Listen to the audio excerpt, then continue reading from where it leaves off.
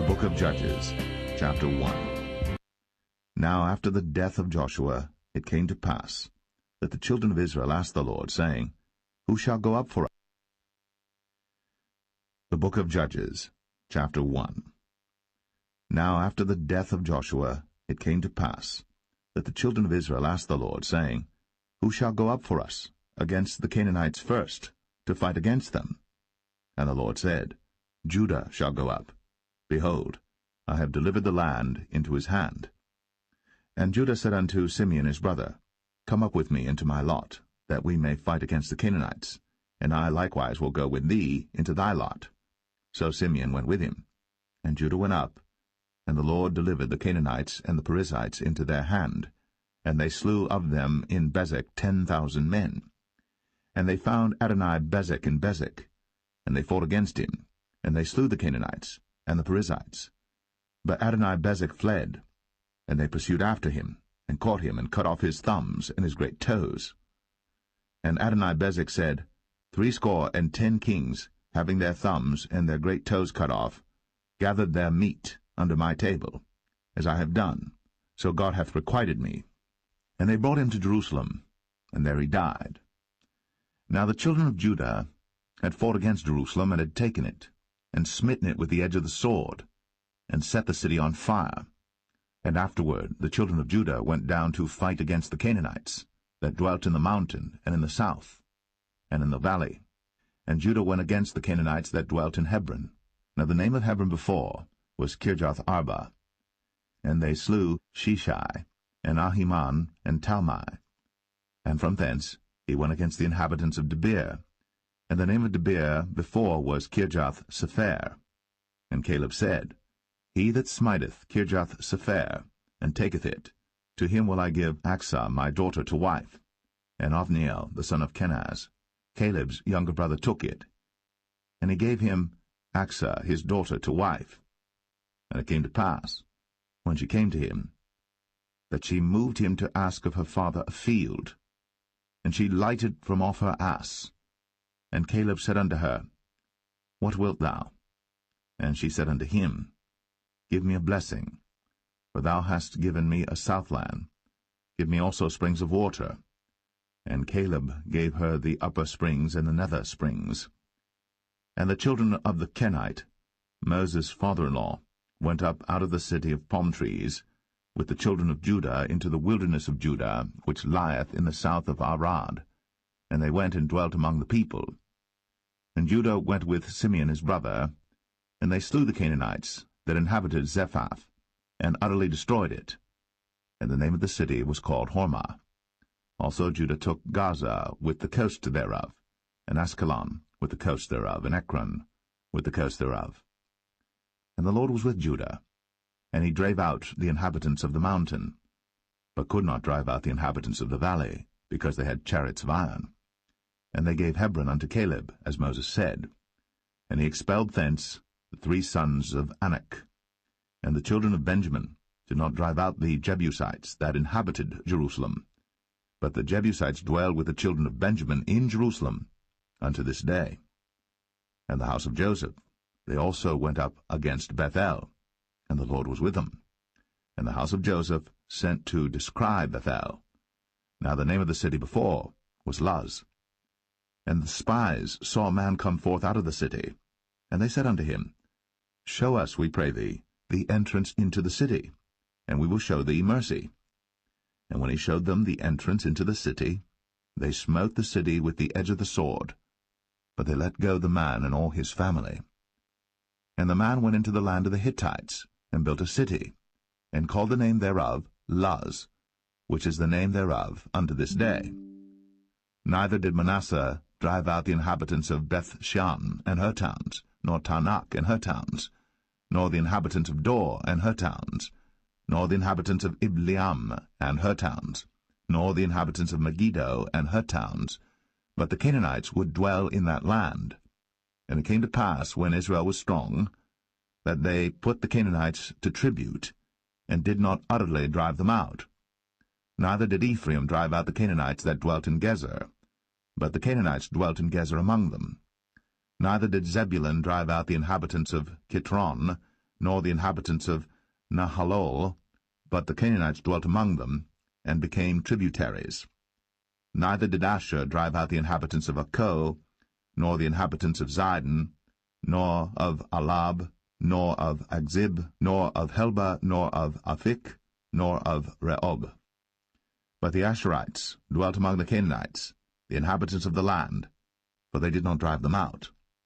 Neither did Naphtali drive out the inhabitants of Beth-Shemesh, nor the inhabitants of Beth-Anath, but he dwelt among the Canaanites, the inhabitants of the land. Nevertheless the inhabitants of Beth-Shemesh and of Beth-Anath became tributaries unto them. And the Amorites forced the children of Dan into the mountain, for they would not suffer them to come down to the valley. For the Amorites would dwell in Mount Eres, in Ayalon, and in Shaalbim, yet the hand of the house of Joseph prevailed, so that they became tributaries. And the coast of the Amorites was from the going up to Akrabim, from the rock and upward.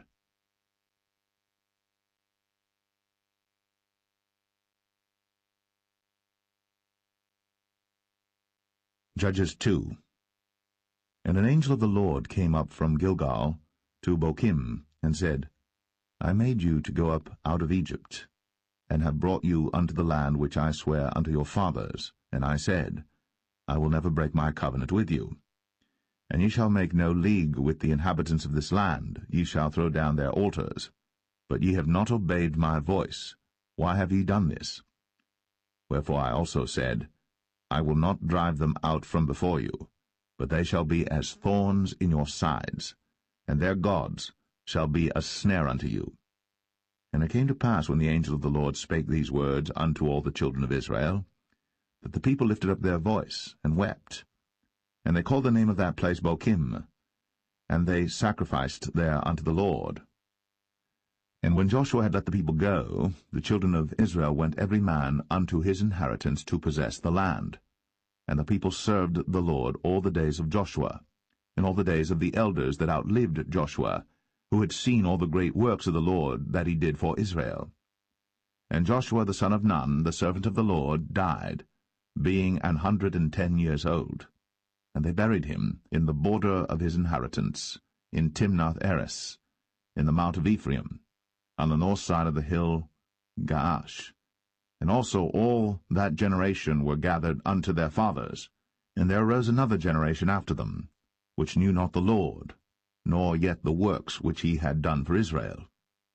And the children of Israel did evil in the sight of the Lord, and served Baalim. And they forsook the Lord God of their fathers, which brought them out of the land of Egypt, and followed other gods of the people that were round about them, and bowed themselves unto them, and provoked the Lord to anger. And they forsook the Lord, and served Baal and Ashtoreth. And the anger of the Lord was hot against Israel, and he delivered them into the hands of spoilers that spoiled them, and he sold them into the hands of their enemies round about, so that they could not any longer stand before their enemies. Whithersoever they went out, the hand of the Lord was against them for evil, as the Lord had said, and as the Lord had sworn unto them, and they were greatly distressed. Nevertheless the Lord raised up judges, which delivered them out of the hand of those that spoiled them. And yet they would not hearken unto their judges, but they went a-whoring after other gods, and bowed themselves unto them. They turned quickly out of the way which their fathers walked in, obeying the commandments of the Lord. But they did not so. And when the Lord raised them up judges, then the Lord was with the judge, and delivered them out of the hand of their enemies all the days of the judge. For it repented the Lord because of their groanings by reason of them that oppressed them and vexed them. And it came to pass, when the judge was dead, that they returned and corrupted themselves more than their fathers, in following other gods to serve them, and to bow down unto them. They ceased not from their own doings, nor from their stubborn way. And the anger of the Lord was hot against Israel, and he said, Because that this people hath transgressed my covenant which I commanded their fathers, and have not hearkened unto my voice, I also will not henceforth drive out any from before them of the nations which Joshua left when he died, that through them I may prove Israel, whether they will keep the way of the Lord to walk therein, as their fathers did keep it, or not. Therefore the Lord left those nations without driving them out hastily, neither delivered he them into the hand of Joshua.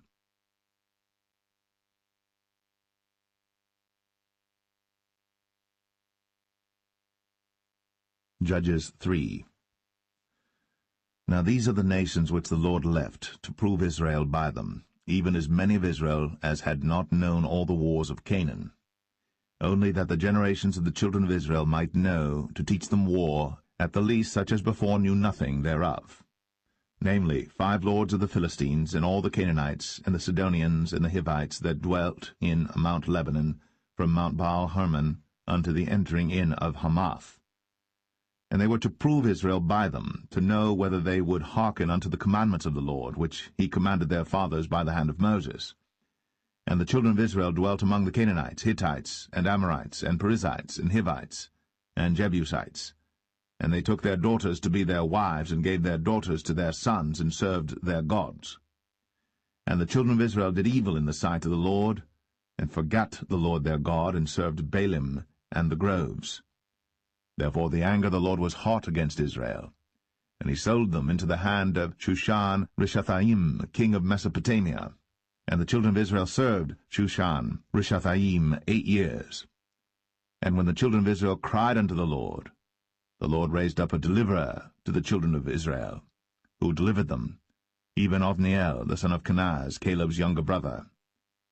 And the Spirit of the Lord came upon him, and he judged Israel, and went out to war. And the Lord delivered Shushan-Rishathaim, king of Mesopotamia, into his hand.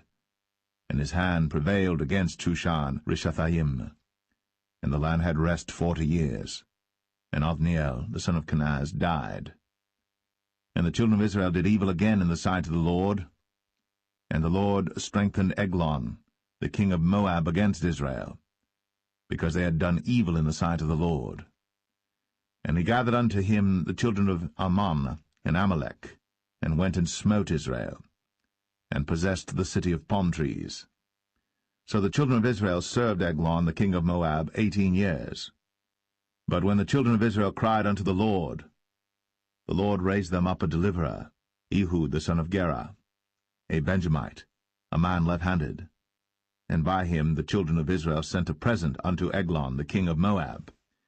But Ehud made him a dagger, which had 2 edges of a cubit length, and he did gird it under his raiment, upon his right thigh.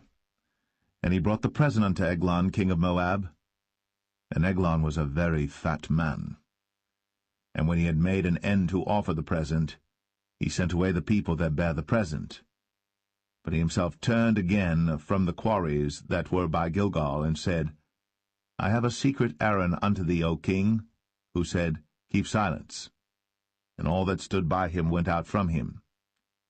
And Ehud came unto him, and he was sitting in a summer parlor, which he had for himself alone. And Ehud said, I have a message from God unto thee. And he rose out of his seat. And Ehud put forth his left hand, and took the dagger from his right thigh, and thrust it into his belly. And the haft also went in after the blade, and the fat closed upon the blade, so that he could not draw the dagger out of his belly. And the dirt came out. Then Ehud went forth through the porch, and shut the doors of the parlor upon him, and locked them. When he was gone out, his servants came, and when they saw that, behold, the doors of the parlor were locked, they said, Surely he covereth his feet in his summer chamber. And they tarried till they were ashamed, and behold, he opened not the doors of the parlor. Therefore they took a key, and opened them. And behold, their lord was fallen down dead on the earth. And Ehud escaped while they tarried, and passed beyond the quarries, and escaped unto Seirath. And it came to pass, when he was come, that he blew a trumpet in the mountain of Ephraim. And the children of Israel went down with him from the mount, and he before them. And he said unto them, Follow after me, for the Lord hath delivered your enemies the Moabites into your hand. And they went down after him, and took the fords of Jordan toward Moab, and suffered not a man to pass over. And they slew of Moab at that time about 10,000 men, all lusty, and all men of valor, and there escaped not a man. So Moab was subdued that day under the hand of Israel, and the land had rest 80 years. And after him was Shamgar the son of Anath, which slew the Philistines, 600 men with an ox goad, and he also delivered Israel.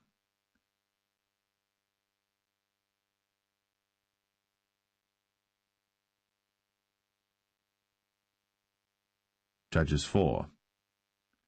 And the children of Israel again did evil in the sight of the Lord, when Ehud was dead. And the Lord sold them into the hand of Jabin, king of Canaan, that reigned in Hazor, the captain of whose host was Sisera, which dwelt in Harosheth of the Gentiles. And the children of Israel cried unto the Lord, for he had 900 chariots of iron. And 20 years he mightily oppressed the children of Israel. And Deborah prophetess, the wife of Lapidoth, she judged Israel at that time. And she dwelt under the palm tree of Deborah between Ramah and Bethel in Mount Ephraim. And the children of Israel came up to her for judgment. And she sent and called Barak, the son of Abinoam, out of Kadesh Naphtali, and said unto him, Hath not the Lord God of Israel commanded, saying, Go and draw toward Mount Tabor, and take with thee 10,000 men of the children of Naphtali and of the children of Zebulun? And I will draw unto thee to the river Kishon Sisera, the captain of Jabin's army, with his chariots and his multitude, and I will deliver him into thine hand. And Barak said unto her, If thou wilt go with me, then I will go. But if thou wilt not go with me, then I will not go. And she said, I will surely go with thee. Notwithstanding the journey that thou takest shall not be for thine honour, for the Lord shall sell Sisera into the hand of a woman. And Deborah rose, and went with Barak to Kadesh. And Barak called Zebulun and Naphtali to Kadesh. And he went up with 10,000 men at his feet, and Deborah went up with him. Now Heber the Kenite, which was of the children of Hobab, the father-in-law of Moses, had severed himself from the Kenites, and pitched his tent unto the plain of Zanaim, which is by Kadesh. And they showed Sisera that Barak the son of Abinoam was gone up to Mount Tabor. And Sisera gathered together all his chariots, even 900 chariots of iron, and all the people that were with him, from Harosheth of the Gentiles unto the river of Kishon. And Deborah said unto Barak, Up, for this is the day in which the Lord hath delivered Sisera into thine hand. Is not the Lord gone out before thee? So Barak went down from Mount Tabor, and 10,000 men after him. And the Lord discomfited Sisera, and all his chariots and all his host with the edge of the sword before Barak, so that Sisera lighted down off his chariot, and fled away on his feet. But Barak pursued after the chariots and after the host, unto Harosheth of the Gentiles, and all the host of Sisera fell upon the edge of the sword, and there was not a man left. Howbeit Sisera fled away on his feet to the tent of Jael, the wife of Heber the Kenite. For there was peace between Jabin, the king of Hazor, and the house of Heber the Kenite. And Jael went out to meet Sisera, and said unto him, Turn in, my lord, turn in to me, fear not. And when he had turned in unto her into the tent, she covered him with a mantle. And he said unto her, Give me, I pray thee, a little water to drink, for I am thirsty. And she opened a bottle of milk, and gave him drink, and covered him. Again he said to her, Stand in the door of the tent. And it shall be, when any man doth come and inquire of thee, and say, Is there any man here? That thou shalt say, No. Then Jael, Heber's wife, took a nail of the tent, and took an hammer in her hand, and went softly unto him, and smote the nail into his temples, and fastened it into the ground. For he was fast asleep and weary. So he died. And behold, as Barak pursued Sisera, Jael came out to meet him, and said unto him, Come, and I will show thee the man whom thou seekest. And when he came into her tent, behold, Sisera lay dead, and the nail was in his temples. So God subdued on that day Jabin, the king of Canaan, before the children of Israel. And the hand of the children of Israel prospered, and prevailed against Jabin the king of Canaan, until they had destroyed Jabin, king of Canaan.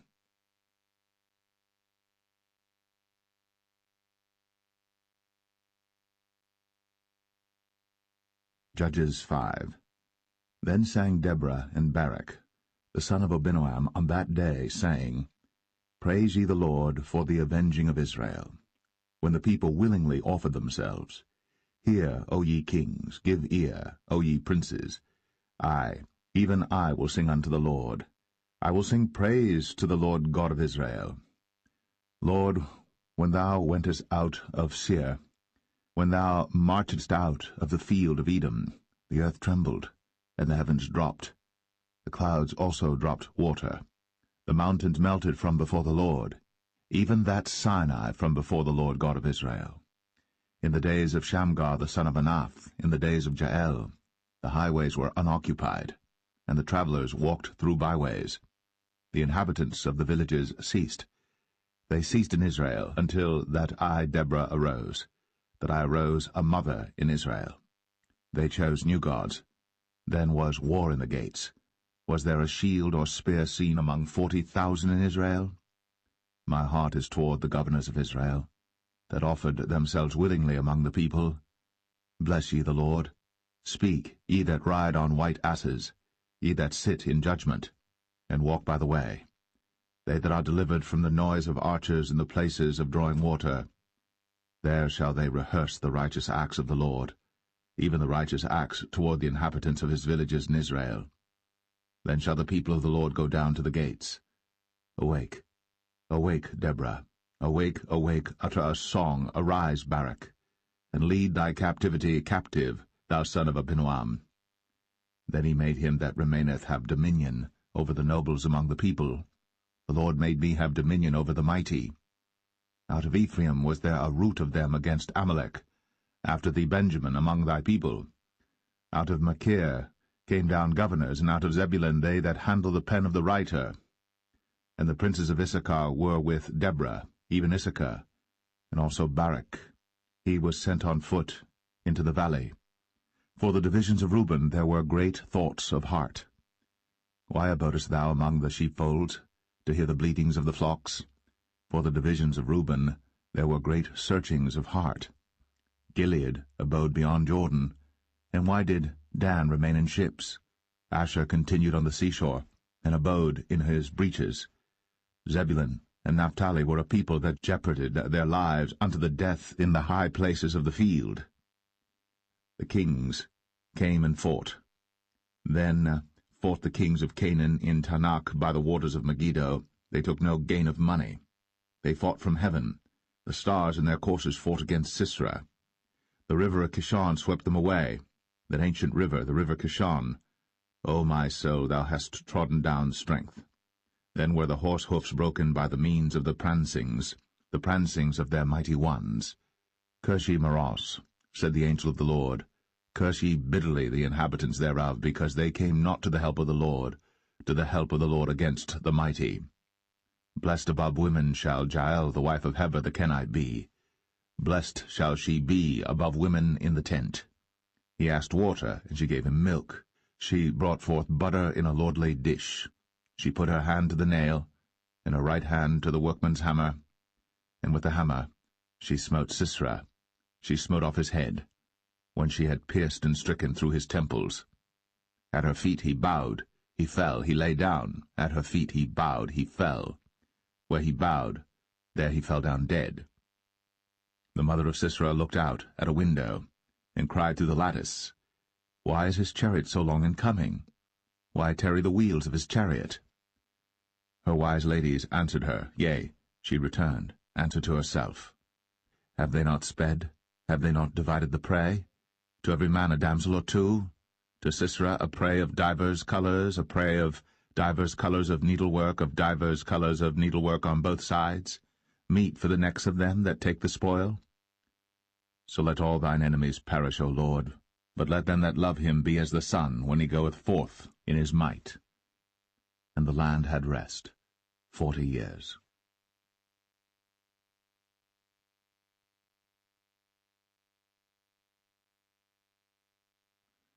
Judges 6. And the children of Israel did evil in the sight of the Lord, and the Lord delivered them into the hand of Midian 7 years. And the hand of Midian prevailed against Israel, and because of the Midianites, the children of Israel made them the dens which are in the mountains and caves and strongholds. And so it was, when Israel had sown, that the Midianites came up, and the Amalekites and the children of the east, even they came up against them, and they encamped against them, and destroyed the increase of the earth, till thou come unto Gaza, and left no sustenance for Israel, neither sheep, nor ox, nor ass. For they came up with their cattle and their tents, and they came as grasshoppers for multitude, for both they and their camels were without number. And they entered into the land to destroy it. And Israel was greatly impoverished because of the Midianites, and the children of Israel cried unto the Lord. And it came to pass, when the children of Israel cried unto the Lord because of the Midianites, that the Lord sent a prophet unto the children of Israel, which said unto them, Thus saith the Lord God of Israel, I brought you up from Egypt, and brought you forth out of the house of bondage. And I delivered you out of the hand of the Egyptians, and out of the hand of all that oppressed you, and drave them out from before you, and gave you their land. I said unto you, I am the Lord your God. Fear not the gods of the Amorites, in whose land ye dwell. But ye have not obeyed my voice. And there came an angel of the Lord, and sat under an oak which was in Ophrah, that pertained unto Joash the Abiezrite. And his son Gideon threshed wheat by the winepress to hide it from the Midianites. And the angel of the Lord appeared unto him, and said unto him, The Lord is with thee, thou mighty man of valour. And Gideon said unto him, O my Lord, if the Lord be with us, why then is all this befallen us? And where be all his miracles which our fathers told us of, saying, Did not the Lord bring us up from Egypt? But now the Lord hath forsaken us, and delivered us into the hands of the Midianites. And the Lord looked upon him, and said, Go in this thy might, and thou shalt save Israel from the hand of the Midianites. Have not I sent thee? And he said unto him, O my Lord, wherewith shall I save Israel? Behold, my family is poor in Manasseh, and I am the least in my father's house. And the Lord said unto him, Surely I will be with thee, and thou shalt smite the Midianites as one man. And he said unto him, If now I have found grace in thy sight, then show me a sign that thou talkest with me. Depart not hence, I pray thee, until I come unto thee, and bring forth my present, and set it before thee. And he said, I will tarry until thou come again. And Gideon went in, and made ready a kid, and unleavened cakes of an ephah of flour. The flesh he put in a basket, and he put the broth in a pot, and brought it out unto him under the oak, and presented it.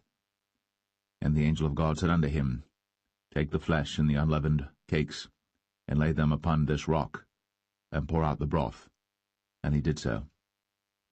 Then the angel of the Lord put forth the end of the staff that was in his hand, and touched the flesh and the unleavened cakes. And there rose up fire out of the rock, and consumed the flesh and the unleavened cakes. Then the angel of the Lord departed out of his sight.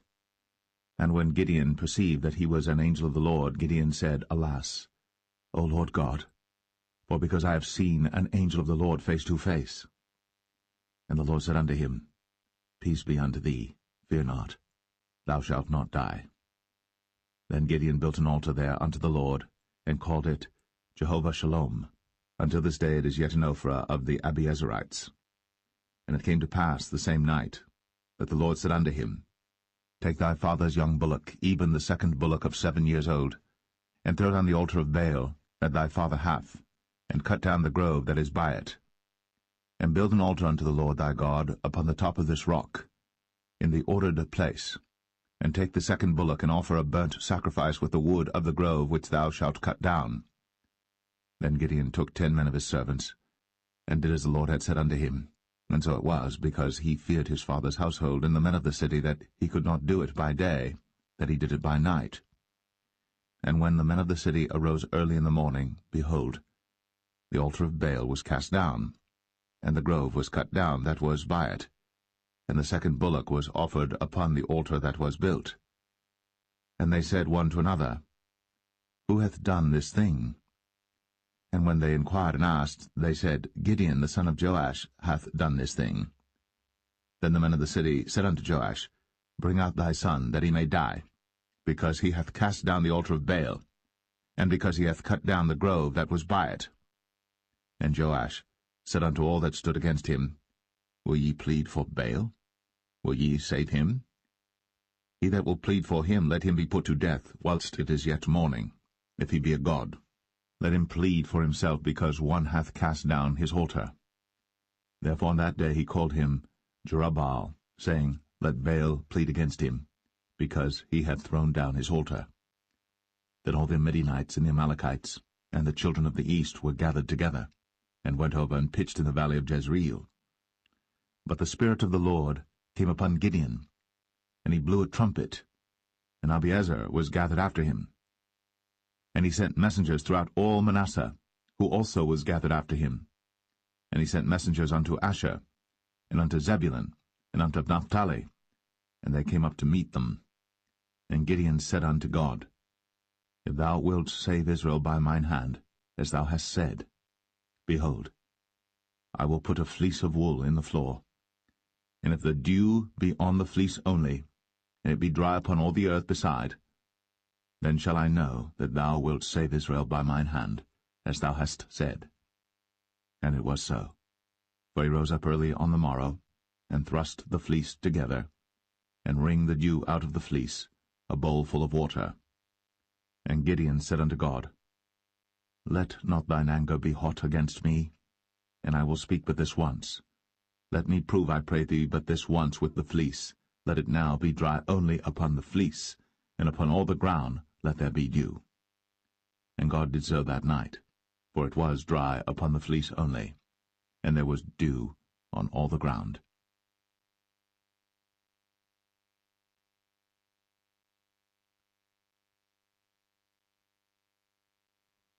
Judges 7. Then Jerubbaal, who is Gideon, and all the people that were with him, rose up early, and pitched beside the well of Harod, so that the host of the Midianites were on the north side of them, by the hill of Moreh in the valley. And the Lord said unto Gideon, The people that are with thee are too many for me to give the Midianites into their hands, lest Israel vaunt themselves against me, saying, Mine own hand hath saved me. Now therefore go to, proclaim in the ears of the people, saying, Whosoever is fearful and afraid, let him return and depart early from Mount Gilead. And there returned to the people 22,000, and there remained 10,000. And the Lord said unto Gideon, The people are yet too many. Bring them down unto the water, and I will try them for thee there. And it shall be that of whom I say unto thee, This shall go with thee, the same shall go with thee. And of whomsoever I say unto thee, This shall not go with thee, the same shall not go. So he brought down the people unto the water. And the Lord said unto Gideon, Every one that lappeth of the water with his tongue, as a dog lappeth, him shalt thou set by himself. Likewise every one that boweth down upon his knees to drink. And the number of them that lapped, putting their hand to their mouth, were 300 men. But all the rest of the people bowed down upon their knees to drink water. And the Lord said unto Gideon, By the 300 men that lapped will I save you, and deliver the Midianites into thine hand. And let all the other people go every man unto his place. So the people took victuals in their hand, and their trumpets, and he sent all the rest of Israel every man unto his tent, and retained those 300 men, and the host of Midian was beneath him in the valley. And it came to pass the same night that the Lord said unto him, Arise, get thee down unto the host, for I have delivered it into thine hand. But if thou fear to go down, go thou with Phurah thy servant down to the host. And thou shalt hear what they say, and afterward shall thine hands be strengthened to go down unto the host. Then went he down with Phurah his servant unto the outside of the armed men that were in the host. And the Midianites, and the Amalekites, and all the children of the east lay along in the valley like grasshoppers for multitude, and their camels were without number, as the sand by the seaside for multitude. And when Gideon was come, behold, there was a man that told a dream unto his fellow, and said, Behold, I dreamed a dream, and lo, a cake of barley bread tumbled into the host of Midian, and came unto a tent, and smote it, that it fell, and overturned it, that the tent lay along. And his fellow answered and said, This is nothing else save the sword of Gideon the son of Joash, a man of Israel. For into his hand hath God delivered Midian, and all the host. And it was so, when Gideon heard the telling of the dream and the interpretation thereof, that he worshipped and returned into the host of Israel, and said, Arise, for the Lord hath delivered into your hand the host of Midian. And he divided the 300 men into 3 companies, and he put a trumpet in every man's hand, with empty pitchers and lamps within the pitchers.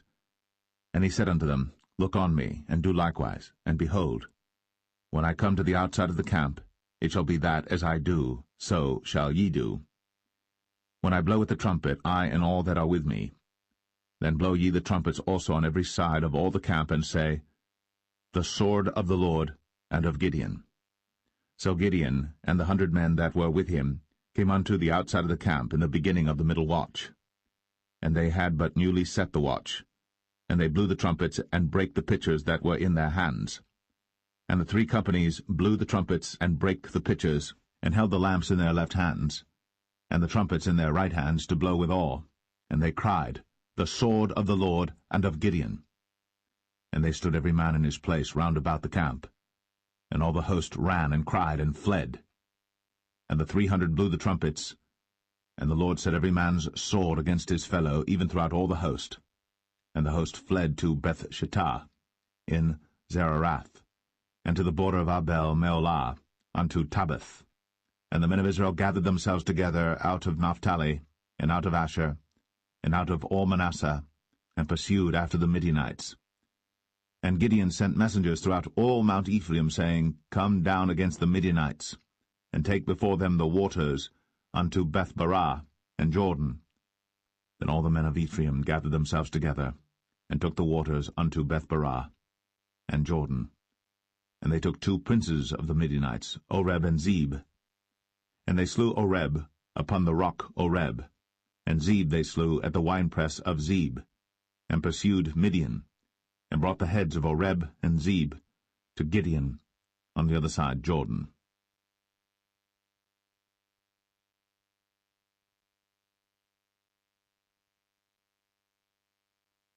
Judges 8.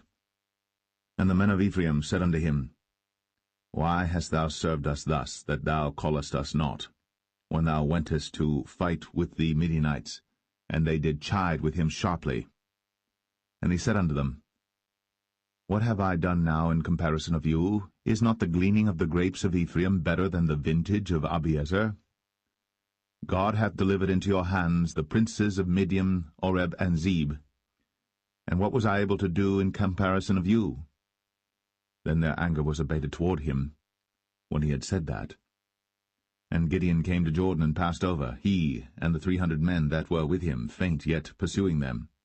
And he said unto the men of Succoth, Give, I pray you, loaves of bread unto the people that follow me, for they be faint, and I am pursuing after Zebah and Zalmunna, kings of Midian. And the princes of Succoth said, Are the hands of Zebah and Zalmunna now in thine hand, that we should give bread unto thine army? And Gideon said, Therefore when the Lord hath delivered Zebah and Zalmunna into mine hand, then I will tear your flesh with the thorns of the wilderness and with briars. And he went up thence to Penuel, and spake unto them likewise. And the men of Penuel answered him as the men of Succoth had answered him. And he spake also unto the men of Penuel, saying, When I come again in peace, I will break down this tower. Now Zebah and Zalmunna were in Karkor, and their hosts with them, about 15,000 men, all that were left of all the hosts of the children of the east. For there fell 120,000 men that drew sword. And Gideon went up by the way of them that dwelt in tents on the east of Nobah and Jogbeah, and smote the host, for the host was secure. And when Zebah and Zalmunna fled, he pursued after them, and took the 2 kings of Midian, Zebah and Zalmunna, and discomfited all the host.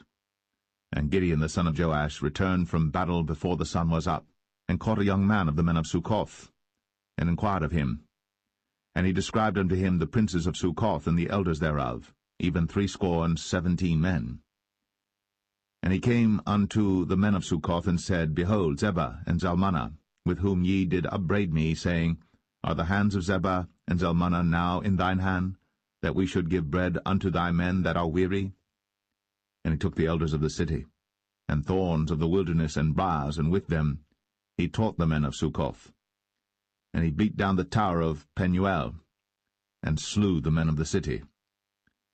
Then said he unto Zebah and Zalmunna, What manner of men were they whom ye slew at Tabor?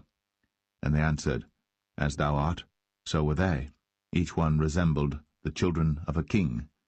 And he said, They were my brethren, even the sons of my mother. As the Lord liveth, if ye had saved them alive, I would not slay you. And he said unto Jether his firstborn, Up, and slay them. But the youth drew not his sword, for he feared, because he was yet a youth. Then Zebah and Zalmunna said, Rise thou, and fall upon us, for as the man is, so is his strength.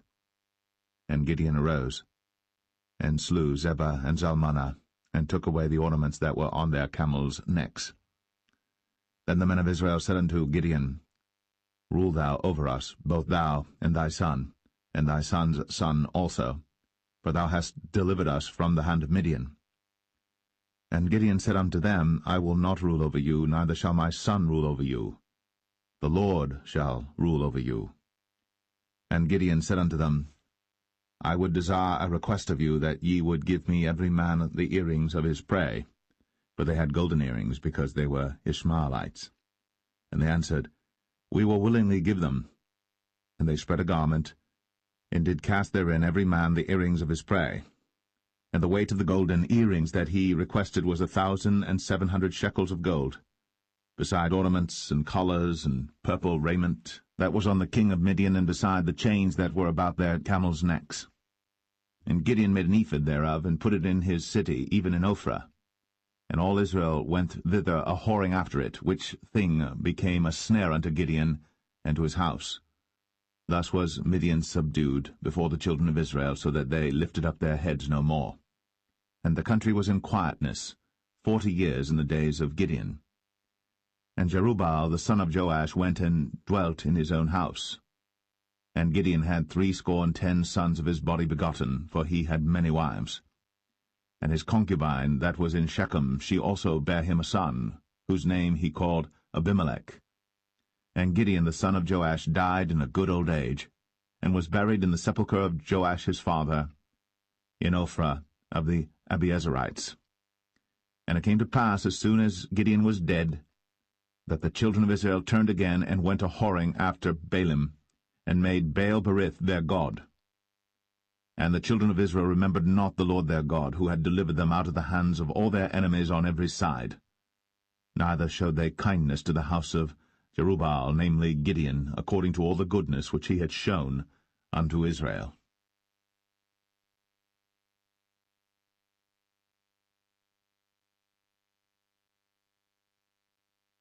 Judges 9.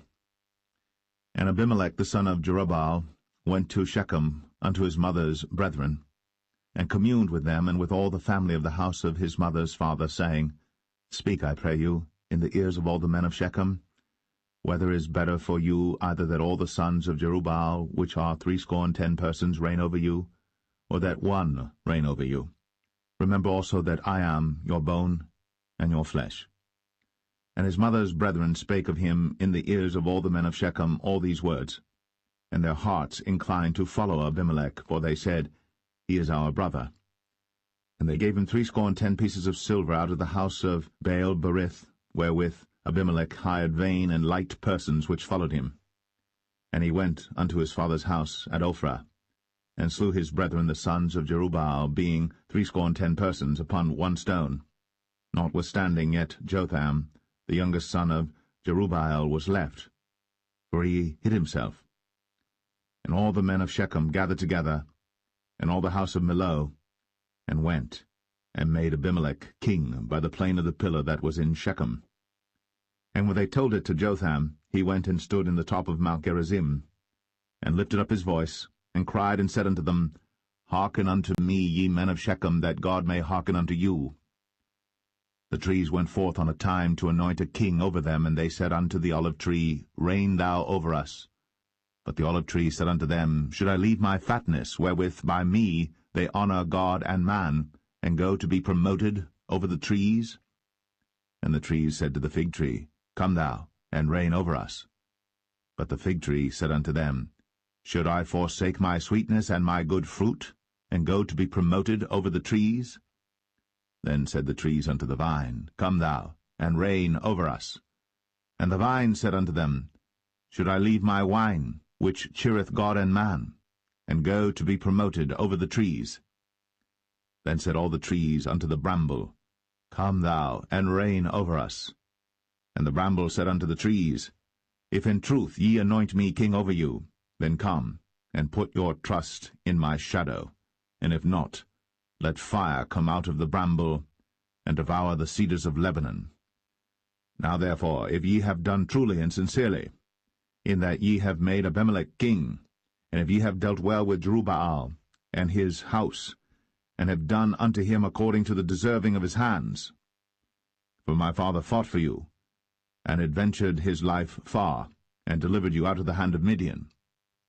And ye are risen up against my father's house this day, and have slain his sons, 70 persons, upon one stone, and have made Abimelech the son of his maidservant king over the men of Shechem, because he is your brother. If ye then have dealt truly and sincerely with Jerubbaal and with his house this day, then rejoice ye in Abimelech, and let him also rejoice in you. But if not, let fire come out from Abimelech, and devour the men of Shechem, and the house of Millo. And let fire come out from the men of Shechem, and from the house of Millo, and devour Abimelech. And Jotham ran away and fled, and went to Beer, and dwelt there for fear of Abimelech his brother. When Abimelech had reigned 3 years over Israel, then God sent an evil spirit between Abimelech and the men of Shechem. And the men of Shechem dealt treacherously with Abimelech, that the cruelty done to the 70 sons of Jerubbaal might come, and their blood be laid upon Abimelech their brother, which slew them, and upon the men of Shechem, which aided him in the killing of his brethren.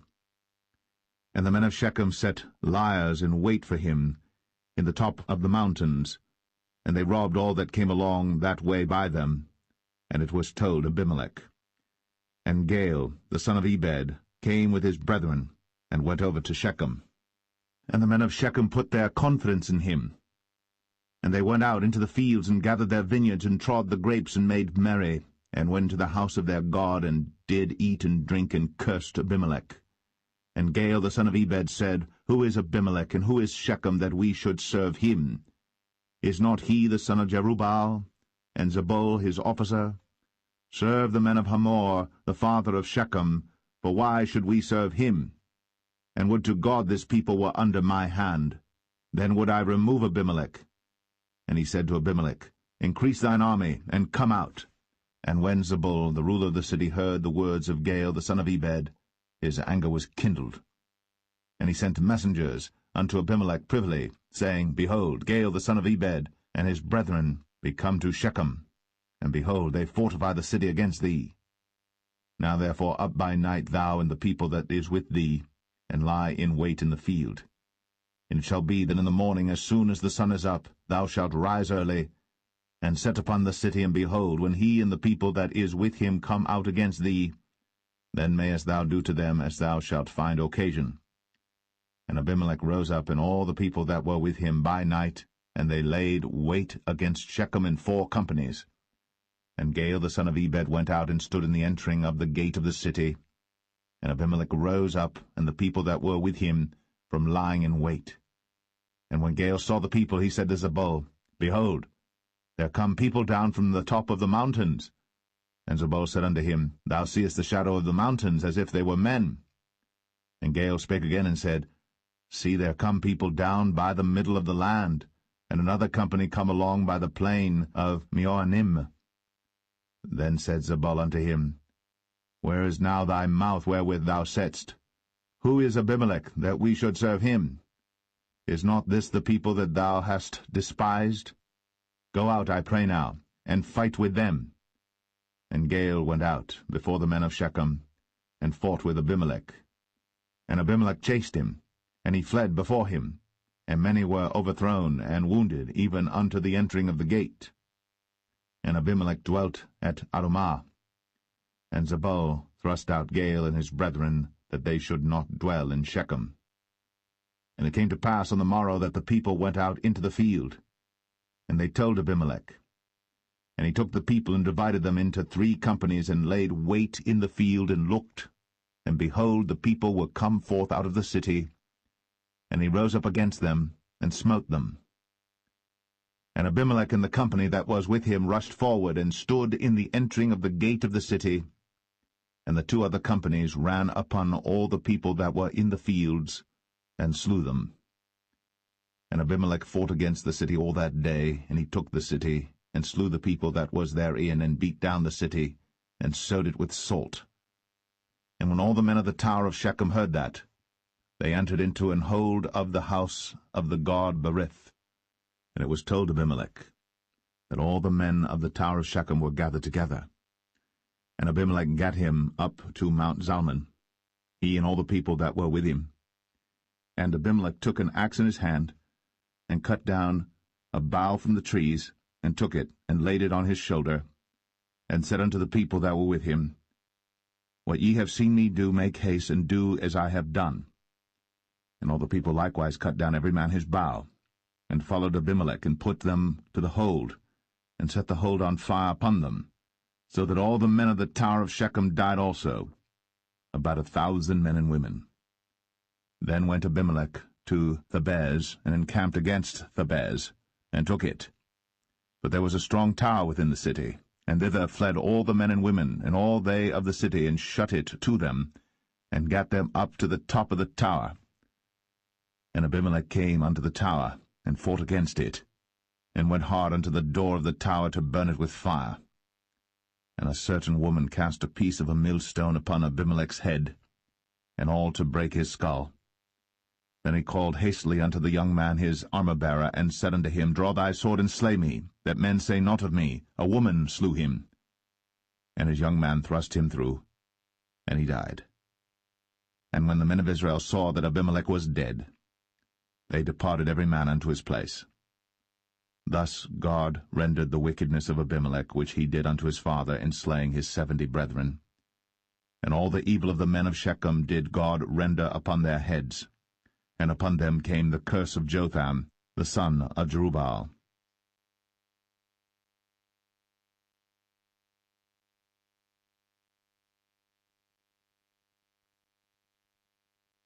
Judges 10.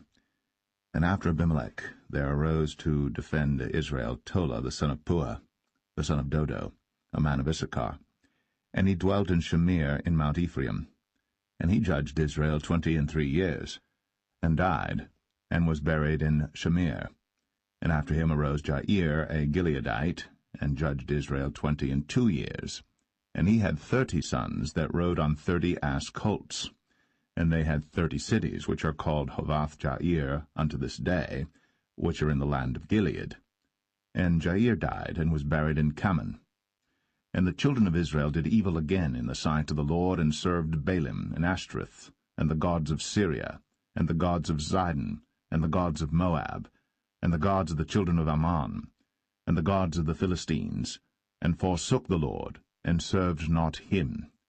And the anger of the Lord was hot against Israel, and he sold them into the hands of the Philistines, and into the hands of the children of Ammon. And that year they vexed and oppressed the children of Israel. 18 years, all the children of Israel that were on the other side Jordan in the land of the Amorites, which is in Gilead. Moreover, the children of Ammon passed over Jordan to fight also against Judah, and against Benjamin, and against the house of Ephraim, so that Israel was sore distressed.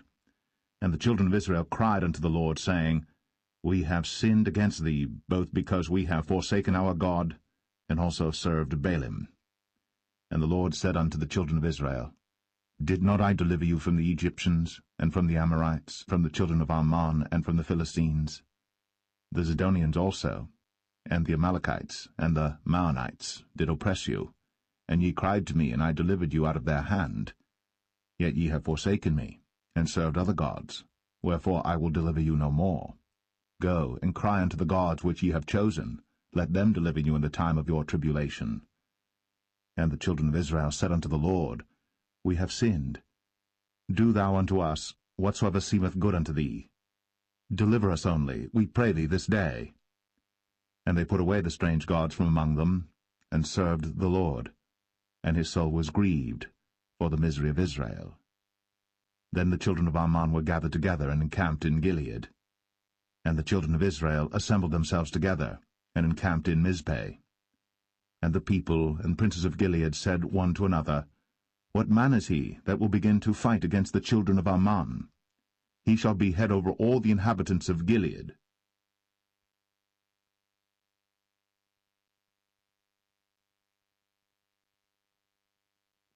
Judges 11. Now Jephthah, the Gileadite, was a mighty man of valor, and he was the son of an harlot. And Gilead begat Jephthah.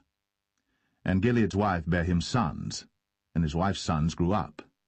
And they thrust out Jephthah, and said unto him, Thou shalt not inherit in our father's house, for thou art the son of a strange woman.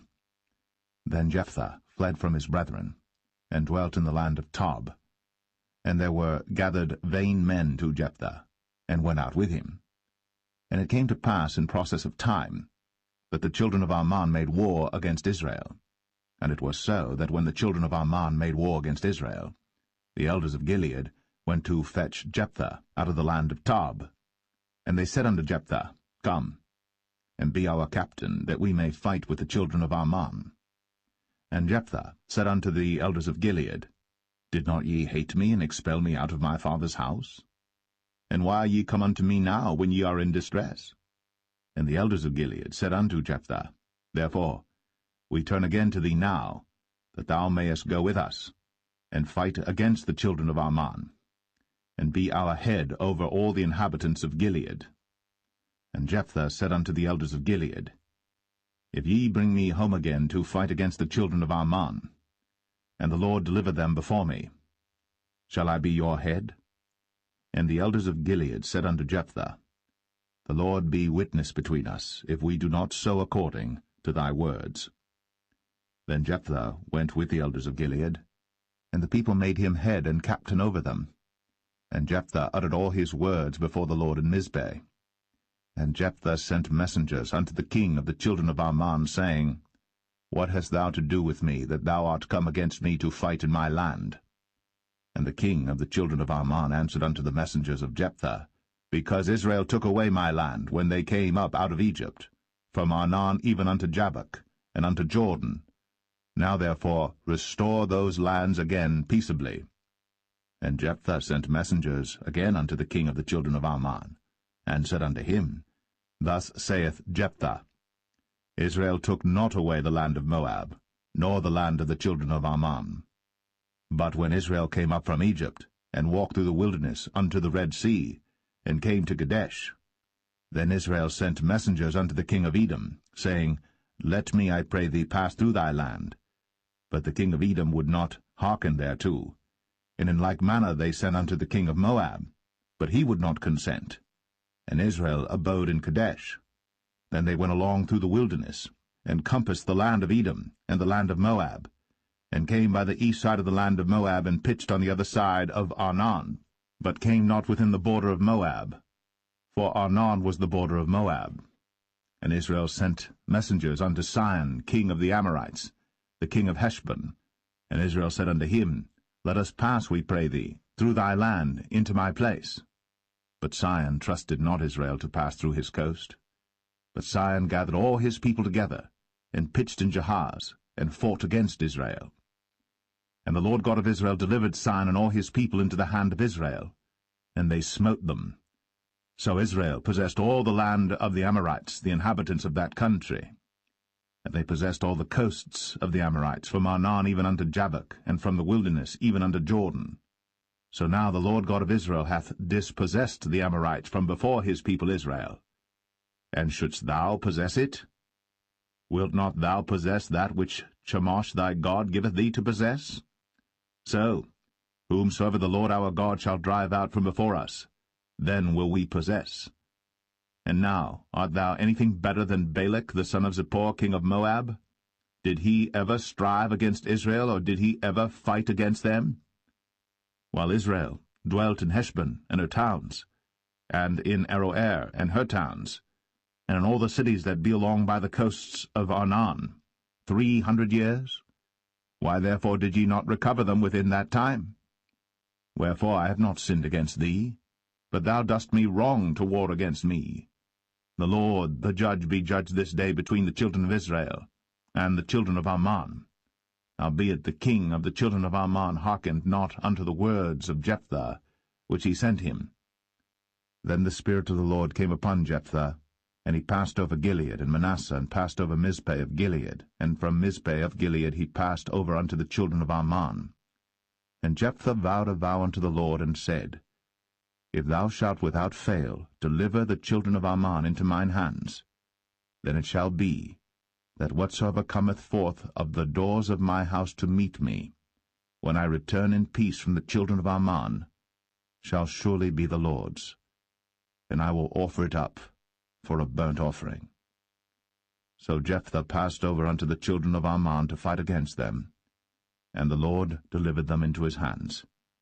And he smote them from Aroer, even till thou come to Minnith, even 20 cities, and unto the plain of the vineyards, with a very great slaughter.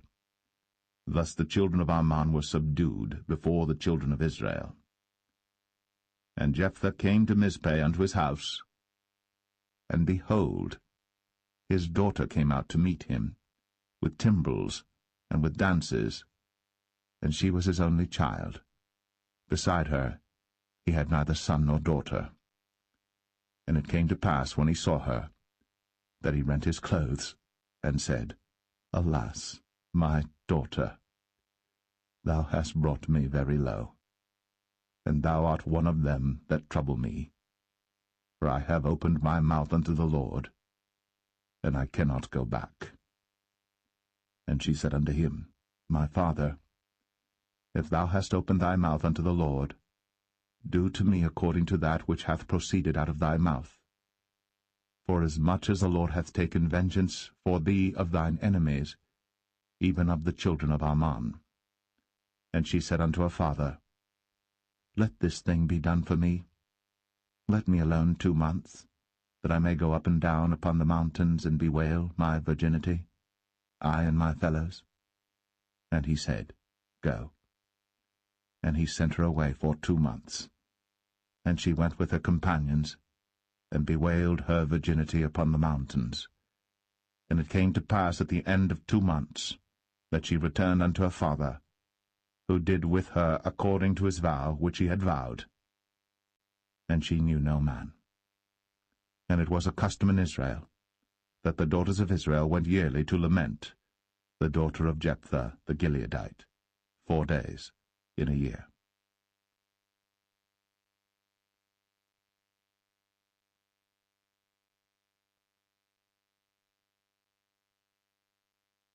Judges 12. And the men of Ephraim gathered themselves together, and went northward, and said unto Jephthah, Wherefore passedst thou over to fight against the children of Ammon, and didst not call us to go with thee? We will burn thine house upon thee with fire. And Jephthah said unto them, I and my people were at great strife with the children of Ammon. And when I called you, ye delivered me not out of their hands. And when I saw that ye delivered me not, I put my life in my hands, and passed over against the children of Ammon.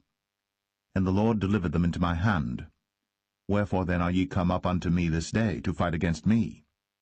Then Jephthah gathered together all the men of Gilead, and fought with Ephraim.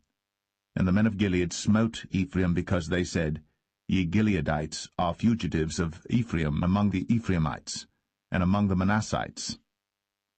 And the Gileadites took the passages of Jordan before the Ephraimites. And it was so, that when those Ephraimites which were escaped said, Let me go over, that the men of Gilead said unto him, Art thou an Ephraimite? If he said, Nay. Then said they unto him, Say now, Shibboleth. And he said, Sibboleth, for he could not frame to pronounce it right. Then they took him, and slew him at the passages of Jordan. And there fell at that time of the Ephraimites 42,000. And Jephthah judged Israel 6 years. Then died Jephthah the Gileadite, and was buried in one of the cities of Gilead. And after him Ibzan of Bethlehem judged Israel. And he had 30 sons, and 30 daughters, whom he sent abroad, and took in 30 daughters from abroad for his sons. And he judged Israel 7 years. Then died Ibzan, and was buried at Bethlehem. And after him Elon, a Zebulunite, judged Israel. And he judged Israel 10 years. And Elon the Zebulunite died, and was buried in Ailon in the country of Zebulun. And after him Abdon, the son of Hillel, a Pirathonite, judged Israel. And he had 40 sons and 30 nephews, that rode on 60 ass colts. And he judged Israel 8 years. And Abdon, the son of Hillel, the Pirathonite, died, and was buried in Pirathon, in the land of Ephraim, in the mount of the Amalekites.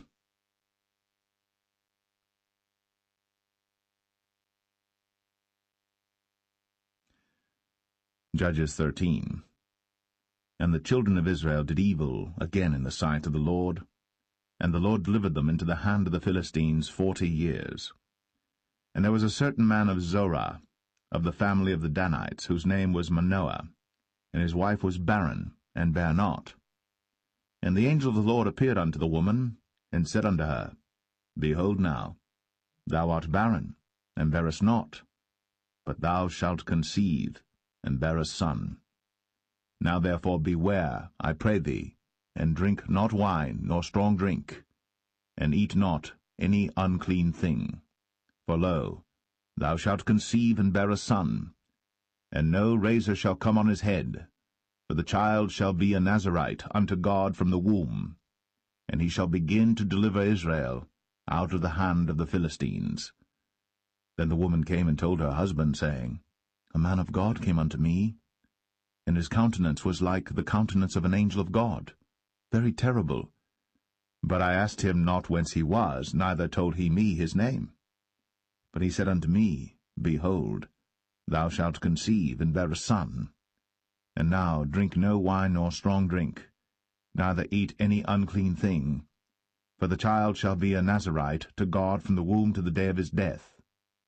Then Manoah entreated the Lord, and said, O my Lord, let the man of God which thou didst send come again unto us, and teach us what we shall do unto the child that shall be born.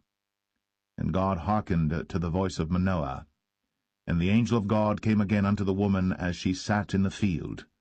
But Manoah, her husband, was not with her. And the woman made haste, and ran, and showed her husband, and said unto him, Behold, the man hath appeared unto me, that came unto me the other day. And Manoah arose, and went after his wife, and came to the man, and said unto him, Art thou the man that spakest unto the woman? And he said, I am. And Manoah said, Now let thy words come to pass. How shall we order the child, and how shall we do unto him? And the angel of the Lord said unto Manoah, Of all that I said unto the woman, let her beware. She may not eat of anything that cometh of the vine, neither let her drink wine or strong drink, nor eat any unclean thing. All that I commanded her let her observe. And Manoah said unto the angel of the Lord, I pray thee, let us detain thee, until we shall have made ready a kid for thee. And the angel of the Lord said unto Manoah, Though thou detain me, I will not eat of thy bread, and if thou wilt offer a burnt offering, thou must offer it unto the Lord. For Manoah knew not that he was an angel of the Lord. And Manoah said unto the angel of the Lord, What is thy name, that when thy sayings come to pass, we may do thee honor? And the angel of the Lord said unto him, Why askest thou thus after my name, seeing it is secret? So Manoah took a kid with a meat offering, and offered it upon a rock unto the Lord. And the angel did wondrously. And Manoah and his wife looked on.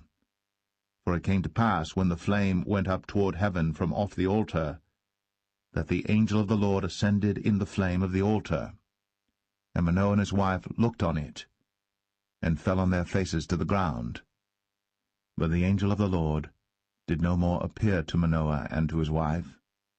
Then Manoah knew that he was an angel of the Lord.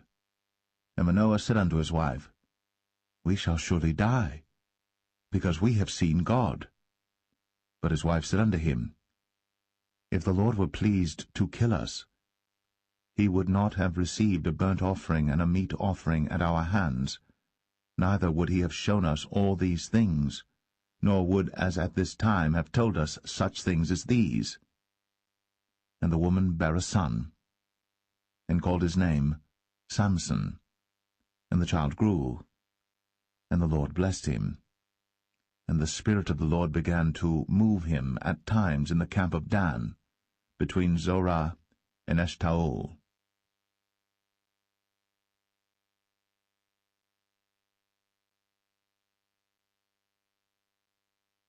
Judges 14. And Samson went down to Timnath, and saw a woman in Timnath of the daughters of the Philistines. And he came up and told his father and his mother, and said, I have seen a woman in Timnath of the daughters of the Philistines. Now therefore get her for me to wife. Then his father and his mother said unto him, Is there never a woman among the daughters of thy brethren, or among all my people, that thou goest to take a wife of the uncircumcised Philistines? And Samson said unto his father, Get her for me, for she pleaseth me well. But his father and his mother knew not that it was of the Lord that he sought an occasion against the Philistines, for at that time the Philistines had dominion over Israel. Then went Samson down, and his father and his mother, to Timnath, and came to the vineyards of Timnath, and behold, a young lion roared against him. And the Spirit of the Lord came mightily upon him, and he rent him as he would have rent a kid, and he had nothing in his hand. But he told not his father or his mother what he had done. And he went down, and talked with the woman, and she pleased Samson well. And after a time he returned to take her. And he turned aside to see the carcass of the lion, and behold, there was a swarm of bees and honey in the carcass of the lion. And he took thereof in his hands, and went on eating, and came to his father and mother, and he gave them, and they did eat. But he told not them that he had taken the honey out of the carcass of the lion. So his father went down unto the woman, and Samson made there a feast, for so used the young men to do. And it came to pass, when they saw him, that they brought 30 companions to be with him. And Samson said unto them, I will now put forth a riddle unto you. If ye can certainly declare it me within the 7 days of the feast, and find it out, then I will give you 30 sheets, and 30 change of garments. But if ye cannot declare it me, then shall ye give me 30 sheets, and 30 change of garments. And they said unto him, Put forth thy riddle, that we may hear it. And he said unto them, Out of the eater came forth meat, and out of the strong came forth sweetness. And they could not in 3 days expound the riddle. And it came to pass on the 7th day, that they said unto Samson's wife, Entice thy husband, that he may declare unto us the riddle, lest we burn thee, and thy father's house with fire. Have ye called us to take that we have? Is it not so? And Samson's wife wept before him, and said, Thou dost but hate me, and lovest me not. Thou hast put forth a riddle unto the children of my people, and hast not told it me. And he said unto her, Behold, I have not told it my father nor my mother, and shall I tell it thee? And she wept before him the 7 days, while their feast lasted. And it came to pass on the 7th day, that he told her, because she lay sore upon him, and she told the riddle to the children of her people. And the men of the city said unto him on the 7th day before the sun went down, What is sweeter than honey? And what is stronger than a lion? And he said unto them, If ye had not plowed with my heifer, ye had not found out my riddle. And the Spirit of the Lord came upon him, and he went down to Ashkelon, and slew 30 men of them, and took their spoil, and gave change of garments unto them which expounded the riddle. And his anger was kindled, and he went up to his father's house. But Samson's wife was given to his companion, whom he had used as his friend.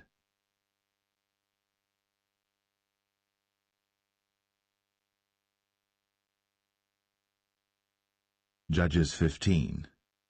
But it came to pass within a while after, in the time of wheat harvest, that Samson visited his wife with a kid, and he said, I will go in to my wife into the chamber. But her father would not suffer him to go in.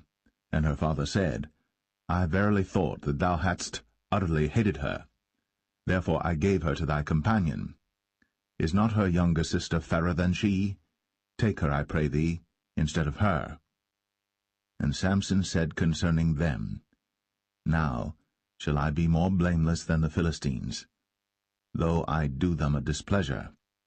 And Samson went and caught 300 foxes, and took firebrands, and turned tail to tail, and put a firebrand in the midst between two tails. And when he had set the brands on fire, he let them go into the standing corn of the Philistines, and burnt up both the shocks, and also the standing corn with the vineyards and olives. Then the Philistines said, Who hath done this? And they answered, Samson, the son-in-law of the Timnite, because he had taken his wife, and given her to his companion. And the Philistines came up, and burnt her and her father with fire. And Samson said unto them, Though ye have done this, yet will I be avenged of you, and after that I will cease.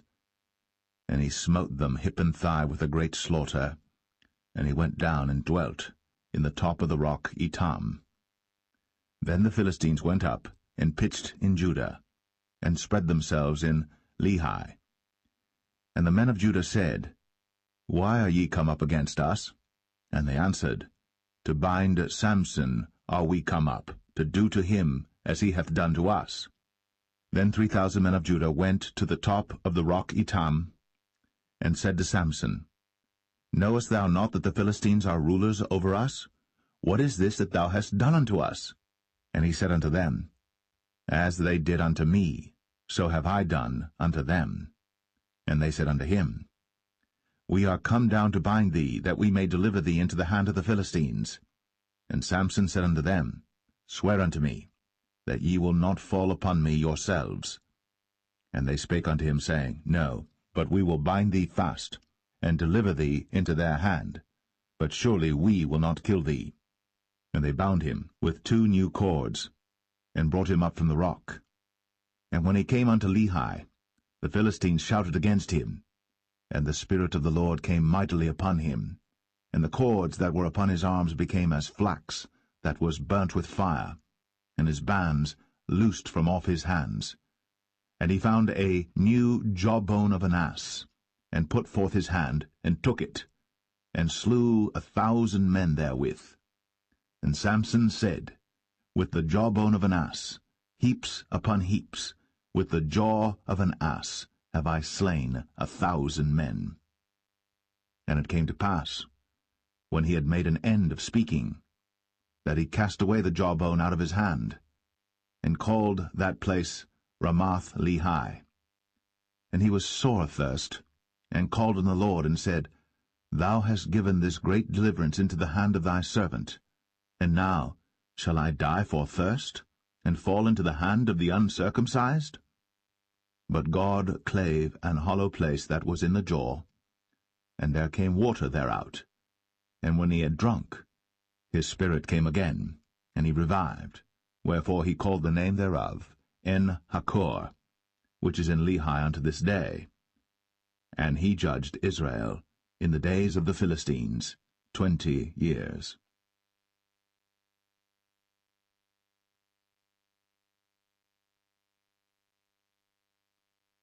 Judges 16.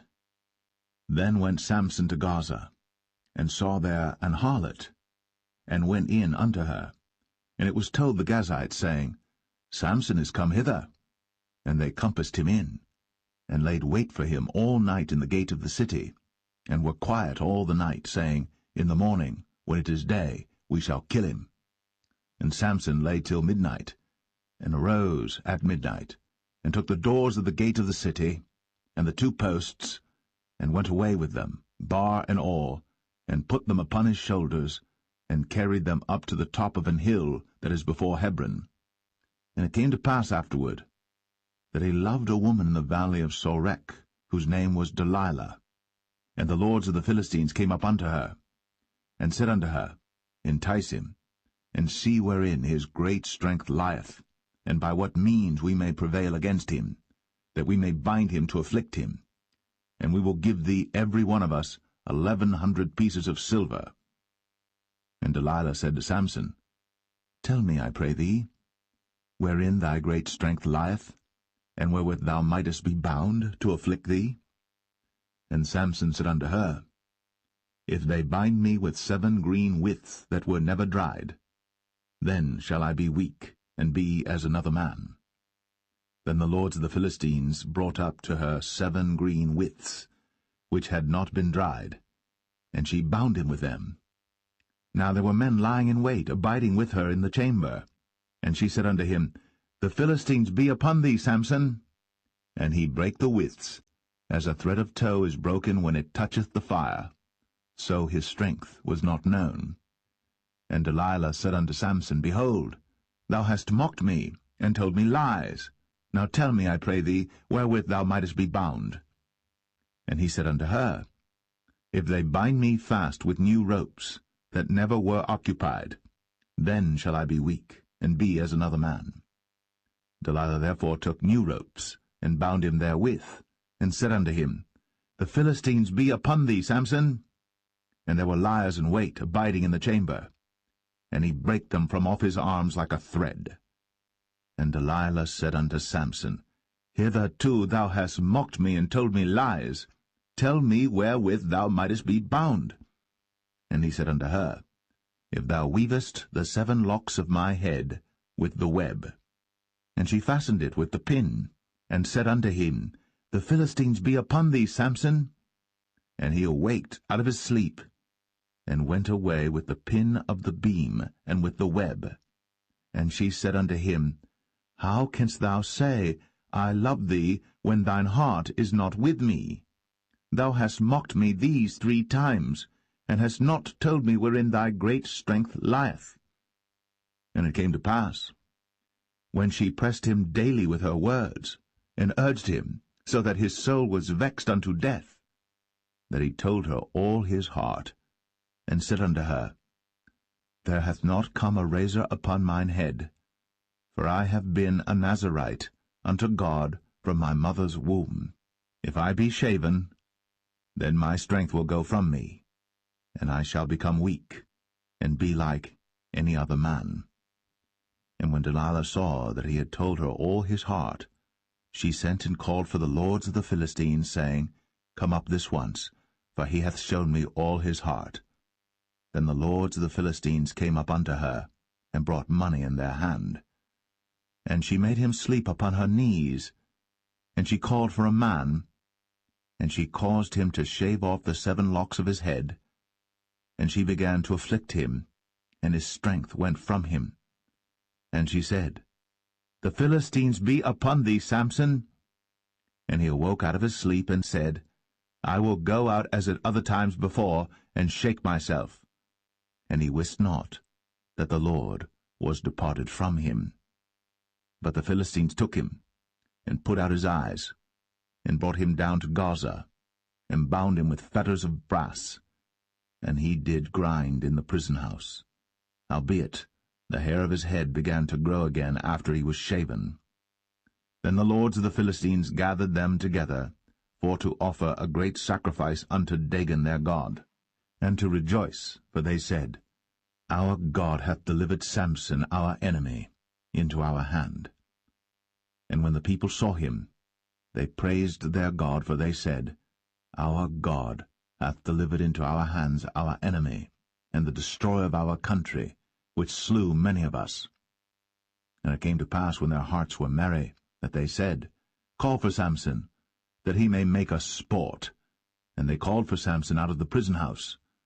and he made them sport, and they set him between the pillars. And Samson said unto the lad that held him by the hand, Suffer me, that I may feel the pillars whereupon the house standeth, that I may lean upon them. Now the house was full of men and women, and all the lords of the Philistines were there. And there were upon the roof about 3,000 men and women that beheld while Samson made sport. And Samson called unto the Lord and said, O Lord God, remember me, I pray thee, and strengthen me, I pray thee, only this once, O God, that I may be at once avenged of the Philistines for my 2 eyes. And Samson took hold of the 2 middle pillars upon which the house stood, and on which it was borne up, of the one with his right hand, and of the other with his left. And Samson said, Let me die with the Philistines. And he bowed himself with all his might. And the house fell upon the lords, and upon all the people that were therein. So the dead which he slew at his death were more than they which he slew in his life. Then his brethren and all the house of his father came down, and took him, and brought him up, and buried him between Zorah and Eshtaol, in the burying place of Manoah his father. And he judged Israel 20 years.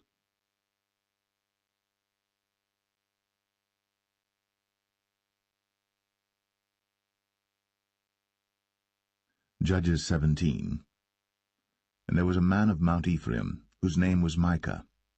And he said unto his mother, The 1,100 shekels of silver that were taken from thee, about which thou cursedst, and spakest of also in mine ears, behold, the silver is with me, I took it. And his mother said, Blessed be thou of the Lord, my son. And when he had restored the 1,100 shekels of silver to his mother said, I had wholly dedicated the silver unto the Lord from my hand for my son, to make a graven image and a molten image. Now therefore I will restore it unto thee.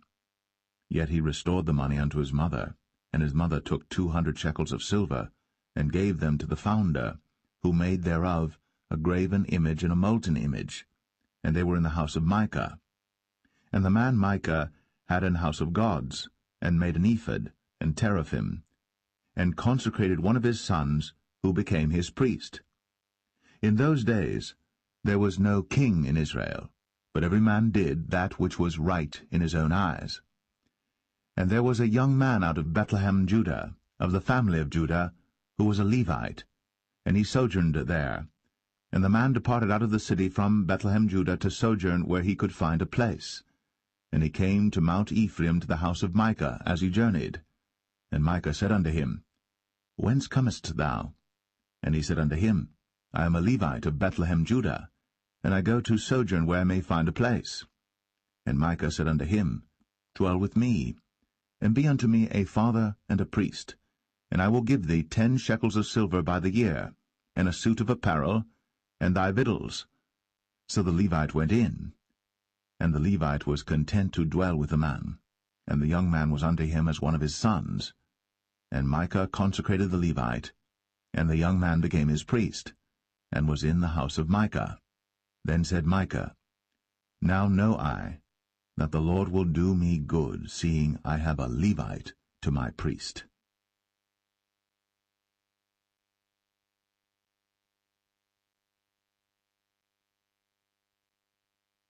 Judges 18. In those days there was no king in Israel, and in those days the tribe of the Danites sought them an inheritance to dwell in. For unto that day all their inheritance had not fallen unto them among the tribes of Israel. And the children of Dan sent of their family 5 men from their coasts, men of valor, from Zorah and from Eshtaol, to spy out the land, and to search it. And they said unto them, Go, search the land. Who, when they came to Mount Ephraim, to the house of Micah, they lodged there. When they were by the house of Micah, they knew the voice of the young man, the Levite, and they turned in thither, and said unto him, Who brought thee hither? And what makest thou in this place? And what hast thou here? And he said unto them, Thus and thus dealeth Micah with me, and hath hired me, and I am his priest. And they said unto him, Ask counsel, we pray thee, of God, that we may know whether our way which we go shall be prosperous. And the priest said unto them, Go in peace. Before the Lord is your way wherein ye go. Then the 5 men departed, and came to Laish, and saw the people that were therein, how they dwelt careless, after the manner of the Zidonians, quiet and secure, and there was no magistrate in the land that might put them to shame in any thing, and they were far from the Zidonians, and had no business with any man. And they came unto their brethren to Zoar and Eshtaol, and their brethren said unto them, What say ye? And they said, Arise, that we may go up against them, for we have seen the land, and behold, it is very good. And are ye still? Be not slothful to go, and to enter to possess the land. When ye go, ye shall come unto a people secure, and to a large land, for God hath given it into your hands, a place where there is no want of anything that is in the earth. And there went from thence of the family of the Danites, out of Zorah and out of Eshtaol, 600 men appointed with weapons of war. And they went up and pitched in Kirjath-jearim, in Judah, wherefore they call that place Mahane Dan unto this day. Behold, it is behind Kirjath-jearim. And they passed thence unto Mount Ephraim, and came unto the house of Micah. Then answered the 5 men that went to spy out the country of Laish, and said unto their brethren, Do ye know that there is in these houses an ephod, and teraphim, and a graven image, and a molten image? Now therefore consider what ye have to do. And they turned thitherward, and came to the house of the young man the Levite, even unto the house of Micah, and saluted him. And the 600 men appointed with their weapons of war, which were of the children of Dan, stood by the entering of the gate. And the 5 men that went to spy out the land went up, and came in thither, and took the graven image, and the ephod, and the teraphim, and the molten image. And the priest stood in the entering of the gate with the 600 men that were appointed with weapons of war. And these went into Micah's house, and fetched the carved image, the ephod, and the teraphim, and the molten image. Then said the priest unto them, What do ye? And they said unto him, Hold thy peace, lay thine hand upon thy mouth, and go with us, and be to us a father and a priest. Is it better for thee to be a priest unto the house of one man, or that thou be a priest unto a tribe and a family in Israel? And the priest's heart was glad, and he took the ephod, and the teraphim, and the graven image, and went in the midst of the people. So they turned, and departed, and put the little ones and the cattle in the carriage before them. And when they were a good way from the house of Micah, the men that were in the houses near to Micah's house were gathered together, and overtook the children of Dan. And they cried unto the children of Dan, and they turned their faces, and said unto Micah, What aileth thee, that thou comest with such a company? And he said, Ye have taken away my gods which I made, and the priest and ye are gone away. And what have I more? And what is this that ye say unto me? What aileth thee? And the children of Dan said unto him, Let not thy voice be heard among us, lest angry fellows run upon thee, and thou lose thy life, with the lives of thy household. And the children of Dan went their way. And when Micah saw that they were too strong for him, he turned, and went back unto his house. And they took the things which Micah had made, and the priest which he had, and came unto Laish, unto a people that were at quiet and secure. And they smote them with the edge of the sword, and burnt the city with fire. And there was no deliverer, because it was far from Zidon, and they had no business with any man. And it was in the valley that lieth by Beth-rehob, and they built a city, and dwelt therein. And they called the name of the city Dan, after the name of Dan their father, who was born unto Israel. Howbeit, the name of the city was Laish at the first. And the children of Dan set up the graven image, and Jonathan the son of Gershom, the son of Manasseh, he and his sons were priests to the tribe of Dan, until the day of the captivity of the land.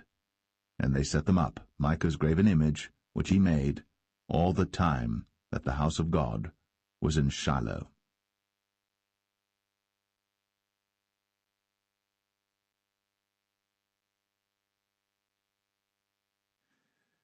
Judges 19. And it came to pass in those days, when there was no king in Israel, that there was a certain Levite sojourning on the side of Mount Ephraim, who took to him a concubine out of Bethlehem Judah. And his concubine played the whore against him, and went away from him unto her father's house to Bethlehem Judah, and was there 4 whole months. And her husband arose, and went after her, to speak friendly unto her, and to bring her again, having his servant with him, and a couple of asses. And she brought him into her father's house. And when the father of the damsel saw him, he rejoiced to meet him. And his father-in-law, the damsel's father, retained him, and he abode with him 3 days. So they did eat and drink, and lodged there. And it came to pass on the 4th day, when they arose early in the morning, that he rose up to depart. And the damsel's father said unto his son-in-law, Comfort thine heart with a morsel of bread, and afterward go your way. And they sat down, and did eat and drink both of them together. For the damsel's father had said unto the man, Be content, I pray thee, and tarry all night, and let thine heart be merry. And when the man rose up to depart, his father-in-law urged him, therefore he lodged there again. And he rose early in the morning on the 5th day to depart. And the damsel's father said, Comfort thine heart, I pray thee. And they tarried until afternoon, and they did eat both of them. And when the man rose up to depart, he and his concubine, and his servant, his father-in-law, the damsel's father, said unto him, Behold, now the day draweth toward evening. I pray you, tarry all night. Behold, the day groweth to an end. Lodge here, that thine heart may be merry. And tomorrow get you early on your way, that thou mayest go home. But the man would not tarry that night, but he rose up and departed, and came over against Jebus, which is Jerusalem. And there were with him 2 asses saddled. His concubine also was with him. And when they were by Jebus, the day was far spent. And the servant said unto his master, Come, I pray thee, and let us turn into this city of the Jebusites, and lodge in it. And his master said unto him, We will not turn aside hither into the city of a stranger, that is not of the children of Israel. We will pass over to Gibeah. And he said unto his servant, Come, and let us draw near to one of these places to lodge all night in Gibeah, or in Ramah. And they passed on, and went their way. And the sun went down upon them when they were by Gibeah, which belongeth to Benjamin. And they turned aside thither, to go in and to lodge in Gibeah. And when he went in, he sat him down in a street of the city, for there was no man that took them into his house to lodging. And behold, there came an old man from his work out of the field at even, which was also of Mount Ephraim, and he sojourned in Gibeah. But the men of the place were Benjamites. And when he had lifted up his eyes, he saw a wayfaring man in the street of the city. And the old man said, Whither goest thou? And whence comest thou? And he said unto him, We are passing from Bethlehem Judah toward the side of Mount Ephraim. From thence am I. And I went to Bethlehem Judah, but I am now going to the house of the Lord, and there is no man that receiveth me to house. Yet there is both straw and provender for our asses, and there is bread and wine also for me, and for thy handmaid, and for the young man which is with thy servants. There is no want of anything. And the old man said, Peace be with thee. Howsoever let all thy wants lie upon me, only lodge not in the street. So he brought him into his house, and gave provender unto the asses, and they washed their feet, and did eat and drink. Now as they were making their hearts merry, behold, the men of the city, certain sons of Belial, beset the house round about, and beat at the door, and spake to the master of the house, the old man, saying, Bring forth the man that came into thine house, that we may know him. And the man, the master of the house, went out unto them, and said unto them, Nay, my brethren, nay, I pray you, do not so wickedly, seeing that this man is come into mine house. Do not this folly. Behold, here is my daughter, a maiden, and his concubine. Them I will bring out now, and humble ye them, and do with them what seemeth good unto you. But unto this man do not so vile a thing. But the men would not hearken to him. So the man took his concubine, and brought her forth unto them. And they knew her, and abused her all the night until the morning. And when the day began to spring, they let her go. Then came the woman in the dawning of the day, and fell down at the door of the man's house, where her lord was, till it was light. And her lord rose up in the morning, and opened the doors of the house, and went out to go his way. And behold, the woman, his concubine, was fallen down at the door of the house, and her hands were upon the threshold. And he said unto her, Up, and let us be going. But none answered. Then the man took her up upon an ass. And the man rose up, and gat him unto his place. And when he was come into his house, he took a knife, and laid hold on his concubine, and divided her, together with her bones, into 12 pieces, and sent her into all the coasts of Israel. And it was so, that all that saw it said, There was no such deed done, nor seen from the day that the children of Israel came up out of the land of Egypt, unto this day. Consider of it, take advice, and speak your minds.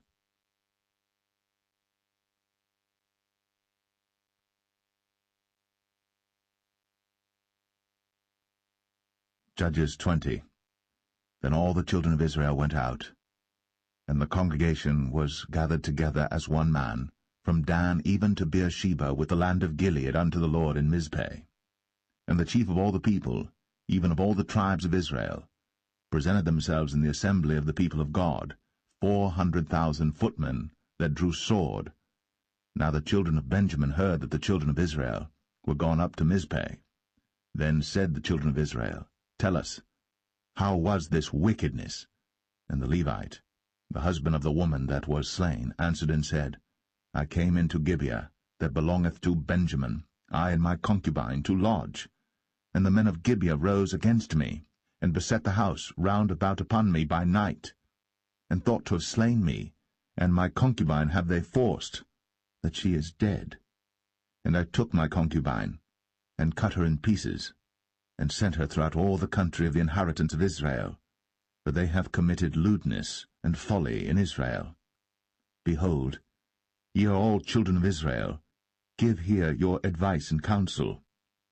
And all the people arose as one man, saying, We will not any of us go to his tent, neither will we any of us turn into his house. But now this shall be the thing which we will do to Gibeah. We will go up by lot against it. And we will take 10 men of 100 throughout all the tribes of Israel, and 100 of 1,000, and 1,000 out of 10,000, to fetch victual for the people, that they may do, when they come to Gibeah Benjamin, according to all the folly that they have wrought in Israel. So all the men of Israel were gathered against the city, knit together as one man. And the tribes of Israel sent men through all the tribe of Benjamin, saying, What wickedness is this that is done among you? Now therefore deliver us the men, the children of Belial, which are in Gibeah, that we may put them to death, and put away evil from Israel. But the children of Benjamin would not hearken to the voice of their brethren, the children of Israel. But the children of Benjamin gathered themselves together out of the cities unto Gibeah, to go out to battle against the children of Israel. And the children of Benjamin were numbered at that time out of the cities 26,000 men that drew sword, beside the inhabitants of Gibeah, which were numbered 700 chosen men. Among all this people there was 700 chosen men left-handed. Every one could sling stones at an hairbreadth, and not miss. And the men of Israel beside Benjamin were numbered 400,000 men that drew sword. All these were men of war. And the children of Israel arose, and went up to the house of God, and asked counsel of God, and said, Which of us shall go up first to the battle against the children of Benjamin? And the Lord said, Judah shall go up first. And the children of Israel rose up in the morning, and encamped against Gibeah. And the men of Israel went out to battle against Benjamin. And the men of Israel put themselves in array to fight against them at Gibeah. And the children of Benjamin came forth out of Gibeah, and destroyed down to the ground of the Israelites that day 22,000 men. And the people, the men of Israel, encouraged themselves, and set their battle again in array in the place where they put themselves in array the first day. And the children of Israel went up and wept before the Lord until even, and asked counsel of the Lord, saying, Shall I go up again to battle against the children of Benjamin my brother? And the Lord said, Go up against him. And the children of Israel came near against the children of Benjamin the second day. And Benjamin went forth against them out of Gibeah the second day, and destroyed down to the ground of the children of Israel again 18,000 men. All these drew the sword. Then all the children of Israel and all the people went up, and came unto the house of God, and wept, and sat there before the Lord, and fasted that day until even, and offered burnt offerings and peace offerings before the Lord. And the children of Israel inquired of the Lord, for the ark of the covenant of God was there in those days. And Phinehas, the son of Eleazar, the son of Aaron, stood before it in those days, saying, Shall I yet again go out to battle against the children of Benjamin my brother? Or shall I cease? And the Lord said, Go up, for tomorrow I will deliver them into thine hand. And Israel set liers in wait round about Gibeah. And the children of Israel went up against the children of Benjamin on the third day, and put themselves in array against Gibeah, as at other times. And the children of Benjamin went out against the people, and were drawn away from the city. And they began to smite of the people, and kill, as at other times, in the highways, of which one goeth up to the house of God, and the other to Gibeah in the field, about 30 men of Israel. And the children of Benjamin said, They are smitten down before us, as at the first. But the children of Israel said, Let us flee, and draw them from the city unto the highways. And all the men of Israel rose up out of their place, and put themselves in array at Baal-Tamar. And the liers in wait of Israel came forth out of their places, even out of the meadows of Gibeah. And there came against Gibeah 10,000 chosen men out of all Israel. And the battle was sore, but they knew not that evil was near them. And the Lord smote Benjamin before Israel. And the children of Israel destroyed of the Benjamites that day 25,000 and 100 men. All these drew the sword. So the children of Benjamin saw that they were smitten. For the men of Israel gave place to the Benjamites, because they trusted unto the liers in wait, which they had set beside Gibeah. And the liers in wait hasted, and rushed upon Gibeah. And the liers in wait drew themselves along, and smote all the city with the edge of the sword. Now there was an appointed sign between the men of Israel and the liers in wait, that they should make a great flame with smoke rise up out of the city. And when the men of Israel retired in the battle, Benjamin began to smite and kill of the men of Israel about 30 persons. For they said, Surely they are smitten down before us, as in the first battle. But when the flame began to arise up out of the city with a pillar of smoke, the Benjamites looked behind them, and behold, the flame of the city ascended up to heaven. And when the men of Israel turned again, the men of Benjamin were amazed, for they saw that evil was come upon them. Therefore they turned their backs before the men of Israel unto the way of the wilderness. But the battle overtook them, and them which came out of the cities they destroyed in the midst of them. Thus they enclosed the Benjamites round about, and chased them, and trod them down with ease over against Gibeah toward the sunrising. And there fell of Benjamin 18,000 men. All these were men of valor. And they turned and fled toward the wilderness, unto the rock of Rimmon. And they gleaned of them in the highways 5,000 men, and pursued hard after them unto Kidom, and slew 2,000 men of them. So that all which fell that day of Benjamin were 25,000 men that drew the sword. All these were men of valor. But 600 men turned and fled to the wilderness unto the rock Rimmon, and abode in the rock Rimmon 4 months. And the men of Israel turned again upon the children of Benjamin, and smote them with the edge of the sword, as well the men of every city as the beast, and all that came to hand. Also they set on fire all the cities that they came to.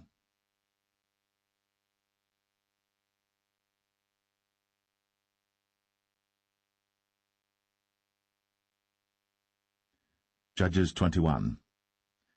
Now the men of Israel had sworn in Mizpeh, saying, There shall not any of us give his daughter unto Benjamin to wife. And the people came to the house of God, and abode there till even before God, and lifted up their voices, and wept sore, and said, O Lord God of Israel, why is this come to pass in Israel, that there should be today one tribe lacking in Israel? And it came to pass on the morrow, that the people rose early, and built there an altar, and offered burnt offerings, and peace offerings. And the children of Israel said, Who is there among all the tribes of Israel, that came not up with the congregation unto the Lord?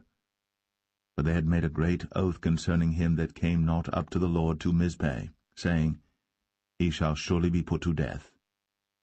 And the children of Israel repented them for Benjamin their brother, and said, There is one tribe cut off from Israel this day. How shall we do for wives for them that remain, seeing we have sworn by the Lord, that we will not give them of our daughters to wives? And they said, What one is there of the tribes of Israel, that came not up to Mizpeh to the Lord? And behold, there came none to the camp, from Jabesh-Gilead to the assembly. For the people were numbered, and behold, there were none of the inhabitants of Jabesh-Gilead there. And the congregation sent thither 12,000 men, of the valiantest, and commanded them, saying, Go, and smite the inhabitants of Jabesh-Gilead with the edge of the sword, with the women and the children. And this is the thing that ye shall do. Ye shall utterly destroy every male, and every woman that hath lain by man. And they found among the inhabitants of Jabesh-Gilead 400 young virgins, that had known no man by lying with any male. And they brought them unto the camp to Shiloh, which is in the land of Canaan. And the whole congregation sent some to speak to the children of Benjamin that were in the rock Rimmon, and to call peaceably unto them. And Benjamin came again at that time, and they gave them wives which they had saved alive of the women of Jabesh-Gilead, and yet so they sufficed them not. And the people repented them for Benjamin, because that the Lord had made a breach in the tribes of Israel. Then the elders of the congregation said, How shall we do for wives for them that remain, seeing the women are destroyed out of Benjamin? And they said, There must be an inheritance for them that be escaped of Benjamin, that a tribe be not destroyed out of Israel. Howbeit we may not give them wives of our daughters, for the children of Israel have sworn, saying, Cursed be he that giveth a wife to Benjamin.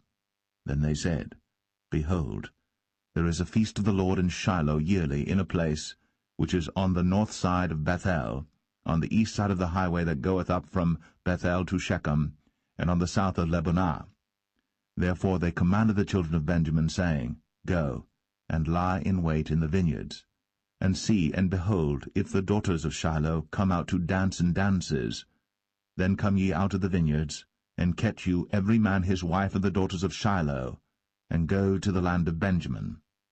And it shall be, when their fathers or their brethren come unto us to complain, that we will say unto them, Be favorable unto them for our sakes, because we reserved not to each man his wife in the war, for ye did not give unto them at this time, that ye should be guilty. And the children of Benjamin did so, and took them wives, according to their number of them that danced, whom they caught, and they went and returned unto their inheritance, and repaired the cities, and dwelt in them. And the children of Israel departed thence at that time, every man to his tribe and to his family, and they went out from thence every man to his inheritance. In those days there was no king in Israel. Every man did that which was right in his own eyes.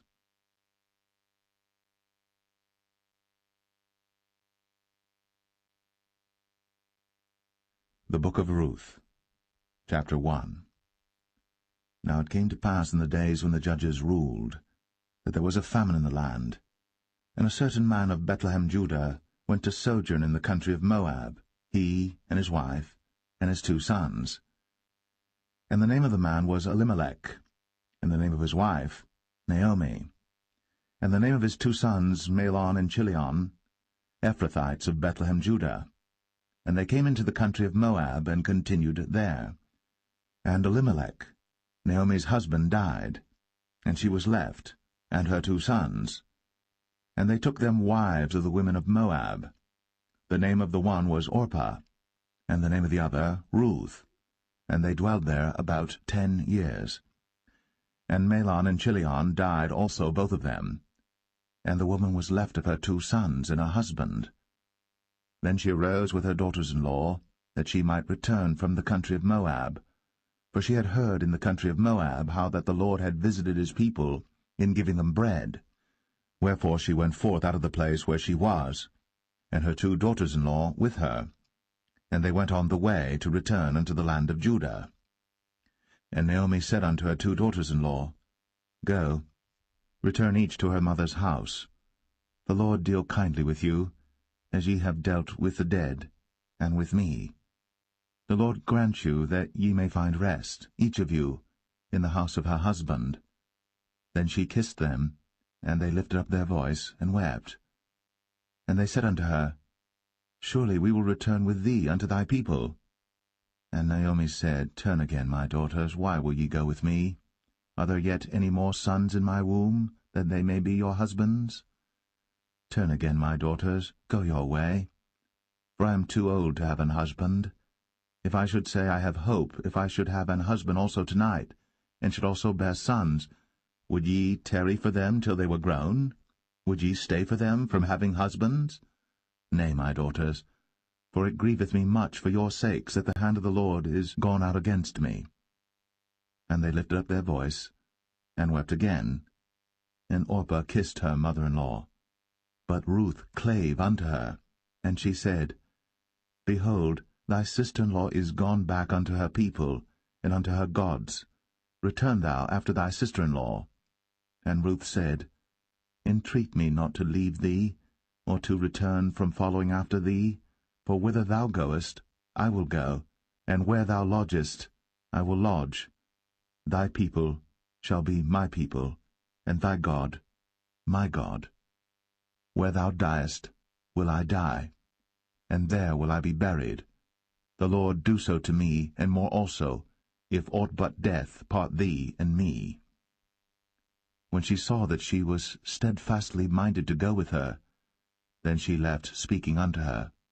So they 2 went until they came to Bethlehem. And it came to pass, when they were come to Bethlehem, that all the city was moved about them, and they said, Is this Naomi?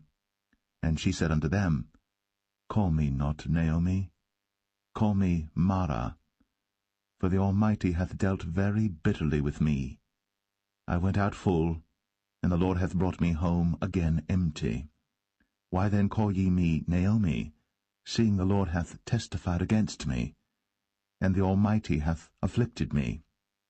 So Naomi returned, and Ruth the Moabitess her daughter-in-law with her, which returned out of the country of Moab, and they came to Bethlehem in the beginning of barley harvest.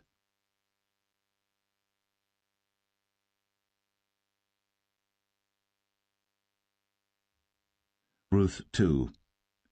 And Naomi had a kinsman of her husband's, a mighty man of wealth, of the family of Elimelech, and his name was Boaz. And Ruth the Moabitess said unto Naomi, Let me now go to the field, and glean ears of corn after him in whose sight I shall find grace. And she said unto her, Go, my daughter. And she went, and came, and gleaned in the field after the reapers, and her hap was to light on a part of the field belonging unto Boaz, who was of the kindred of Elimelech. And behold, Boaz came from Bethlehem, and said unto the reapers, The Lord be with you. And they answered him, The Lord bless thee. Then said Boaz unto his servant that was set over the reapers, Whose damsel is this? And the servant that was set over the reapers answered and said, It is the Moabitish damsel that came back with Naomi out of the country of Moab. And she said, I pray you, let me glean and gather after the reapers among the sheaves. So she came, and hath continued even from the morning until now, that she tarried a little in the house. Then said Boaz unto Ruth, Hearest thou not, my daughter? Go not to glean in another field, neither go from hence, but abide here fast by my maidens. Let thine eyes be on the field that they do reap, and go thou after them. Have I not charged the young men that they shall not touch thee?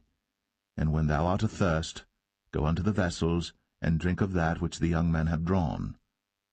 Then she fell on her face, and bowed herself to the ground, and said unto him, Why have I found grace in thine eyes, that thou shouldst take knowledge of me, seeing I am a stranger? And Boaz answered and said unto her, It hath fully been shown me all that thou hast done unto thy mother-in-law since the death of thine husband, and how thou hast left thy father and thy mother, and the land of thy nativity, and art come unto a people which thou knewest not heretofore. The Lord recompense thy work, and a full reward be given thee of the Lord God of Israel, under whose wings thou art come to trust. Then she said, Let me find favour in thy sight, my Lord, for that thou hast comforted me, and for that thou hast spoken friendly unto thine handmaid, though I be not like unto one of thine handmaidens. And Boaz said unto her, At mealtime come thou hither, and eat of the bread, and dip thy morsel in the vinegar.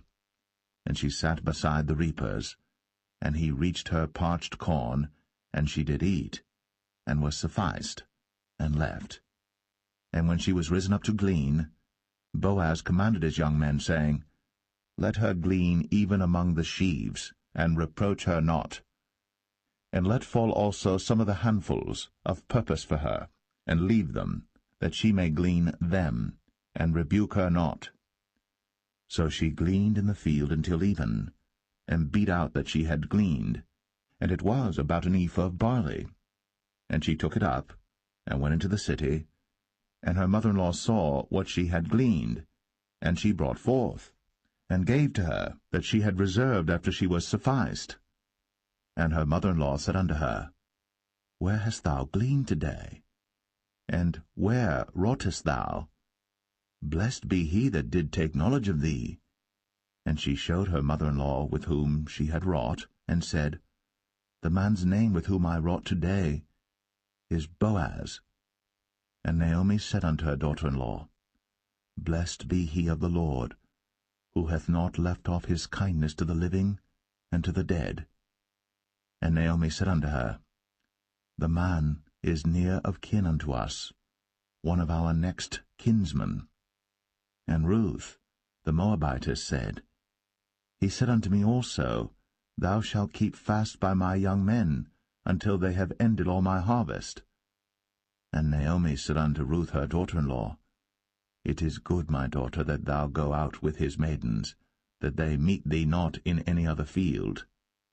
So she kept fast by the maidens of Boaz to glean unto the end of barley harvest and of wheat harvest, and dwelt with her mother-in-law.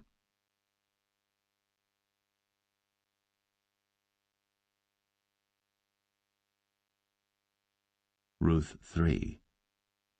Then Naomi her mother-in-law said unto her, My daughter, shall I not seek rest for thee, that it may be well with thee? And now is not Boaz of our kindred, with whose maidens thou wast? Behold, he winnoweth barley tonight in the threshing floor. Wash thyself therefore, and anoint thee, and put thy raiment upon thee, and get thee down to the floor. But make not thyself known unto the man until he shall have done eating and drinking. And it shall be, when he lieth down, that thou shalt mark the place where he shall lie, and thou shalt go in, and uncover his feet, and lay thee down, and he will tell thee what thou shalt do. And she said unto her, All that thou sayest unto me, I will do. And she went down unto the floor, and did according to all that her mother-in-law bade her. And when Boaz had eaten and drunk, and his heart was merry, he went to lie down at the end of the heap of corn, And she came softly, and uncovered his feet, and laid her down. And it came to pass at midnight, that the man was afraid, and turned himself, and behold, a woman lay at his feet. And he said, Who art thou? And she answered, I am Ruth thine handmaid. Spread therefore thy skirt over thine handmaid, for thou art a near kinsman.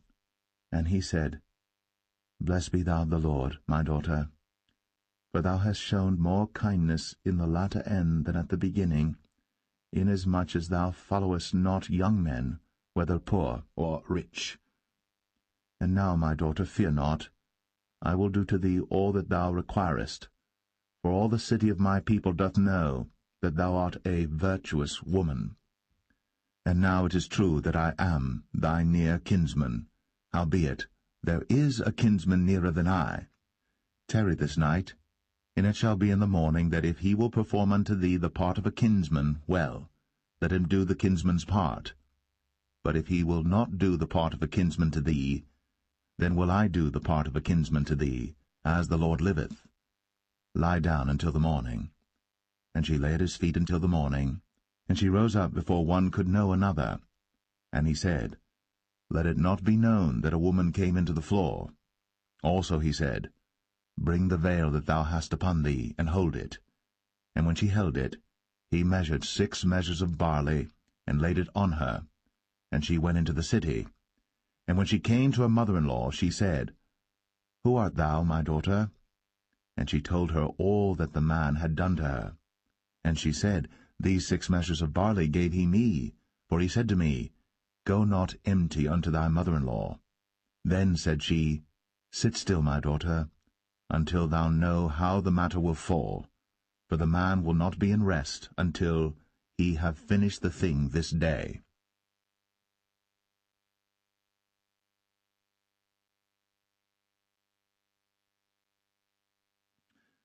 Ruth 4. Then went Boaz up to the gate, and sat him down there, and behold, the kinsman of whom Boaz spake came by, unto whom he said, Ho, such a one, turn aside, sit down here. And he turned aside, and sat down. And he took 10 men of the elders of the city, and said, Sit ye down here. And they sat down. And he said unto the kinsman, Naomi, that is come again out of the country of Moab, selleth a parcel of land, which was our brother Elimelech's. And I thought to advertise thee, saying, Buy it before the inhabitants, and before the elders of my people. If thou wilt redeem it, redeem it. But if thou wilt not redeem it, then tell me, that I may know. For there is none to redeem it beside thee, and I am after thee. And he said, I will redeem it. Then said Boaz, What day thou buyest the field of the hand of Naomi, thou must buy it also of Ruth the Moabitess, the wife of the dead, to raise up the name of the dead upon his inheritance. And the kinsman said, I cannot redeem it for myself, lest I mar mine own inheritance. Redeem thou my right to thyself, for I cannot redeem it. Now this was the manner in former time in Israel concerning redeeming and concerning changing, for to confirm all things, a man plucked off his shoe, and gave it to his neighbor, and this was a testimony in Israel. Therefore the kinsman said unto Boaz, Buy it for thee. So he drew off his shoe. And Boaz said unto the elders, and unto all the people, Ye are witnesses this day, that I have bought all that was Elimelech's, and all that was Chilion's and Mahlon's of the hand of Naomi. Moreover, Ruth the Moabitess, the wife of Mahlon, have I purchased to be my wife, to raise up the name of the dead upon his inheritance, that the name of the dead be not cut off from among his brethren, and from the gate of his place. Ye are witnesses this day. And all the people that were in the gate, and the elders said, We are witnesses. The Lord make the woman that is come into thine house like Rachel and like Leah, which two did build the house of Israel. And do thou worthily in Ephratah, and be famous in Bethlehem. And let thy house be like the house of Pharez, whom Tamar bare unto Judah, of the seed which the Lord shall give thee of this young woman. So Boaz took Ruth, and she was his wife.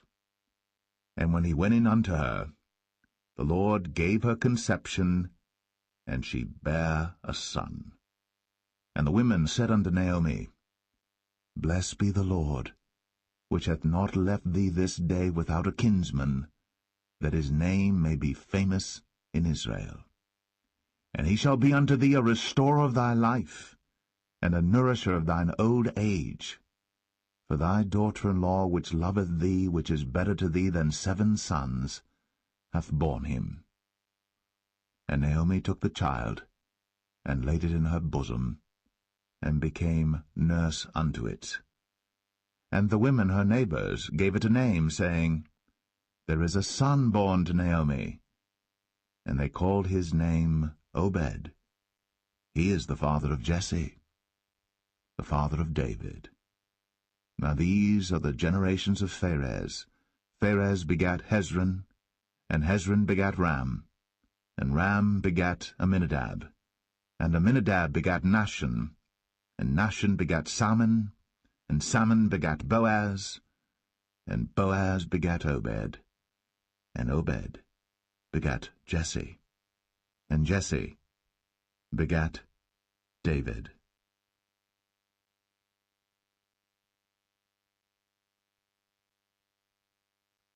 The first book of Samuel, chapter 1. Now there was a certain man of Ramathaim Zophim of Mount Ephraim, and his name was Elkanah, the son of Jeroham, the son of Elihu, the son of Tohu, the son of Zoph, an Ephrathite. And he had 2 wives. The name of the one was Hannah, and the name of the other was Peninnah. And Peninnah had children, but Hannah had no children. And this man went up out of his city yearly to worship and to sacrifice unto the Lord of hosts in Shiloh. And the 2 sons of Eli, Hophni and Phinehas, the priests of the Lord, were there. And when the time was that Elkanah offered, he gave to Peninnah his wife and to all her sons and her daughters portions. But unto Hannah he gave a worthy portion, for he loved Hannah. But the Lord had shut up her womb. And her adversary also provoked her sore, for to make her fret, because the Lord had shut up her womb. And as he did so year by year, when she went up to the house of the Lord, so she provoked her. Therefore she wept, and did not eat. Then said Elkanah her husband to her, Hannah, why weepest thou? And why eatest thou not? And why is thy heart grieved? Am not I better to thee than 10 sons? So Hannah rose up after they had eaten in Shiloh, and after they had drunk. Now Eli the priest sat upon a seat by a post of the temple of the Lord.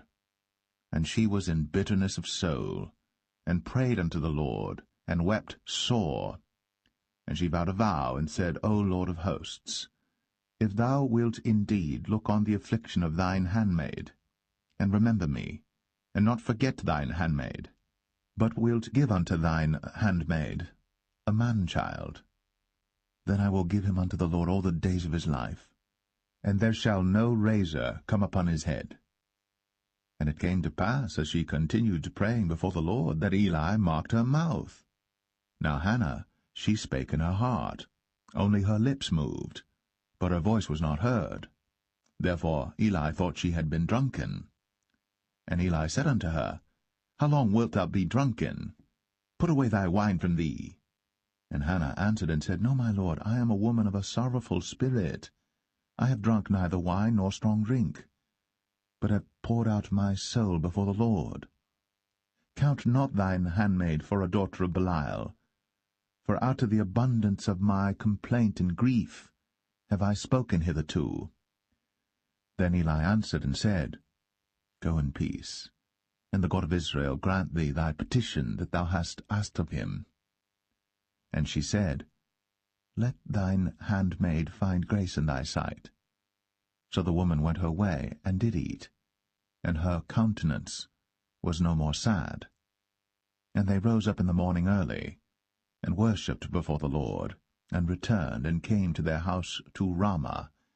And Elkanah knew Hannah his wife, and the Lord remembered her. Wherefore it came to pass, when the time was come about after Hannah had conceived, that she bare a son, and called his name Samuel, saying, Because I have asked him of the Lord. And the man Elkanah and all his house went up to offer unto the Lord the yearly sacrifice and his vow. But Hannah went not up. For she said unto her husband, I will not go up until the child be weaned, and then I will bring him, that he may appear before the Lord, and there abide for ever. And Elkanah her husband said unto her, Do what seemeth thee good. Tarry until thou have weaned him. Only the Lord establish his word. So the woman abode, and gave her son suck, until she weaned him. And when she had weaned him, she took him up with her, with 3 bullocks, and 1 ephah of flour, and a bottle of wine, and brought him unto the house of the Lord in Shiloh. And the child was young. And they slew a bullock, and brought the child to Eli. And she said, O my Lord, as thy soul liveth, my Lord, I am the woman that stood by thee here, praying unto the Lord. For this child I prayed, and the Lord hath given me my petition, which I asked of him. Therefore also I have lent him to the Lord. As long as he liveth, he shall be lent to the Lord. And he worshipped the Lord there.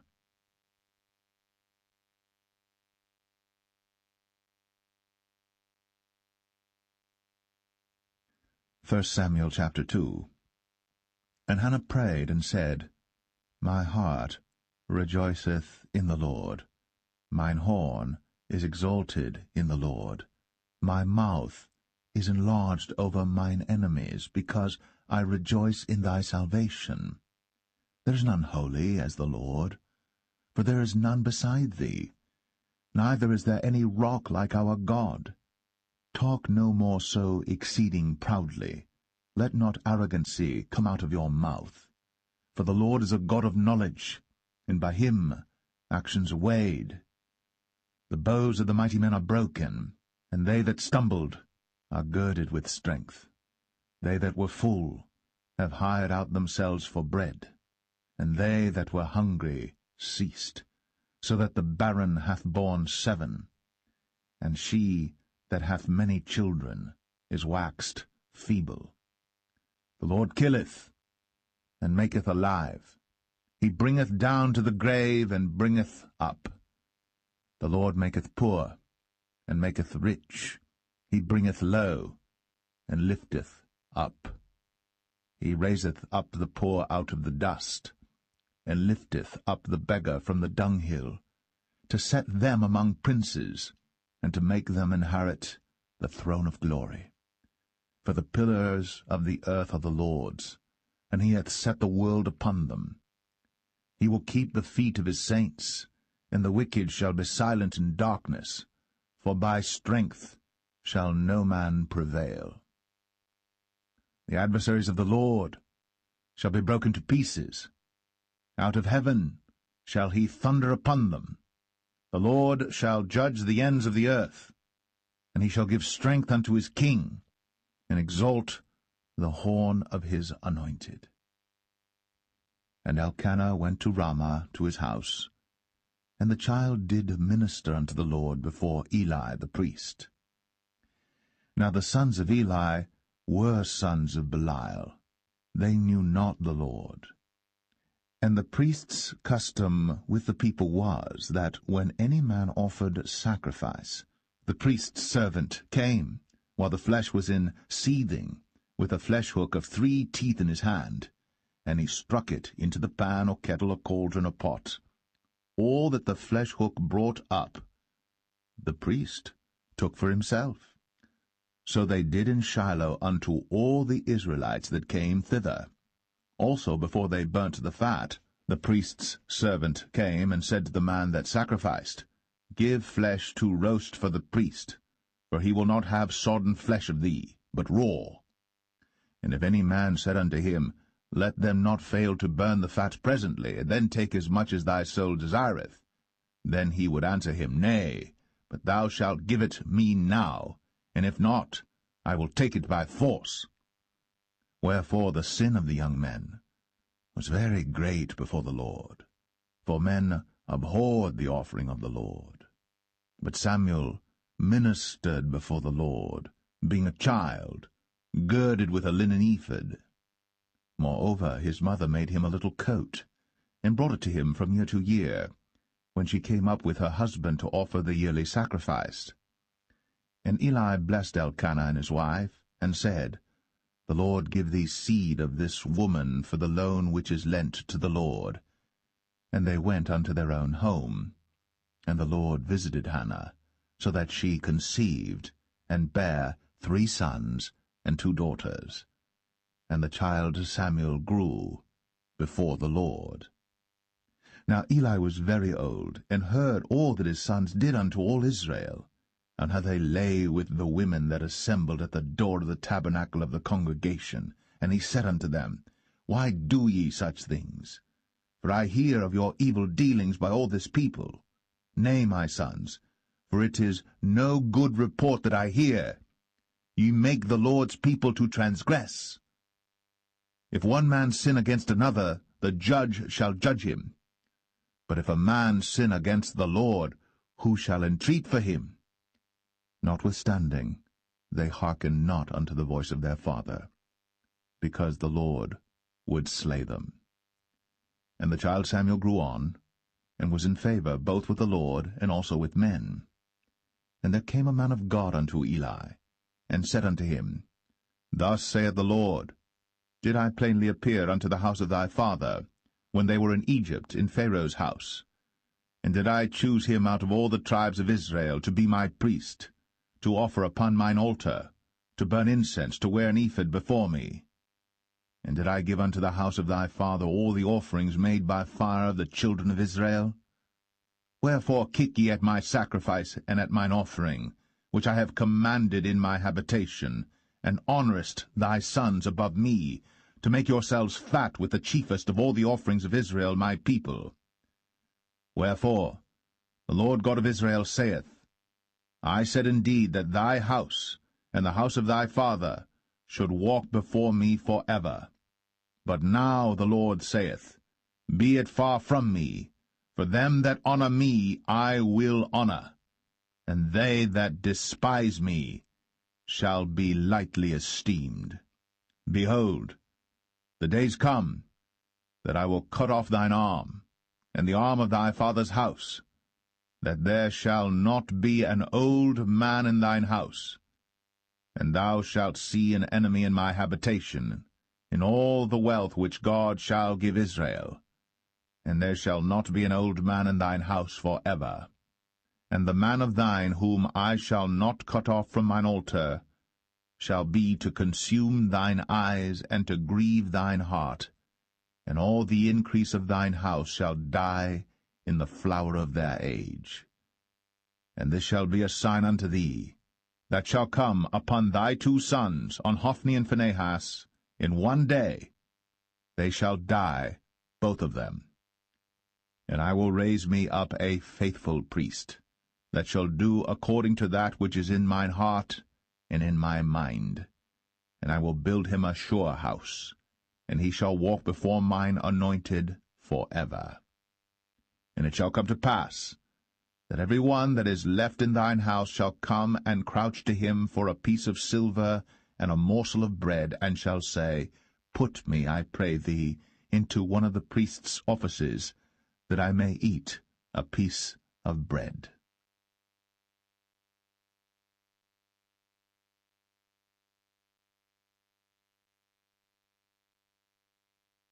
1 Samuel 3. And the child Samuel ministered unto the Lord before Eli. And the word of the Lord was precious in those days.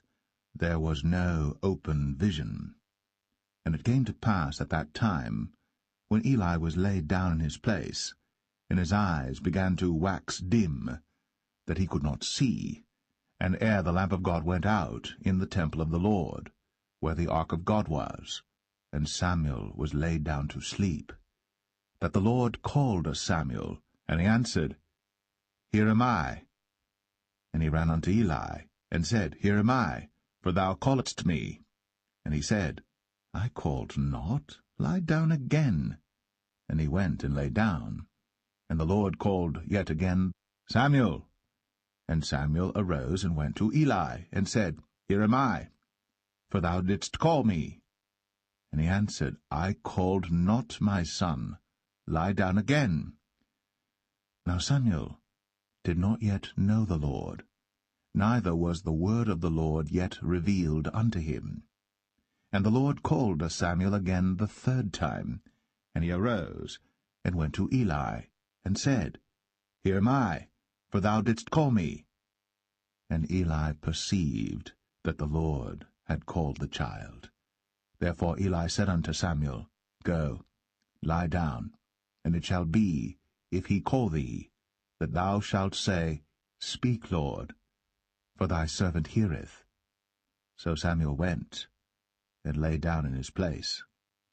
And the Lord came, and stood, and called, as at other times, Samuel, Samuel. Then Samuel answered, Speak, for thy servant heareth.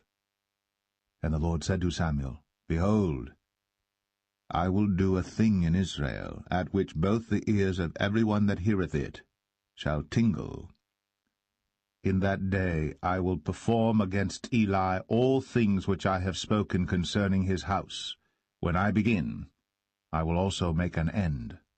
For I have told him that I will judge his house for ever for the iniquity which he knoweth, because his sons made themselves vile, and he restrained them not.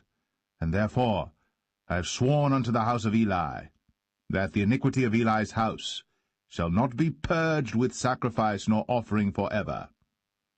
And Samuel lay until the morning, and opened the doors of the house of the Lord. And Samuel feared to show Eli the vision. Then Eli called Samuel, and said, Samuel, my son. And he answered, Here am I. And he said, What is the thing that the Lord hath said unto thee? I pray thee, hide it not from me. God do so to thee, and more also, if thou hide anything from me of all the things that he said unto thee.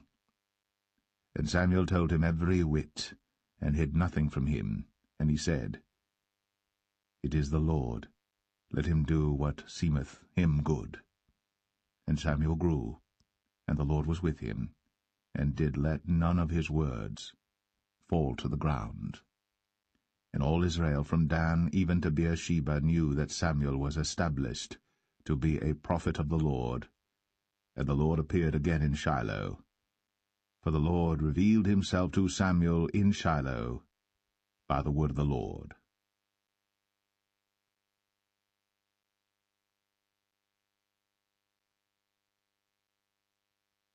1 Samuel 4. And the word of Samuel came to all Israel. Now Israel went out against the Philistines to battle, and pitched beside Ebenezer. And the Philistines pitched in Aphek. And the Philistines put themselves in array against Israel. And when they joined battle, Israel was smitten before the Philistines, and they slew of the army in the field about 4,000 men. And when the people were come into the camp, the elders of Israel said, Wherefore hath the Lord smitten us today before the Philistines? Let us fetch the ark of the covenant of the Lord out of Shiloh unto us, that, when it cometh among us, it may save us out of the hand of our enemies. So the people sent to Shiloh, that they might bring from thence the ark of the covenant of the Lord of hosts, which dwelleth between the cherubims. And the two sons of Eli, Hophni and Phinehas, were there with the ark of the covenant of God. And when the ark of the covenant of the Lord came into the camp, all Israel shouted with a great shout, so that the earth rang again. And when the Philistines heard the noise of the shout, they said, What meaneth the noise of this great shout in the camp of the Hebrews? And they understood that the ark of the Lord was come into the camp. And the Philistines were afraid, for they said, God is come into the camp. And they said, Woe unto us! For there hath not been such a thing heretofore. Woe unto us! Who shall deliver us out of the hand of these mighty gods? These are the gods that smote the Egyptians with all the plagues in the wilderness. Be strong, and quit yourselves like men, O ye Philistines, that ye be not servants unto the Hebrews, as they have been to you. Quit yourselves like men, and fight. And the Philistines fought, and Israel was smitten, and they fled every man into his tent. And there was a very great slaughter, for there fell of Israel 30,000 footmen.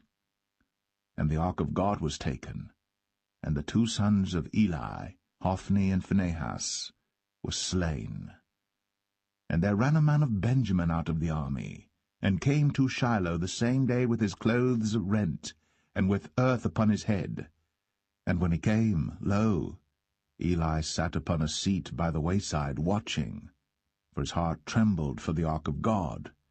And when the man came into the city and told it, all the city cried out. And when Eli heard the noise of the crying, he said, What meaneth the noise of this tumult? And the man came in hastily, and told Eli. Now Eli was 98 years old, and his eyes were dim, that he could not see. And the man said unto Eli, I am he that came out of the army, and I fled today out of the army. And he said, What is that done, my son? And the messenger answered and said, Israel is fled before the Philistines, and there hath been also a great slaughter among the people. And thy two sons also, Hophni and Phinehas, are dead, and the ark of God is taken. And it came to pass, when he made mention of the ark of God, that he fell from off the seat backward by the side of the gate, and his neck brake, and he died. For he was an old man and heavy, and he had judged Israel 40 years. And his daughter-in-law Phinehas' wife was with child, near to be delivered. And when she heard the tidings that the ark of God was taken, and that her father-in-law and her husband were dead, she bowed herself and travailed, for her pains came upon her. And about the time of her death the women that stood by her said unto her, Fear not, for thou hast borne a son. But she answered not, neither did she regard it.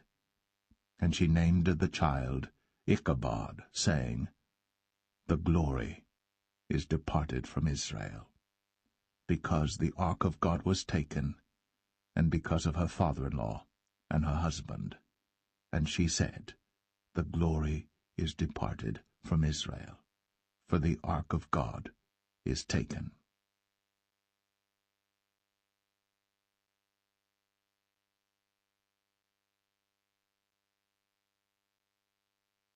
First Samuel 5. And the Philistines took the ark of God, and brought it from Ebenezer unto Ashdod. When the Philistines took the ark of God, they brought it into the house of Dagon, and set it by Dagon. And when they of Ashdod arose early on the morrow, behold, Dagon was fallen upon his face to the earth before the ark of the Lord. And they took Dagon, and set him in his place again. And when they arose early on the morrow morning, behold, Dagon was fallen upon his face to the ground before the ark of the Lord, and the head of Dagon and both the palms of his hands were cut off upon the threshold. Only the stump of Dagon was left to him. Therefore neither the priests of Dagon, nor any that come into Dagon's house, tread on the threshold of Dagon in Ashdod unto this day. But the hand of the Lord was heavy upon them of Ashdod, and he destroyed them, and smote them with emerods, even Ashdod, and the coast thereof. And when the men of Ashdod saw that it was so, they said, The ark of the God of Israel shall not abide with us, for his hand is sore upon us, and upon Dagon our God. They sent therefore, and gathered all the lords of the Philistines unto them, and said, What shall we do with the ark of the God of Israel?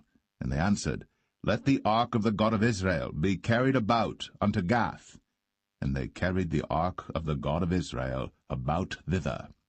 And it was so, that after they had carried it about, the hand of the Lord was against the city with a very great destruction, and he smote the men of the city, both small and great, and they had emerods in their secret parts. Therefore they sent the ark of God to Ekron, And it came to pass, as the ark of God came to Ekron, that the Ekronites cried out, saying, They have brought about the ark of the God of Israel to us, to slay us and our people. So they sent and gathered together all the lords of the Philistines, and said, Send away the ark of the God of Israel, and let it go again to his own place, that it slay us not and our people. For there was a deadly destruction throughout all the city. The hand of God was very heavy there. And the men that died not were smitten with the emerods, and the cry of the city went up to heaven.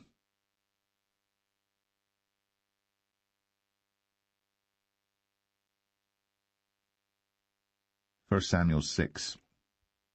And the ark of the Lord was in the country of the Philistines 7 months. And the Philistines called for the priests and the diviners, saying, What shall we do to the ark of the Lord? Tell us wherewith we shall send it to his place. And they said, If ye send away the ark of the God of Israel, send it not empty, but in any wise return him a trespass offering. Then ye shall be healed, and it shall be known to you why his hand is not removed from you. Then said they, What shall be the trespass offering which we shall return to him? They answered, 5 golden emerods, and 5 golden mice, according to the number of the lords of the Philistines. For one plague was on you all, and on your lords. Wherefore ye shall make images of your emerods, and images of your mice that mar the land, and ye shall give glory unto the God of Israel. Peradventure he will lighten his hand from off you, and from off your gods, and from off your land. Wherefore then do ye harden your hearts, as the Egyptians and Pharaoh hardened their hearts, when he had wrought wonderfully among them? Did they not let the people go, and they departed? Now therefore make a new cart, and take 2 milch kine, on which there hath come no yoke, and tie the kine to the cart, and bring their calves home from them. And take the ark of the Lord, and lay it upon the cart, and put the jewels of gold, which ye return him for a trespass offering, in a coffer by the side thereof, and send it away, that it may go. And see, if it goeth up by the way of his own coast, to Bethshemesh, then he hath done us this great evil. But if not, then we shall know that it is not his hand that smote us. It was a chance that happened to us. And the men did so, and took 2 milch kine, and tied them to the cart, and shut up their calves at home. And they laid the ark of the Lord upon the cart, and the coffer with the mice of gold, and the images of their emerods. And the kine took the straight way to the way of Bethshemesh, and went along the highway, lowing as they went, and turned not aside to the right hand or to the left. And the lords of the Philistines went after them unto the border of Bethshemesh. And they of Bethshemesh were reaping their wheat harvest in the valley. And they lifted up their eyes, and saw the ark, and rejoiced to see it. And the cart came into the field of Joshua, a Bethshemite, and stood there, where there was a great stone. And they clave the wood of the cart, and offered the kine a burnt offering unto the Lord. And the Levites took down the ark of the Lord, and the coffer that was with it, wherein the jewels of gold were, and put them on the great stone. And the men of Bethshemesh offered burnt offerings, and sacrificed sacrifices the same day unto the Lord. And when the 5 lords of the Philistines had seen it, they returned to Ekron the same day. And these are the golden emerods, which the Philistines returned for a trespass offering unto the Lord: for Ashdod 1, for Gaza 1, for Ashkelon 1, for Gath 1, for Ekron 1. And the golden mice, according to the number of all the cities of the Philistines, belonging to the 5 lords, both of fenced cities and of country villages, even unto the great stone of Abel, whereon they set down the ark of the Lord, which stone remaineth unto this day in the field of Joshua the Bethshemite. And he smote the men of Bethshemesh, because they had looked into the ark of the Lord. Even he smote of the people 50,060 men. And the people lamented, because the Lord had smitten many of the people with a great slaughter.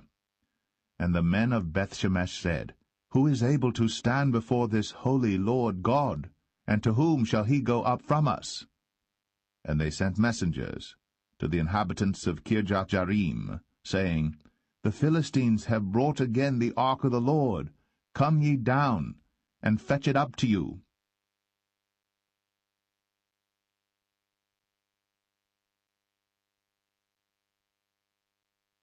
1 Samuel 7. And the men of Kirjath-jearim came and fetched up the ark of the Lord, and brought it into the house of Abinadab in the hill, and sanctified Eleazar his son to keep the ark of the Lord.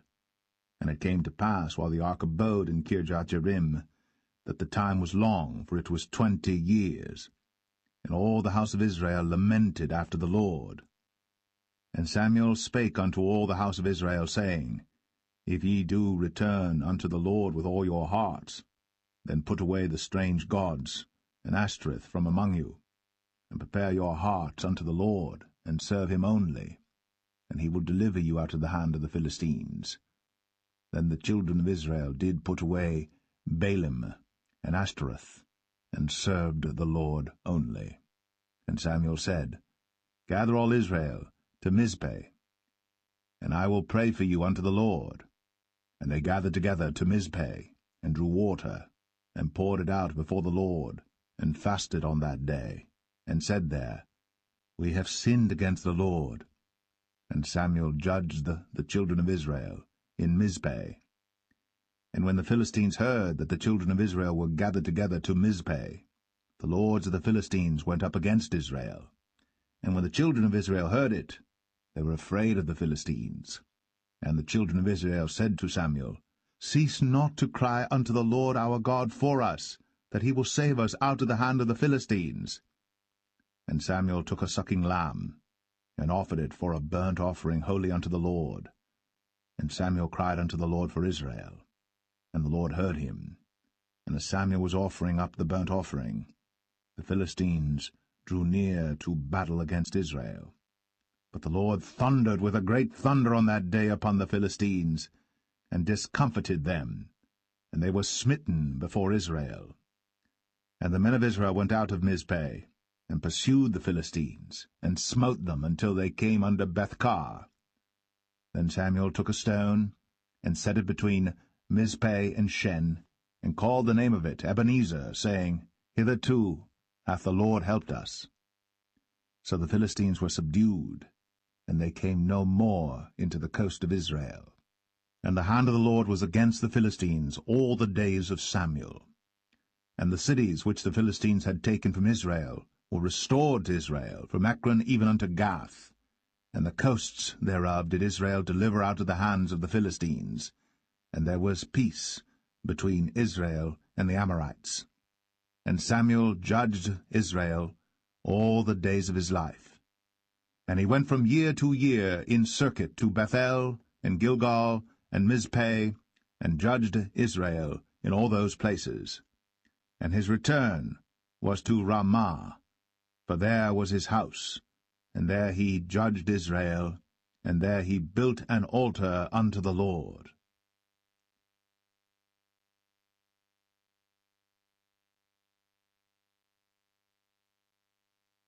1 Samuel 8. And it came to pass, when Samuel was old, that he made his sons judges over Israel. Now the name of his firstborn was Joel, and the name of his second Abiah. They were judges in Beersheba. And his sons walked not in his ways, but turned aside after lucre, and took bribes, and perverted judgment. And all the elders of Israel gathered themselves together, and came to Samuel unto Ramah, and said unto him, Behold, thou art old, and thy sons walk not in thy ways. Now make us a king to judge us like all the nations. But the thing displeased Samuel, when they said, Give us a king to judge us. And Samuel prayed unto the Lord. And the Lord said unto Samuel, Hearken unto the voice of the people, in all that they say unto thee. For they have not rejected thee, but they have rejected me, that I should not reign over them. According to all the works which they have done since the day that I brought them up out of Egypt, even unto this day, wherewith they have forsaken me, and served other gods, so do they also unto thee. Now therefore hearken unto their voice, howbeit yet protest solemnly unto them, and show them the manner of the king that shall reign over them. And Samuel told all the words of the Lord unto the people that asked of him a king. And he said, This will be the manner of the king that shall reign over you. He will take your sons, and appoint them for himself, for his chariots, and to be his horsemen, and some shall run before his chariots. And he will appoint him captains over thousands, and captains over fifties, and will set them to ear his ground, and to reap his harvest, and to make his instruments of war, and instruments of his chariots. And he will take your daughters to be confectionaries, and to be cooks, and to be bakers. And he will take your fields, and your vineyards, and your oliveyards, even the best of them, and give them to his servants. And he will take the tenth of your seed, and of your vineyards, and give to his officers, and to his servants. And he will take your menservants, and your maidservants, and your goodliest young men, and your asses, and put them to his work. He will take the tenth of your sheep, and ye shall be his servants. And ye shall cry out in that day because of your king which ye shall have chosen you. And the Lord will not hear you in that day. Nevertheless, the people refused to obey the voice of Samuel, and they said, Nay, but we will have a king over us, that we also may be like all the nations, and that our king may judge us, and go out before us, and fight our battles. And Samuel heard all the words of the people, and he rehearsed them in the ears of the Lord. And the Lord said to Samuel, Hearken unto their voice, and make them a king. And Samuel said unto the men of Israel, Go ye every man unto his city.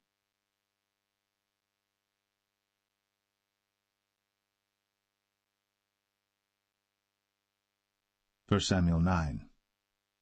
Now there was a man of Benjamin, whose name was Kish, the son of Abiel, the son of Zeror, the son of Bechorath, the son of Aphiah, a Benjamite, a mighty man of power.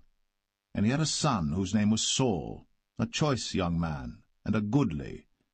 And there was not among the children of Israel a goodlier person than he. From his shoulders and upward he was higher than any of the people. And the asses of Kish, Saul's father, were lost.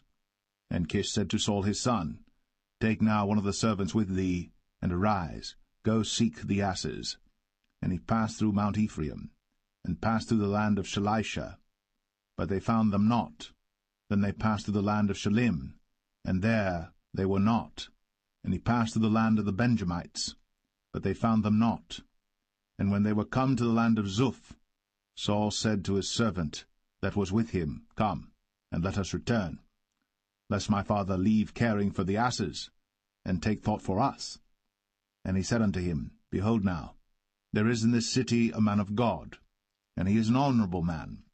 All that he saith cometh surely to pass. Now let us go thither. Peradventure he can show us our way that we should go. Then said Saul to his servant, But behold, if we go, what shall we bring the man? For the bread is spent in our vessels, and there is not a present to bring to the man of God. What have we? And the servant answered Saul again, and said, Behold, I have here at hand the 4th part of a shekel of silver. That will I give to the man of God, to tell us our way. Beforetime in Israel, when a man went to inquire of God, thus he spake, Come, and let us go to the seer. For he that is now called a prophet was beforetime called a seer. Then said Saul to his servant, Well said, Come, let us go. So they went unto the city where the man of God was. And as they went up the hill to the city, they found young maidens going out to draw water, and said unto them, Is the seer here? And they answered them, and said, He is, behold, he is before you. Make haste now, for he came today to the city, for there is a sacrifice of the people today in the high place. As soon as ye be come into the city, ye shall straightway find him, before he go up to the high place to eat. For the people will not eat until he come, because he doth bless the sacrifice, and afterwards they eat that be bidden. Now therefore get you up, for about this time ye shall find him. And they went up into the city. And when they were come into the city, behold, Samuel came out against them, for to go up to the high place. Now the Lord had told Samuel in his ear a day before Saul came, saying, Tomorrow, about this time, I will send thee a man out of the land of Benjamin, and thou shalt anoint him to be captain over my people Israel, that he may save my people out of the hand of the Philistines. For I have looked upon my people, because their cry is come unto me.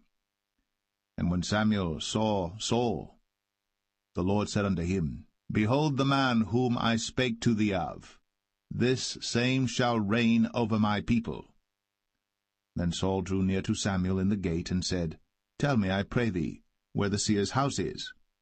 And Samuel answered Saul, and said, I am the seer. Go up before me unto the high place. For ye shall eat with me today, and tomorrow I will let thee go, and will tell thee all that is in thine heart.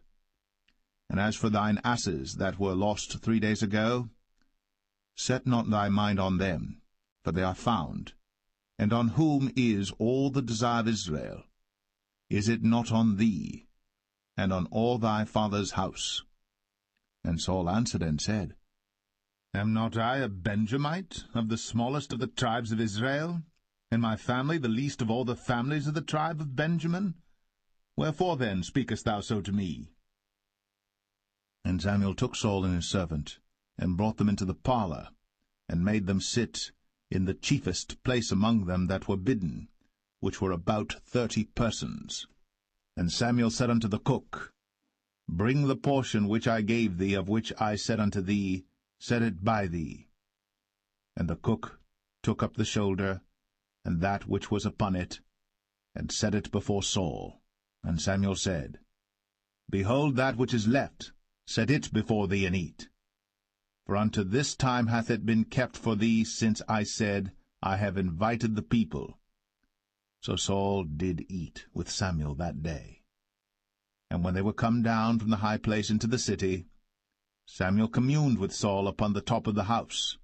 And they arose early. And it came to pass about the spring of the day that Samuel called Saul to the top of the house, saying, Up, that I may send thee away. And Saul arose. And they went out, both of them, he and Samuel, abroad. And as they were going down to the end of the city, Samuel said to Saul, Bid the servant pass on before us. And he passed on. But stand thou still a while, that I may show thee the word of God.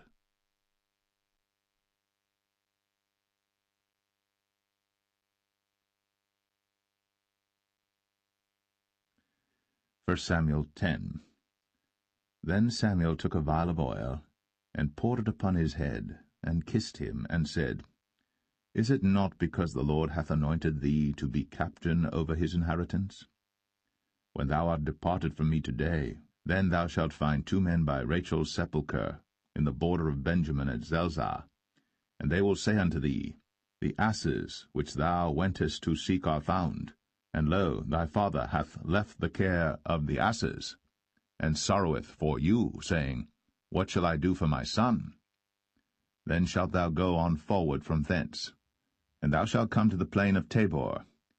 And there shall meet thee 3 men going up to God to Bethel, one carrying 3 kids, and another carrying 3 loaves of bread, and another carrying a bottle of wine. And they will salute thee, and give thee 2 loaves of bread, which thou shalt receive of their hands. After that thou shalt come to the hill of God, where is the garrison of the Philistines. And it shall come to pass, when thou art come thither to the city, that thou shalt meet a company of prophets coming down from the high place, with a psaltery, and a tabret, and a pipe, and a harp before them, and they shall prophesy. And the Spirit of the Lord will come upon thee, and thou shalt prophesy with them, and shalt be turned into another man. And let it be, when these signs are come unto thee, that thou do as occasion serve thee, for God is with thee. And thou shalt go down before me to Gilgal, and behold, I will come down unto thee to offer burnt offerings, and to sacrifice sacrifices of peace offerings. 7 days shalt thou tarry, till I come to thee, and show thee what thou shalt do. And it was so that when he had turned his back to go from Samuel, God gave him another heart. And all those signs came to pass that day. And when they came thither to the hill, behold, a company of prophets met him, and the Spirit of God came upon him, and he prophesied among them. And it came to pass, when all that knew him beforetime saw that, behold, he prophesied among the prophets, then the people said one to another, What is this that is come unto the son of Kish? Is Saul also among the prophets? And one of the same place answered and said, But who is their father? Therefore it became a proverb, Is Saul also among the prophets? And when he had made an end of prophesying, he came to the high place. And Saul's uncle said unto him and to his servant, Whither went ye? And he said, To seek the asses. And when we saw that they were nowhere, we came to Samuel. And Saul's uncle said, Tell me, I pray thee, what Samuel said unto you. And Saul said unto his uncle, He told us plainly that the asses were found. But of the matter of the kingdom whereof Samuel spake, he told him not. And Samuel called the people together unto the Lord to Mizpeh, and said unto the children of Israel, Thus saith the Lord God of Israel, I brought up Israel out of Egypt, and delivered you out of the hand of the Egyptians, and out of the hand of all kingdoms, and of them that oppressed you. And ye have this day rejected your God, who himself saved you out of all your adversities and your tribulations. And ye have said unto him, Nay, but set a king over us. Now therefore present yourselves before the Lord by your tribes and by your thousands. And when Samuel had caused all the tribes of Israel to come near, the tribe of Benjamin was taken. When he had caused the tribe of Benjamin to come near by their families, the family of Matri was taken. And Saul the son of Kish was taken. And when they sought him, he could not be found. Therefore they inquired of the Lord further, if the man should yet come thither. And the Lord answered, Behold, he hath hid himself among the stuff. And they ran and fetched him thence. And when he stood among the people, he was higher than any of the people, from his shoulders and upward. And Samuel said to all the people, See ye him, whom the Lord hath chosen, that there is none like him among all the people? And all the people shouted and said, God save the king. Then Samuel told the people the manner of the kingdom, and wrote it in a book, and laid it up before the Lord. And Samuel sent all the people away, every man to his house. And Saul also went home to Gibeah, and there went with him a band of men, whose hearts God had touched. But the children of Belial said, How shall this man save us? And they despised him, and brought him no presents. But he held his peace.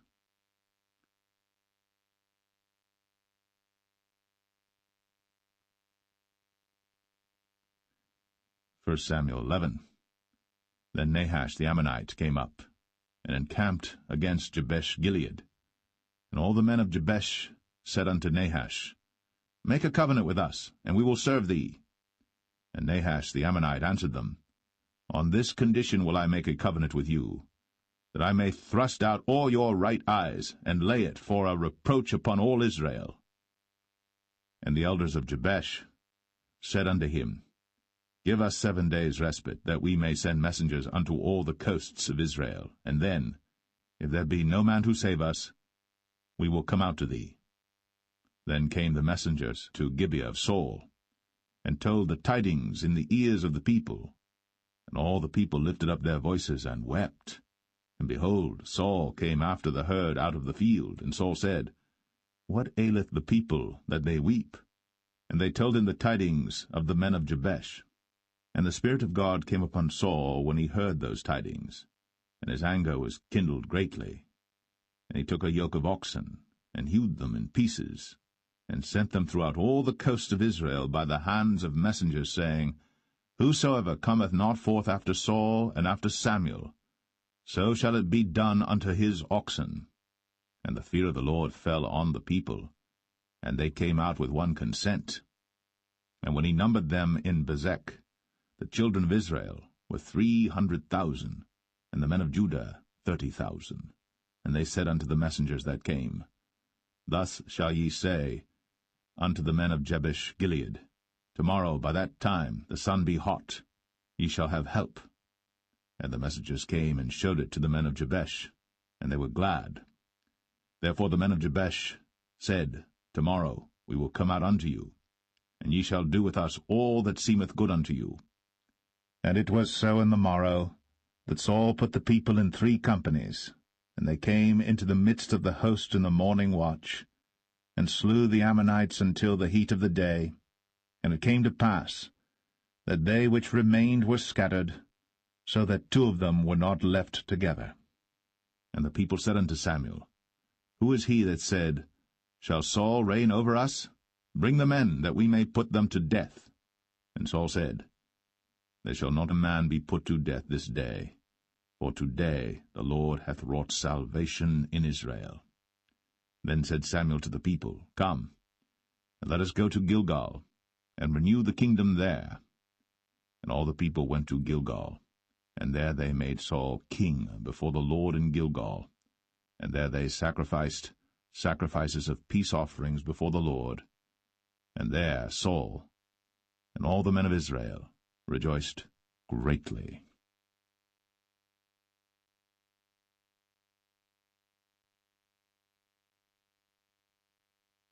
1 Samuel 12. And Samuel said unto all Israel, Behold, I have hearkened unto your voice in all that ye said unto me, and have made a king over you. And now, behold, the king walketh before you. And I am old and grey-headed, and behold, my sons are with you. And I have walked before you from my childhood unto this day. Behold, here I am. Witness against me before the Lord and before his anointed, whose ox have I taken? Or whose ass have I taken? Or whom have I defrauded? Whom have I oppressed? Or of whose hand have I received any bribe to blind mine eyes therewith? And I will restore it you. And they said, Thou hast not defrauded us, nor oppressed us, neither hast thou taken aught of any man's hand. And he said unto them, The Lord is witness against you, and his anointed is witness this day, that ye have not found aught in my hand. And they answered, He is witness. And Samuel said unto the people, It is the Lord that advanced Moses and Aaron, and that brought your fathers up out of the land of Egypt. Now therefore stand still, that I may reason with you before the Lord of all the righteous acts of the Lord, which he did to you and to your fathers. When Jacob was come into Egypt, and your fathers cried unto the Lord, then the Lord sent Moses and Aaron, which brought forth your fathers out of Egypt, and made them dwell in this place. And when they forgat the Lord their God, he sold them into the hand of Sisera, captain of the host of Hazor, and into the hand of the Philistines, and into the hand of the king of Moab. And they fought against them. And they cried unto the Lord, and said, We have sinned, because we have forsaken the Lord, and have served Balaam and Ashtoreth. But now deliver us out of the hand of our enemies, and we will serve thee. And the Lord sent Jerubbaal, and Bedan, and Jephthah, and Samuel, and delivered you out of the hand of your enemies on every side, and ye dwelled safe. And when ye saw that Nahash the king of the children of Ammon came against you, ye said unto me, Nay, but a king shall reign over us, when the Lord your God was your king. Now therefore, behold, the king whom ye have chosen, and whom ye have desired, and behold, the Lord hath set a king over you. If ye will fear the Lord, and serve him, and obey his voice, and not rebel against the commandment of the Lord, then shall both ye and also the king that reigneth over you continue following the Lord your God. But if ye will not obey the voice of the Lord, but rebel against the commandment of the Lord, then shall the hand of the Lord be against you, as it was against your fathers. Now therefore stand and see this great thing which the Lord will do before your eyes. Is it not wheat harvest today? I will call unto the Lord, and he shall send thunder and rain, that ye may perceive and see that your wickedness is great, which ye have done in the sight of the Lord in asking you a king. So Samuel called unto the Lord, and the Lord sent thunder and rain that day. And all the people greatly feared the Lord and Samuel. And all the people said unto Samuel, Pray for thy servants unto the Lord thy God, that we die not. For we have added unto all our sins this evil, to ask us a king. And Samuel said unto the people, Fear not, ye have done all this wickedness. Yet turn not aside from following the Lord, but serve the Lord with all your heart. And turn ye not aside, for then should ye go after vain things which cannot profit nor deliver, for they are vain. For the Lord will not forsake his people for his great name's sake, because it hath pleased the Lord to make you his people. Moreover, as for me, God forbid that I should sin against the Lord in ceasing to pray for you. But I will teach you the good and the right way. Only fear the Lord, and serve him in truth with all your heart. For consider how great things he hath done for you. But if ye shall still do wickedly, ye shall be consumed, both ye and your king.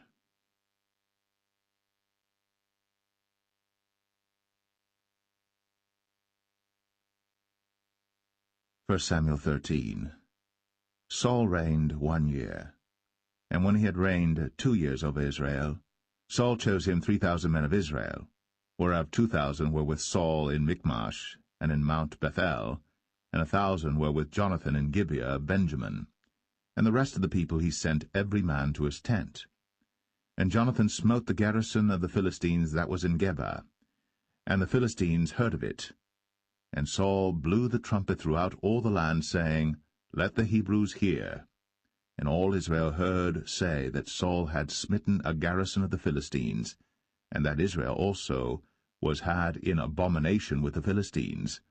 And the people were called together after Saul to Gilgal. And the Philistines gathered themselves together to fight with Israel, 30,000 chariots and 6,000 horsemen, and people as the sand which is on the seashore in multitude. And they came up, and pitched in Michmash, eastward from Bethaven. When the men of Israel saw that they were in a strait, for the people were distressed, then the people did hide themselves in caves, and in thickets, and in rocks, and in high places, and in pits. And some of the Hebrews went over Jordan to the land of Gad and Gilead. As for Saul, he was yet in Gilgal, and all the people followed him trembling. And he tarried 7 days according to the set time that Samuel had appointed. But Samuel came not to Gilgal, and the people were scattered from him. And Saul said, Bring hither a burnt offering to me, and peace offerings. And he offered the burnt offering. And it came to pass that as soon as he had made an end of offering the burnt offering, behold, Samuel came. And Saul went out to meet him, that he might salute him. And Samuel said, What hast thou done? And Saul said, Because I saw that the people were scattered from me, and that thou camest not within the days appointed, and that the Philistines gathered themselves together at Michmash. Therefore said I, The Philistines will come down now upon me to Gilgal, and I have not made supplication unto the Lord. I forced myself therefore, and offered a burnt offering. And Samuel said to Saul, Thou hast done foolishly. Thou hast not kept the commandment of the Lord thy God, which he commanded thee. For now would the Lord have established thy kingdom upon Israel for ever. But now thy kingdom shall not continue. The Lord hath sought him a man after his own heart. And the Lord hath commanded him to be captain over his people, because thou hast not kept that which the Lord commanded thee. And Samuel arose, and gat him up from Gilgal unto Gibeah of Benjamin. And Saul numbered the people that were present with him about 600 men. And Saul and Jonathan his son, and the people that were present with him, abode in Gibeah of Benjamin. But the Philistines encamped in Michmash. And the spoilers came out of the camp of the Philistines in 3 companies. 1 company turned unto the way that leadeth to Ophrah, unto the land of Shual. And another company turned the way to Bethhoron. And another company turned to the way of the border that looketh to the valley of Zeboim, toward the wilderness. Now there was no smith found throughout all the land of Israel. For the Philistines said, Lest the Hebrews make them swords or spears. But all the Israelites went down to the Philistines to sharpen every man his share, and his coulter, and his axe, and his mattock. Yet they had a file for the mattocks, and for the coulters, and for the forks, and for the axes, and to sharpen the goads. So it came to pass in the day of battle that there was neither sword nor spear found in the hand of any of the people that were with Saul and Jonathan. But with Saul and with Jonathan his son was there found. And the garrison of the Philistines went out to the passage of Michmash.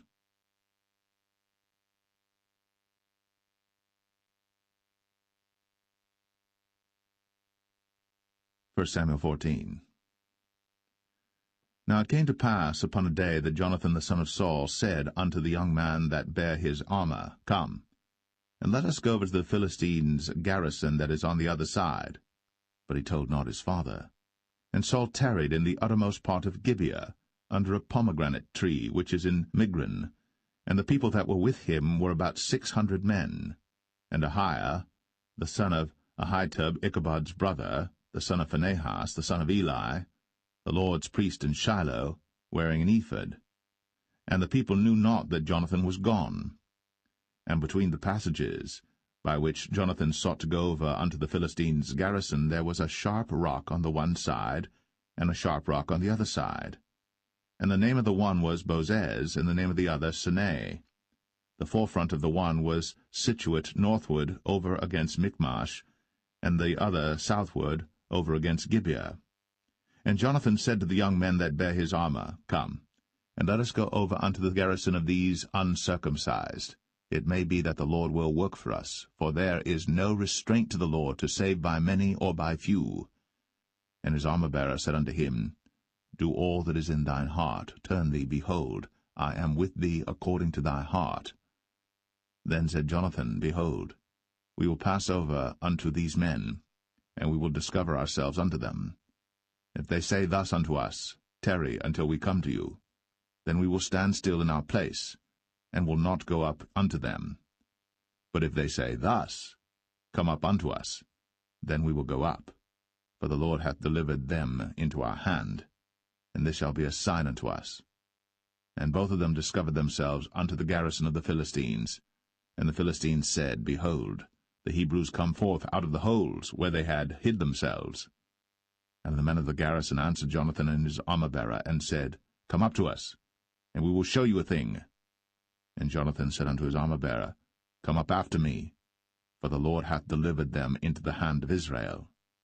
And Jonathan climbed up upon his hands and upon his feet, and his armor-bearer after him, and they fell before Jonathan, and his armor-bearer slew after him. And that first slaughter which Jonathan and his armor-bearer made was about 20 men, within as it were an half-acre of land, which a yoke of oxen might plough. And there was trembling in the host, in the field, and among all the people. The garrison and the spoilers, they also trembled, and the earth quaked. So it was a very great trembling. And the watchmen of Saul and Gibeah of Benjamin looked, and behold, the multitude melted away, and they went on beating down one another. Then said Saul unto the people that were with him, Number now, and see who is gone from us. And when they had numbered, behold, Jonathan and his armor-bearer were not there. And Saul said unto Ahiah, Bring hither the ark of God. For the ark of God was at that time with the children of Israel. And it came to pass, while Saul talked unto the priest, that the noise that was in the host of the Philistines went on and increased. And Saul said unto the priest, Withdraw thine hand. And Saul and all the people that were with him assembled themselves. And they came to the battle. And behold, every man's sword was against his fellow, and there was a very great discomfiture. Moreover, the Hebrews that were with the Philistines before that time, which went up with them into the camp from the country round about, even they also turned to be with the Israelites that were with Saul and Jonathan. Likewise all the men of Israel, which had hid themselves in Mount Ephraim, when they heard that the Philistines fled, even they also followed hard after them in the battle. So the Lord saved Israel that day. And the battle passed over unto Bethaven. And the men of Israel were distressed that day.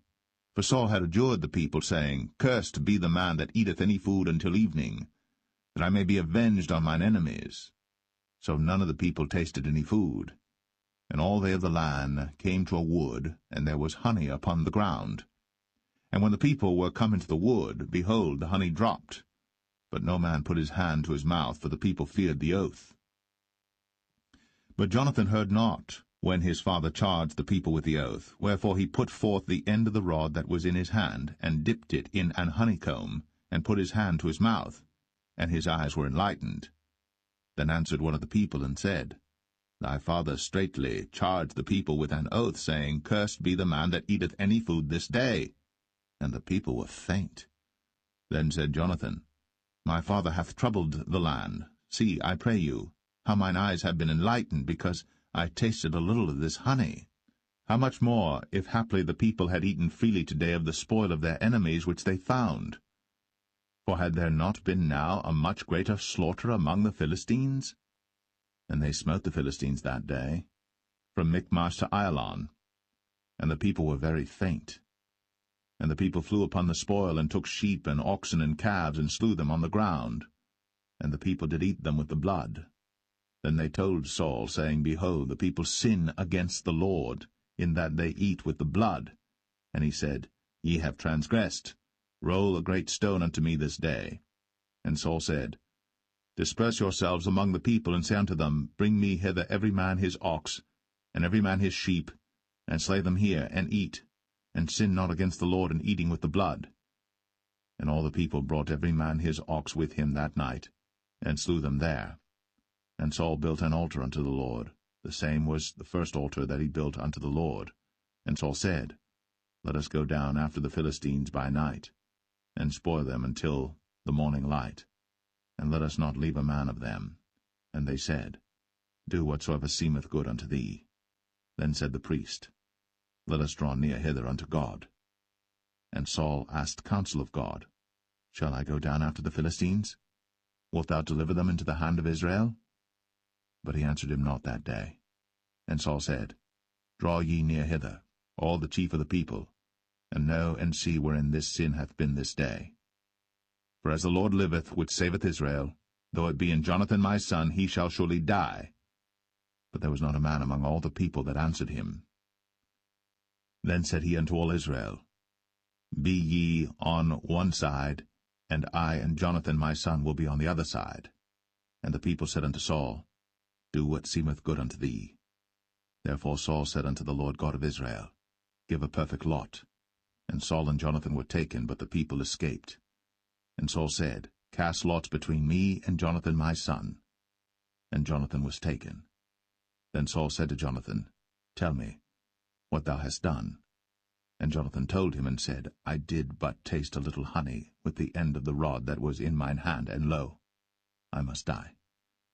And Saul answered, God do so and more also, for thou shalt surely die, Jonathan. And the people said unto Saul, Shall Jonathan die, who hath wrought this great salvation in Israel? God forbid, as the Lord liveth. There shall not one hair of his head fall to the ground, for he hath wrought with God this day.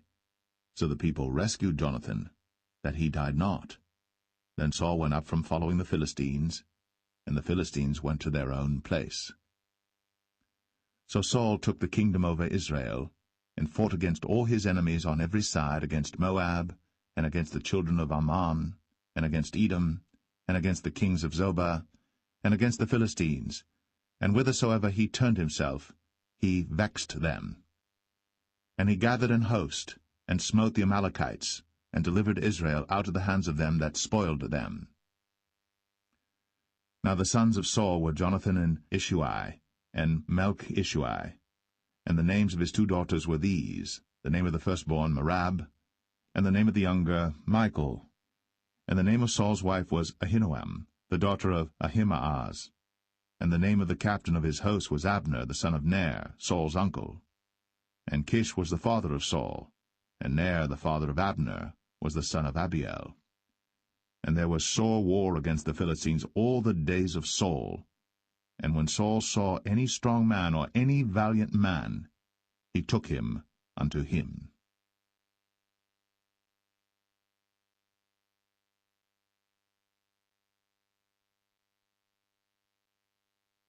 1 Samuel 15. Samuel also said unto Saul, The Lord sent me to anoint thee to be king over his people, over Israel. Now therefore hearken thou unto the voice of the words of the Lord. Thus saith the Lord of hosts, I remember that which Amalek did to Israel, how he laid wait for him in the way when he came up from Egypt. Now go, and smite Amalek, and utterly destroy all that they have, and spare them not, but slay both man and woman, infant and suckling, ox and sheep, camel and ass. And Saul gathered the people together, and numbered them in Telaim 200,000 footmen, and 10,000 men of Judah. And Saul came to a city of Amalek, and laid wait in the valley. And Saul said unto the Kenites, Go, depart, get you down from among the Amalekites, lest I destroy you with them. For ye showed kindness to all the children of Israel when they came up out of Egypt. So the Kenites departed from among the Amalekites. And Saul smote the Amalekites from Havilah until thou comest to Shur, that is over against Egypt. And he took Agag, the king of the Amalekites, alive, and utterly destroyed all the people with the edge of the sword. But Saul and the people spared Agag, and the best of the sheep, and of the oxen, and of the fatlings, and the lambs, and all that was good, and would not utterly destroy them. But everything that was vile and refuse, that they destroyed utterly. Then came the word of the Lord unto Samuel, saying, It repenteth me that I have set up Saul to be king, for he is turned back from following me, and hath not performed my commandments. And it grieved Samuel, and he cried unto the Lord all night. And when Samuel rose early to meet Saul in the morning, it was told Samuel, saying, Saul came to Carmel, and behold, he set him up a place, and is gone about, and passed on, and gone down to Gilgal.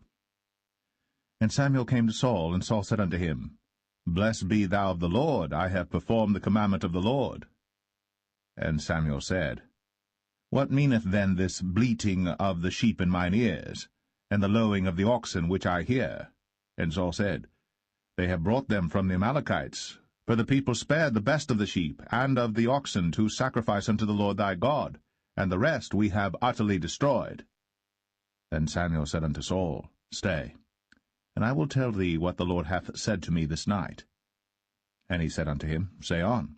And Samuel said, When thou wast little in thine own sight, wast thou not made the head of the tribes of Israel?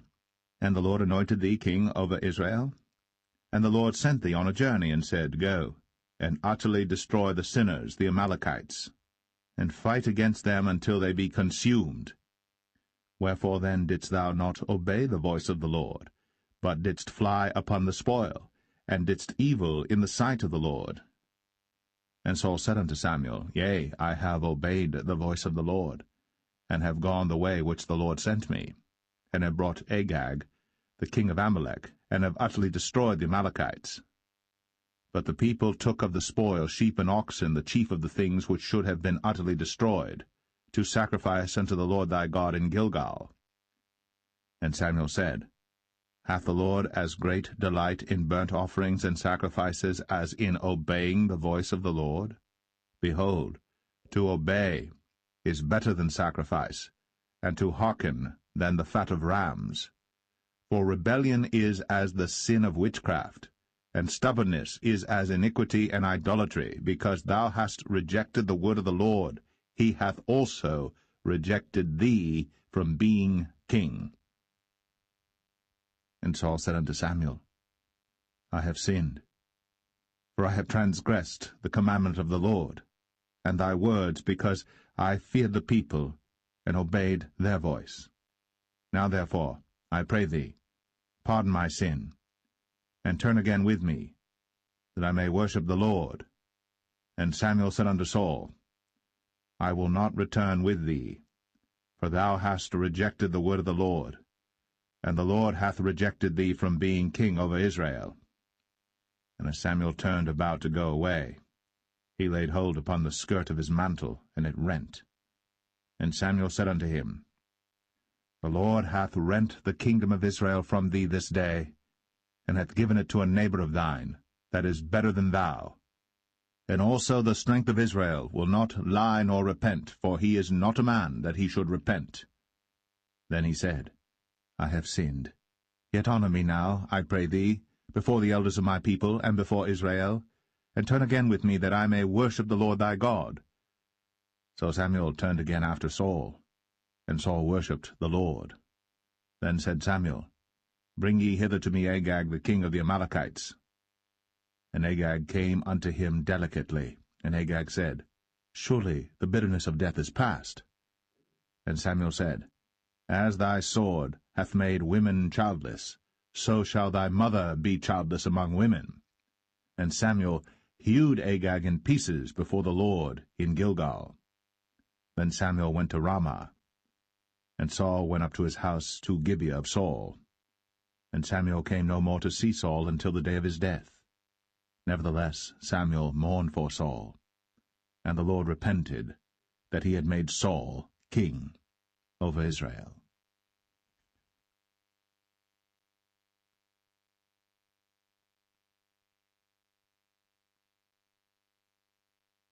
1 Samuel 16.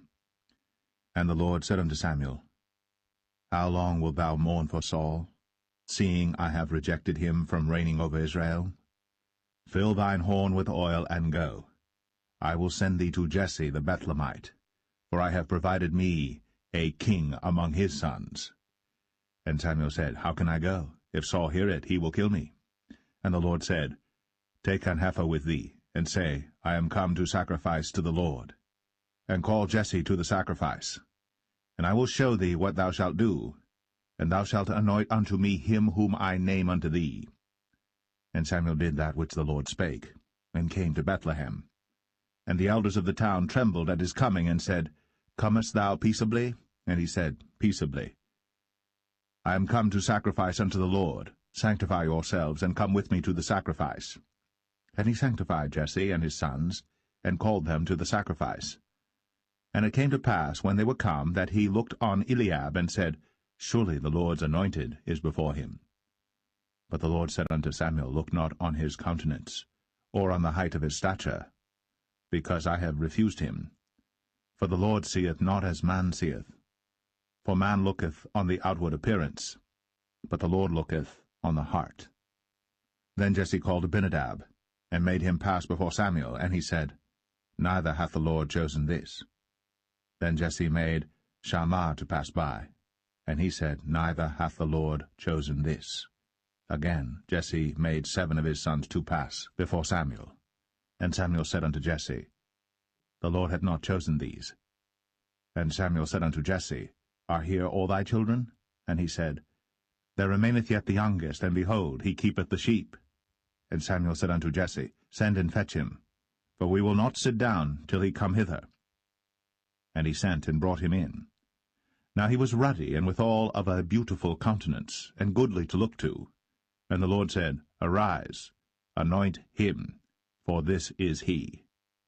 Then Samuel took the horn of oil, and anointed him in the midst of his brethren. And the Spirit of the Lord came upon David from that day forward. So Samuel rose up, and went to Ramah. But the Spirit of the Lord departed from Saul, and an evil spirit from the Lord troubled him. And Saul's servant said unto him, Behold now, an evil spirit from God troubleth thee. Let our Lord now command thy servants, which are before thee, to seek out a man who is a cunning player on an harp. And it shall come to pass, when the evil spirit from God is upon thee, that he shall play with his hand, and thou shalt be well.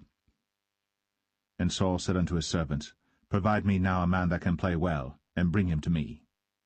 Then answered one of the servants, and said, Behold, I have seen a son of Jesse the Bethlehemite, that is cunning in playing, and a mighty valiant man, and a man of war, and prudent in matters, and a comely person.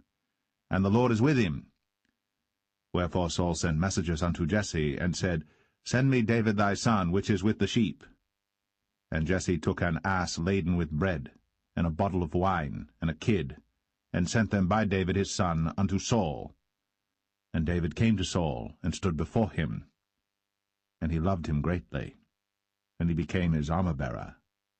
And Saul sent to Jesse, saying, Let David, I pray thee, stand before me, for he hath found favor in my sight. And it came to pass, when the evil spirit from God was upon Saul, that David took an harp, and played with his hand.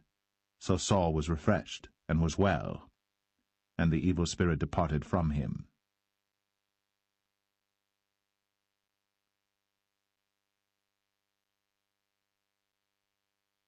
1 Samuel 17. Now the Philistines gathered together their armies to battle, and were gathered together at Shochoh, which belongeth to Judah, and pitched between Shochoh and Azekah in Ephes-dammim. And Saul and the men of Israel were gathered together and pitched by the valley of Elah, and set the battle in array against the Philistines. And the Philistines stood on a mountain on the one side, and Israel stood on a mountain on the other side, and there was a valley between them. And there went out a champion out of the camp of the Philistines, named Goliath of Gath, whose height was 6 cubits and a span. And he had an helmet of brass upon his head, and he was armed with a coat of mail, and the weight of the coat was 5,000 shekels of brass. And he had greaves of brass upon his legs, and a target of brass between his shoulders. And the staff of his spear was like a weaver's beam, and his spear's head weighed 600 shekels of iron, and one bearing a shield went before him. And he stood and cried unto the armies of Israel, and said unto them, Why are ye come out to set your battle in array? Am not I a Philistine, and ye servants to Saul? Choose you a man for you, and let him come down to me. If he be able to fight with me and to kill me, then will we be your servants. But if I prevail against him, and kill him, then shall ye be our servants, and serve us. And the Philistine said, I defy the armies of Israel this day. Give me a man, that we may fight together. When Saul and all Israel heard those words of the Philistine, they were dismayed, and greatly afraid. Now David was the son of that Ephrathite of Bethlehem, Judah, whose name was Jesse, and he had 8 sons. And the man went among men for an old man in the days of Saul. And the 3 eldest sons of Jesse went and followed Saul to the battle. And the names of his 3 sons that went to the battle were Eliab the firstborn, and next unto him Abinadab, and the third Shammah. And David was the youngest, and the 3 eldest followed Saul. But David went and returned from Saul to feed his father's sheep at Bethlehem. And the Philistine drew near morning and evening, and presented himself 40 days. And Jesse said unto David his son, Take now for thy brethren an ephah of this parched corn, and these 10 loaves, and run to the camp to thy brethren. And carry these 10 cheeses unto the captain of their 1,000, and look how thy brethren fare, and take their pledge. Now Saul and they, and all the men of Israel, were in the valley of Elah, fighting with the Philistines. And David rose up early in the morning, and left the sheep with a keeper, and took and went, as Jesse had commanded him. And he came to the trench, as the host was going forth to the fight, and shouted for the battle. For Israel and the Philistines had put the battle in array, army against army. And David left his carriage in the hand of the keeper of the carriage, and ran into the army, and came and saluted his brethren. And as he talked with them, behold, there came up the champion, the Philistine of Gath, Goliath by name, out of the armies of the Philistines, and spake according to the same words, and David heard them. And all the men of Israel, when they saw the man, fled from him, and were sore afraid. And the men of Israel said, Have ye seen this man that is come up?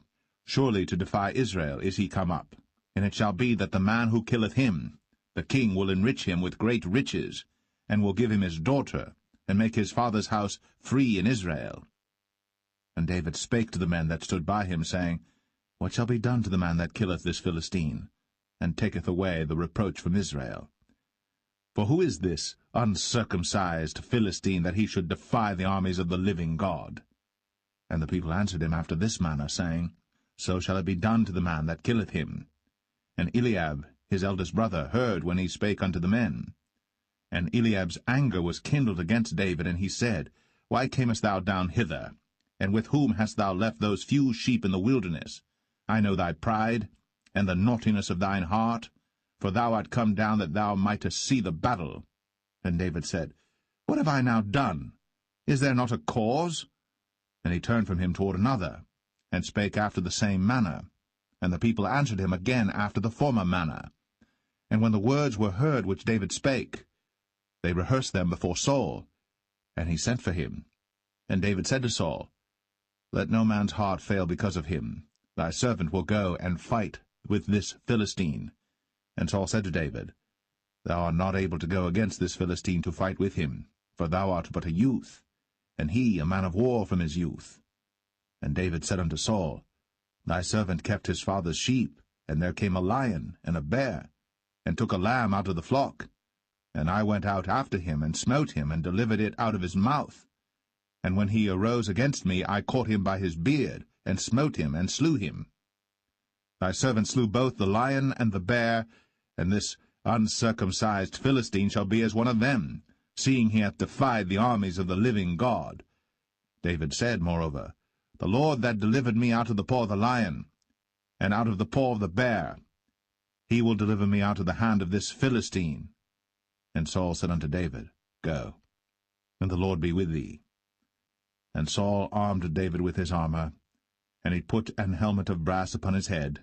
Also he armed him with a coat of mail. And David girded his sword upon his armor, and he essayed to go, for he had not proved it. And David said unto Saul, I cannot go with these, for I have not proved them. And David put them off him. And he took his staff in his hand, and chose him 5 smooth stones out of the brook, and put them in a shepherd's bag which he had, even in a scrip, and his sling was in his hand. And he drew near to the Philistine. And the Philistine came on and drew near unto David. And the man that bare the shield went before him. And when the Philistine looked about and saw David, he disdained him, for he was but a youth, and ruddy, and of a fair countenance. And the Philistine said unto David, Am I a dog that thou comest to me with staves? And the Philistine cursed David by his gods. And the Philistine said to David, Come to me, and I will give thy flesh unto the fowls of the air, and to the beasts of the field.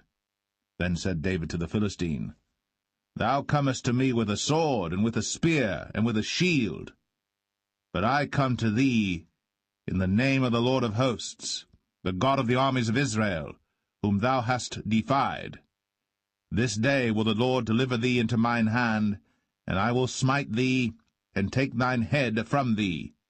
And I will give the carcasses of the host of the Philistines this day unto the fowls of the air, and to the wild beasts of the earth, that all the earth may know that there is a God in Israel.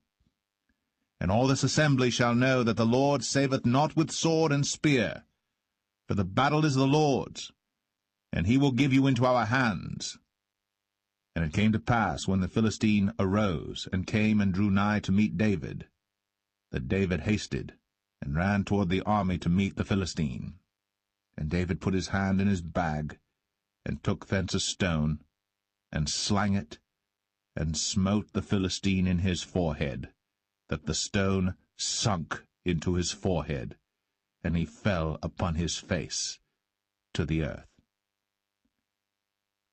So David prevailed over the Philistine with a sling and with a stone, and smote the Philistine, and slew him.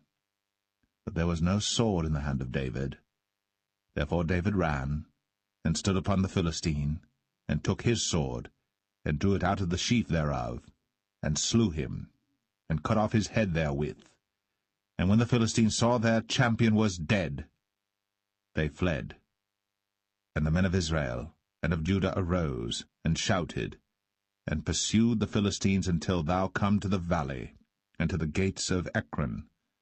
And the wounded of the Philistines fell down by the way to Sharaim, even unto Gath and unto Ekron.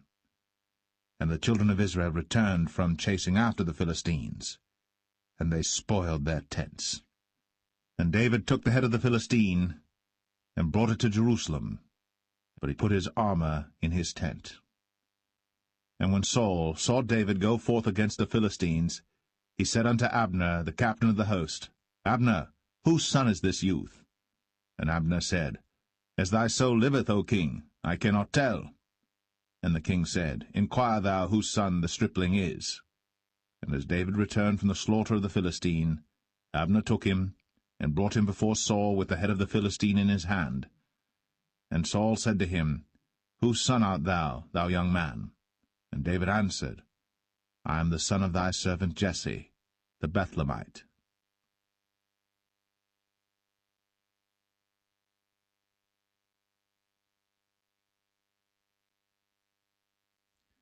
1 Samuel 18. And it came to pass, when he had made an end of speaking unto Saul, that the soul of Jonathan was knit with the soul of David, and Jonathan loved him as his own soul. And Saul took him that day, and would let him go no more home to his father's house. Then Jonathan and David made a covenant, because he loved him as his own soul. And Jonathan stripped himself of the robe that was upon him, and gave it to David, and his garments, even to his sword, and to his bow, and to his girdle. And David went out whithersoever Saul sent him, and behaved himself wisely. And Saul set him over the men of war, and he was accepted in the sight of all the people, and also in the sight of Saul's servants. And it came to pass, as they came, when David was returned from the slaughter of the Philistine, that women came out of all cities of Israel, singing and dancing to meet King Saul, with tabrets, with joy, and with instruments of music. And the women answered one another as they played, and said, Saul hath slain his thousands, and David his 10,000s. And Saul was very wroth, and the saying displeased him, and he said, They have ascribed unto David 10,000s, and to me they have ascribed but thousands. And what can he have more but the kingdom? And Saul eyed David from that day and forward. And it came to pass on the morrow that the evil spirit from God came upon Saul, and he prophesied in the midst of the house. And David played with his hand, as at other times. And there was a javelin in Saul's hand. And Saul cast the javelin, for he said, I will smite David even to the wall with it. And David avoided out of his presence twice. And Saul was afraid of David, because the Lord was with him, and was departed from Saul. Therefore Saul removed him from him, and made him his captain over 1,000, and he went out and came in before the people. And David behaved himself wisely in all his ways, and the Lord was with him. Wherefore when Saul saw that he behaved himself very wisely, he was afraid of him. But all Israel and Judah loved David, because he went out and came in before them. And Saul said to David, Behold my elder daughter Merab, her will I give thee to wife. Only be thou valiant for me, and fight the Lord's battles. For Saul said, Let not mine hand be upon him, but let the hand of the Philistines be upon him. And David said unto Saul, Who am I, and what is my life, or my father's family in Israel, that I should be son-in-law to the king? But it came to pass at the time when Merab, Saul's daughter, should have been given to David, that she was given unto Adriel, the Maholathite, to wife. And Michal, Saul's daughter, loved David. And they told Saul, and the thing pleased him. And Saul said, I will give him her, that she may be a snare to him, and that the hand of the Philistines may be against him. Wherefore Saul said to David, Thou shalt this day be my son-in-law in the one of the twain. And Saul commanded his servants, saying, Commune with David secretly, and say, Behold, the king hath delight in thee, and all his servants love thee. Now therefore be the king's son-in-law. And Saul's servants spake those words in the ears of David. And David said, Seemeth it to you a light thing to be a king's son-in-law, seeing that I am a poor man, and lightly esteemed? And the servants of Saul told him, saying, On this manner spake David. And Saul said, Thus shall ye say to David, The king desireth not any dowry, but 100 foreskins of the Philistines to be avenged of the king's enemies. But Saul thought to make David fall by the hand of the Philistines. And when his servants told David these words, it pleased David well to be the king's son-in-law, and the days were not expired. Wherefore David arose, and went, he and his men, and slew of the Philistines 200 men. And David brought their foreskins, and they gave them in full tale to the king, that he might be the king's son-in-law. And Saul gave him Michal his daughter to wife. And Saul saw and knew that the Lord was with David, and that Michal, Saul's daughter, loved him. And Saul was yet the more afraid of David, and Saul became David's enemy continually. Then the princes of the Philistines went forth, and it came to pass after they went forth that David behaved himself more wisely than all the servants of Saul, so that his name was much set by.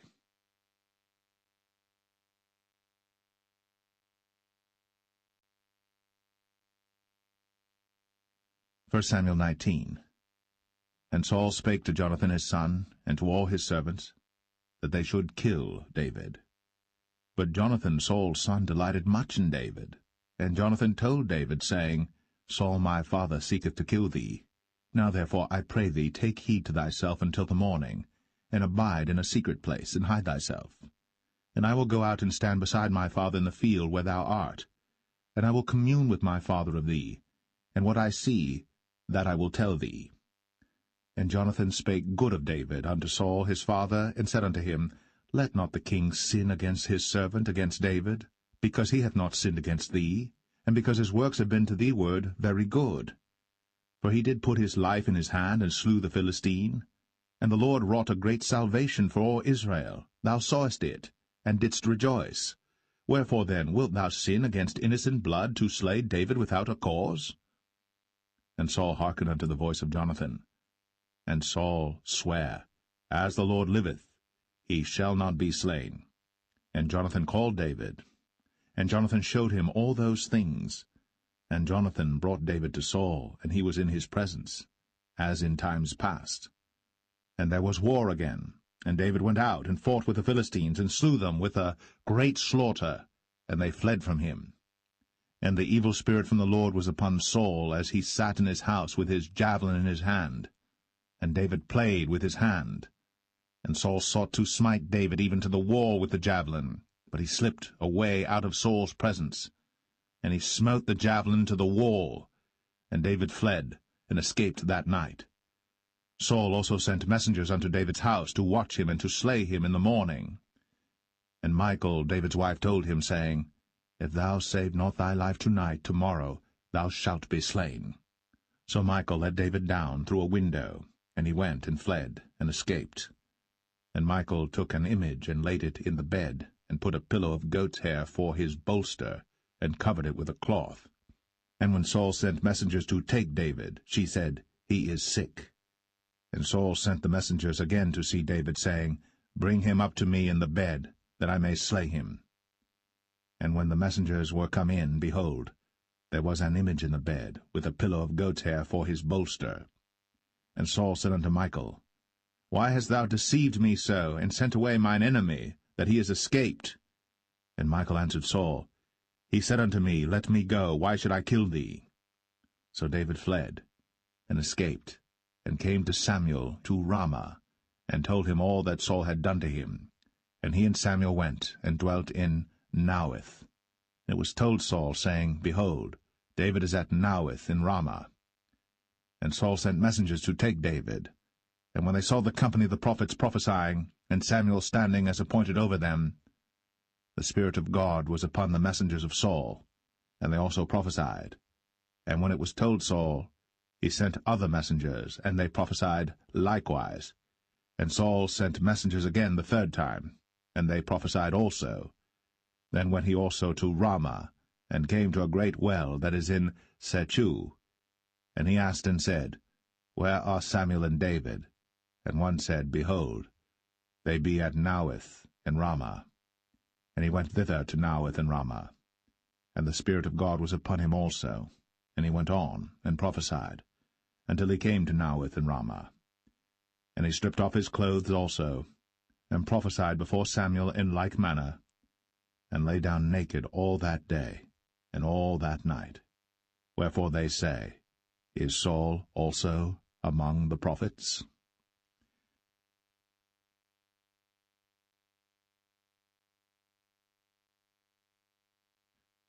First Samuel 20.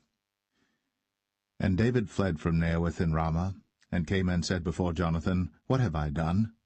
What is mine iniquity? And what is my sin before thy father, that he seeketh my life? And he said unto him, God forbid, thou shalt not die. Behold, my father will do nothing either great or small, but that he will show it me. And why should my father hide this thing from me? It is not so. And David sware moreover, and said, Thy father certainly knoweth that I have found grace in thine eyes. And he saith, Let not Jonathan know this, lest he be grieved.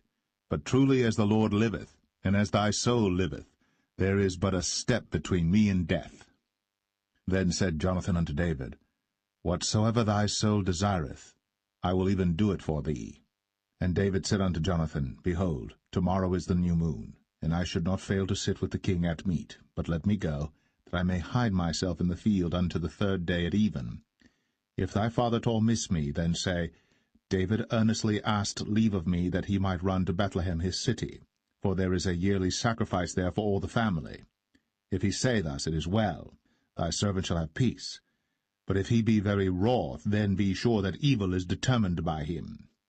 Therefore thou shalt deal kindly with thy servant, for thou hast brought thy servant into a covenant of the Lord with thee. Notwithstanding, if there be in me iniquity, slay me thyself. For why shouldest thou bring me to thy father? And Jonathan said, Far be it from thee, for if I knew certainly that evil were determined by my father to come upon thee, then would not I tell it thee? Then said David to Jonathan, Who shall tell me? Or what if thy father answer thee roughly? And Jonathan said unto David, Come, and let us go out into the field. And they went out, both of them, into the field. And Jonathan said unto David, O Lord God of Israel, when I have sounded my father about tomorrow any time, or the 3rd day, and behold, if there be good toward David, and I then send not unto thee, and show it thee, the Lord do so, and much more to Jonathan. But if it please my father to do thee evil, then I will show it thee, and send thee away, that thou mayest go in peace, and the Lord be with thee, as he hath been with my father. And thou shalt not only while yet I live show me the kindness of the Lord, that I die not, but also thou shalt not cut off thy kindness from my house for ever, no, not when the Lord hath cut off the enemies of David every one from the face of the earth. So Jonathan made a covenant with the house of David, saying, Let the Lord even require it at the hand of David's enemies. And Jonathan caused David to swear again, because he loved him, for he loved him as he loved his own soul.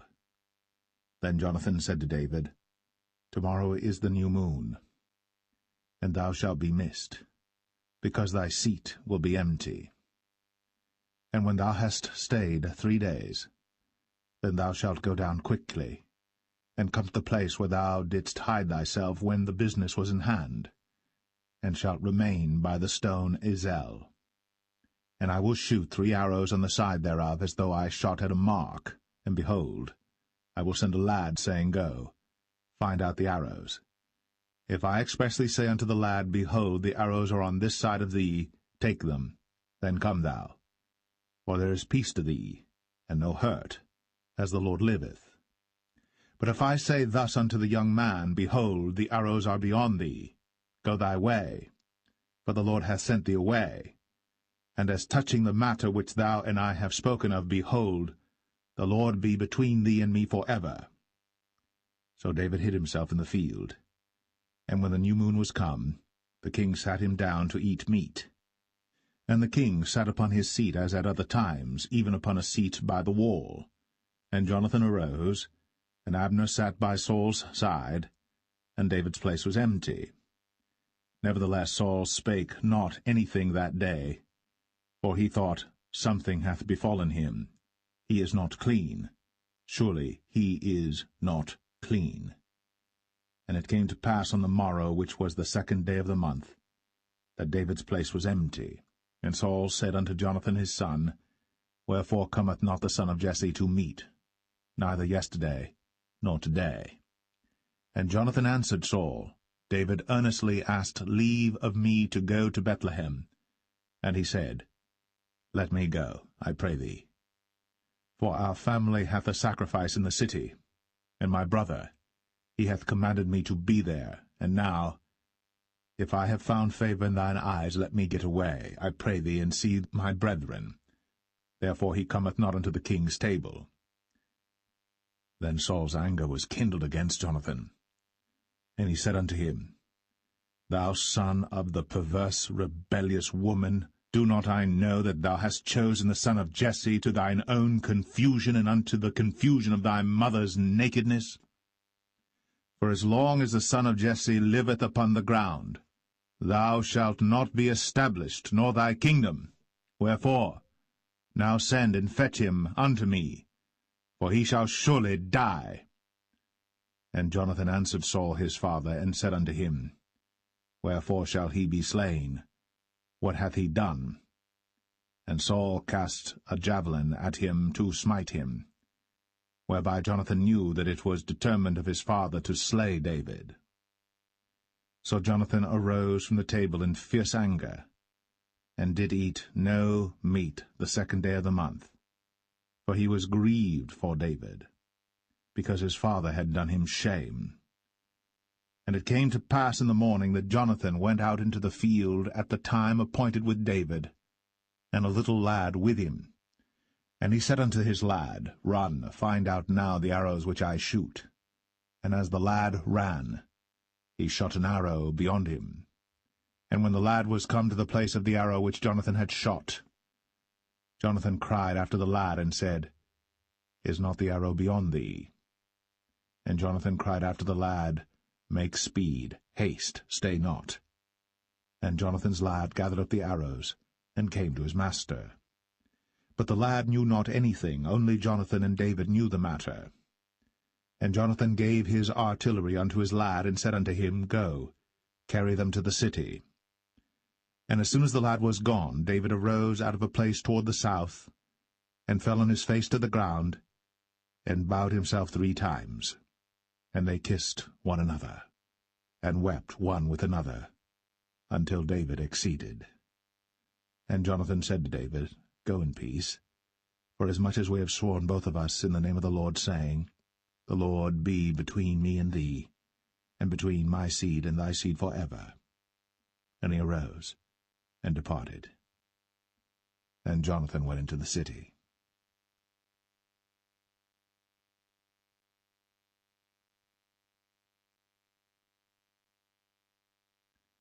1 Samuel 21. Then came David to Nob, to Ahimelech the priest. And Ahimelech was afraid at the meeting of David, and said unto him, Why art thou alone, and no man with thee? And David said unto Ahimelech the priest, The king hath commanded me a business, and hath said unto me, Let no man know anything of the business whereabout I send thee, and what I have commanded thee. And I have appointed my servants to such and such a place. Now therefore, what is under thine hand? Give me 5 loaves of bread in mine hand, or what there is present. And the priest answered David, and said, There is no common bread under mine hand, but there is hallowed bread, if the young men have kept themselves at least from women.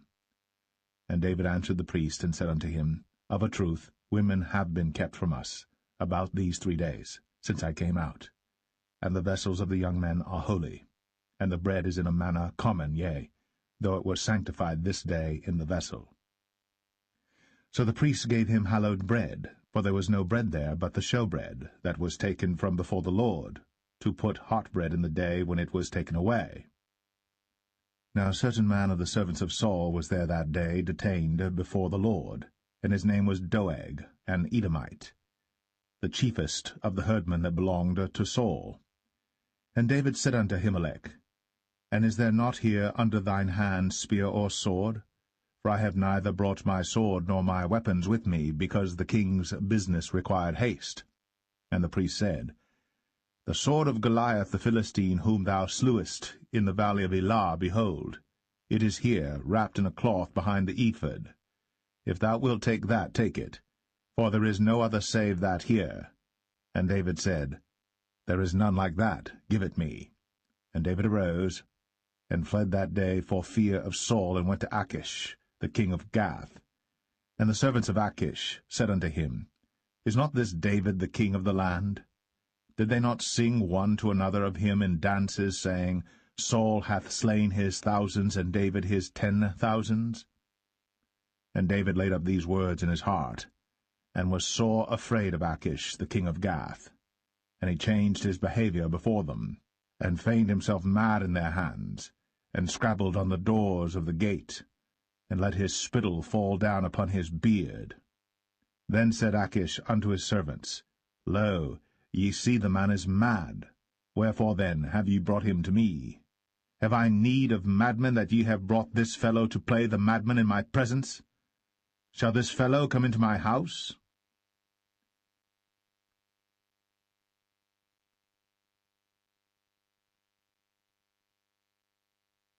1 Samuel 22. David therefore departed thence, and escaped to the cave Adullam.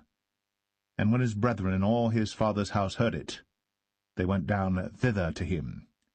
And every one that was in distress, and every one that was in debt, and every one that was discontented gathered themselves unto him. And he became a captain over them. And there were with him about 400 men. And David went thence to Mizpeh of Moab. And he said unto the king of Moab, Let my father and my mother, I pray thee, come forth, and be with you, till I know what God will do for me. And he brought them before the king of Moab, and they dwelt with him all the while that David was in the hold. And the prophet Gad said unto David, Abide not in the hold, depart, and get thee into the land of Judah. Then David departed, and came into the forest of Hareth. When Saul heard that David was discovered, and the men that were with him. Now Saul abode in Gibeah under a tree in Ramah, having his spear in his hand, and all his servants were standing about him. Then Saul said unto his servants that stood about him, Hear now, ye Benjamites, will the son of Jesse give every one of you fields and vineyards, and make you all captains of thousands and captains of hundreds, that all of you have conspired against me? And there is none that showeth me that my son hath made a league with the son of Jesse. And there is none of you that is sorry for me, or showeth unto me that my son hath stirred up my servant against me, to lie in wait, as at this day. Then answered Doeg the Edomite, which was set over the servants of Saul, and said, I saw the son of Jesse coming to Nob, to Ahimelech, the son of Ahitub. And he inquired of the Lord for him, and gave him victuals, and gave him the sword of Goliath the Philistine. Then the king sent to call Ahimelech the priest, the son of Ahitub, and all his father's house, the priests that were in Nob, and they came all of them to the king.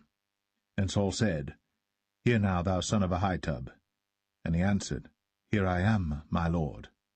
And Saul said unto him, Why have ye conspired against me, thou and the son of Jesse, in that thou hast given him bread and a sword, and hast inquired of God for him, that he should rise against me to lie in wait, as at this day?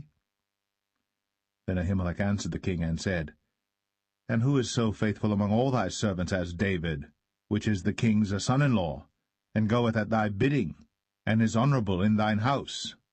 Did I then begin to inquire of God for him? Be it far from me.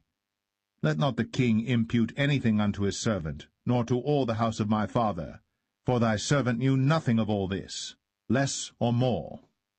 And the king said, Thou shalt surely die, Ahimelech, thou, and all thy father's house.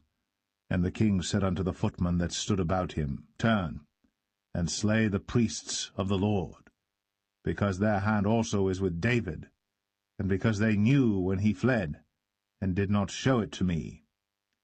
But the servants of the king would not put forth their hand to fall upon the priests of the Lord. And the king said to Doeg, Turn thou, and fall upon the priests. And Doeg the Edomite turned, and he fell upon the priests, and slew on that day 75 persons that did wear a linen ephod. And Nob, the city of the priests, smote he with the edge of the sword, both men and women, children and sucklings, and oxen and asses, and sheep, with the edge of the sword. And one of the sons of Ahimelech, the son of Ahitub, named Abiathar, escaped, and fled after David. And Abiathar showed David that Saul had slain the Lord's priests. And David said unto Abiathar, I knew it that day when Doeg the Edomite was there, that he would surely tell Saul, I have occasioned the death of all the persons of thy father's house. Abide thou with me. Fear not, for he that seeketh my life seeketh thy life. But with me thou shalt be in safeguard.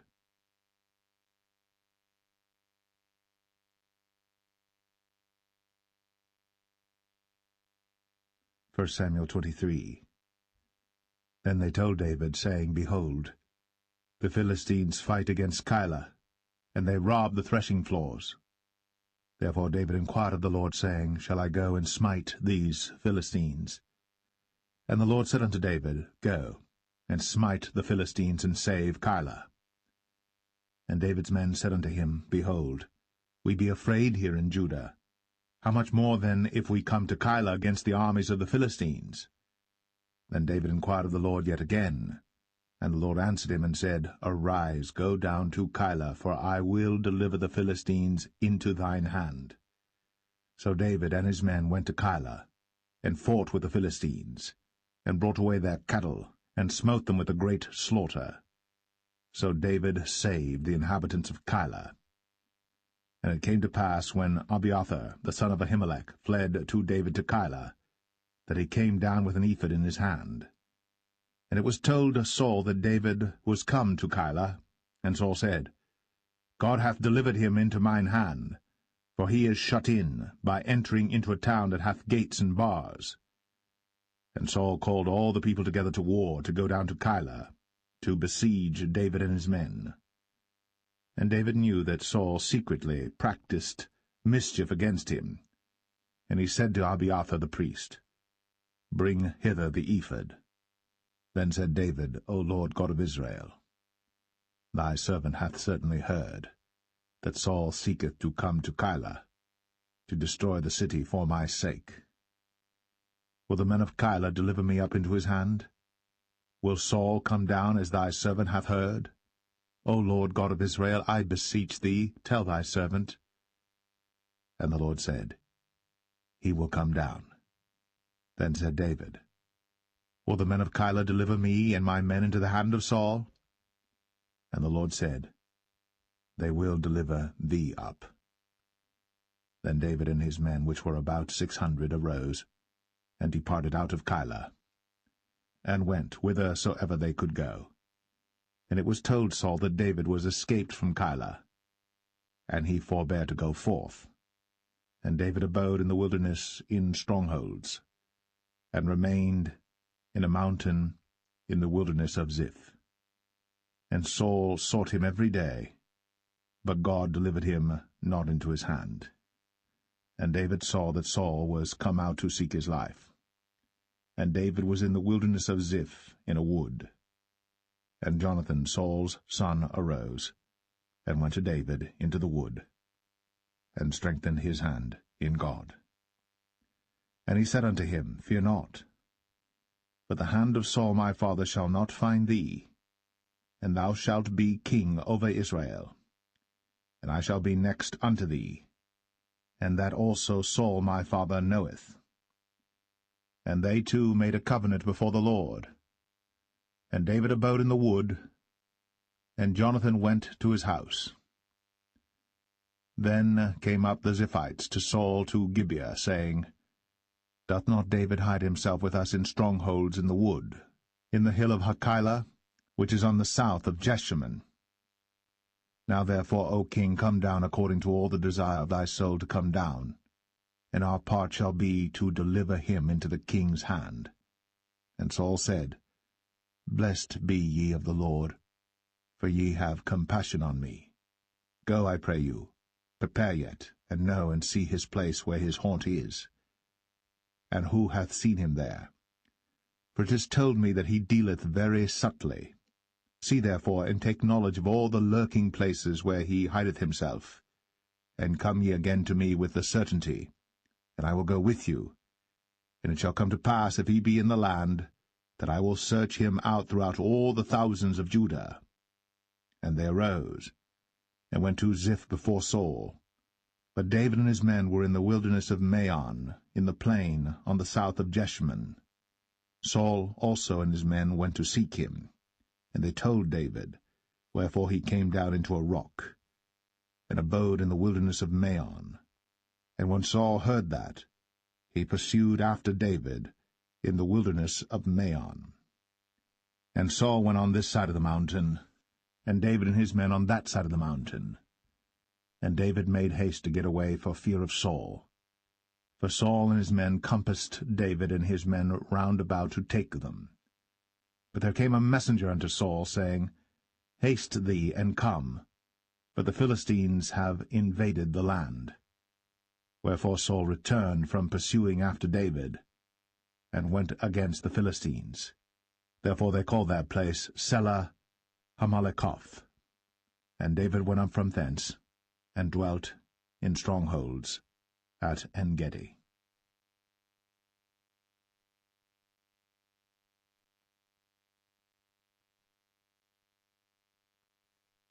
1 Samuel 24. And it came to pass, when Saul was returned from following the Philistines, that it was told him, saying, Behold, David is in the wilderness of En-gedi.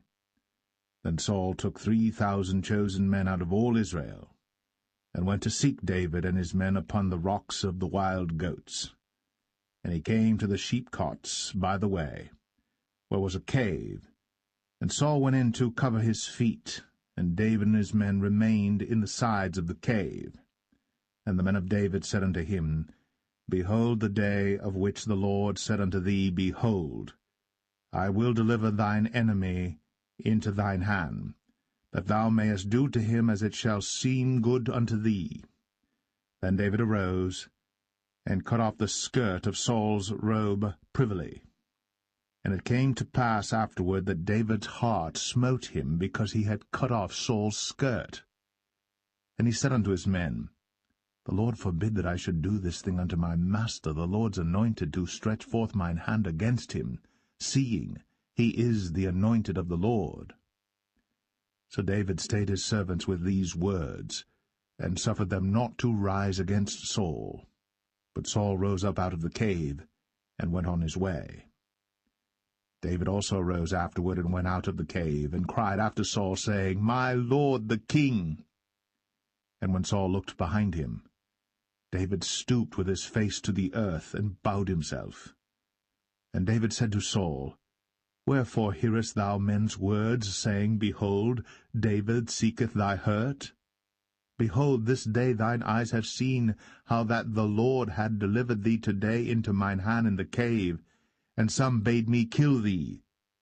But mine eyes spared thee, and I said, I will not put forth mine hand against my Lord, for he is the Lord's anointed. Moreover, my father, see the skirt of thy robe in my hand.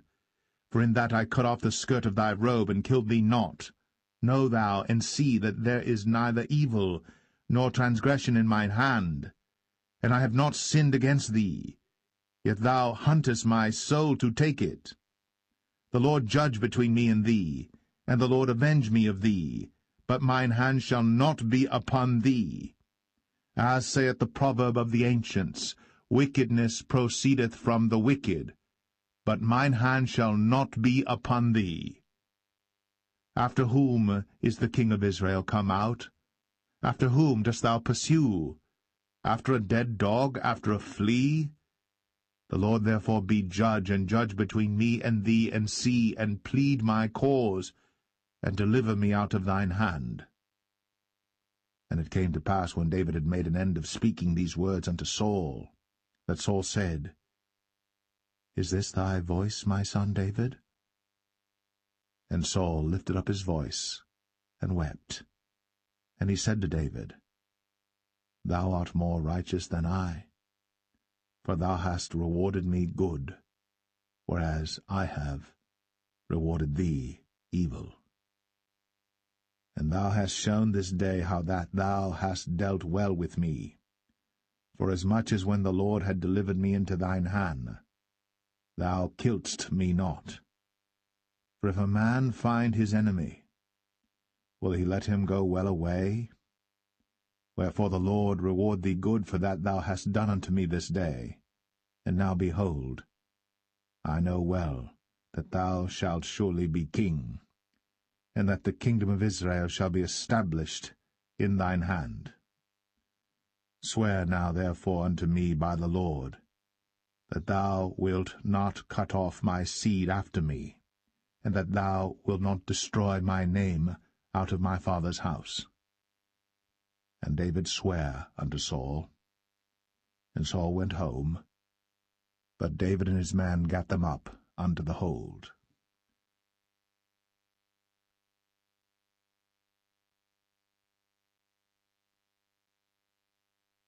1 Samuel 25. And Samuel died, and all the Israelites were gathered together, and lamented him, and buried him in his house at Ramah. And David arose and went down to the wilderness of Paran. And there was a man in Maon whose possessions were in Carmel, and the man was very great. And he had 3,000 sheep and 1,000 goats, and he was shearing his sheep in Carmel. Now the name of the man was Nabal, and the name of his wife Abigail. And she was a woman of good understanding, and of a beautiful countenance. But the man was churlish and evil in his doings, and he was of the house of Caleb. And David heard in the wilderness that Nabal did shear his sheep. And David sent out 10 young men, and David said unto the young men, Get you up to Carmel, and go to Nabal, and greet him in my name. And thus shall ye say to him that liveth in prosperity, Peace be both to thee, and peace be to thine house, and peace be unto all that thou hast. And now I have heard that thou hast shearers. Now thy shepherds which were with us, we hurt them not, neither was there aught missing unto them all the while they were in Carmel. Ask thy young men, and they will show thee. Wherefore let the young men find favour in thine eyes. For we come in a good day. Give, I pray thee, whatsoever cometh to thine hand unto thy servants, and to thy son David. And when David's young men came, they spake to Nabal according to all those words in the name of David, and ceased. And Nabal answered David's servants, and said, Who is David? And who is the son of Jesse? There be many servants nowadays that break away every man from his master. Shall I then take my bread and my water and my flesh that I have killed for my shearers, and give it unto men whom I know not whence they be? So David's young men turned their way, and went again, and came and told him all those sayings. And David said unto his men, Gird ye on every man his sword. And they girded on every man his sword. And David also girded on his sword. And there went up after David about 400 men, and 200 abode by the stuff. But one of the young men told Abigail, Nabal's wife, saying, Behold, David sent messengers out of the wilderness to salute our master, and he railed on them. But the men were very good unto us, and we were not hurt, neither missed we any thing as long as we were conversant with them when we were in the fields. They were a wall unto us both by night and day. All the while we were with them keeping the sheep. Now therefore know and consider what thou wilt do, for evil is determined against our master, and against all his household. For he is such a son of Belial, that a man cannot speak to him. Then Abigail made haste, and took 200 loaves and 2 bottles of wine, and 5 sheep ready dressed, and 5 measures of parched corn, and 100 clusters of raisins, and 200 cakes of figs, and laid them on asses. And she said unto her servants, Go on before me, behold, I come after you. But she told not her husband Nabal. And it was so, as she rode on the ass, that she came down by the covert of the hill, and behold, David and his men came down against her, and she met them. Now David had said, Surely in vain have I kept all that this fellow hath in the wilderness, so that nothing was missed of all that pertained unto him. And he hath requited me evil for good. So, and more also do God unto the enemies of David, if I leave of all that pertain to him by the morning light any that pisseth against the wall. And when Abigail saw David, she hasted, and lighted off the ass, and fell before David on her face, and bowed herself to the ground, and fell at his feet, and said, Upon me, my lord, upon me let this iniquity be, and let thine handmaid, I pray thee, speak in thine audience, and hear the words of thine handmaid. Let not, my lord, I pray thee, regard this man of Belial, even Nabal. For as his name is, so is he. Nabal is his name, and folly is with him. But I, thine handmaid, saw not the young men of my lord, whom thou didst send. Now therefore, my lord, as the Lord liveth, and as thy soul liveth, seeing the Lord hath withholden thee from coming to shed blood, and from avenging thyself with thine own hand, now let thine enemies, and they that seek evil to my lord, be as Nabal. And now this blessing which thine handmaid hath brought unto my lord, let it even be given unto the young men that follow my lord. I pray thee, forgive the trespass of thine handmaid, for the Lord will certainly make my lord a sure house, because my lord fighteth the battles of the Lord, and evil hath not been found in thee all thy days. Yet a man is risen to pursue thee, and to seek thy soul. But the soul of my Lord shall be bound in the bundle of life with the Lord thy God, and the souls of thine enemies. Them shall he sling out, as out of the middle of a sling. And it shall come to pass, when the Lord shall have done to my Lord according to all the good that he hath spoken concerning thee, and shall have appointed thee ruler over Israel, that this shall be no grief unto thee, nor offense of heart unto my Lord, either that thou hast shed blood causeless, or that my Lord hath avenged himself. But when the Lord shall have dealt well with my Lord, then remember thine handmaid. And David said to Abigail, Blessed be the Lord God of Israel, which sent thee this day to meet me. And blessed be thy advice, and blessed be thou, which hast kept me this day from coming to shed blood, and from avenging myself with mine own hand.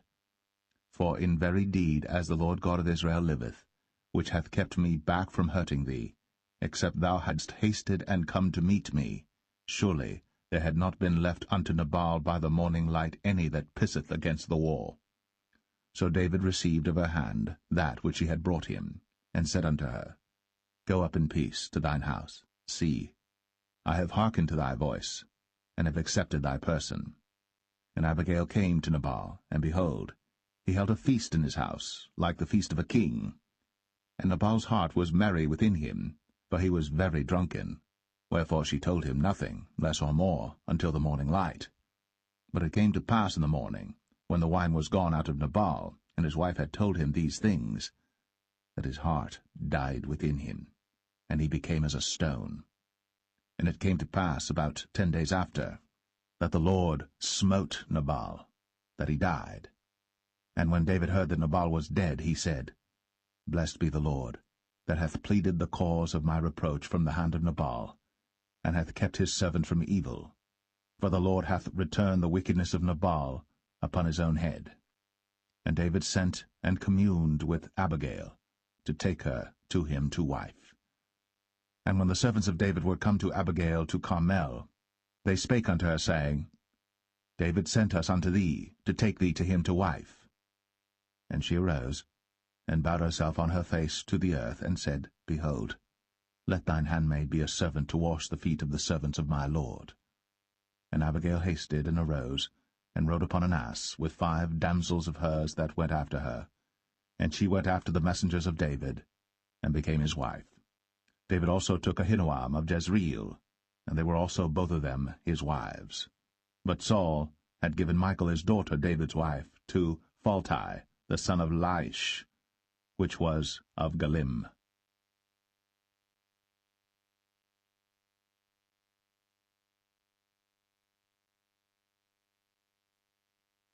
1 Samuel 26. And the Ziphites came unto Saul to Gibeah, saying, Doth not David hide himself in the hill of Hachilah, which is before Jeshimon? Then Saul arose, and went down to the wilderness of Ziph, having 3,000 chosen men of Israel with him to seek David in the wilderness of Ziph. And Saul pitched in the hill of Hachilah, which is before Jeshimon, by the way. But David abode in the wilderness, and he saw that Saul came after him into the wilderness. David therefore sent out spies, and understood that Saul was come in very deed.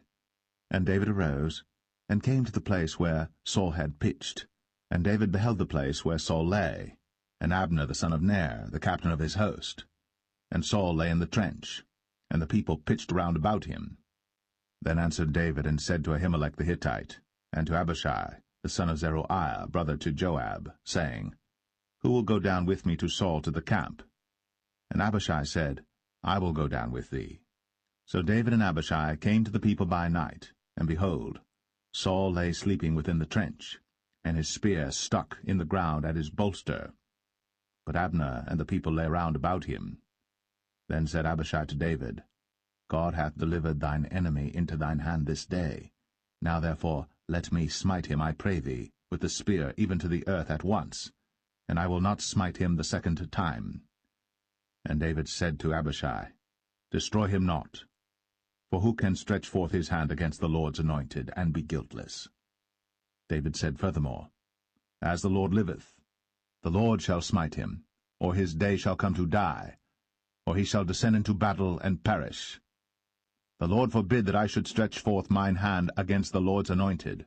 But I pray thee, take thou now the spear that is at his bolster, and the cruse of water, and let us go. So David took the spear and the cruse of water from Saul's bolster, and they gat them away. And no man saw it, nor knew it, neither awaked, for they were all asleep, because a deep sleep from the Lord was fallen upon them. Then David went over to the other side, and stood on the top of an hill afar off, a great space being between them. And David cried to the people, and to Abner the son of Ner, saying, Answerest thou not, Abner? Then Abner answered and said, Who art thou that criest to the king? And David said to Abner, Art not thou a valiant man? And who is like to thee in Israel? Wherefore then hast thou not kept thy lord the king? For there came one of the people in to destroy the king thy lord. This thing is not good that thou hast done. As the Lord liveth, ye are worthy to die, because ye have not kept your master the Lord's anointed. And now see where the king's spear is, and the cruse of water that was at his bolster. And Saul knew David's voice, and said, Is this thy voice, my son, David?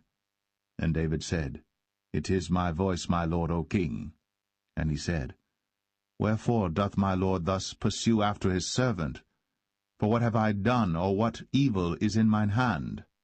Now therefore, I pray thee, let my lord the king hear the words of his servant. If the Lord have stirred thee up against me, let him accept an offering. But if they be the children of men, cursed be they before the Lord, for they have driven me out this day from abiding in the inheritance of the Lord, saying, Go serve other gods. Now therefore, let not my blood fall to the earth before the face of the Lord.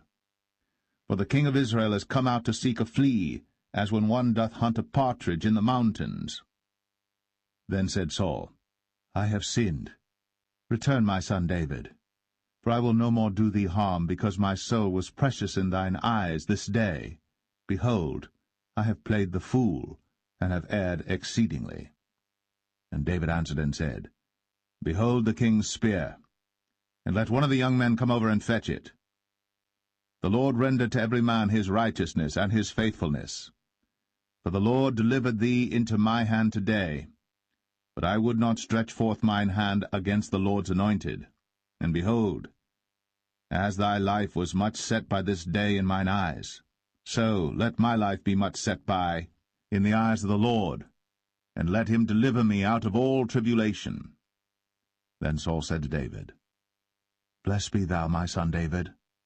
Thou shalt both do great things, and also shalt still prevail. So David went on his way, and Saul returned to his place.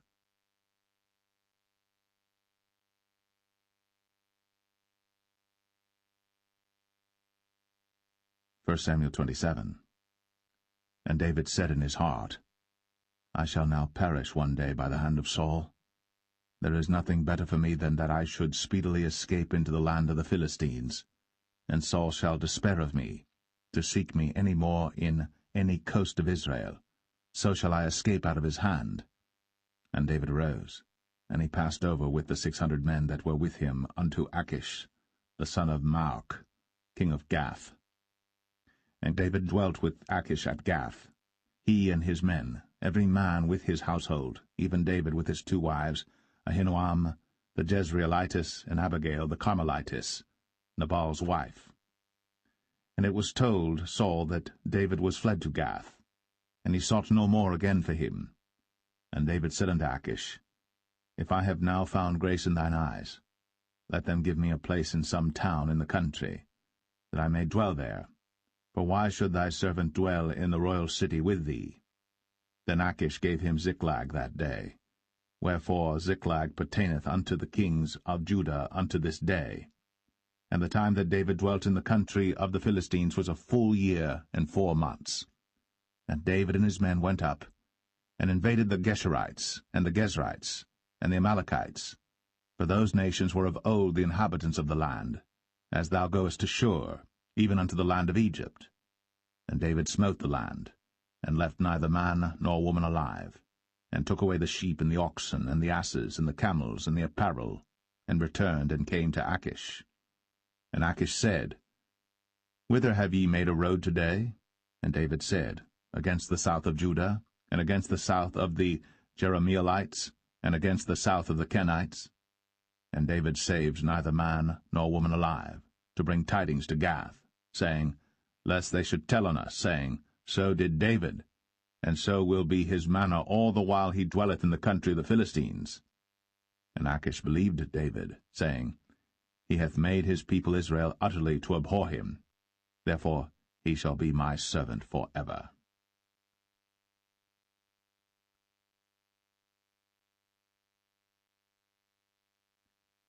1 Samuel 28. And it came to pass in those days that the Philistines gathered their armies together for warfare, to fight with Israel. And Achish said unto David, Know thou assuredly that thou shalt go out with me to battle, thou and thy men. And David said to Achish, Surely thou shalt know what thy servant can do. And Achish said to David, Therefore will I make thee keeper of mine head for ever. Now Samuel was dead, and all Israel had lamented him and buried him in Ramah, even in his own city. And Saul had put away those that had familiar spirits, and the wizards out of the land. And the Philistines gathered themselves together, and came and pitched in Shunem. And Saul gathered all Israel together, and they pitched in Gilboa. And when Saul saw the host of the Philistines, he was afraid, and his heart greatly trembled. And when Saul inquired of the Lord answered him not, neither by dreams, nor by Urim, nor by prophets. Then said Saul unto his servants, Seek me a woman that hath a familiar spirit, that I may go to her, and inquire of her. And his servants said to him, Behold, there is a woman that hath a familiar spirit at Endor. And Saul disguised himself, and put on other raiment, and he went, and 2 men with him. And they came to the woman by night. And he said, I pray thee, divine unto me by the familiar spirit, and bring me him up, whom I shall name unto thee.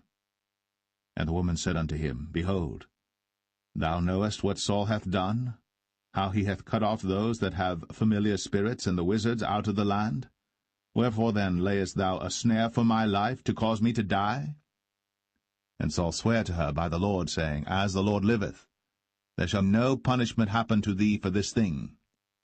Then said the woman, Whom shall I bring up unto thee? And he said, Bring me up Samuel. And when the woman saw Samuel, she cried with a loud voice, and the woman spake to Saul, saying, Why hast thou deceived me, for thou art Saul? And the king said unto her, Be not afraid. For what sawest thou? And the woman said unto Saul, I saw gods ascending out of the earth. And he said unto her, What form is he of? And she said, An old man cometh up, and he is covered with a mantle.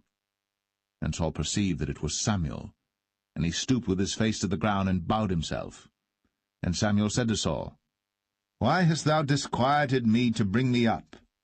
And Saul answered, I am sore distressed, for the Philistines make war against me, and God is departed from me, and answereth me no more, neither by prophets nor by dreams. Therefore I have called thee, that thou mayest make known unto me what I shall do. Then said Samuel, Wherefore then dost thou ask of me, seeing the Lord is departed from thee, and is become thine enemy? And the Lord hath done to him as he spake by me. For the Lord hath rent the kingdom out of thine hand, and given it to thy neighbor, even to David, because thou obeyest not the voice of the Lord, nor executest his fierce wrath upon Amalek. Therefore hath the Lord done this thing unto thee this day. Moreover the Lord will also deliver Israel with thee into the hand of the Philistines, and tomorrow shalt thou and thy sons be with me. The Lord also shall deliver the host of Israel into the hand of the Philistines. Then Saul fell straightway all along on the earth, and was sore afraid because of the words of Samuel. And there was no strength in him, for he had eaten no bread all the day, nor all the night. And the woman came unto Saul, and saw that he was sore troubled, and said unto him, Behold, thine handmaid hath obeyed thy voice.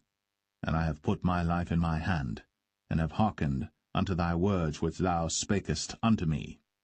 Now therefore, I pray thee, hearken thou also unto the voice of thine handmaid, and let me set a morsel of bread before thee, and eat, that thou mayest have strength, when thou goest on thy way.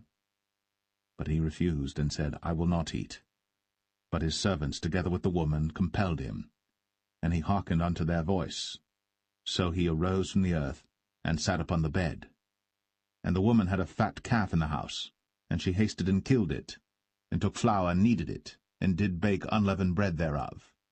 And she brought it before Saul, and before his servants, and they did eat.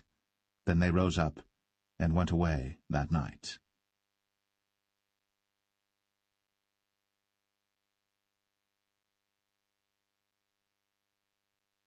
First Samuel 29.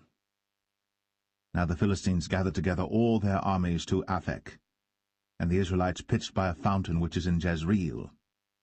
And the lords of the Philistines passed on by hundreds and by thousands, but David and his men passed on in the rearward with Achish. Then said the princes of the Philistines, What do these Hebrews here? And Achish said unto the princes of the Philistines, Is not this David the servant of Saul the king of Israel, which hath been with me these days, or these years? And I have found no fault in him since he fell unto me unto this day. And the princes of the Philistines were wroth with him. And the princes of the Philistines said unto him, Make this fellow return, that he may go again to his place, which thou hast appointed him. And let him not go down with us to battle, lest in the battle he be an adversary to us. For wherewith should he reconcile himself unto his master? Should it not be with the heads of these men? Is not this David, of whom they sang one to another in dances, saying, Saul slew his thousands, and David his 10,000s? Then Achish called David and said unto him, Surely as the Lord liveth, thou hast been upright, and thy going out and thy coming in with me in the host is good in my sight. For I have not found evil in thee since the day of thy coming unto me unto this day. Nevertheless the Lord's favour thee not. Wherefore now return and go in peace, that thou displease not the lords of the Philistines. And David said unto Achish, But what have I done? And what hast thou found in thy servant so long as I have been with thee unto this day, that I may not go fight against the enemies of my lord the king? And Achish answered and said to David, I know that thou art good in my sight, as an angel of God. Notwithstanding the princes of the Philistines have said, He shall not go up with us to the battle. Wherefore now rise up early in the morning with thy master's servants that are come with thee, and as soon as ye be up early in the morning and have light, depart. So David and his men rose up early to depart in the morning, to return into the land of the Philistines. And the Philistines went up to Jezreel.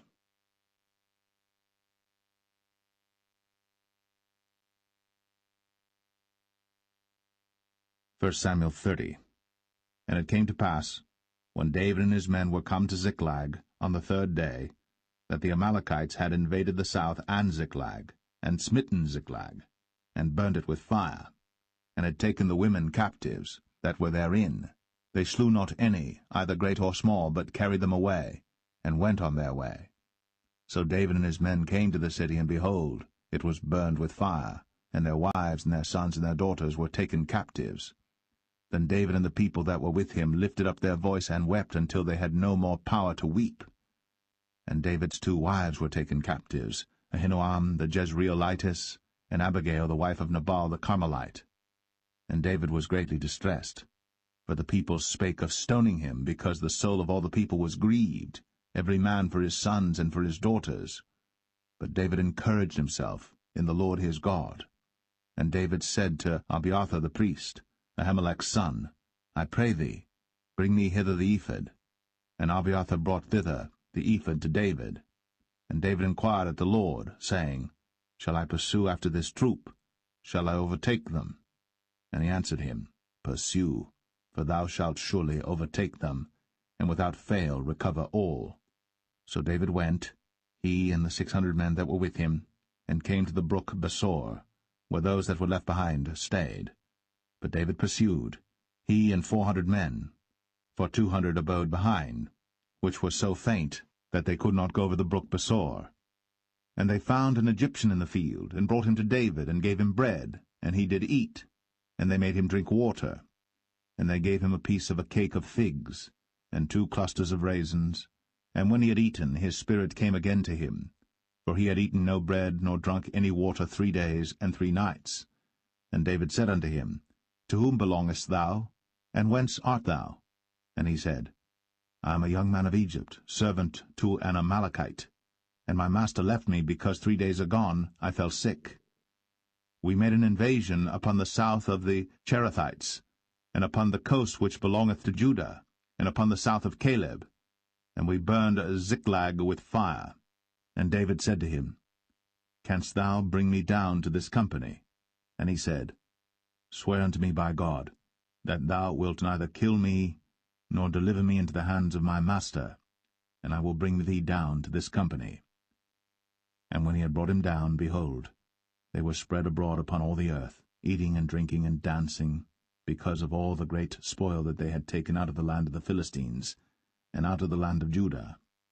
And David smote them from the twilight even unto the evening of the next day. And there escaped not a man of them, save 400 young men which rode upon camels and fled. And David recovered all that the Amalekites had carried away. And David rescued his 2 wives. And there was nothing lacking to them, neither small nor great, neither sons nor daughters, neither spoil nor anything that they had taken to them. David recovered all.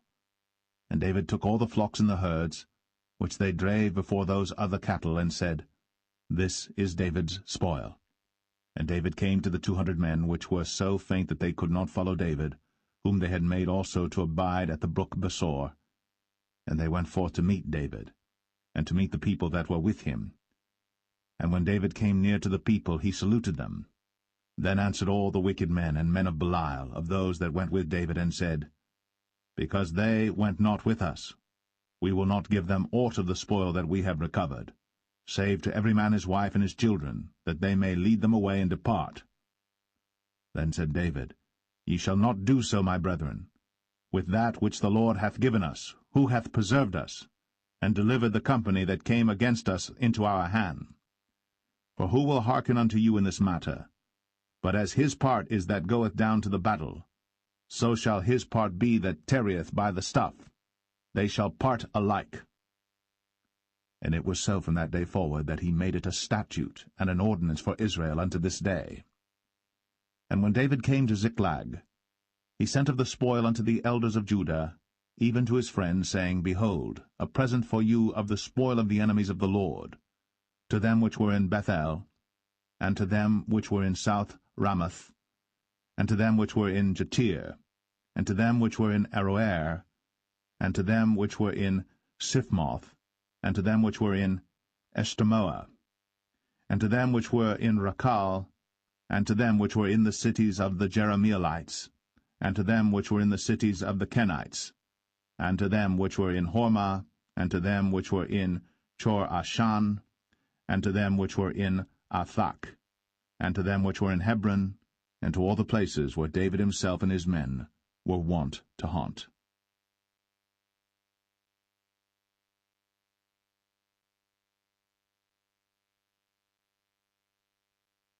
1 Samuel 31. Now the Philistines fought against Israel, and the men of Israel fled from before the Philistines, and fell down slain in Mount Gilboa. And the Philistines followed hard upon Saul and upon his sons. And the Philistines slew Jonathan, and Abinadab, and Malchishua, Saul's sons.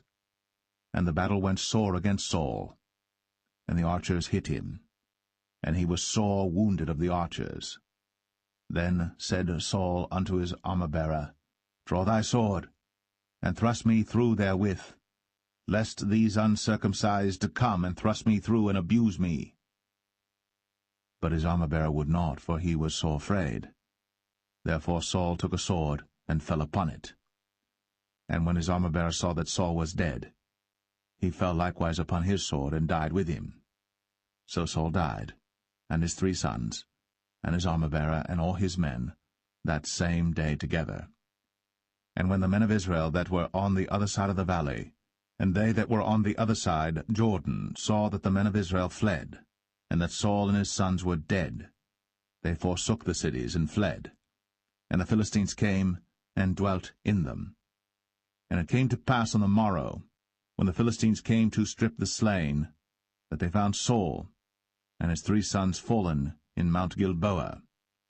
And they cut off his head, and stripped off his armor, and sent into the land of the Philistines round about to publish it in the house of their idols, and among the people. And they put his armor in the house of Ashtoreth, and they fastened his body to the wall of Bethshan. And when the inhabitants of Jabesh-Gilead heard of that which the Philistines had done to Saul, all the valiant men arose, and went all night, and took the body of Saul, and the bodies of his sons from the wall of Bethshan, and came to Jabesh, and burnt them there. And they took their bones, and buried them under a tree at Jabesh, and fasted 7 days.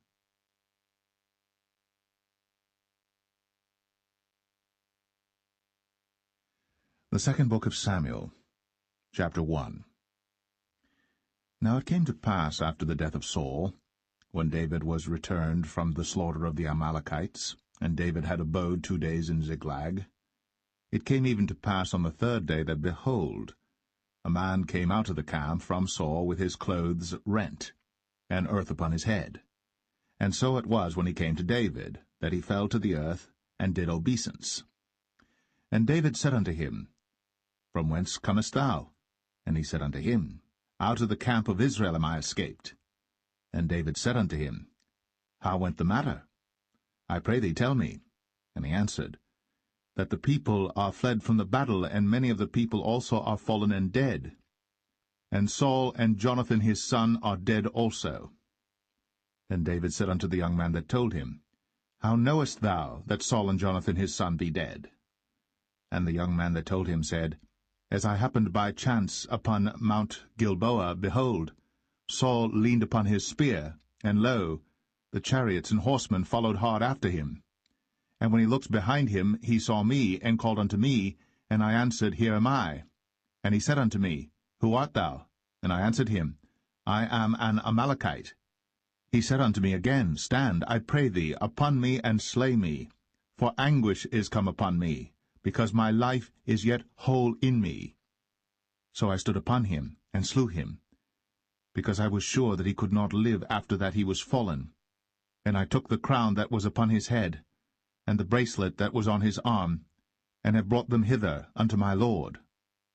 Then David took hold on his clothes, and rent them, and likewise all the men that were with him. And they mourned, and wept, and fasted until even, for Saul and for Jonathan his son, and for the people of the Lord, and for the house of Israel, because they were fallen by the sword. And David said unto the young man that told him, Whence art thou? And he answered, I am the son of a stranger, an Amalekite. And David said unto him, How wast thou not afraid to stretch forth thine hand to destroy the Lord's anointed? And David called one of the young men and said, Go near, and fall upon him. And he smote him that he died. And David said unto him, Thy blood be upon thy head. For thy mouth hath testified against thee, saying, I have slain the Lord's anointed.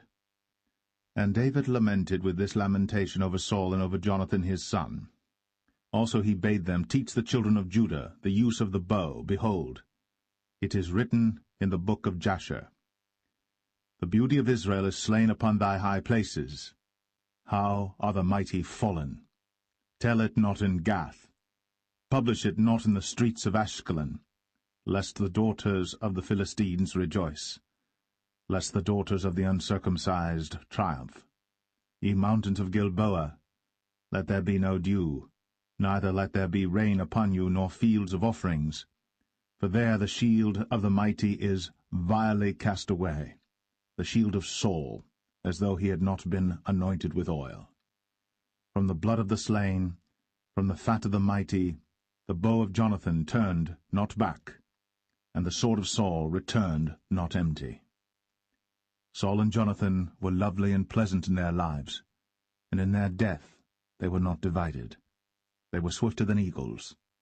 They were stronger than lions.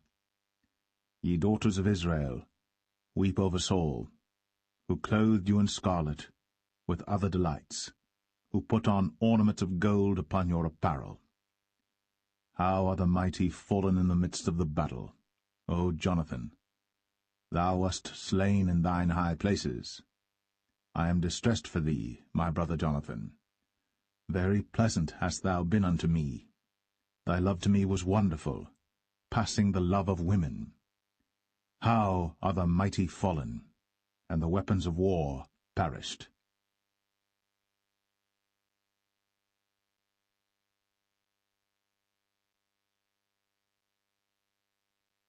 2 Samuel 2. And it came to pass after this that David inquired of the Lord, saying, Shall I go up into any of the cities of Judah? And the Lord said unto him, Go up. And David said, Whither shall I go up? And he said, Unto Hebron.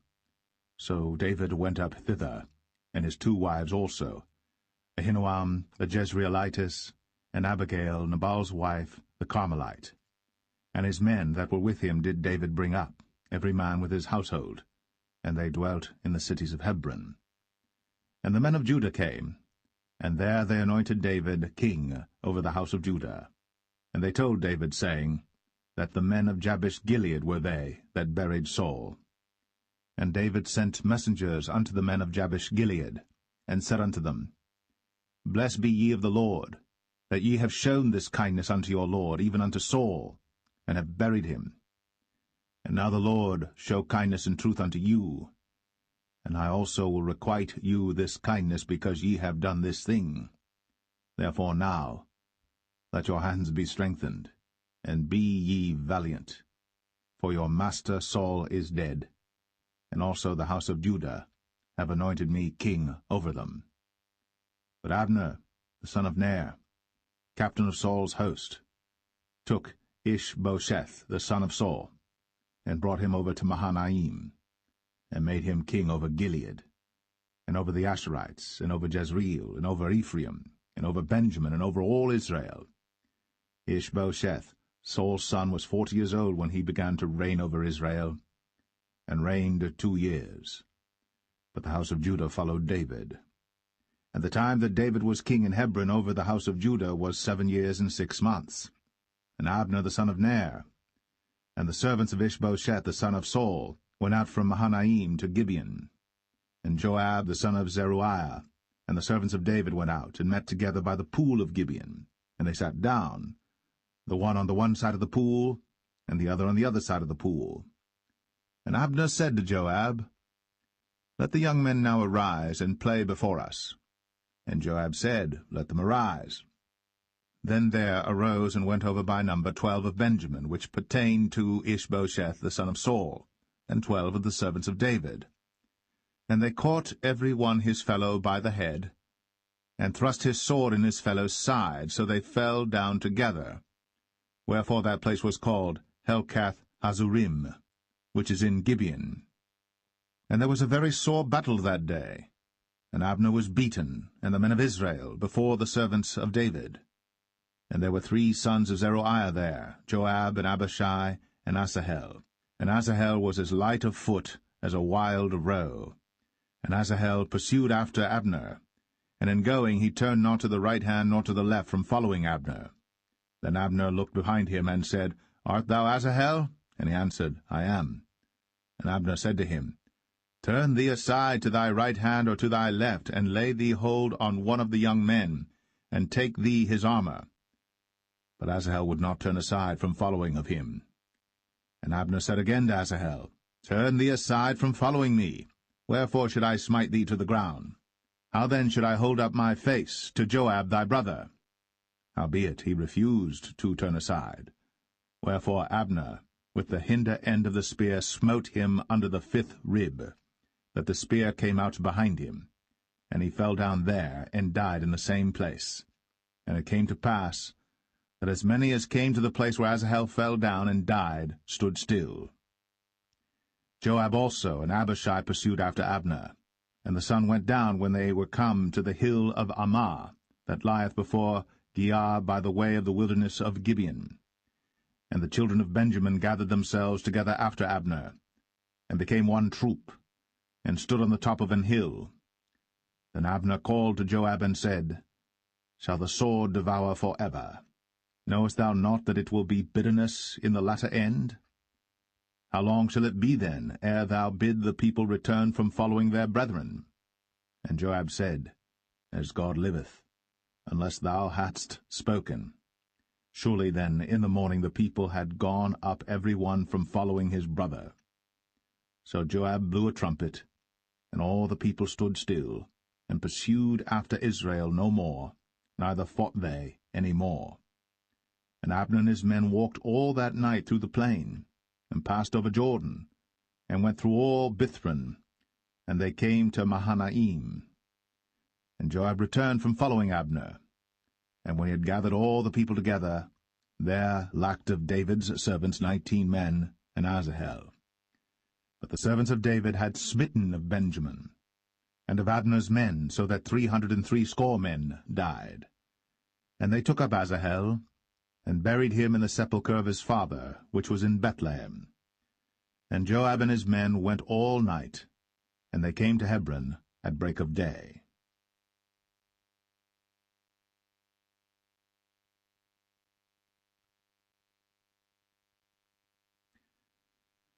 2 Samuel 3. Now there was long war between the house of Saul and the house of David. But David waxed stronger and stronger, and the house of Saul waxed weaker and weaker. And unto David were sons born in Hebron, and his firstborn was Amnon, of Ahinoam the Jezreelitess, and his second Chileab, of Abigail the wife of Nabal the Carmelite, and the third Absalom, the son of Maacah, the daughter of Talmai, king of Geshur, and the fourth Adonijah, the son of Haggith, and the fifth Shephatiah, the son of Abital, and the sixth Ithream, by Eglah, David's wife. These were born to David in Hebron. And it came to pass, while there was war between the house of Saul and the house of David, that Abner made himself strong for the house of Saul. And Saul had a concubine, whose name was Rizpah, the daughter of Ai. And Ishbosheth said to Abner, Wherefore hast thou gone in unto my father's concubine? Then was Abner very wroth for the words of Ishbosheth, and said, Am I a dog's head, which against Judah do show kindness this day unto the house of Saul thy father, to his brethren, and to his friends, and have not delivered thee into the hand of David, that thou chargest me today with a fault concerning this woman? So do God to Abner, and more also, except as the Lord hath sworn to David, even so I do to him, to translate the kingdom from the house of Saul, and to set up the throne of David over Israel and over Judah, from Dan even to Beersheba. And he could not answer Abner a word again, because he feared him. And Abner sent messengers to David on his behalf, saying, Whose is the land? Saying also, Make thy league with me, and behold, my hand shall be with thee, to bring about all Israel unto thee. And he said, Well, I will make a league with thee. But one thing I require of thee, that is, thou shalt not see my face, except thou first bring Michal, Saul's daughter, when thou comest to see my face. And David sent messengers to Ishbosheth, Saul's son, saying, Deliver me my wife Michal, which I espoused to me, for 100 foreskins of the Philistines. And Ishbosheth sent and took her from her husband, even from Phaltiel, the son of Laish. And her husband went with her, along weeping, behind her to Bahurim. Then said Abner unto him, Go, return. And he returned. And Abner had communication with the elders of Israel, saying, Ye sought for David in times past to be king over you. Now then do it. For the Lord hath spoken of David, saying, By the hand of my servant David I will save my people Israel out of the hand of the Philistines, and out of the hand of all their enemies. And Abner also spake in the ears of Benjamin. And Abner went also to speak in the ears of David in Hebron all that seemed good to Israel, and that seemed good to the whole house of Benjamin. So Abner came to David to Hebron, and 20 men with him. And David made Abner and the men that were with him a feast. And Abner said unto David, I will arise and go, and will gather all Israel unto my lord the king, that they may make a league with thee, and that thou mayest reign over all that thine heart desireth. And David sent Abner away, and he went in peace. And behold, the servants of David and Joab came from pursuing a troop, and brought in a great spoil with them. But Abner was not with David in Hebron, for he had sent him away, and he was gone in peace. When Joab and all the host that was with him were come, they told Joab, saying, Abner the son of Ner came to the king, and he hath sent him away, and he is gone in peace. Then Joab came to the king and said, What hast thou done? Behold, Abner came unto thee. Why is it that thou hast sent him away, and he is quite gone? Thou knowest Abner the son of Ner, that he came to deceive thee, and to know thy going out and thy coming in, and to know all that thou doest. And when Joab was come out from David, he sent messengers after Abner, which brought him again from the well of Sirah. But David knew it not. And when Abner was returned to Hebron, Joab took him aside in the gate to speak with him quietly, and smote him there, under the 5th rib, that he died, for the blood of Asahel his brother. And afterward, when David heard it, he said, I and my kingdom are guiltless before the Lord, for ever, from the blood of Abner the son of Ner. Let it rest on the head of Joab, and on all his father's house, and let there not fail from the house of Joab one that hath an issue, or that is a leper, or that leaneth on a staff, or that falleth on the sword, or that lacketh bread. So Joab and Abishai his brother slew Abner, because he had slain their brother Asahel at Gibeon in the battle. And David said to Joab and to all the people that were with him, Rend your clothes, and gird you with sackcloth, and mourn before Abner. And King David himself followed the bier. And they buried Abner in Hebron. And the king lifted up his voice, and wept at the grave of Abner. And all the people wept. And the king lamented over Abner, and said, Died Abner as a fool dieth. Thy hands were not bound, nor thy feet put into fetters. As a man falleth before wicked men, so fellest thou. And all the people wept again over him. And when all the people came to cause David to eat meat while it was yet day, David sware, saying, So do God to me, and more also, if I taste bread or aught else, till the sun be down. And all the people took notice of it, and it pleased them, as whatsoever the king did pleased all the people. For all the people and all Israel understood that day that it was not of the king to slay Abner the son of Ner. And the king said unto his servants, Know ye not that there is a prince and a great man fallen this day in Israel? And I am this day weak, though anointed king.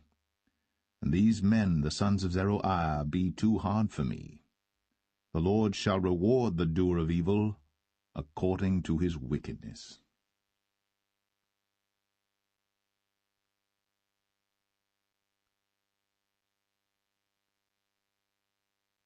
2 Samuel 4. And when Saul's son heard that Abner was dead in Hebron, his hands were feeble, and all the Israelites were troubled. And Saul's son had 2 men that were captains of bands. The name of the one was Baanah, and the name of the other Rechab, the sons of Rimmon, a Beerothite, of the children of Benjamin.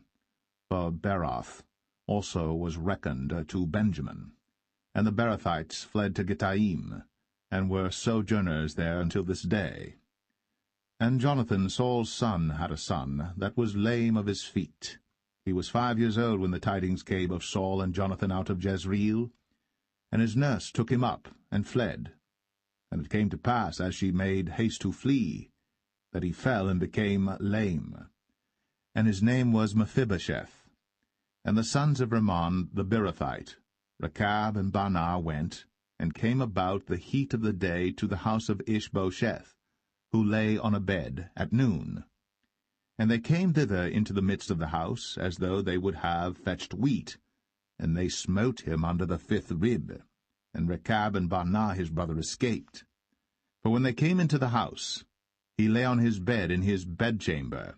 And they smote him, and slew him, and beheaded him, and took his head, and gat them away through the plain all night. And they brought the head of Ishbosheth unto David to Hebron, and said to the king, Behold, the head of Ishbosheth, the son of Saul, thine enemy, which sought thy life. And the Lord hath avenged my lord the king this day of Saul, and of his seed. And David answered Rechab and Baanah his brother, the sons of Rimmon the Beerothite, and said unto them, As the Lord liveth, who hath redeemed my soul out of all adversity? When one told me, saying, Behold, Saul is dead, thinking to have brought good tidings, I took hold of him, and slew him in Ziklag, who thought that I would have given him a reward for his tidings. How much more, when wicked men have slain a righteous person in his own house upon his bed? Shall I not therefore now require his blood of your hand, and take you away from the earth? And David commanded his young men, and they slew them, and cut off their hands and their feet, and hanged them up over the pool in Hebron. But they took the head of Ishbosheth, and buried it in the sepulchre of Abner in Hebron.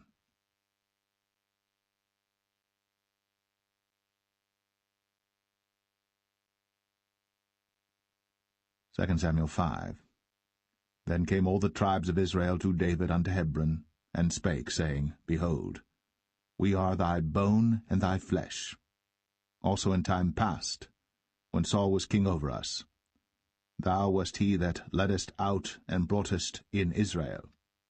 And the Lord said to thee, Thou shalt feed my people Israel, and thou shalt be a captain over Israel. So all the elders of Israel came to the king to Hebron, and King David made a league with them in Hebron before the Lord, and they anointed David king over Israel. David was 30 years old when he began to reign, and he reigned 40 years. In Hebron he reigned over Judah 7 years and 6 months, and in Jerusalem he reigned 33 years over all Israel and Judah. And the king and his men went to Jerusalem unto the Jebusites, the inhabitants of the land, which spake unto David, saying, Except thou take away the blind and the lame, thou shalt not come in hither, thinking, David cannot come in hither. Nevertheless, David took the stronghold of Zion, the same is the city of David. And David said on that day, Whosoever getteth up to the gutter, and smiteth the Jebusites, and the lame and the blind, that are hated of David's soul, he shall be chief and captain. Wherefore they said, The blind and the lame shall not come into the house. So David dwelt in the fort, and called it the city of David. And David built round about from Millo and inward. And David went on, and grew great, and the Lord God of hosts was with him. And Hiram king of Tyre sent messengers to David, and cedar trees, and carpenters, and masons, and they built David an house. And David perceived that the Lord had established him king over Israel, and that he had exalted his kingdom for his people Israel's sake. And David took him more concubines and wives out of Jerusalem, after he was come from Hebron, and there were yet sons and daughters born to David. And these be the names of those that were born unto him in Jerusalem, Shammua, and Shobab, and Nathan, and Solomon, Ibhar also, and Elishua, and Nepheg, and Japhia, and Elishama, and Eliada, and Eliphalet. But when the Philistines heard that they had anointed David king over Israel, all the Philistines came up to seek David, and David heard of it, and went down to the hold. The Philistines also came and spread themselves in the valley of Rephaim. And David inquired of the Lord, saying, Shall I go up to the Philistines? Wilt thou deliver them into mine hand? And the Lord said unto David, Go up, for I will doubtless deliver the Philistines into thine hand. And David came to Baal Perazim, And David smote them there, and said, The Lord hath broken forth upon mine enemies before me, as the breach of waters. Therefore he called the name of that place Baal-perazim. And there they left their images, and David and his men burned them. And the Philistines came up yet again, and spread themselves in the valley of Rephaim. And when David inquired of the Lord, he said, Thou shalt not go up, but fetch a compass behind them, and come upon them over against the mulberry trees.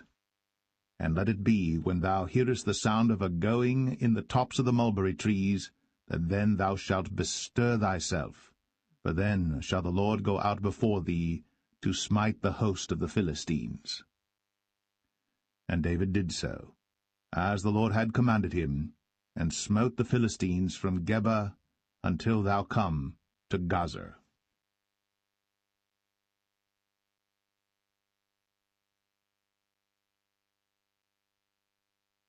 2 Samuel 6.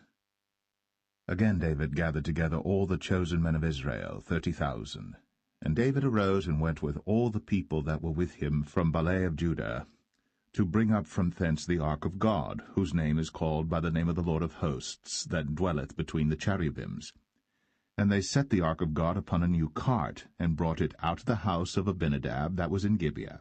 And Uzzah and Ahio, the sons of Abinadab, drave the new cart. And they brought it out of the house of Abinadab, which was at Gibeah, accompanying the ark of God, and Ahio went before the ark. And David and all the house of Israel played before the Lord in all manner of instruments made of fir wood, even on harps, and on psalteries, and on timbrels, and on cornets, and on cymbals. And when they came to Nachon's threshing floor, Uzzah put forth his hand to the ark of God, and took hold of it, for the oxen shook it. And the anger of the Lord was kindled against Uzzah, and God smote him there for his error, and there he died by the ark of God. And David was displeased, because the Lord had made a breach upon Uzzah, and he called the name of the place Perez Uzzah to this day. And David was afraid of the Lord that day, and said, How shall the ark of the Lord come to me? So David would not remove the ark of the Lord unto him into the city of David, but David carried it aside into the house of Obed-Edom the Gittite. And the ark of the Lord continued in the house of Obed-Edom the Gittite 3 months. And the Lord blessed Obed-Edom and all his household. And it was told King David, saying, The Lord hath blessed the house of Obed-Edom, and all that pertaineth unto him, because of the ark of God. So David went and brought up the ark of God from the house of Obed-Edom into the city of David with gladness. And it was so, that when they that bare the ark of the Lord had gone 6 paces, he sacrificed oxen and fatlings. And David danced before the Lord with all his might. And David was girded with a linen ephod. So David and all the house of Israel brought up the ark of the Lord with shouting, and with the sound of the trumpet. And as the ark of the Lord came into the city of David, Michal, Saul's daughter, looked through a window, and saw King David leaping and dancing before the Lord. And she despised him in her heart. And they brought in the ark of the Lord, and set it in his place in the midst of the tabernacle that David had pitched for it. And David offered burnt offerings and peace offerings before the Lord. And as soon as David had made an end of offering burnt offerings and peace offerings, he blessed the people in the name of the Lord of hosts. And he dealt among all the people, even among the whole multitude of Israel, as well to the women as men, to every one a cake of bread, and a good piece of flesh, and a flagon of wine. So all the people departed every one to his house. Then David returned to bless his household, and Michal, the daughter of Saul, came out to meet David, and said, How glorious was the king of Israel today, who uncovered himself today in the eyes of the handmaids of his servants, as one of the vain fellows shamelessly uncovereth himself. And David said unto Michal, It was before the Lord which chose me before thy father and before all his house, to appoint me ruler over the people of the Lord, over Israel. Therefore will I play before the Lord. And I will yet be more vile than thus, and will be base in mine own sight. And of the maidservants which thou hast spoken of them shall I be had in honor. Therefore Michal, the daughter of Saul, had no child unto the day of her death.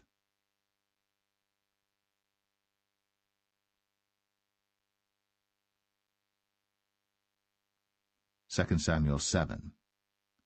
And it came to pass, when the king sat in his house, and the Lord had given him rest round about from all his enemies, that the king said unto Nathan the prophet, See now, I dwell in an house of cedar, but the ark of God dwelleth within curtains. And Nathan said to the king, Go, do all that is in thine heart, for the Lord is with thee. And it came to pass that night that the word of the Lord came unto Nathan, saying, Go and tell my servant David, Thus saith the Lord, Shalt thou build me an house for me to dwell in? Whereas I have not dwelt in any house since the time that I brought up the children of Israel out of Egypt, even to this day, but have walked in a tent and in a tabernacle. In all the places wherein I have walked with all the children of Israel spake I a word with any of the tribes of Israel, whom I commanded to feed my people Israel, saying, Why build ye not me an house of cedar?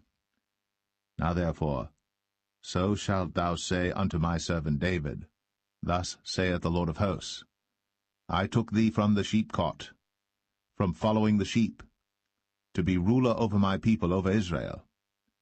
And I was with thee whithersoever thou wentest, and have cut off all thine enemies out of thy sight, and have made thee a great name, like unto the name of the great men that are in the earth.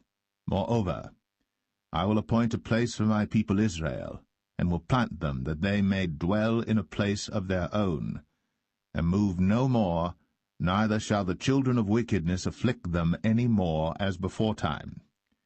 And as since the time that I commanded judges to be over my people Israel, and have caused thee to rest from all thine enemies, also the Lord telleth thee that he will make thee an house. And when thy days be fulfilled, and thou shalt sleep with thy fathers, I will set up thy seed after thee, which shall proceed out of thy bowels, and I will establish his kingdom. He shall build an house for my name, and I will establish the throne of his kingdom for ever. I will be his father, and he shall be my son. If he commit iniquity, I will chasten him with the rod of men, and with the stripes of the children of men. But my mercy shall not depart away from him, as I took it from Saul, whom I put away before thee.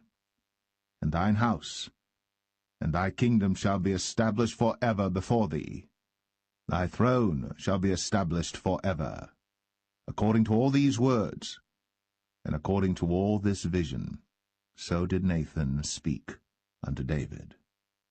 Then went King David in, and sat before the Lord, and he said, Who am I, O Lord God? And what is my house that thou hast brought me hitherto? And this was yet a small thing in thy sight, O Lord God.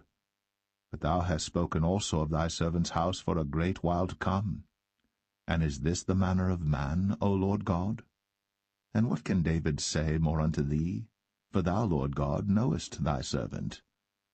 For thy word's sake, and according to thine own heart, hast thou done all these great things, to make thy servant know them. Wherefore thou art great, O Lord God. For there is none like thee, neither is there any God beside thee, according to all that we have heard with our ears. And what one nation in the earth is like thy people, even like Israel, whom God went to redeem for a people to himself, and to make him a name, and to do for you great things and terrible for thy land, before thy people, which thou redeemedst to thee from Egypt, from the nations and their gods. For thou hast confirmed to thyself thy people Israel to be a people unto thee for ever, and thou, Lord, art become their God. And now, O Lord God, the word that thou hast spoken concerning thy servant, and concerning his house, establish it for ever, and do as thou hast said. And let thy name be magnified for ever, saying, The Lord of hosts is the God of Israel. And let the house of thy servant David be established before thee. For thou, O Lord of hosts, God of Israel, hast revealed to thy servant, saying, I will build thee an house. Therefore hath thy servant found in his heart to pray this prayer unto thee. And now, O Lord God, thou art that God, and thy words be true, and thou hast promised this goodness unto thy servant. Therefore now, let it please thee to bless the house of thy servant, that it may continue for ever before thee. For thou, O Lord God, hast spoken it, and with thy blessing let the house of thy servant be blessed for ever.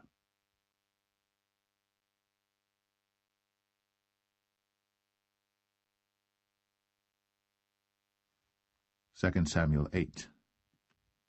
And after this, it came to pass that David smote the Philistines, and subdued them. And David took Metheg Ammah out of the hand of the Philistines. And he smote Moab, and measured them with a line, casting them down to the ground. Even with 2 lines measured he, to put to death, and with 1 full line to keep alive. And so the Moabites became David's servants, and brought gifts. David smote also Hadadezer, the son of Rehob, king of Zobah, as he went to recover his border at the river Euphrates. And David took from him 1,000 chariots, and 700 horsemen, and 20,000 footmen. And David houghed all the chariot horses, but reserved of them 400 chariots. And when the Syrians of Damascus came to succor Hadadezer, king of Zobah, David slew of the Syrians 22,000 men. Then David put garrisons in Syria of Damascus, and the Syrians became servants to David and brought gifts. And the Lord preserved David whithersoever he went. And David took the shields of gold that were on the servants of Hadadezer, and brought them to Jerusalem. And from Betah and from Berothai, cities of Hadadezer, King David took exceeding much brass. When Toi, king of Hamath, heard that David had smitten all the host of Hadadezer, then Toi sent Joram his son unto King David to salute him and to bless him, because he had fought against Hadadezer, and smitten him. For Hadadezer had wars with Toi. And Joram brought with him vessels of silver, and vessels of gold, and vessels of brass, which also King David did dedicate unto the Lord, with the silver and gold that he had dedicated of all nations which he subdued, of Syria, and of Moab, and of the children of Ammon, and of the Philistines, and of Amalek, and of the spoil of Hadadezer, son of Rehob, king of Zobah. And David gat him a name when he returned from smiting of the Syrians in the valley of Salt, being 18,000 men. And he put garrisons in Edom. Throughout all Edom put he garrisons, and all they of Edom became David's servants. And the Lord preserved David whithersoever he went. And David reigned over all Israel. And David executed judgment and justice unto all his people.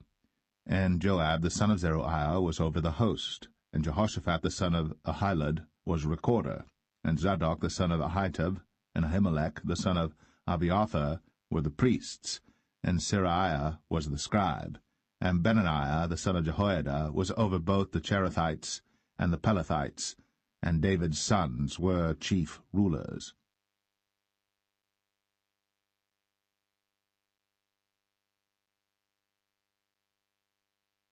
Second Samuel 9. And David said, Is there yet any that is left of the house of Saul, that I may show him kindness for Jonathan's sake? And there was of the house of Saul a servant whose name was Ziba.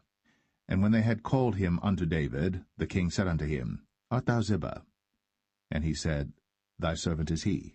And the king said, Is there not yet any of the house of Saul, that I may show the kindness of God unto him? And Ziba said unto the king, Jonathan hath yet a son which is lame on his feet. And the king said unto him, Where is he?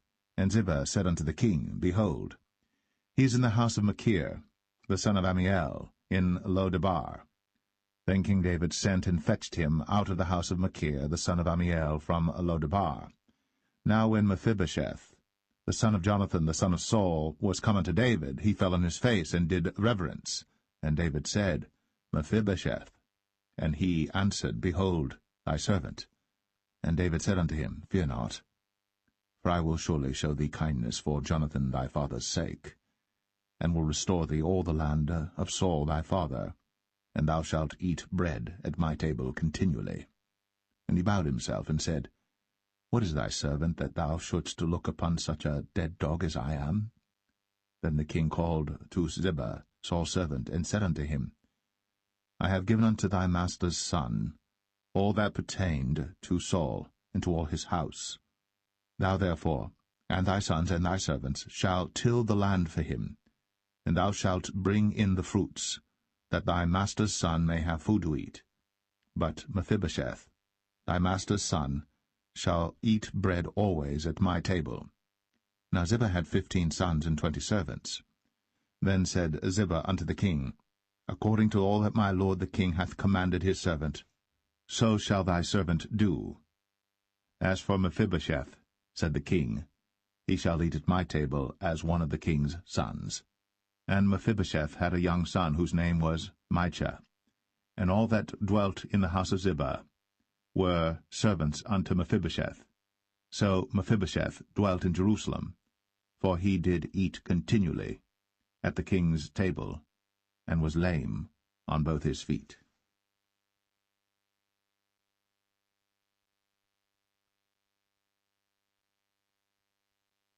2 Samuel 10. And it came to pass after this, that the king of the children of Ammon died, and Hanan his son reigned in his stead.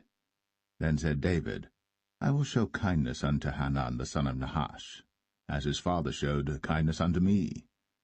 And David sent to comfort him by the hand of his servants for his father. And David's servants came into the land of the children of Ammon.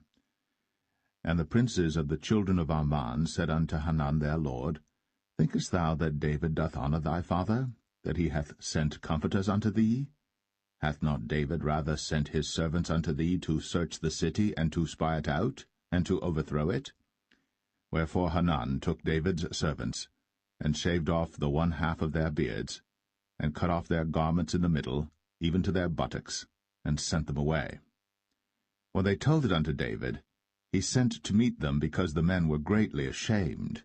And the king said, Tarry at Jericho until your beards be grown, and then return.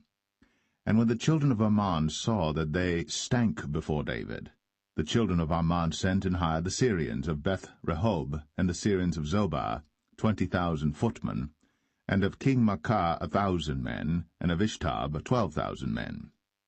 And when David heard of it, he sent Joab and all the host of the mighty men. And the children of Ammon came out and put the battle in array at the entering in of the gate. And the Syrians of Zobah, and of Rehob, and Ishtab, and Maacah were by themselves in the field. When Joab saw that the front of the battle was against him before and behind, he chose of all the choice men of Israel, and put them in array against the Syrians. And the rest of the people he delivered into the hand of Abishai his brother, that he might put them in array against the children of Ammon.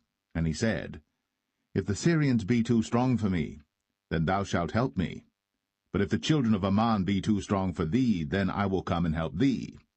Be of good courage. Let us play the men for our people, and for the cities of our God. And the Lord do that which seemeth him good. And Joab drew nigh, and the people that were with him, unto the battle against the Syrians. And they fled before him. And when the children of Ammon saw that the Syrians were fled, then fled they also before Abishai, and entered into the city. So Joab returned from the children of Ammon, and came to Jerusalem. And when the Syrians saw that they were smitten before Israel, they gathered themselves together. And Hadarezer sent, and brought out the Syrians that were beyond the river. And they came to Helam, and Shobach, the captain of the host of Hadarezer, went before them. And when it was told David, he gathered all Israel together, and passed over Jordan, and came to Helam. And the Syrians set themselves in array against David, and fought with him. And the Syrians fled before Israel. And David slew the men of 700 chariots of the Syrians, and 40,000 horsemen, and smote Shobach the captain of their host, who died there. And when all the kings that were servants to Hadarezer saw that they were smitten before Israel, they made peace with Israel, and served them. So the Syrians feared to help the children of Ammon any more.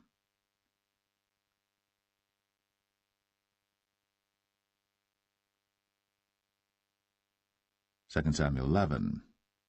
And it came to pass, after the year was expired, at the time when kings go forth to battle, that David sent Joab and his servants with him, and all Israel. And they destroyed the children of Ammon, and besieged Rabbah. But David tarried still at Jerusalem. And it came to pass in an evening tide that David arose from off his bed, and walked upon the roof of the king's house. And from the roof he saw a woman washing herself, and the woman was very beautiful to look upon. And David sent and inquired after the woman. And one said, Is not this Bathsheba, the daughter of Eliam, the wife of Uriah the Hittite? And David sent messengers, and took her. And she came in unto him, and he lay with her, for she was purified from her uncleanness, and she returned unto her house. And the woman conceived, and sent and told David, and said, I am with child. And David sent to Joab, saying, Send me Uriah the Hittite. And Joab sent Uriah to David. And when Uriah was come unto him, David demanded of him how Joab did, and how the people did, and how the war prospered. And David said to Uriah, Go down to thy house, and wash thy feet. And Uriah departed out of the king's house, and there followed him a mess of meat from the king. But Uriah slept at the door of the king's house with all the servants of his lord, and went not down to his house. And when they had told David, saying, Uriah went not down unto his house, David said unto Uriah, Camest thou not from thy journey? Why then didst thou not go down unto thine house? And Uriah said unto David, The ark and Israel and Judah abide in tents, and my lord Joab and the servants of my lord are encamped in the open fields. Shall I then go into mine house to eat and to drink and to lie with my wife? As thou livest, and as thy soul liveth, I will not do this thing. And David said to Uriah, Tarry here today also, and tomorrow I will let thee depart. So Uriah abode in Jerusalem that day and the morrow. And when David had called him, he did eat and drink before him, and he made him drunk. And at even he went out to lie on his bed with the servants of his lord, but went not down to his house. And it came to pass in the morning that David wrote a letter to Joab, and sent it by the hand of Uriah.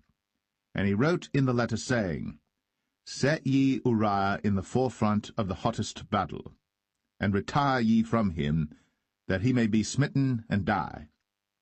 And it came to pass, when Joab observed the city, that he assigned Uriah unto a place where he knew that valiant men were. And the men of the city went out, and fought with Joab, and there fell some of the people of the servants of David, and Uriah the Hittite died also. Then Joab sent and told David all the things concerning the war, and charged the messenger, saying, When thou hast made an end of telling the matters of the war unto the king, and if so be that the king's wrath arise, and he say unto thee, Wherefore approached ye so nigh unto the city when ye did fight? Knew ye not that they would shoot from the wall? Who smote Abimelech, the son of Jerubbesheth? Did not a woman cast a piece of a millstone upon him from the wall, that he died in Thebez? Why went ye nigh the wall? Then say thou, Thy servant Uriah the Hittite is dead also. So the messenger went, and came and showed David all that Joab had sent him for. And the messenger said unto David, Surely the men prevailed against us, and came out unto us into the field, and we were upon them even unto the entering of the gate. And the shooters shot from off the wall upon thy servants, and some of the king's servants be dead, and thy servant Uriah the Hittite is dead also.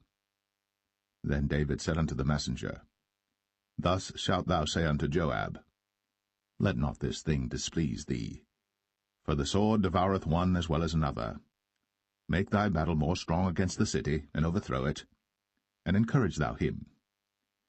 And when the wife of Uriah heard that Uriah her husband was dead, she mourned for her husband. And when the morning was past, David sent and fetched her to his house, and she became his wife, and bare him a son. But the thing that David had done displeased the Lord.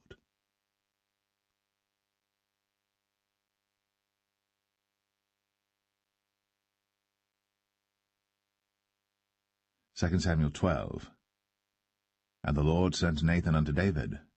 And he came unto him, and said unto him, There were 2 men in one city, the one rich and the other poor. The rich man had exceeding many flocks and herds, But the poor man had nothing save one little ewe lamb, which he had bought and nourished up.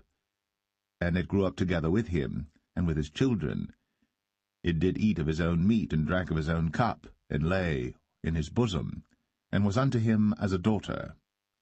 And there came a traveller unto the rich man, and he spared to take of his own flock and of his own herd to dress for the wayfaring man that was come unto him, but took the poor man's lamb, and dressed it for the man that was come to him. And David's anger was greatly kindled against the man, and he said to Nathan, As the Lord liveth, the man that hath done this thing shall surely die, and he shall restore the lamb fourfold, because he did this thing, and because he had no pity. And Nathan said to David, Thou art the man. Thus saith the Lord God of Israel, I anointed thee king over Israel, and I delivered thee out of the hand of Saul. And I gave thee thy master's house, and thy master's wives into thy bosom, and gave thee the house of Israel and of Judah. And if that had been too little, I would moreover have given unto thee such and such things. Wherefore hast thou despised the commandment of the Lord to do evil in his sight? Thou hast killed Uriah the Hittite with the sword, and hast taken his wife to be thy wife, and hast slain him with the sword of the children of Ammon. Now, therefore, the sword shall never depart from thine house, because thou hast despised me, and hast taken the wife of Uriah the Hittite to be thy wife. Thus saith the Lord, Behold, I will raise up evil against thee out of thine own house, and I will take thy wives before thine eyes, and give them unto thy neighbor, and he shall lie with thy wives in the sight of this sun. For thou didst it secretly, but I will do this thing before all Israel, and before the sun. And David said unto Nathan, I have sinned against the Lord. And Nathan said unto David, The Lord also hath put away thy sin. Thou shalt not die. Howbeit, because by this deed thou hast given great occasion to the enemies of the Lord to blaspheme, the child also that is born unto thee shall surely die. And Nathan departed unto his house. And the Lord struck the child that Uriah's wife bare unto David, and it was very sick. David therefore besought God for the child. And David fasted, and went in, and lay all night upon the earth. And the elders of his house arose, and went to him, to raise him up from the earth. But he would not, neither did he eat bread with them. And it came to pass on the 7th day that the child died. And the servants of David feared to tell him that the child was dead, for they said, Behold, while the child was yet alive, we spake unto him, and he would not hearken unto our voice.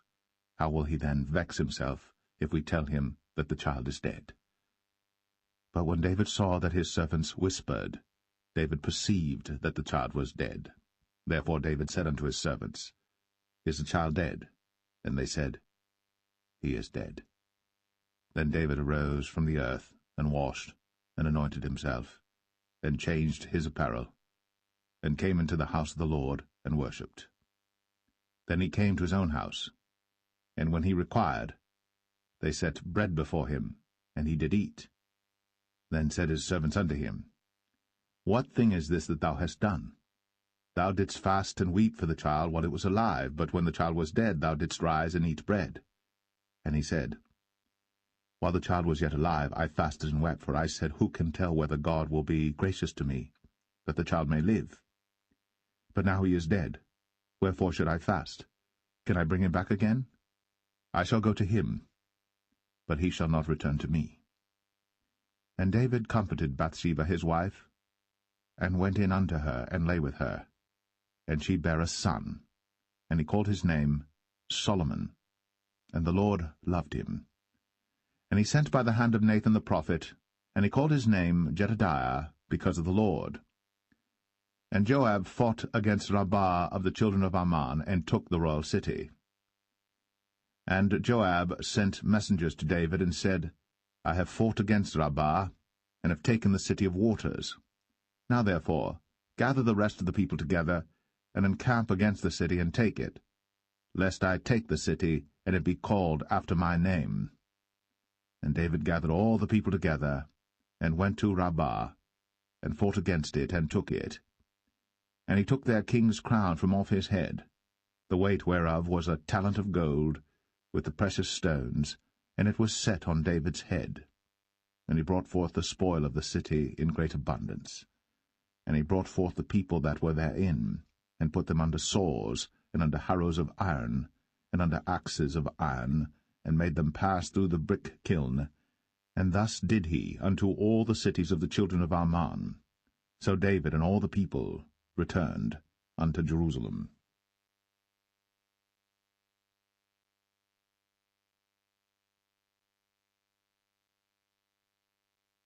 2 Samuel 13. And it came to pass after this, that Absalom the son of David had a fair sister whose name was Tamar, and Amnon the son of David loved her. And Amnon was so vexed that he fell sick for his sister Tamar, for she was a virgin, and Amnon thought it hard for him to do anything to her. But Amnon had a friend whose name was Jonadab, the son of Shimea, David's brother. And Jonadab was a very subtle man. And he said unto him, Why art thou, being the king's son, lean from day to day? Wilt thou not tell me? And Amnon said unto him, I love Tamar, my brother Absalom's sister. And Jonadab said unto him, Lay thee down on thy bed, and make thyself sick. And when thy father cometh to see thee, say unto him, I pray thee, let my sister Tamar come and give me meat, and dress the meat in my sight, that I may see it, and eat it at her hand. So Amnon lay down, and made himself sick. And when the king was come to see him, Amnon said unto the king, I pray thee, let Tamar my sister come, and make me a couple of cakes in my sight, that I may eat at her hand. Then David sent home to Tamar, saying, Go now to thy brother Amnon's house, and dress him meat. So Tamar went to her brother Amnon's house, and he was laid down. And she took flour, and kneaded it, and made cakes in his sight, and did bake the cakes. And she took a pan, and poured them out before him. But he refused to eat. And Amnon said, Have out all men from me. And they went out every man from him. And Amnon said unto Tamar, Bring the meat into the chamber, that I may eat of thine hand. And Tamar took the cakes which she had made, and brought them into the chamber to Amnon her brother. And when she had brought them unto him to eat, he took hold of her, and said unto her, Come, lie with me, my sister. And she answered him, Nay, my brother, do not force me. For no such thing ought to be done in Israel. Do not thou this folly. And I, whither shall I cause my shame to go? And as for thee, thou shalt be as one of the fools in Israel. Now therefore I pray thee, speak unto the king, for he will not withhold me from thee. Howbeit, he would not hearken unto her voice, but being stronger than she, forced her, and lay with her. Then Amnon hated her exceedingly, so that the hatred wherewith he hated her was greater than the love wherewith he had loved her. And Amnon said unto her, Arise, be gone. And she said unto him, There is no cause. This evil in sending me away is greater than the other that thou didst unto me. But he would not hearken unto her. Then he called his servant that ministered unto him, and said, Put now this woman out from me, and bolt the door after her. And she had a garment of divers colours upon her, for with such robes were the king's daughters that were virgins apparelled. Then his servant brought her out, and bolted the door after her. And Tamar put ashes on her head, and rent her garment of divers colours that was on her, and laid her hand on her head, and went on crying. And Absalom, her brother, said unto her, Hath Amnon thy brother been with thee? But hold now thy peace, my sister. He is thy brother. Regard not this thing. So Tamar remained desolate in her brother Absalom's house. But when King David heard of all these things, he was very wroth. And Absalom spake unto his brother Amnon, neither good nor bad, for Absalom hated Amnon, because he had forced his sister Tamar. And it came to pass after 2 full years that Absalom had sheep-shearers in Baal-Hazor, which is beside Ephraim. And Absalom invited all the king's sons. And Absalom came to the king and said, Behold now, thy servant hath sheep-shearers. Let the king, I beseech thee, and his servants go with thy servant. And the king said to Absalom, Nay, my son, let us not all now go, lest we be chargeable unto thee. And he pressed him, howbeit he would not go, but blessed him. Then said Absalom, If not, I pray thee, let my brother Amnon go with us. And the king said unto him, Why should he go with thee? But Absalom pressed him that he let Amnon and all the king's sons go with him. Now Absalom had commanded his servant, saying, Mark ye now, when Amnon's heart is merry with wine, and when I say unto you, Smite Amnon, then kill him. Fear not. Have not I commanded you? Be courageous, and be valiant. And the servants of Absalom did unto Amnon, as Absalom had commanded. Then all the king's sons arose, and every man gat him up upon his mule, and fled. And it came to pass, while they were in the way, that tidings came to David, saying, Absalom hath slain all the king's sons, and there is not one of them left. Then the king arose, and tare his garments, and lay on the earth, and all his servants stood by with their clothes rent. And Jonadab, the son of Shemaiah, David's brother, answered and said, Let not my lord suppose that they have slain all the young men, the king's sons, for Amnon only is dead. For by the appointment of Absalom this hath been determined from the day that he forced his sister Tamar. Now therefore, let not my lord the king take the thing to his heart, to think that all the king's sons are dead, for Amnon only is dead. But Absalom fled. And the young man that kept the watch lifted up his eyes, and looked, and behold, there came much people by the way of the hillside behind him. And Jonadab said unto the king, Behold, the king's sons come, as thy servant said, so it is. And it came to pass, as soon as he had made an end of speaking, that, behold, the king's sons came, and lifted up their voice, and wept. And the king also and all his servants wept very sore. But Absalom fled and went to Talmai, the son of Ammihud, king of Geshur. And David mourned for his son every day. So Absalom fled and went to Geshur, and was there 3 years. And the soul of King David longed to go forth unto Absalom, for he was comforted concerning Amnon, seeing he was dead.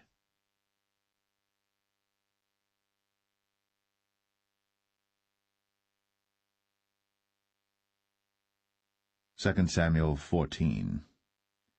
Now Joab the son of Zeruiah perceived that the king's heart was toward Absalom. And Joab sent to Tekoa, and fetched thence a wise woman, and said unto her, I pray thee, feign thyself to be a mourner, and put on now mourning apparel, and anoint not thyself with oil, but be as a woman that had a long time mourned for the dead. And come to the king, and speak on this manner unto him. So Joab put the words in her mouth. And when the woman of Tekoa spake to the king, she fell on her face to the ground, and did obeisance, and said, Help, O king. And the king said unto her, What aileth thee?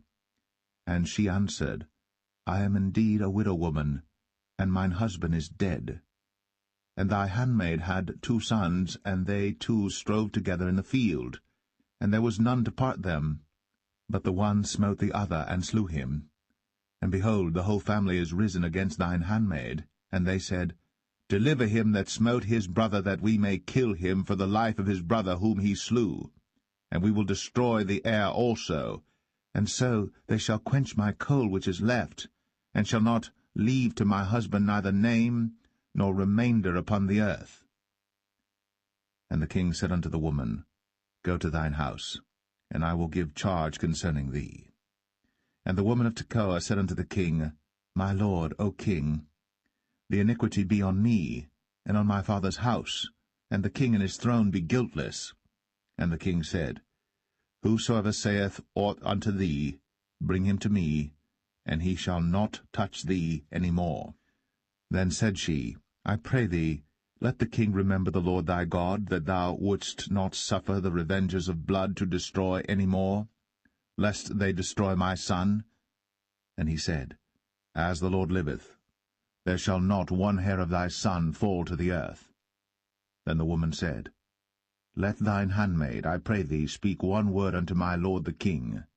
And he said, Say on. And the woman said, Wherefore then hast thou thought such a thing against the people of God? For the king doth speak this thing as one which is faulty, in that the king doth not fetch home again his banished. For we must needs die, and are as water spilt on the ground, which cannot be gathered up again. Neither doth God respect any person, yet doth he devise means that his banished be not expelled from him. Now therefore that I am come to speak of this thing unto my lord the king, it is because the people have made me afraid. And thy handmaid said, I will now speak unto the king. It may be that the king will perform the request of his handmaid. For the king will hear to deliver his handmaid out of the hand of the man that would destroy me and my son together out of the inheritance of God. Then thine handmaid said, The word of my lord the king shall now be comfortable. For as an angel of God, so is my lord the king to discern good and bad. Therefore the Lord thy God will be with thee. Then the king answered and said unto the woman, Hide not from me, I pray thee, the thing that I shall ask thee. And the woman said, Let my lord the king now speak. And the king said, Is not the hand of Joab with thee in all this? And the woman answered and said, As thy soul liveth, my lord the king, none can turn to the right hand or to the left from aught that my lord the king hath spoken. For thy servant Joab, he bade me, and he put all these words in the mouth of thine handmaid. To fetch about this form of speech hath thy servant Joab done this thing. And my lord is wise, according to the wisdom of an angel of God, to know all things that are in the earth. And the king said unto Joab, Behold now, I have done this thing. Go therefore, bring the young man Absalom again. And Joab fell to the ground on his face, and bowed himself, and thanked the king. And Joab said, Today thy servant knoweth that I have found grace in thy sight, my lord, O king, in that the king hath fulfilled the request of his servant. So Joab arose and went to Geshur, and brought Absalom to Jerusalem. And the king said, Let him turn to his own house, and let him not see my face. So Absalom returned to his own house, and saw not the king's face. But in all Israel there was none to be so much praised as Absalom for his beauty. From the sole of his foot even to the crown of his head, there was no blemish in him. And when he polled his head, for it was at every year's end that he polled it, because the hair was heavy on him, therefore he polled it, he weighed the hair of his head at 200 shekels after the king's weight. And unto Absalom there were born 3 sons, and 1 daughter, whose name was Tamar. She was a woman of a fair countenance. So Absalom dwelt 2 full years in Jerusalem, and saw not the king's face. Therefore Absalom sent for Joab to have sent him to the king, but he would not come to him. And when he sent again the 2nd time, he would not come. Therefore he said unto his servants, See, Joab's field is near mine, and he hath barley there. Go and set it on fire. And Absalom's servants set the field on fire. Then Joab arose, and came to Absalom unto his house, and said unto him, Wherefore have thy servants set my field on fire? And Absalom answered Joab, Behold, I sent unto thee, saying, Come hither, that I may send thee to the king, to say, Wherefore am I come from Geshur? It had been good for me to have been there still.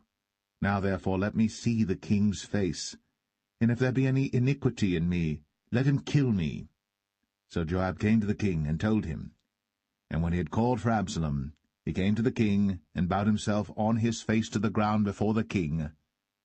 And the king kissed Absalom.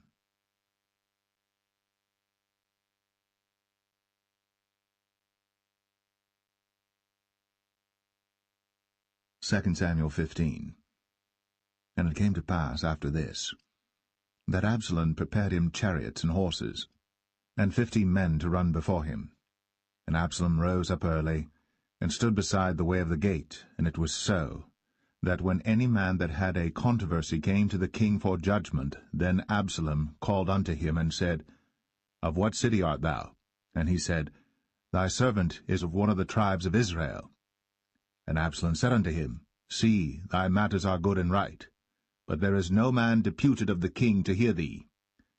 Absalom said moreover, O that I were made judge in the land, that every man which hath any suit or cause might come unto me, and I would do him justice. And it was so, that when any man came nigh to him to do him obeisance, he put forth his hand, and took him, and kissed him. And on this manner did Absalom to all Israel that came to the king for judgment. So Absalom stole the hearts of the men of Israel. And it came to pass after 40 years, that Absalom said unto the king, I pray thee, let me go and pay my vow, which I have vowed unto the Lord in Hebron. For thy servant vowed a vow while I abode at Geshur in Syria, saying, If the Lord shall bring me again indeed to Jerusalem, then I will serve the Lord. And the king said unto him, Go in peace. So he arose, and went to Hebron. But Absalom sent spies throughout all the tribes of Israel, saying, As soon as ye hear the sound of the trumpet, then ye shall say, Absalom reigneth in Hebron. And with Absalom went 200 men out of Jerusalem, that were called, and they went in their simplicity, and they knew not anything. And Absalom sent for Ahithophel the Gilonite, David's counselor, from his city, even from Gilo, while he offered sacrifices. And the conspiracy was strong, for the people increased continually with Absalom. And there came a messenger to David, saying, The hearts of the men of Israel are after Absalom. And David said unto all his servants that were with him at Jerusalem, Arise, and let us flee.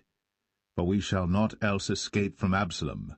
Make speed to depart, lest he overtake us suddenly, and bring evil upon us, and smite the city with the edge of the sword. And the king's servants said unto the king, Behold, thy servants are ready to do whatsoever my lord the king shall appoint. And the king went forth, and all his household after him. And the king left 10 women which were concubines to keep the house. And the king went forth, and all the people after him, and tarried in a place that was far off. And all his servants passed on beside him, and all the Cherethites, and all the Pelethites, and all the Gittites, 600 men which came after him from Gath, passed on before the king.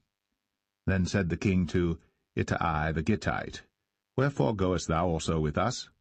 Return to thy place, and abide with the king, for thou art a stranger, and also an exile. Whereas thou camest but yesterday, should I this day make thee go up and down with us?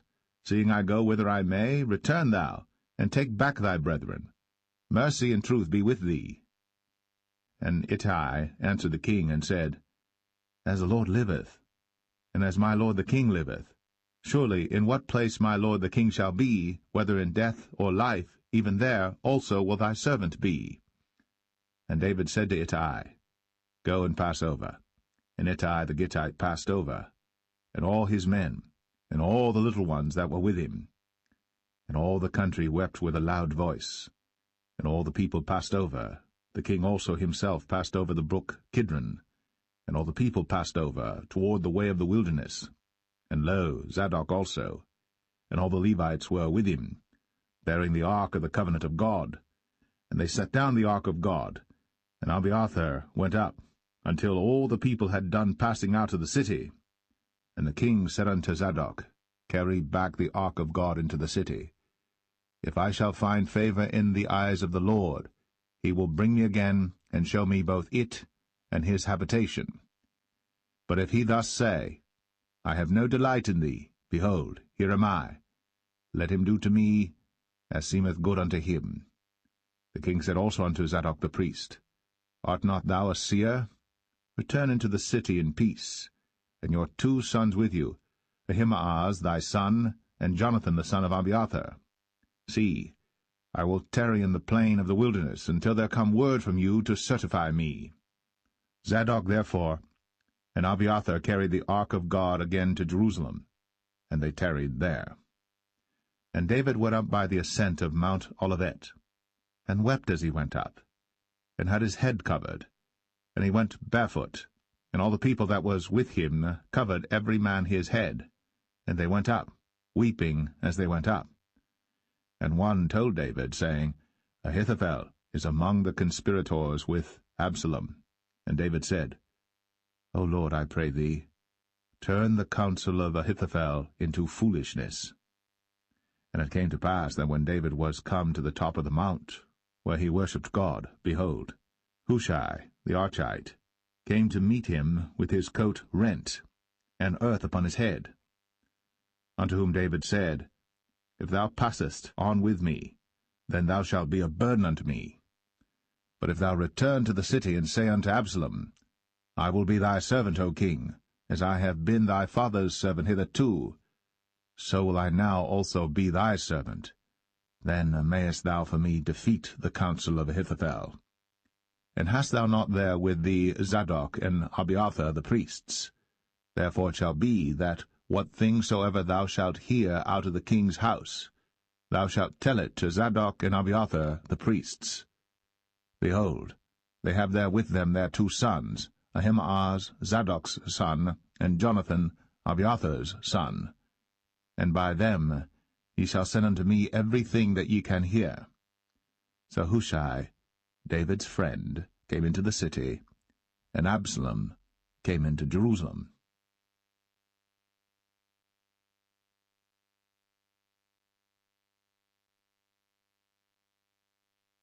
2 Samuel 16. And when David was a little past the top of the hill, behold, Ziba, the servant of Mephibosheth, met him with a couple of asses saddled, and upon them 200 loaves of bread, and 100 bunches of raisins, and 100 of summer fruits, and a bottle of wine. And the king said unto Ziba, What meanest thou by these?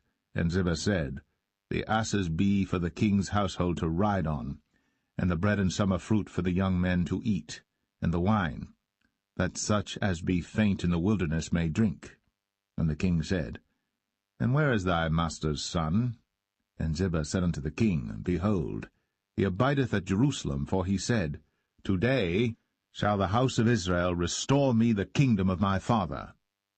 Then said the king to Ziba, Behold, thine are all that pertained unto Mephibosheth.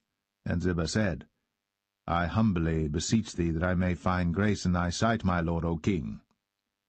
And when King David came to Bahurim, behold, thence came out a man of the family of the house of Saul, whose name was Shimei, the son of Gera. He came forth, and cursed still as he came. And he cast stones at David, and at all the servants of King David. And all the people and all the mighty men were on his right hand and on his left. And thus said Shimei, when he cursed, come out, thou bloody man, and thou man of Belial. The Lord hath returned upon thee all the blood of the house of Saul, in whose stead thou hast reigned. And the Lord hath delivered the kingdom into the hand of Absalom thy son, and behold, thou art taken in thy mischief, because thou art a bloody man. Then said Abishai the son of Zeruiah unto the king, Why should this dead dog curse my lord the king?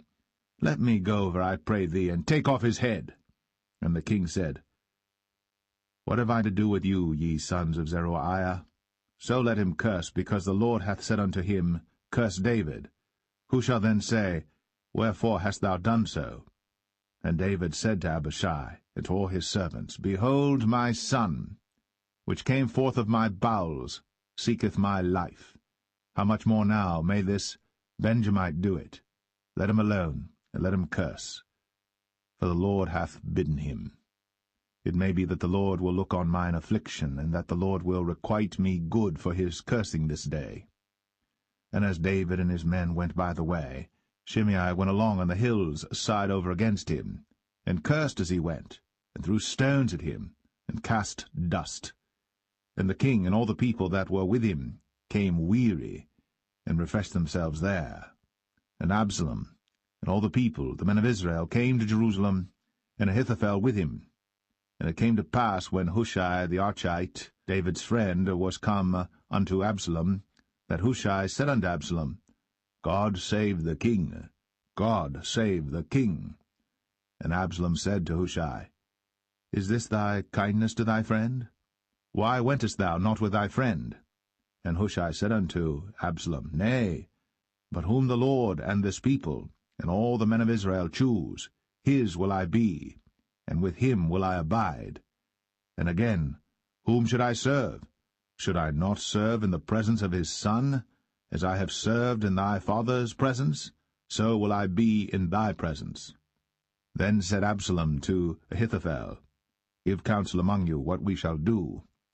And Ahithophel said unto Absalom, Go in unto thy father's concubines, which he hath left to keep the house.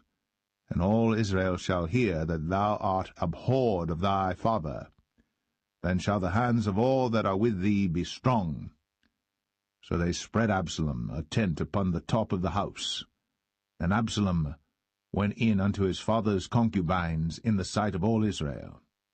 And the counsel of Ahithophel, which he counselled in those days, was as if a man had inquired at the oracle of God. So was all the counsel of Ahithophel, both with David and with Absalom.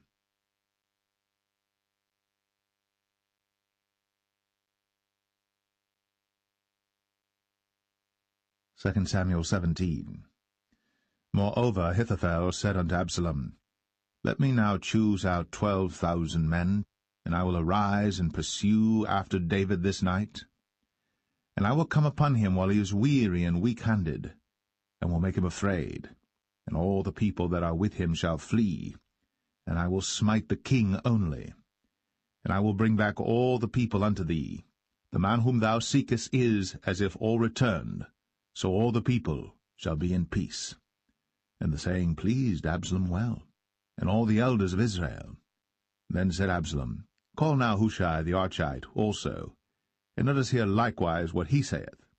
And when Hushai was come to Absalom, Absalom spake unto him, saying, Ahithophel hath spoken after this manner. Shall we do after his saying? If not, speak thou. And Hushai said unto Absalom, The counsel that Ahithophel hath given is not good at this time. For, said Hushai, Thou knowest thy father and his men, that they be mighty men, and they be chafed in their minds, as a bear robbed of her whelps in the field. And thy father is a man of war, and will not lodge with the people. Behold, he is hid now in some pit, or in some other place, and it will come to pass, when some of them be overthrown at the first, that whosoever heareth it will say, There is a slaughter among the people that follow Absalom. And he also that is valiant, whose heart is as the heart of a lion, shall utterly melt. For all Israel knoweth that thy father is a mighty man, and they which be with him are valiant men. Therefore I counsel that all Israel be generally gathered unto thee, from Dan even to Beersheba, as the sand that is by the sea for multitude, and that thou go to battle in thine own person. So shall we come upon him in some place where he shall be found, and we will light upon him, as the dew falleth on the ground, and of him, and of all the men that are with him, there shall not be left so much as one. Moreover, if he be gotten into a city, then shall all Israel bring ropes to that city, and we will draw it into the river, until there be not one small stone found there. And Absalom and all the men of Israel said, The counsel of Hushai the Archite is better than the counsel of Ahithophel. For the Lord had appointed to defeat the good counsel of Ahithophel, to the intent that the Lord might bring evil upon Absalom. Then said Hushai unto Zadok, and to Abiathar the priests, Thus and thus did Ahithophel counsel Absalom and the elders of Israel, and thus have I counselled. Now therefore send quickly, and tell David, saying, Lodge not this night in the plains of the wilderness, but speedily pass over, lest the king be swallowed up, and all the people that are with him. Now Jonathan and Ahimaaz stayed by En-Rogel, for they might not be seen to come into the city. And a wench went and told them, and they went and told King David. Nevertheless a lad saw them and told Absalom. But they went both of them away quickly, and came to a man's house in Bahurim. which had a well in his court, whither they went down. And the woman took and spread a covering over the well's mouth, and spread ground corn thereon, and the thing was not known. And when Absalom's servants came to the woman to the house, they said, Where is Ahimaaz and Jonathan? And the woman said unto them, They be gone over the brook of water. And when they had sought and could not find them, they returned to Jerusalem. And it came to pass, after they were departed, that they came up out of the well, and went and told to King David, and said unto David, Arise, and pass quickly over the water, for thus hath Ahithophel counselled against you. Then David arose, and all the people that were with him, and they passed over Jordan. By the morning light there lacked not one of them that was not gone over Jordan. And when Ahithophel saw that his counsel was not followed, he saddled his ass, and arose, and gat him home to his house, to his city, and put his household in order, and hanged himself, and died, and was buried in the sepulchre of his father. Then David came to Mahanaim, and Absalom passed over Jordan, he and all the men of Israel with him. And Absalom made Amasa captain of the host instead of Joab, which Amasa was a man's son, whose name was Ithra, an Israelite, that went in to Abigail, the daughter of Nahash, sister to Zeruiah, Joab's mother. So Israel and Absalom pitched in the land of Gilead. And it came to pass, when David was come to Mahanaim, that Shobai the son of Nahash of Rabbah, of the children of Ammon, and Machir the son of Amiel of Lo-debar, and Barzillai the Gileadite of Rogelim, brought beds, and basins, and earthen vessels, and wheat, and barley, and flour, and parched corn, and beans, and lentils, and parched pulse, and honey, and butter, and sheep, and cheese of kine for David and for the people that were with him to eat. For they said, The people is hungry, and weary, and thirsty in the wilderness.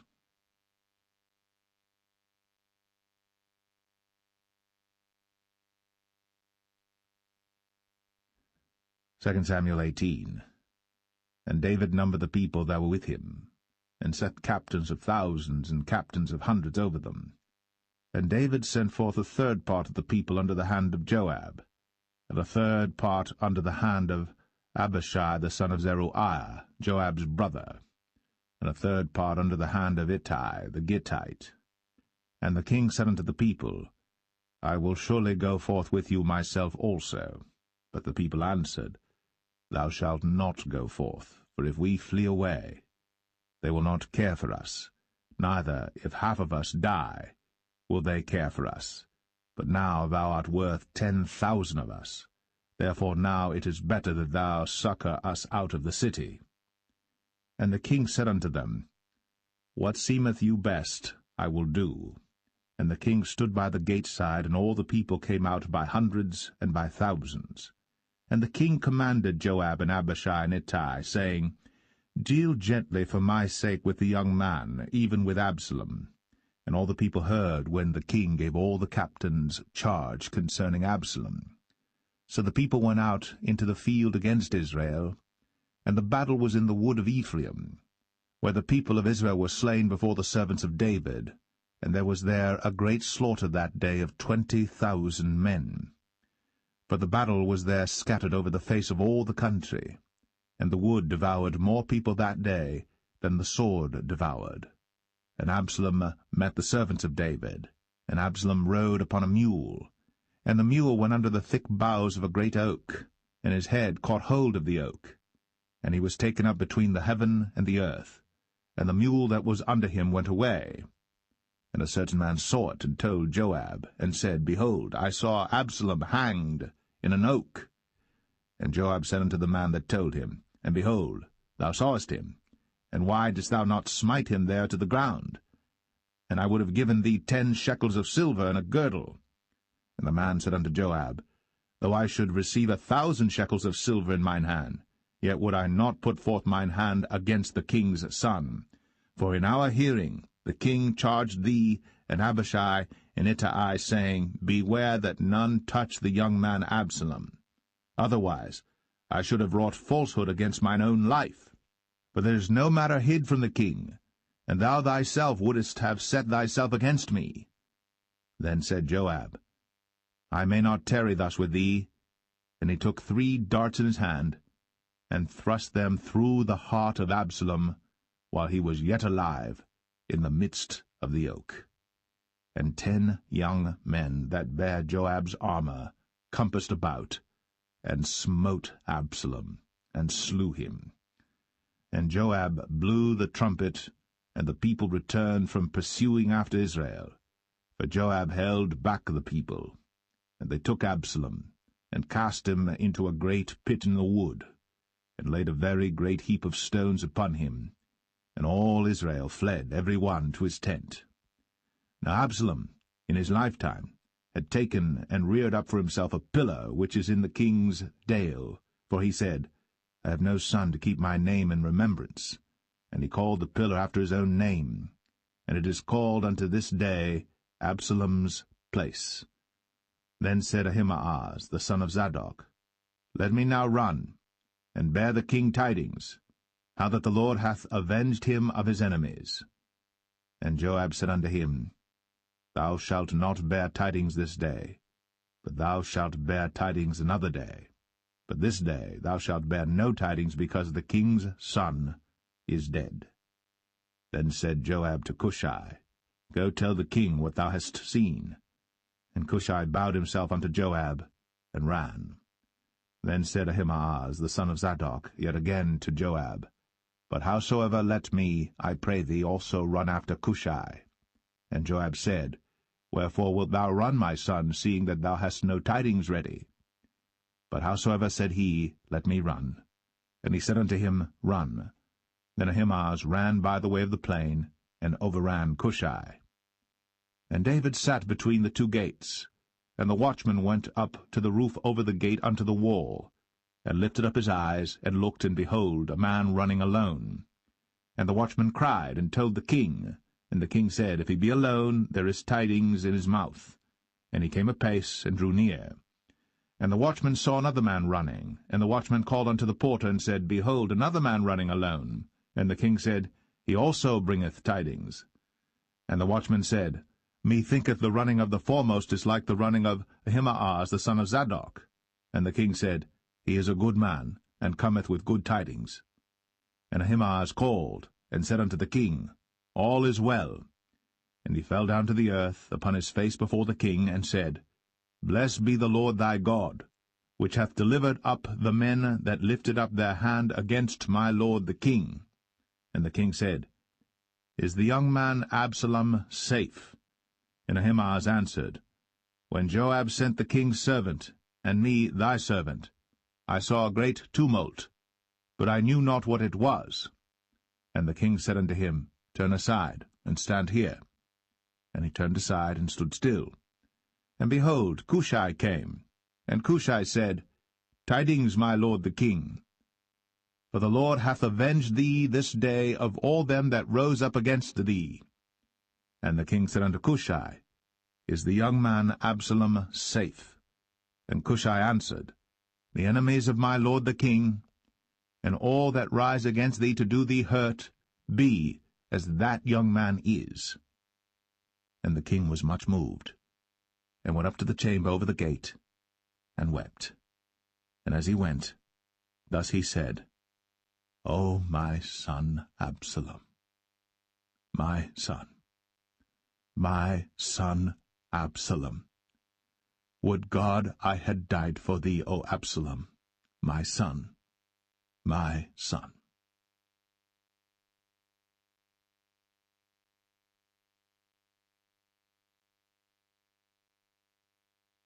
2 Samuel 19.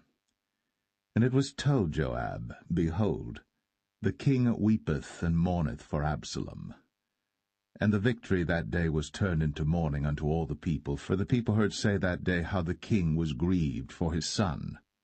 And the people gat them by stealth that day into the city, as people being ashamed steal away when they flee in battle.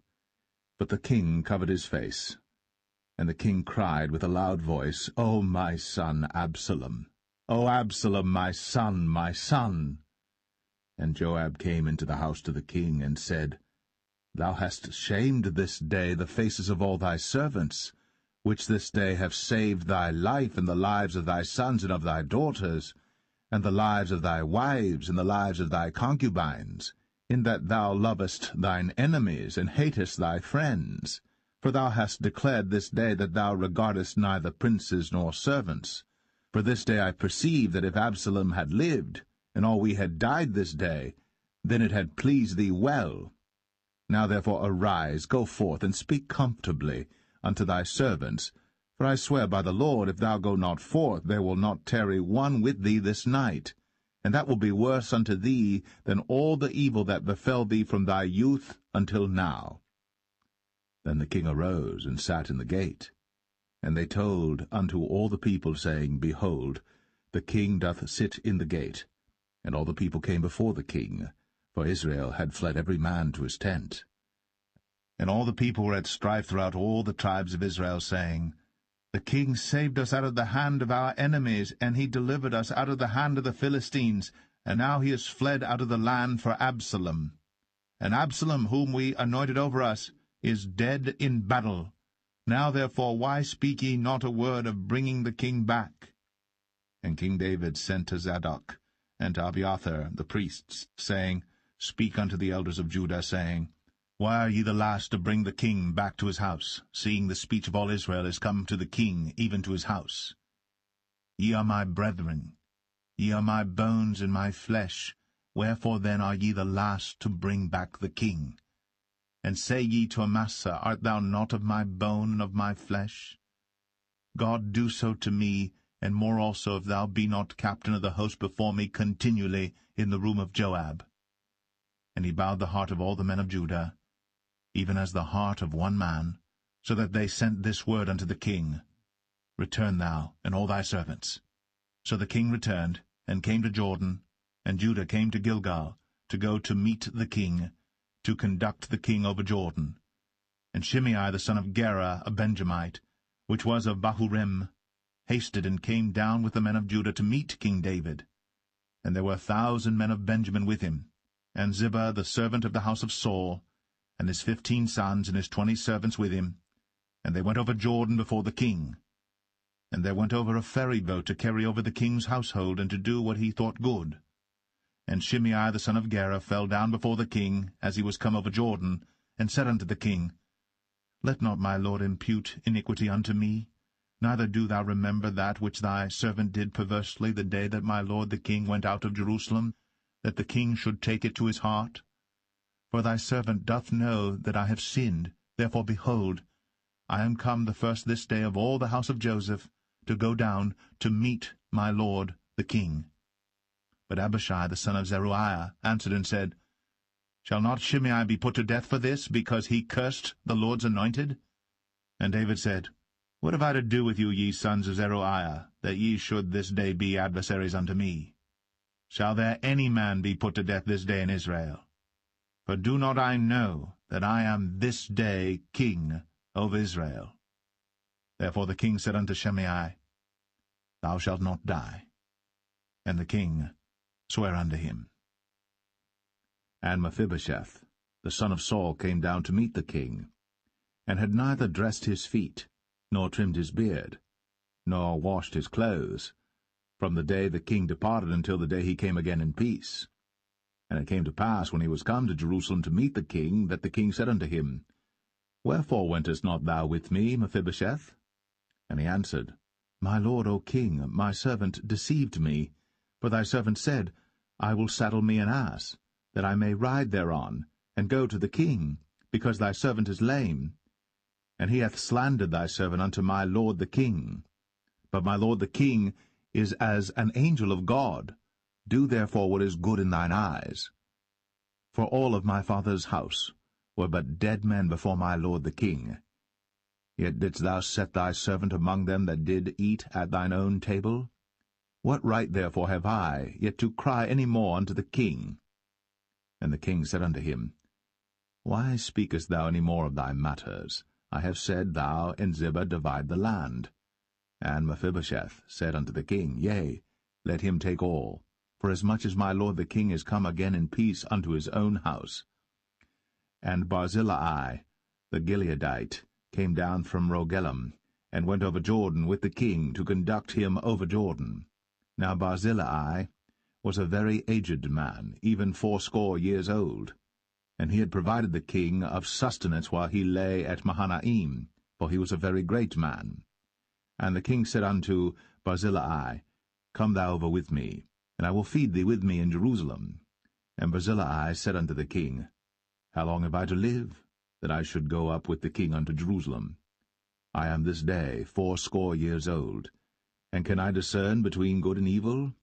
Can thy servant taste what I eat or what I drink? Can I hear any more the voice of singing men and singing women? Wherefore then should thy servant be yet a burden unto my lord the king?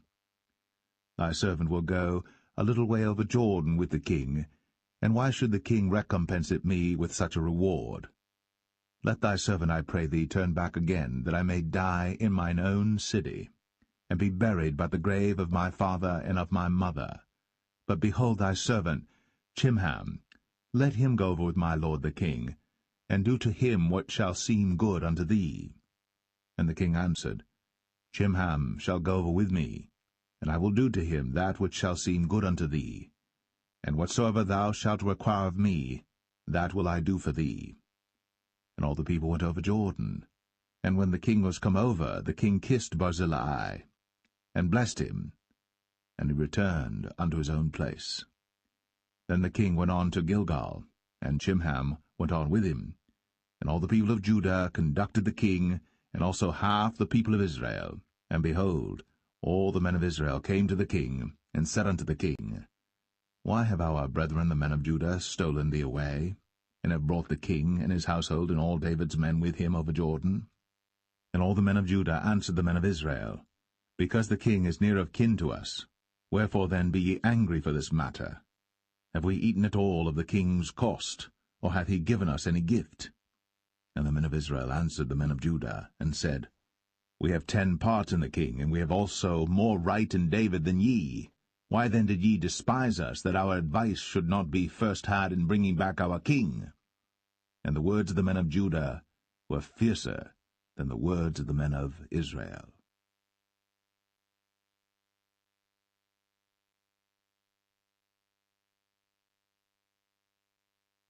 Second Samuel 20. And there happened to be there a man of Belial, whose name was Sheba, the son of Bichri, a Benjamite.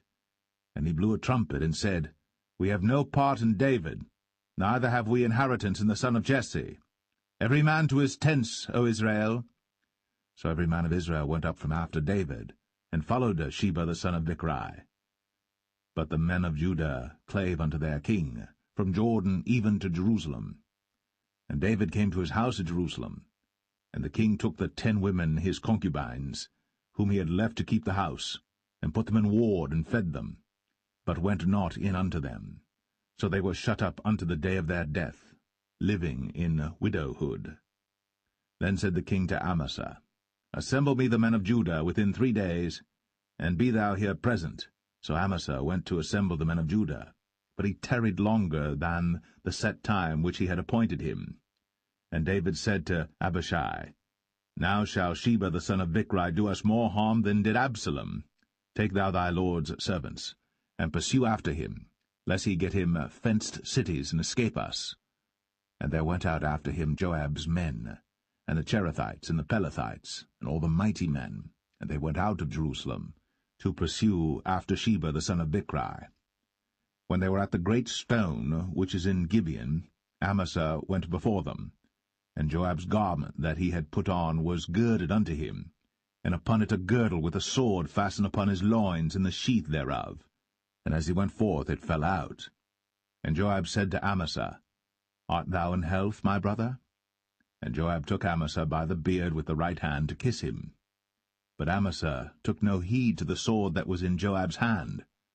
So he smote him therewith in the 5th rib, and shed out his bowels to the ground, and struck him not again, and he died. So Joab and Abishai his brother pursued after Sheba the son of Bichri. And one of Joab's men stood by him, and said, He that favoureth Joab, and he that is for David. Let him go after Joab. And Amasa wallowed in blood in the midst of the highway. And when the man saw that all the people stood still, he removed Amasa out of the highway into the field, and cast a cloth upon him when he saw that every one that came by him stood still. When he was removed out of the highway, all the people went on after Joab, to pursue after Sheba the son of Bichri. And he went through all the tribes of Israel unto Abel, and to Bethmachah, and all the Berites, and they were gathered together, and went also after him. And they came and besieged him in Abel of Bethmachah.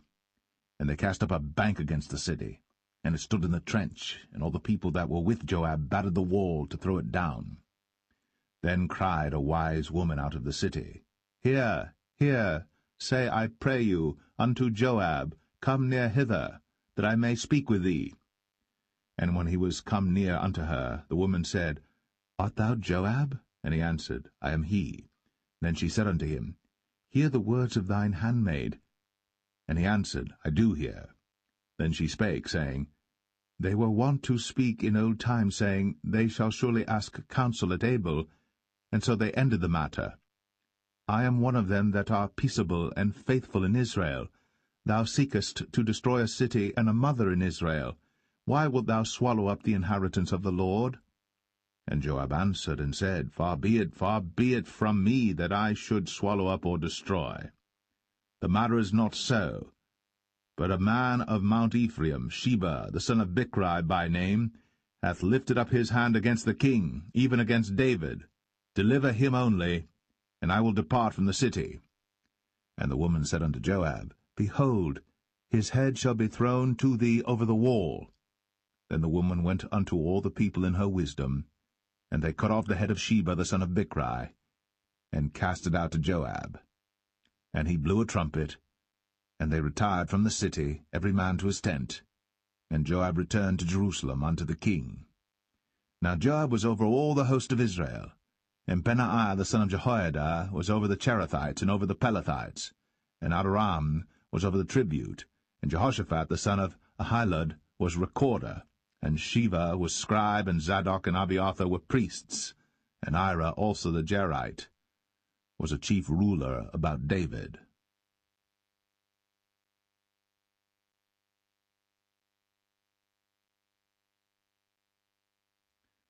Second Samuel 21.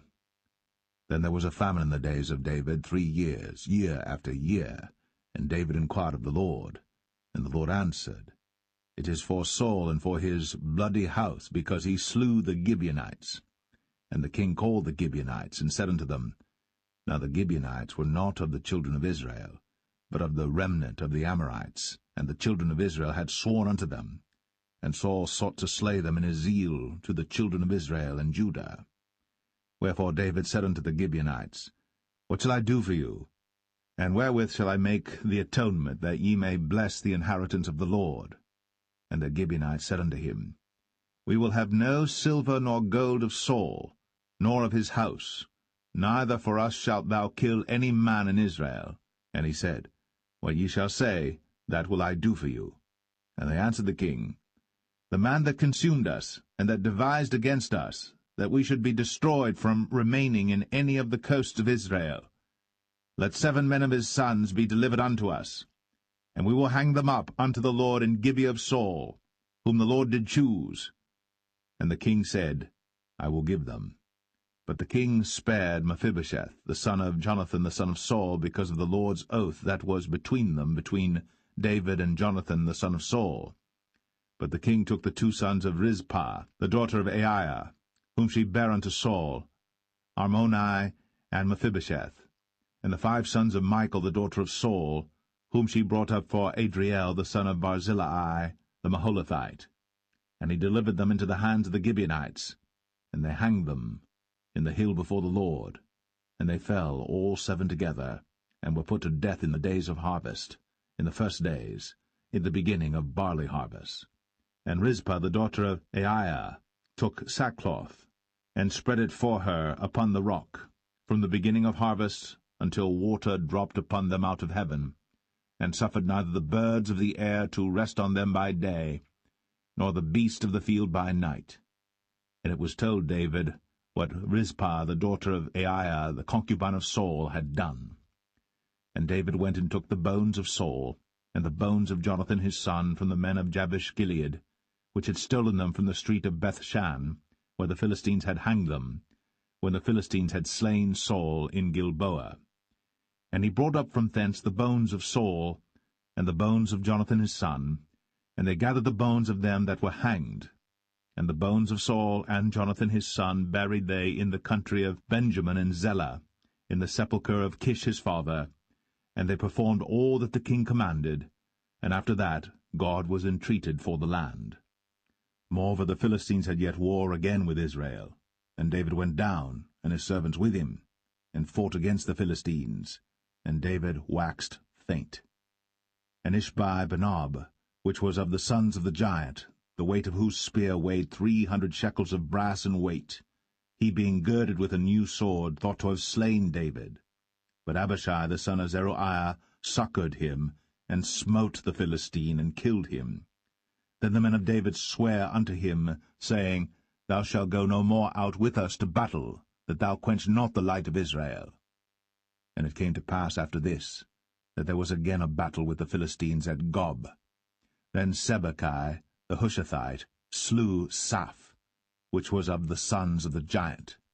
And there was again a battle in Gob with the Philistines, where Elhanan the son of Jaare-Oregim, a Bethlehemite, slew the brother of Goliath the Gittite, the staff of whose spear was like a weaver's beam. And there was yet a battle in Gath, where was a man of great stature, that had on every hand 6 fingers, and on every foot 6 toes, 24 in number, and he also was born to the giant. And when he defied Israel, Jonathan the son of Shimea, the brother of David, slew him. These 4 were born to the giant in Gath, and fell by the hand of David, and by the hand of his servants.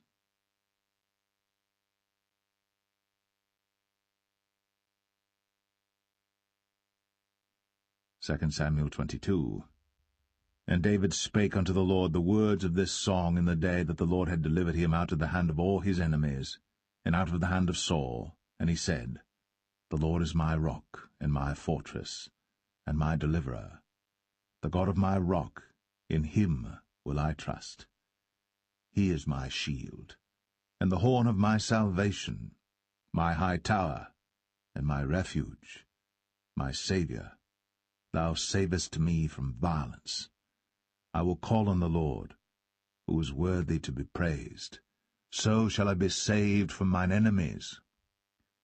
When the waves of death compassed me, the floods of ungodly men made me afraid. The sorrows of hell compassed me about, the snares of death prevented me. In my distress I called upon the Lord, and cried to my God, and he did hear my voice out of his temple, and my cry did enter into his ears. Then the earth shook and trembled, the foundations of heaven moved and shook, because he was wroth. There went up a smoke out of his nostrils, and fire out of his mouth devoured. Coals were kindled by it. He bowed the heavens also, and came down, and darkness was under his feet. And he rode upon a cherub, and did fly, and he was seen upon the wings of the wind. And he made darkness pavilions round about him, dark waters, and thick clouds of the skies. Through the brightness before him were coals of fire kindled.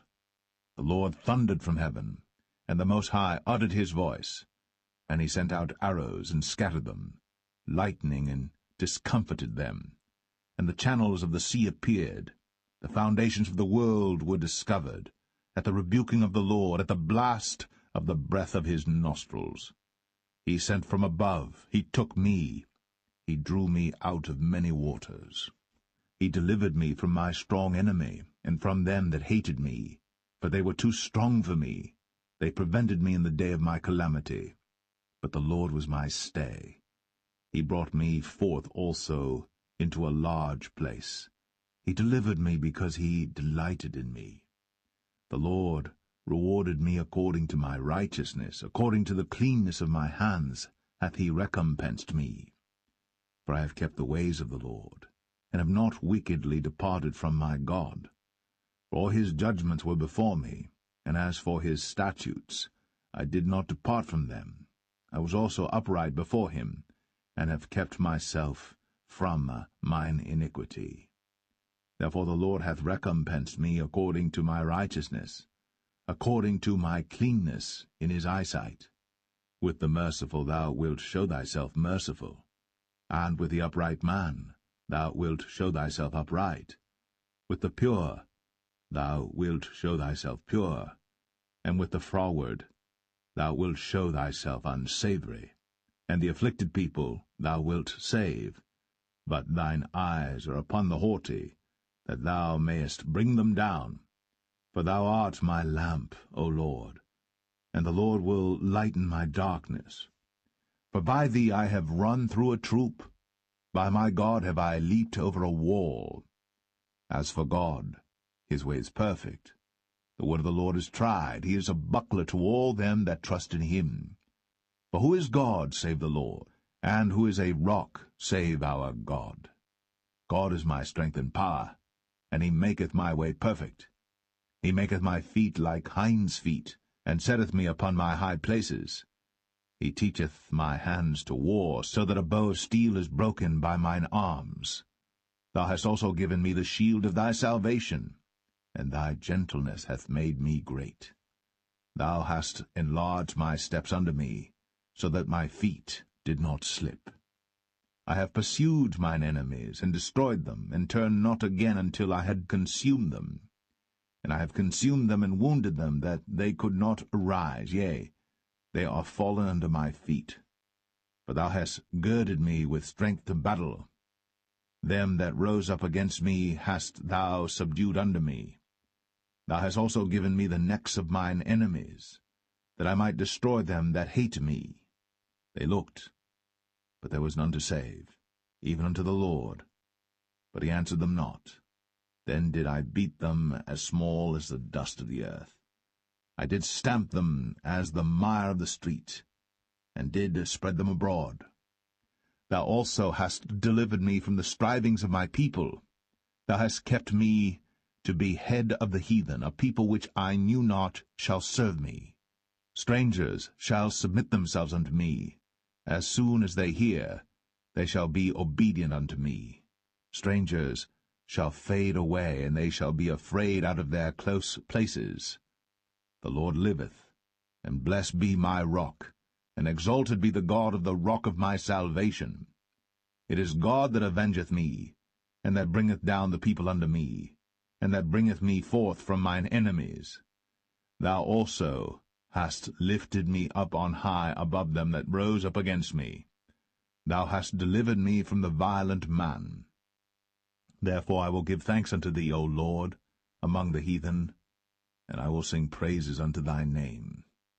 He is the tower of salvation for his king, and showeth mercy to his anointed, unto David, and to his seed for evermore.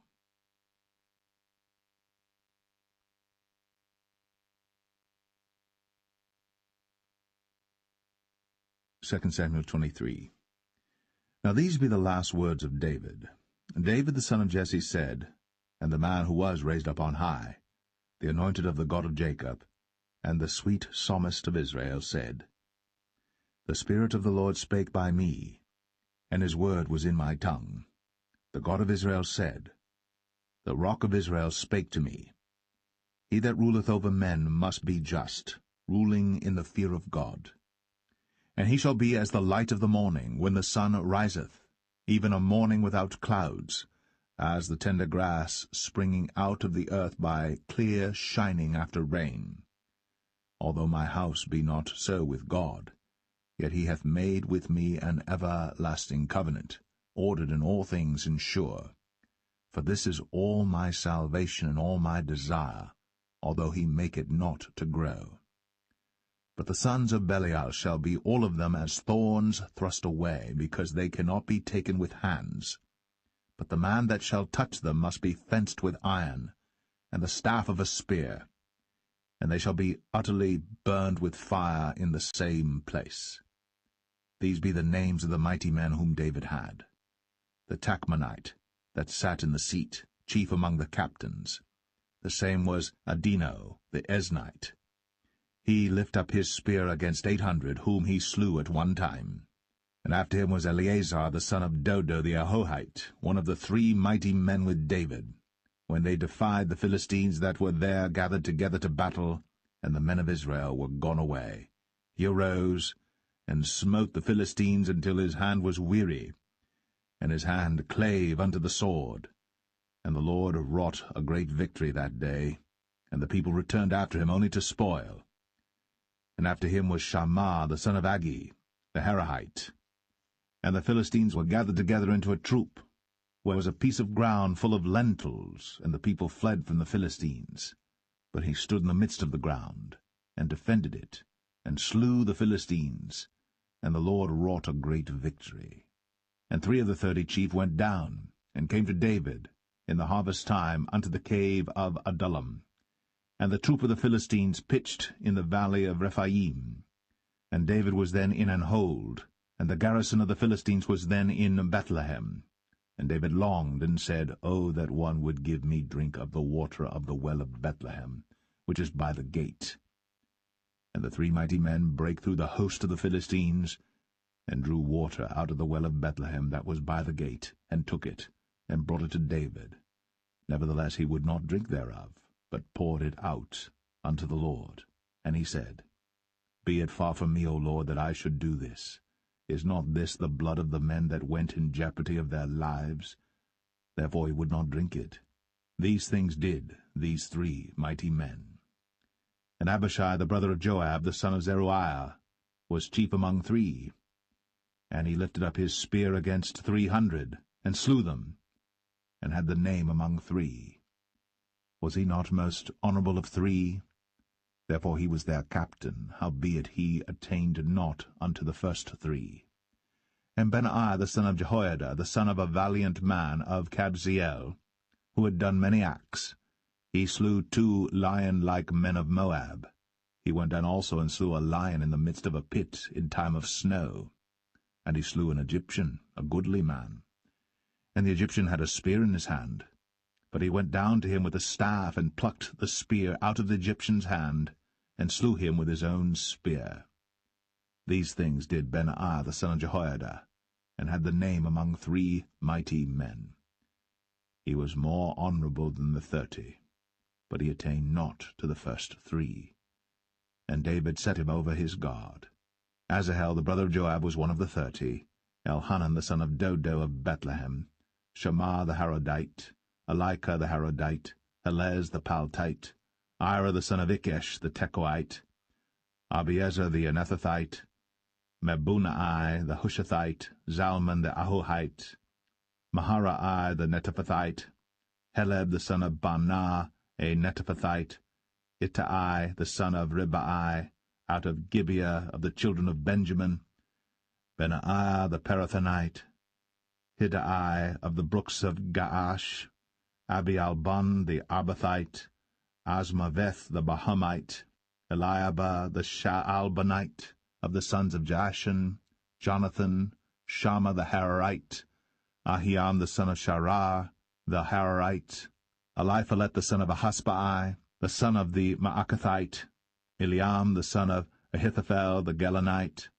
Hezrai the Carmelite, Parai the Arbite, Igal the son of Nathan of Zobah, Bani the Gadite, Zelek the Ammonite, Naharai the Barathite, Armah-bearer to Joab the son of Zeruiah, Ira and Ithrite, Gareb and Ithrite, Uriah the Hittite, 37 in all.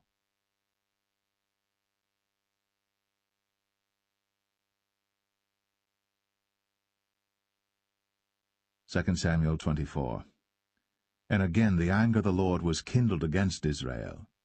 And he moved David against them to say, Go, number Israel and Judah. For the king said to Joab, the captain of the host, which was with him, Go now through all the tribes of Israel, from Dan even to Beersheba, and number ye the people, that I may know the number of the people. And Joab said unto the king, Now the Lord thy God add unto the people, how many soever they be, 100-fold, and that the eyes of my lord the king may see it. But why doth my lord the king delight in this thing? Notwithstanding the king's word prevailed against Joab and against the captains of the host. And Joab and the captains of the host went out from the presence of the king, to number the people of Israel. And they passed over Jordan, and pitched in Aroer, on the right side of the city that lieth in the midst of the river of Gad, and toward Jazer. Then they came to Gilead, and to the land of Tatim Hoshai, and they came to Dan Jaan, and about to Zidon, and came to the stronghold of Tyre, and to all the cities of the Hivites and of the Canaanites, and they went out to the south of Judah, even to Beersheba. So when they had gone through all the land, they came to Jerusalem at the end of 9 months and 20 days. And Joab gave up the sum of the number of the people unto the king, and there were in Israel 800,000 valiant men that drew the sword, and the men of Judah were 500,000 men. And David's heart smote him after that he had numbered the people. And David said unto the Lord, I have sinned greatly in that I have done. And now, I beseech thee, O Lord, take away the iniquity of thy servant, for I have done very foolishly. For when David was up in the morning, the word of the Lord came unto the prophet Gad, David's seer, saying, Go, and say unto David, Thus saith the Lord, I offer thee 3 things. Choose thee one of them, that I may do it unto thee. So Gad came to David, and told him, and said unto him, Shall 7 years of famine come unto thee in thy land? Or wilt thou flee 3 months before thine enemies, while they pursue thee? Or that there be 3 days' pestilence in thy land? Now advise, and see what answer I shall return to him that sent me. And David said unto Gad, I am in a great strait. Let us fall now into the hand of the Lord, for his mercies are great, and let me not fall into the hand of man. So the Lord sent a pestilence upon Israel, from the morning even to the time appointed. And there died of the people from Dan even to Beersheba 70,000 men. And when the angel stretched out his hand upon Jerusalem to destroy it, the Lord repented him of the evil, and said to the angel that destroyed the people, It is enough. Stay now thine hand. And the angel of the Lord was by the threshing place of Araunah the Jebusite. And David spake unto the Lord when he saw the angel that smote the people, and said, Lo, I have sinned, and I have done wickedly. But these sheep, what have they done? Let thine hand, I pray thee, be against me, and against my father's house. And Gad came that day to David, and said unto him, Go up, rear an altar unto the Lord in the threshing floor of Araunah the Jebusite. And David, according to the saying of Gad, went up as the Lord commanded. And Araunah looked, and saw the king and his servants coming on toward him. And Araunah went out, and bowed himself before the king on his face upon the ground. And Araunah said, Wherefore is my lord the king come to his servant? And David said, To buy the threshing floor of thee, to build an altar unto the Lord, that the plague may be stayed from the people. And Araunah said unto David, Let my lord the king take and offer up what seemeth good unto him. Behold, here be oxen for burnt sacrifice, and threshing instruments, and other instruments of the oxen for wood. All these things did Araunah as a king give unto the king. And Araunah said unto the king, The Lord thy God accept thee.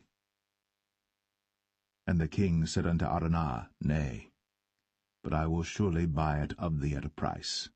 Neither will I offer burnt offerings unto the Lord my God of that which doth cost me nothing. So David bought the threshing floor and the oxen for 50 shekels of silver.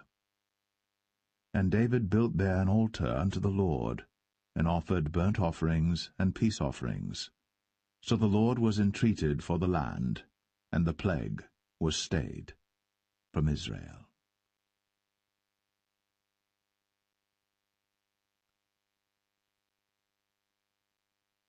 The first book of Kings, chapter 1.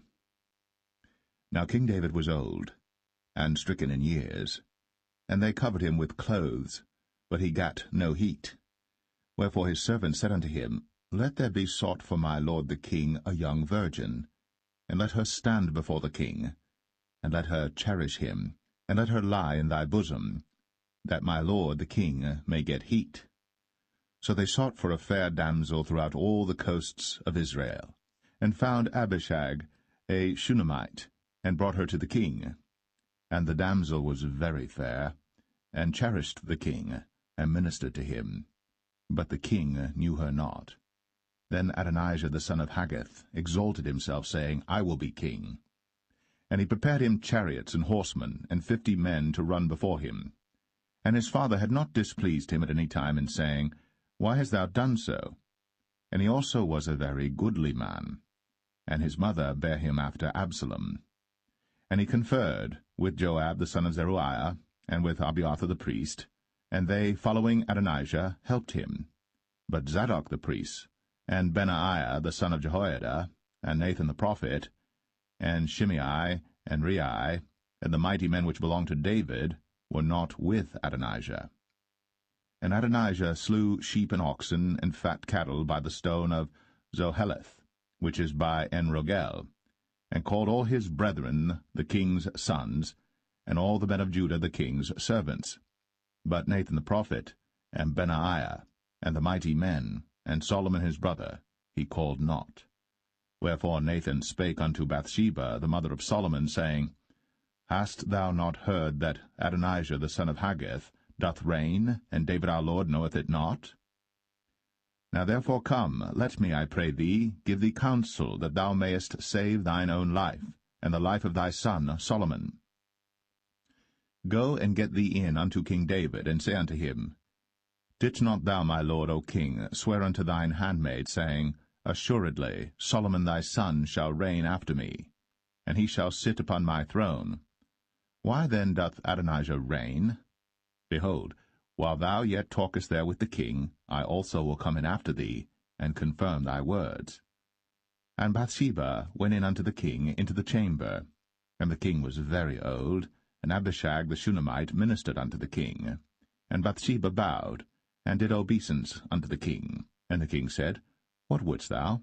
And she said unto him, My lord, thou swearest by the Lord thy God unto thine handmaid, saying, Assuredly Solomon thy son shall reign after me, and he shall sit upon my throne. And now, behold, Adonijah reigneth. And now, my lord the king, thou knowest it not. And he hath slain oxen and fat cattle, and sheep in abundance, and hath called all the sons of the king, and Abiathar the priest, and Joab the captain of the host. But Solomon thy servant hath he not called. And thou, my lord, O king, the eyes of all Israel are upon thee, that thou shouldst tell them who shall sit on the throne of my lord the king after him. Otherwise it shall come to pass, when my lord the king shall sleep with his fathers, that I and my son Solomon shall be counted offenders. And lo, while she yet talked with the king, Nathan the prophet also came in. And they told the king, saying, Behold, Nathan the prophet. And when he was come in before the king, he bowed himself before the king with his face to the ground.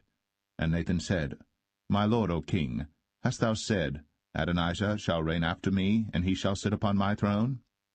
For he is gone down this day, and hath slain oxen and fat cattle and sheep in abundance, and hath called all the king's sons, and the captains of the host, and Abiathar the priest, and behold, they eat and drink before him, and say, God save King Adonijah. But me, even me thy servant, and Zadok the priest, and Benaiah the son of Jehoiada, and thy servant Solomon hath he not called. Is this thing done by my lord the king? And thou hast not showed it unto thy servant, who should sit on the throne of my lord the king after him?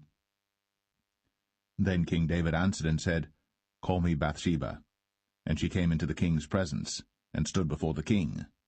And the king sware, and said, As the Lord liveth, that hath redeemed my soul out of all distress, even as I swear unto thee by the Lord God of Israel, saying, Assuredly Solomon thy son shall reign after me, and he shall sit upon my throne in my stead, even so will I certainly do this day. Then Bathsheba bowed with her face to the earth, and did reverence to the king, and said, Let my lord King David live for ever. And King David said, Call me Zadok the priest, and Nathan the prophet, and Benaiah the son of Jehoiada. And they came before the king. The king also said unto them, Take with you the servants of your lord, and cause Solomon my son to ride upon mine own mule, and bring him down to Gihon. And let Zadok the priest and Nathan the prophet anoint him there king over Israel. And blow ye with the trumpet, and say, God save King Solomon. Then ye shall come up after him, that he may come and sit upon my throne, for he shall be king in my stead. And I have appointed him to be ruler over Israel and over Judah. And Benaiah the son of Jehoiada answered the king, and said, Amen. The Lord God of my lord the king say so too. As the Lord hath been with my lord the king, even so be he with Solomon, and make his throne greater than the throne of my lord, King David. So Zadok the priest, and Nathan the prophet, and Benaiah the son of Jehoiada, and the Cherethites, and the Pelethites, went down, and caused Solomon to ride upon King David's mule, and brought him to Gihon. And Zadok the priest took an horn of oil out of the tabernacle, and anointed Solomon, and they blew the trumpet. And all the people said, God save King Solomon. And all the people came up after him, and the people piped with pipes, and rejoiced with great joy, so that the earth rent with the sound of them. And Adonijah and all the guests that were with him heard it as they had made an end of eating. And when Joab heard the sound of the trumpet, he said, Wherefore is this noise of the city being in an uproar? And while he yet spake, behold, Jonathan the son of Abiathar the priest came. And Adonijah said unto him, Come in, for thou art a valiant man, and bringest good tidings. And Jonathan answered and said to Adonijah, Verily, our lord King David hath made Solomon king.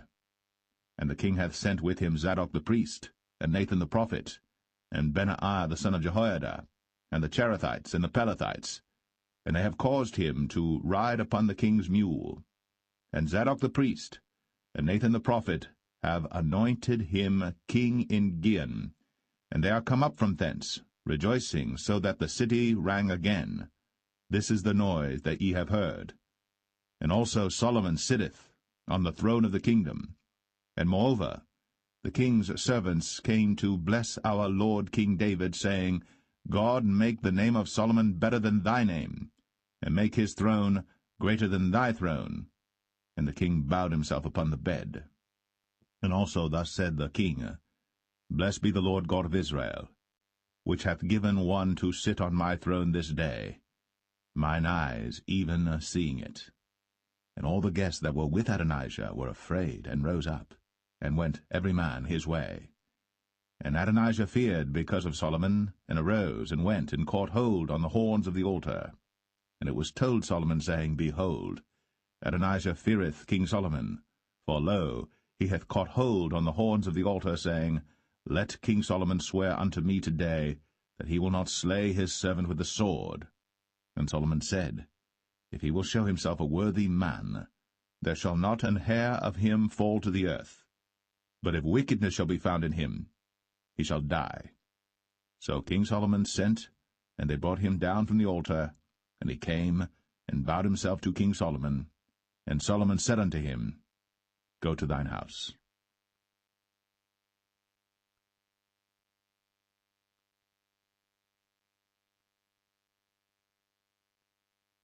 First Kings 2. Now the days of David drew nigh, that he should die. And he charged Solomon his son, saying, I go the way of all the earth. Be thou strong therefore, and show thyself a man, and keep the charge of the Lord thy God, to walk in his ways, to keep his statutes, and his commandments, and his judgments, and his testimonies, as it is written in the law of Moses, that thou mayest prosper in all that thou doest, and whithersoever thou turnest thyself, that the Lord may continue his word which he spake concerning me, saying, If thy children take heed to their way, to walk before me in truth with all their heart and with all their soul, there shall not fail thee, said he, a man on the throne of Israel. Moreover, thou knowest also what Joab the son of Zeruiah did to me, and what he did to the two captains of the host of Israel, unto Abner the son of Ner, and unto Amasa the son of Jether, whom he slew, and shed the blood of war in peace, and put the blood of war upon his girdle that was about his loins, and in his shoes that were on his feet. Do therefore according to thy wisdom, and let not his hoar head go down to the grave in peace. But show kindness unto the sons of Barzillai the Gileadite, and let them be of those that eat at thy table. For so they came to me when I fled because of Absalom thy brother. And behold, thou hast with thee Shimei the son of Gera, a Benjamite of Bahurim, which cursed me with a grievous curse, in the day when I went to Mahanaim. But he came down to meet me at Jordan, and I sware to him by the Lord, saying, I will not put thee to death with the sword.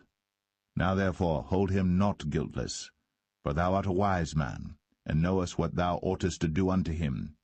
But his hoar head bring thou down to the grave with blood. So David slept with his fathers, and was buried in the city of David. And the days that David reigned over Israel were 40 years. 7 years reigned he in Hebron, and 33 years reigned he in Jerusalem. Then sat Solomon upon the throne of David his father, and his kingdom was established greatly. And Adonijah the son of Haggith came to Bathsheba, the mother of Solomon, and she said, Comest thou peaceably? And he said, Peaceably. He said, Moreover, I have somewhat to say unto thee. And she said, Say on. And he said, Thou knowest that the kingdom was mine, and that all Israel set their faces on me, that I should reign. Howbeit the kingdom is turned about, and is become my brother's, for it was his from the Lord. And now I ask one petition of thee, deny me not. And she said unto him, Say on. And he said, Speak, I pray thee, unto Solomon the king. For he will not say thee nay, that he give me Abishag the Shunammite to wife. And Bathsheba said, Well, I will speak for thee unto the king. Bathsheba therefore went unto King Solomon, to speak unto him for Adonijah. And the king rose up to meet her, and bowed himself unto her, and sat down on his throne, and caused a seat to be set for the king's mother. And she sat on his right hand. Then she said, I desire one small petition of thee. I pray thee, say me not nay. And the king said unto her, Ask on, my mother, for I will not say thee nay. And she said, Let Abishag the Shunammite be given to Adonijah thy brother to wife. And King Solomon answered and said unto his mother, And why dost thou ask Abishag the Shunammite for Adonijah? Ask for him the kingdom also? For he is mine elder brother, even for him, and for Abiathar the priest, and for Joab the son of Zeruiah. Then King Solomon sware by the Lord, saying, God do so to me, and more also, if Adonijah have not spoken this word against his own life. Now therefore, as the Lord liveth, which hath established me, and set me on the throne of David my father, and who hath made me an house, as he promised, Adonijah shall be put to death this day. And King Solomon sent by the hand of Benaiah the son of Jehoiada, and he fell upon him, that he died. And unto Abiathar the priest said the king, Get thee to Anathoth, unto thine own fields, for thou art worthy of death. But I will not at this time put thee to death, because thou bearest the ark of the Lord God before David my father, and because thou hast been afflicted in all wherein my father was afflicted. So Solomon thrust out Abiathar from being priest unto the Lord, that he might fulfill the word of the Lord, which he spake concerning the house of Eli and Shiloh. Then tidings came to Joab. For Joab had turned after Adonijah, though he turned not after Absalom. And Joab fled unto the tabernacle of the Lord, and caught hold on the horns of the altar.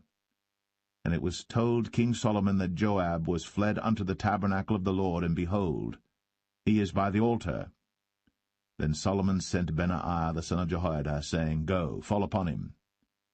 And Benaiah came to the tabernacle of the Lord, and said unto him, Thus saith the king, Come forth. And he said, Nay, but I will die here.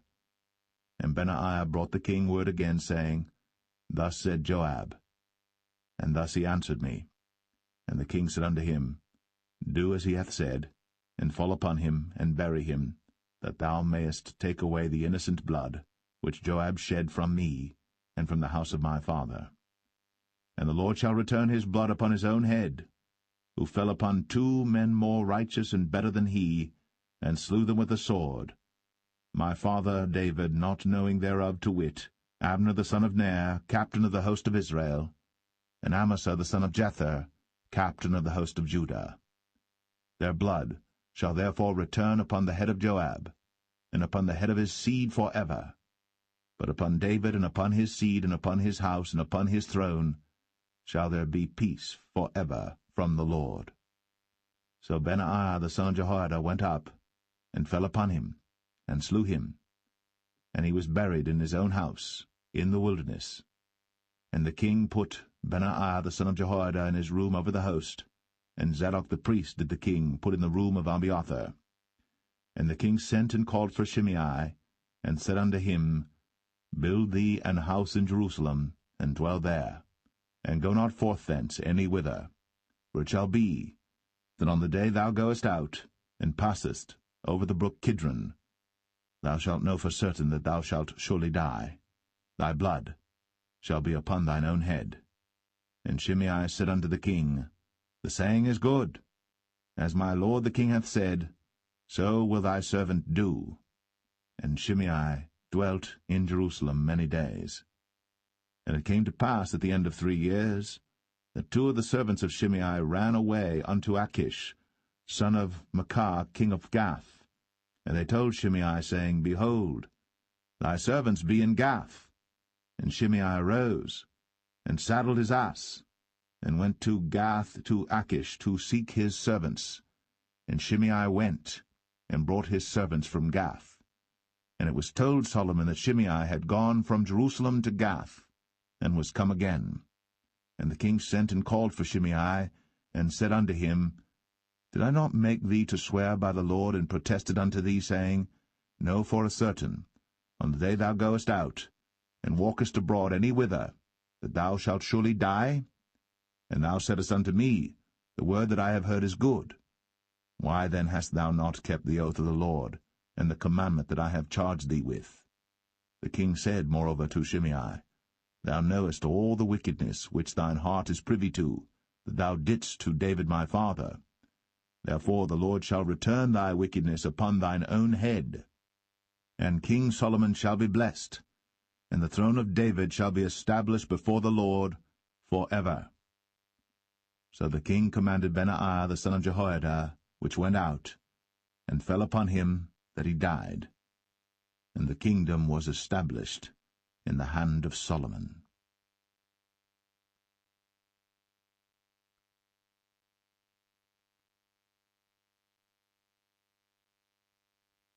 1 Kings 3. And Solomon made affinity with Pharaoh king of Egypt, and took Pharaoh's daughter, and brought her into the city of David, until he had made an end of building his own house, and the house of the Lord, and the wall of Jerusalem round about. Only the people sacrificed in high places, because there was no house built unto the name of the Lord, until those days. And Solomon loved the Lord, walking in the statutes of David his father. Only he sacrificed and burnt incense in high places. And the king went to Gibeon to sacrifice there, for that was the great high place. 1,000 burnt offerings did Solomon offer upon that altar. In Gibeon the Lord appeared to Solomon in a dream by night, and God said, Ask what I shall give thee. And Solomon said, Thou hast shown unto thy servant David my father great mercy, according as he walked before thee in truth, and in righteousness, and in uprightness of heart with thee.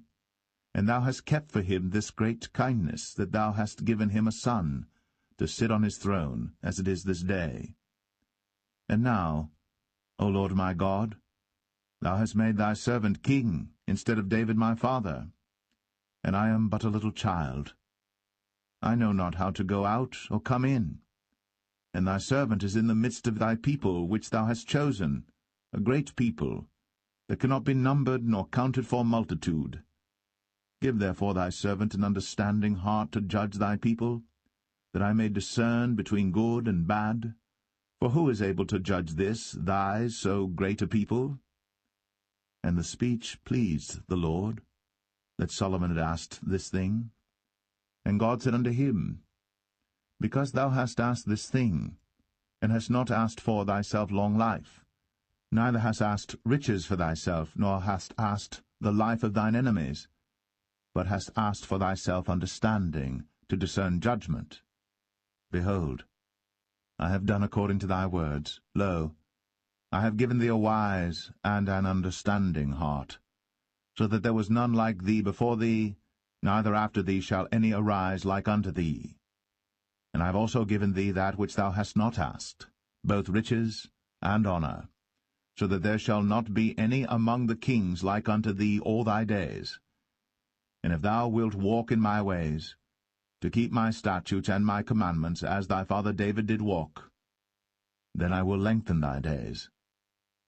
And Solomon awoke, and behold, it was a dream. And he came to Jerusalem, and stood before the ark of the covenant of the Lord, and offered up burnt offerings, and offered peace offerings, and made a feast to all his servants. Then came there 2 women that were harlots unto the king, and stood before him. And the one woman said, O my lord, I and this woman dwell in one house, and I was delivered of a child with her in the house.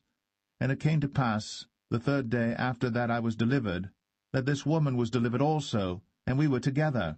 There was no stranger with us in the house, save we 2 in the house. And this woman's child died in the night, because she overlaid it. And she arose at midnight, and took my son from beside me while thine handmaid slept, and laid it in her bosom, and laid her dead child in my bosom. And when I rose in the morning to give my child suck, behold, it was dead. But when I had considered it in the morning, behold, it was not my son which I did bear. And the other woman said, Nay, but the living is my son, and the dead is thy son. And this said, No, but the dead is thy son, and the living is my son. Thus they spake before the king. Then said the king, The one saith, This is my son that liveth, and thy son is the dead.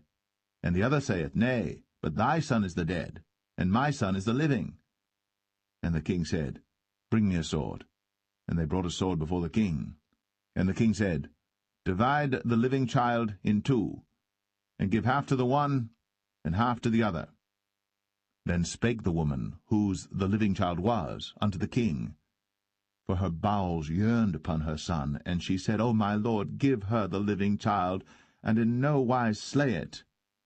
But the other said, Let it be neither mine nor thine, but divide it. Then the king answered and said, Give her the living child, and in no wise slay it. She is the mother thereof. And all Israel heard of the judgment which the king had judged. And they feared the king, for they saw that the wisdom of God was in him, to do judgment.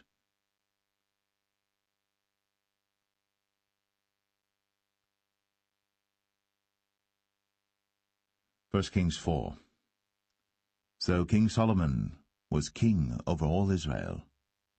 And these were the princes which he had: Azariah the son of Zadok the priest, Elihoreph and Ahiah the sons of Shishah, scribes, Jehoshaphat the son of Ahilud, the recorder, and Benaiah the son of Jehoiada was over the host, and Zadok and Abiathar were the priests.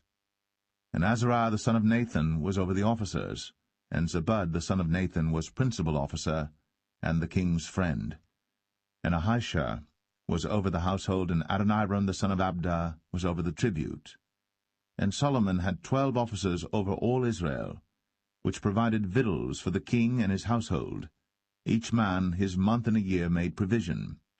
And these are their names: the son of Hur, in Mount Ephraim, the son of Dekar, in Makaz, and in Shaalbim, and in Beth-Shemesh, and Elon Bethanan, the son of Hesed, in Arabath.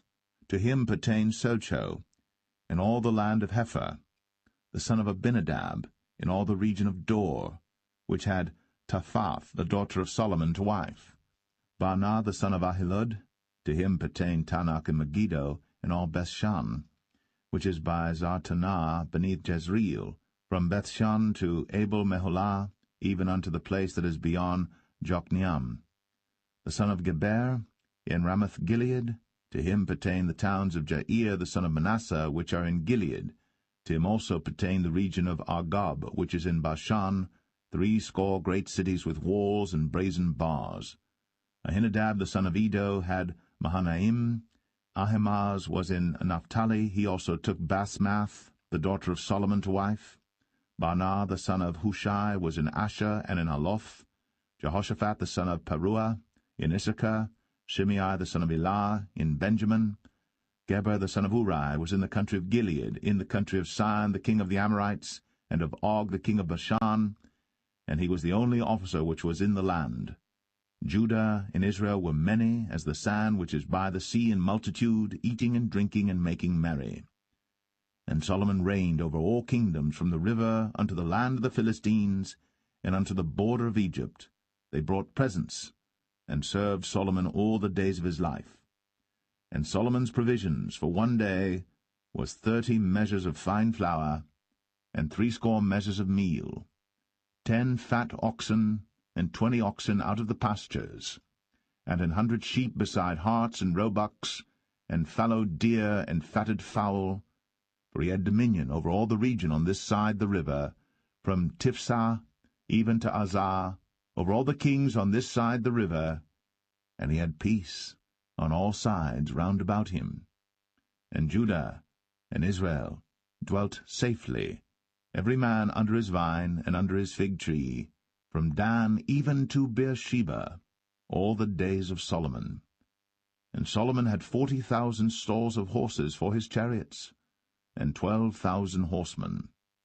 And those officers provided victual for King Solomon, and for all that came unto King Solomon's table every man in his month, they lacked nothing.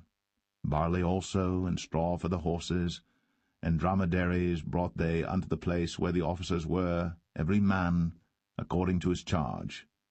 And God gave Solomon wisdom and understanding exceeding much, and largeness of heart, even as the sand that is on the seashore. And Solomon's wisdom excelled the wisdom of all the children of the east country, and all the wisdom of Egypt. For he was wiser than all men, than Ethan the Ezrahite, and Heman, and Chalcol, and Darda, the sons of Mahol, and his fame was in all nations round about. And he spake 3,000 proverbs, and his songs were 1,005. And he spake of trees, from the cedar tree that is in Lebanon even unto the hyssop that springeth out of the wall. He spake also of beasts, and of fowl, and of creeping things, and of fishes. And there came of all people to hear the wisdom of Solomon, from all kings of the earth, which had heard of his wisdom.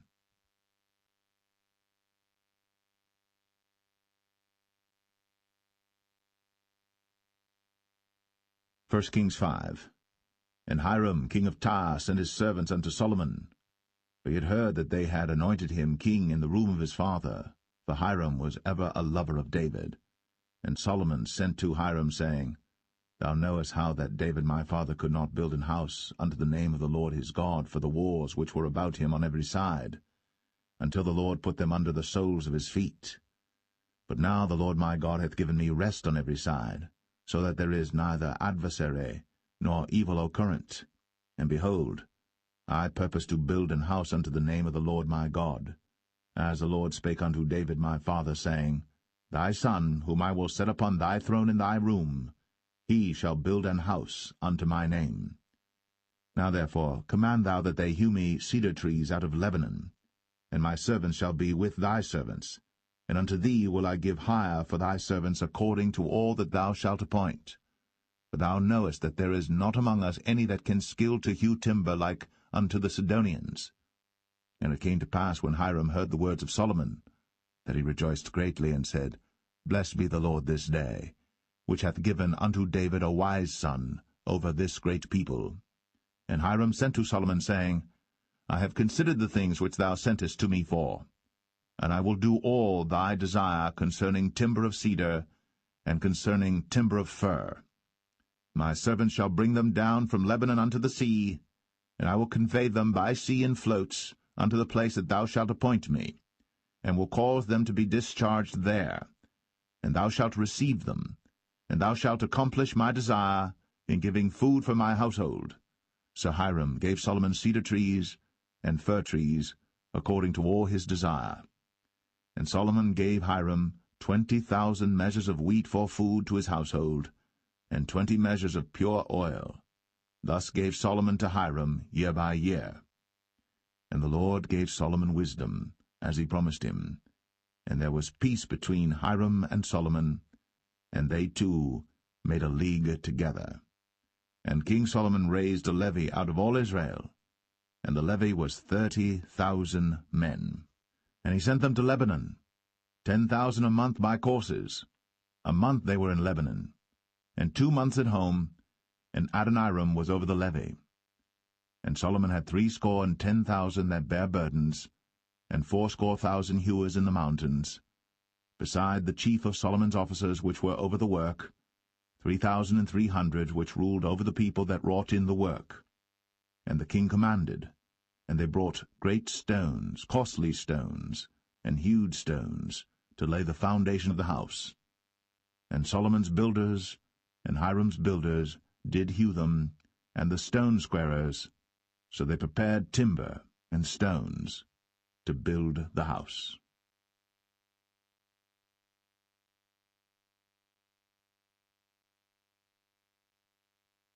1 Kings 6. And it came to pass in the 480th year, after the children of Israel were come out of the land of Egypt, in the 4th year of Solomon's reign over Israel, in the month Ziph, which is the 2nd month, that he began to build the house of the Lord. And the house which King Solomon built for the Lord, the length thereof was 80 cubits, and the breadth thereof 20 cubits, and the height thereof 30 cubits. And the porch before the temple of the house 20 cubits was the length thereof, according to the breadth of the house, and 10 cubits was the breadth thereof before the house. And for the house he made windows of narrow lights.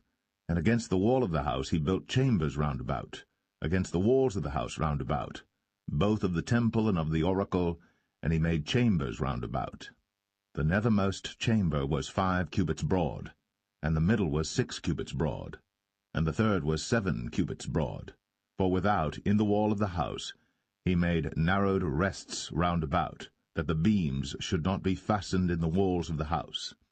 And the house, when it was in building, was built of stone made ready before it was brought thither, so that there was neither hammer nor axe nor any tool of iron heard in the house, while it was in building. The door for the middle chamber was in the right side of the house, and they went up with winding stairs into the middle chamber, and out of the middle into the third. So he built the house, and finished it, and covered the house with beams and boards of cedar. And then he built chambers against all the house, 5 cubits high, and they rested on the house with timber of cedar. And the word of the Lord came to Solomon, saying, Concerning this house, which thou art in building, if thou wilt walk in my statutes, and execute my judgments, and keep all my commandments to walk in them, then will I perform my word with thee, which I spake unto David thy father, and I will dwell among the children of Israel, and will not forsake my people Israel. So Solomon built the house, and finished it. And he built the walls of the house within with boards of cedar, both the floor of the house and the walls of the ceiling, and he covered them on the inside with wood, and covered the floor of the house with planks of fir.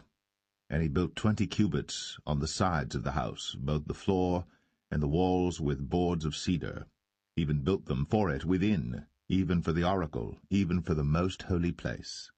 And the house, that is, the temple before it, was 40 cubits long, and the cedar of the house within was carved with knobs and open flowers. All was cedar. There was no stone seen. And the oracle he prepared in the house within, to set there the ark of the covenant of the Lord. And the oracle in the forepart was 20 cubits in length, and 20 cubits in breadth, and 20 cubits in the height thereof. And he overlaid it with pure gold, and so covered the altar which was of cedar. So Solomon overlaid the house within with pure gold, and he made a partition by the chains of gold before the oracle, and he overlaid it with gold. And the whole house he overlaid with gold until he had finished all the house. Also the whole altar that was by the oracle he overlaid with gold. And within the oracle he made 2 cherubims of olive tree, each 10 cubits high. And 5 cubits was the one wing of the cherub, and 5 cubits the other wing of the cherub. From the uttermost part of the one wing unto the uttermost part of the other were 10 cubits, and the other cherub was 10 cubits. Both the cherubims were of one measure and one size. The height of the one cherub was 10 cubits, and so was it of the other cherub. And he set the cherubims within the inner house, and they stretched forth the wings of the cherubims, so that the wing of the one touched the one wall, and the wing of the other cherub touched the other wall, and their wings touched one another in the midst of the house. And he overlaid the cherubims with gold, and he carved all the walls of the house round about with carved figures of cherubims, and palm trees, and open flowers, within and without. And the floor of the house he overlaid with gold, within and without. And for the entering of the oracle he made doors of olive tree. The lintel and side posts were a 5th part of the wall. The 2 doors also were of olive tree, and he carved upon them carvings of cherubims and palm trees and open flowers, and overlaid them with gold, and spread gold upon the cherubims and upon the palm trees. So also made he for the door of the temple posts of olive tree, a 4th part of the wall, and the 2 doors were of fir tree. The 2 leaves of the one door were folding, and the 2 leaves of the other door were folding. And he carved thereon cherubims and palm trees and open flowers, and covered them with gold, fitted upon the carved work. And he built the inner court with 3 rows of hewed stone, and a row of cedar beams. In the 4th year was the foundation of the house of the Lord laid, in the month Ziph. And in the 11th year, in the month Bul, which is the 8th month, was the house finished throughout all the parts thereof. And according to all the fashion of it, so was he 7 years in building it.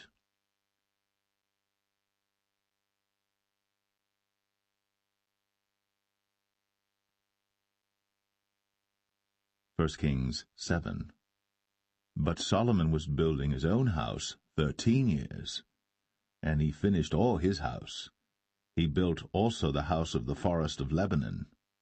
The length thereof was 100 cubits, and the breadth thereof 50 cubits, and the height thereof 30 cubits, upon 4 rows of cedar pillars, with cedar beams upon the pillars. And it was covered with cedar above, upon the beams, that lay on 45 pillars, 15 in a row. And there were windows in 3 rows, and light was against light in 3 ranks. And all the doors and posts were square, with the windows, and light was against light in 3 ranks. And he made a porch of pillars. The length thereof was 50 cubits, and the breadth thereof 30 cubits, and the porch was before them. And the other pillars and the thick beam were before them. Then he made a porch for the throne where he might judge, even the porch of judgment, and it was covered with cedar from one side of the floor to the other. And his house where he dwelt had another court within the porch, which was of the like work. Solomon made also an house for Pharaoh's daughter, whom he had taken to wife, like unto this porch. All these were of costly stones, according to the measures of hewed stones, sawed with saws, within and without, even from the foundation unto the coping, and so on the outside toward the great court. And the foundation was of costly stones, even great stones, stones of 10 cubits, and stones of 8 cubits. And above were costly stones after the measures of hewed stones and cedars. And the great court round about was with 3 rows of hewed stones, and a row of cedar beams, both for the inner court of the house of the Lord, and for the porch of the house. And King Solomon sent and fetched Hiram out of Tyre. He was a widow's son of the tribe of Naphtali, and his father was a man of Tyre, a worker in brass, and he was filled with wisdom and understanding and cunning, to work all works in brass. And he came to King Solomon, and wrought all his work. For he cast 2 pillars of brass of 18 cubits high apiece, and a line of 12 cubits did compass either of them about. And he made 2 chapiters of molten brass, to set upon the tops of the pillars. The height of the one chapiter was 5 cubits, and the height of the other chapiter was 5 cubits, and nets of checker work, and wreaths of chain work, for the chapiters which were upon the top of the pillars, 7 for the one chapiter, and 7 for the other chapiter. And he made the pillars, and 2 rows round about upon the one network, to cover the chapiters that were upon the top, with pomegranates, and so did he for the other chapiter. And the chapiters that were upon the top of the pillars were of lily work in the porch 4 cubits, and the chapiters upon the 2 pillars had pomegranates also above, over against the belly which was by the network, and the pomegranates were 200 in rows round about upon the other chapiter. And he set up the pillars in the porch of the temple, and he set up the right pillar, and called the name thereof Jachin, and he set up the left pillar, and called the name thereof Boaz. And upon the top of the pillars was lily work. So was the work of the pillars finished. And he made a molten sea, 10 cubits from the one brim to the other. It was round all about, and his height was 5 cubits, and a line of 30 cubits did compass it round about. And under the brim of it round about there were knobs compassing it, 10 in a cubit, compassing the sea round about. The knobs were cast in 2 rows when it was cast. It stood upon 12 oxen, 3 looking toward the north, and 3 looking toward the west, and 3 looking toward the south, and 3 looking toward the east. And the sea was set above upon them, and all their hinder parts were inward. And it was an handbreadth thick, and the brim thereof was wrought like the brim of a cup, with flowers of lilies. It contained 2,000 baths. And he made 10 bases of brass.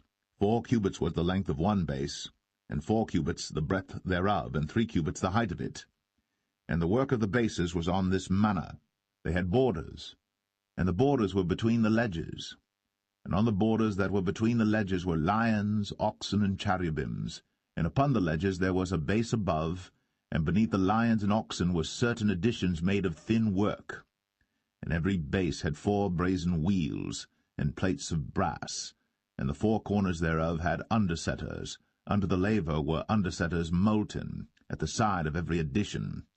And the mouth of it within the chapiter, and above was a cubit, but the mouth thereof was round after the work of the base, a cubit and an half. And also upon the mouth of it were gravings with their borders 4 square, not round. And under the borders were 4 wheels, and the axle trees of the wheels were joined to the base. And the height of a wheel was a cubit and a half a cubit. And the work of the wheels was like the work of a chariot wheel. Their axle trees and their naves and their felloes and their spokes were all molten. And there were 4 undersetters to the 4 corners of one base, and the undersetters were of the very base itself. And in the top of the base was there a round compass of half a cubit high, and on the top of the base the ledges thereof, and the borders thereof were of the same. For on the plates of the ledges thereof, and on the borders thereof, he graved cherubims, lions, and palm trees, according to the proportion of every one, and additions round about. After this manner he made the 10 bases. All of them had 1 casting, 1 measure, and 1 size. Then made he 10 lavers of brass. 1 laver contained 40 baths, and every laver was 4 cubits. And upon every one of the 10 bases 1 laver. And he put 5 bases on the right side of the house, and 5 on the left side of the house, and he set the sea on the right side of the house eastward over against the south. And Hiram made the lavers, and the shovels, and the basins. So Hiram made an end of doing all the work that he made King Solomon for the house of the Lord. The 2 pillars and the 2 bowls of the chapiters that were on the top of the 2 pillars, and the 2 networks to cover the 2 bowls of the chapiters, which were upon the top of the pillars, and 400 pomegranates for the 2 networks, even 2 rows of pomegranates for 1 network, to cover the 2 bowls of the chapiters that were upon the pillars, and the 10 bases, and 10 lavers on the bases, and 1 sea, and 12 oxen under the sea, and the pots, and the shovels, and the basins, and all these vessels which Hiram made to King Solomon for the house of the Lord, were of bright brass. In the plain of Jordan did the king cast them, in the clay ground between Succoth and Zarthan. And Solomon left all the vessels unweighed, because they were exceeding many. neither was the weight of the brass found out. And Solomon made all the vessels that pertained unto the house of the Lord, the altar of gold, and the table of gold whereupon the showbread was, and the candlesticks of pure gold, 5 on the right side and 5 on the left, before the oracle, with the flowers and the lamps and the tongs of gold, and the bowls and the snuffers and the basins and the spoons and the censers of pure gold, and the hinges of gold, both for the doors of the inner house, the most holy place, and for the doors of the house, to wit, of the temple. So was ended all the work that King Solomon made for the house of the Lord. And Solomon brought in the things which David his father had dedicated, even the silver, and the gold, and the vessels, did he put among the treasures of the house of the Lord.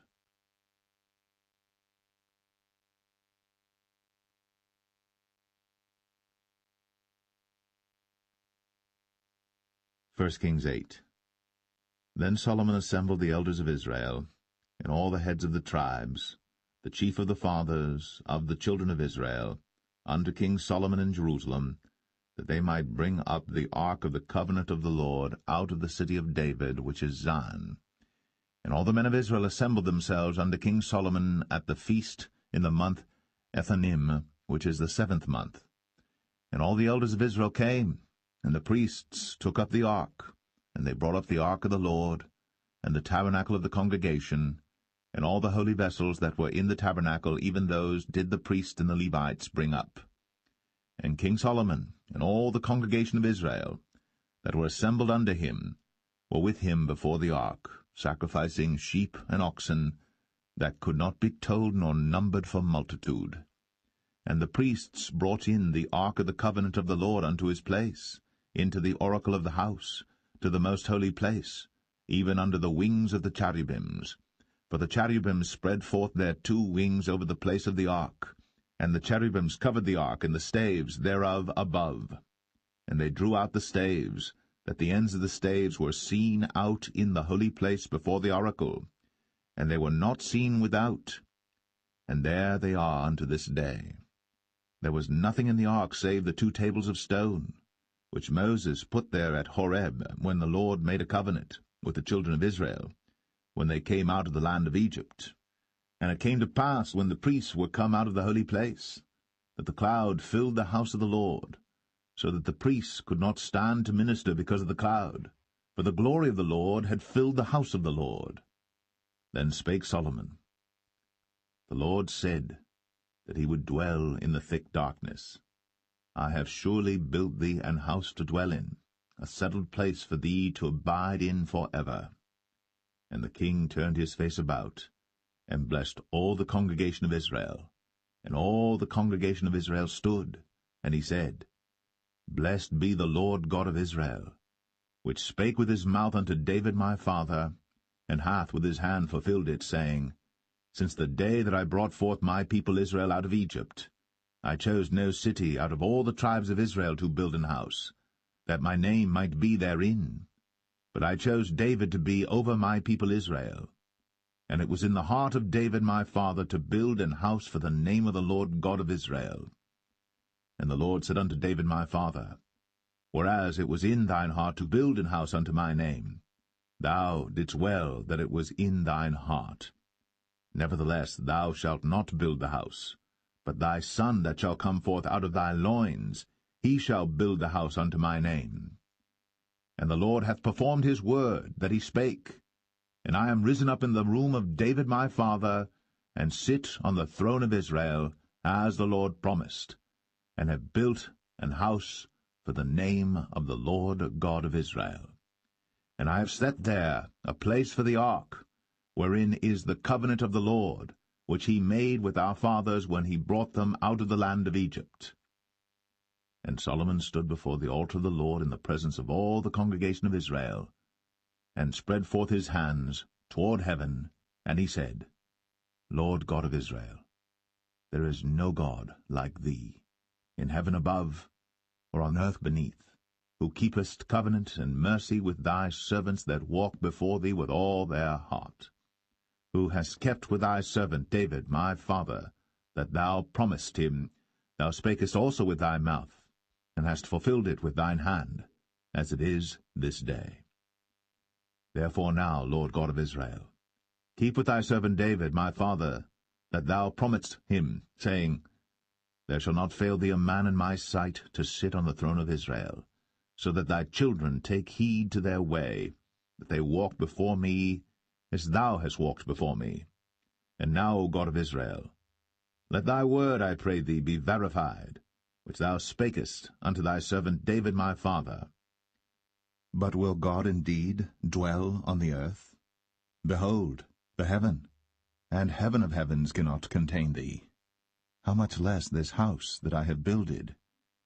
Yet have thou respect unto the prayer of thy servant, and to his supplication, O Lord my God, to hearken unto the cry and to the prayer which thy servant prayeth before thee today, that thine eyes may be open toward this house night and day, even toward the place of which thou hast said, My name shall be there, that thou mayest hearken unto the prayer which thy servant shall make toward this place, and hearken thou to the supplication of thy servant, and of thy people Israel, when they shall pray toward this place, and hear thou in heaven thy dwelling place, and when thou hearest, forgive. If any man trespass against his neighbor, and an oath be laid upon him to cause him to swear, and the oath come before thine altar in this house, then hear thou in heaven, and do and judge thy servants, condemning the wicked, to bring his way upon his head, and justifying the righteous, to give him according to his righteousness. When thy people Israel be smitten down before the enemy, because they have sinned against thee, and shall turn again to thee, and confess thy name, and pray, and make supplication unto thee in this house, then hear thou in heaven, and forgive the sin of thy people Israel, and bring them again unto the land which thou gavest unto their fathers. When heaven is shut up, and there is no rain because they have sinned against thee, if they pray toward this place, and confess thy name, and turn from their sin, when thou afflictest them, then hear thou in heaven, and forgive the sin of thy servants, and of thy people Israel, that thou teach them the good way wherein they should walk, and give rain upon thy land, which thou hast given to thy people for an inheritance. If there be in the land famine, if there be pestilence, blasting, mildew, locust, or if there be caterpillar, if their enemy besiege them in the land of their cities, whatsoever plague, whatsoever sickness there be, what prayer and supplication soever be made by any man, or by all thy people Israel, which shall know every man the plague of his own heart, and spread forth his hands toward this house, then hear thou in heaven thy dwelling place, and forgive, and do, and give to every man according to his ways, whose heart thou knowest, for thou, even thou only, knowest the hearts of all the children of men, that they may fear thee all the days that they live in the land which thou gavest unto our fathers. Moreover, concerning a stranger that is not of thy people Israel, but cometh out of a far country for thy name's sake, for they shall hear of thy great name, and of thy strong hand, and of thy stretched out arm, when he shall come and pray toward this house, hear thou in heaven thy dwelling place, and do according to all that the stranger calleth to thee for, that all people of the earth may know thy name, to fear thee, as do thy people Israel, and that they may know that this house which I have builded is called by thy name. If thy people go out to battle against their enemy, whithersoever thou shalt send them, and shall pray unto the Lord toward the city which thou hast chosen, and toward the house that I have built for thy name, then hear thou in heaven their prayer, and their supplication, and maintain their cause. If they sin against thee, for there is no man that sinneth not, and thou be angry with them, and deliver them to the enemy, so that they carry them away captives unto the land of the enemy, far or near. Yet if they shall bethink themselves in the land whither they were carried captives, and repent, and make supplication unto thee in the land of them that carried them captives, saying, We have sinned, and have done perversely, we have committed wickedness, and so return unto thee with all their heart, and with all their soul, in the land of their enemies, which led them away captive, and pray unto thee toward their land, which thou gavest unto their fathers, the city which thou hast chosen, and the house which I have built for thy name. Then hear thou their prayer, and their supplication in heaven thy dwelling place, and maintain their cause, and forgive thy people that have sinned against thee, and all their transgressions wherein they have transgressed against thee, and give them compassion before them who carry them captive, that they may have compassion on them. For they be thy people, and thine inheritance, which thou broughtest forth out of Egypt, from the midst of the furnace of iron, that thine eyes may be open unto the supplication of thy servant, and unto the supplication of thy people Israel, to hearken unto them in all that they call for unto thee. For thou didst separate them from among all the people of the earth to be thine inheritance, as thou spakest by the hand of Moses thy servant, when thou broughtest our fathers out of Egypt, O Lord God. And it was so that when Solomon had made an end of praying all this prayer and supplication unto the Lord, he arose from before the altar of the Lord, from kneeling on his knees with his hands spread up to heaven. And he stood, and blessed all the congregation of Israel with a loud voice, saying, Blessed be the Lord, that hath given rest unto his people Israel, according to all that he promised. There hath not failed one word of all his good promise, which he promised by the hand of Moses his servant. The Lord our God be with us, as he was with our fathers. Let him not leave us, nor forsake us, that he may incline our hearts unto him, to walk in all his ways, and to keep his commandments and his statutes and his judgments, which he commanded our fathers.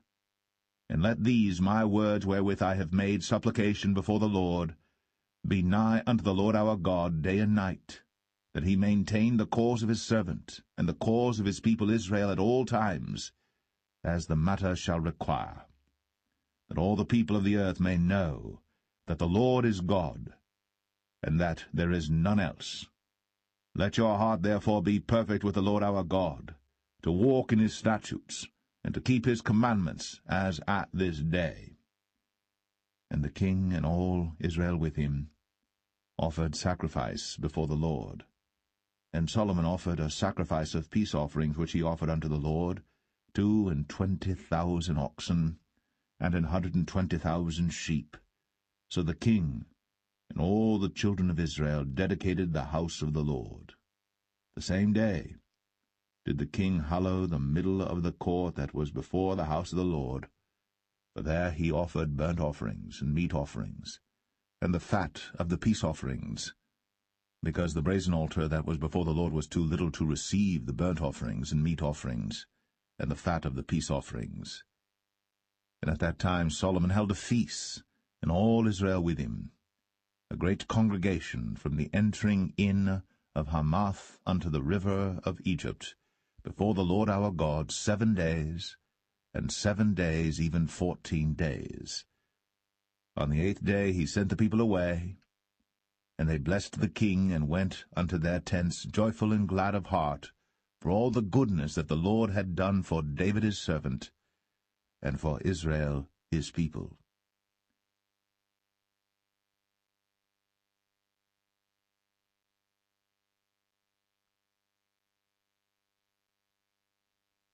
First Kings 9.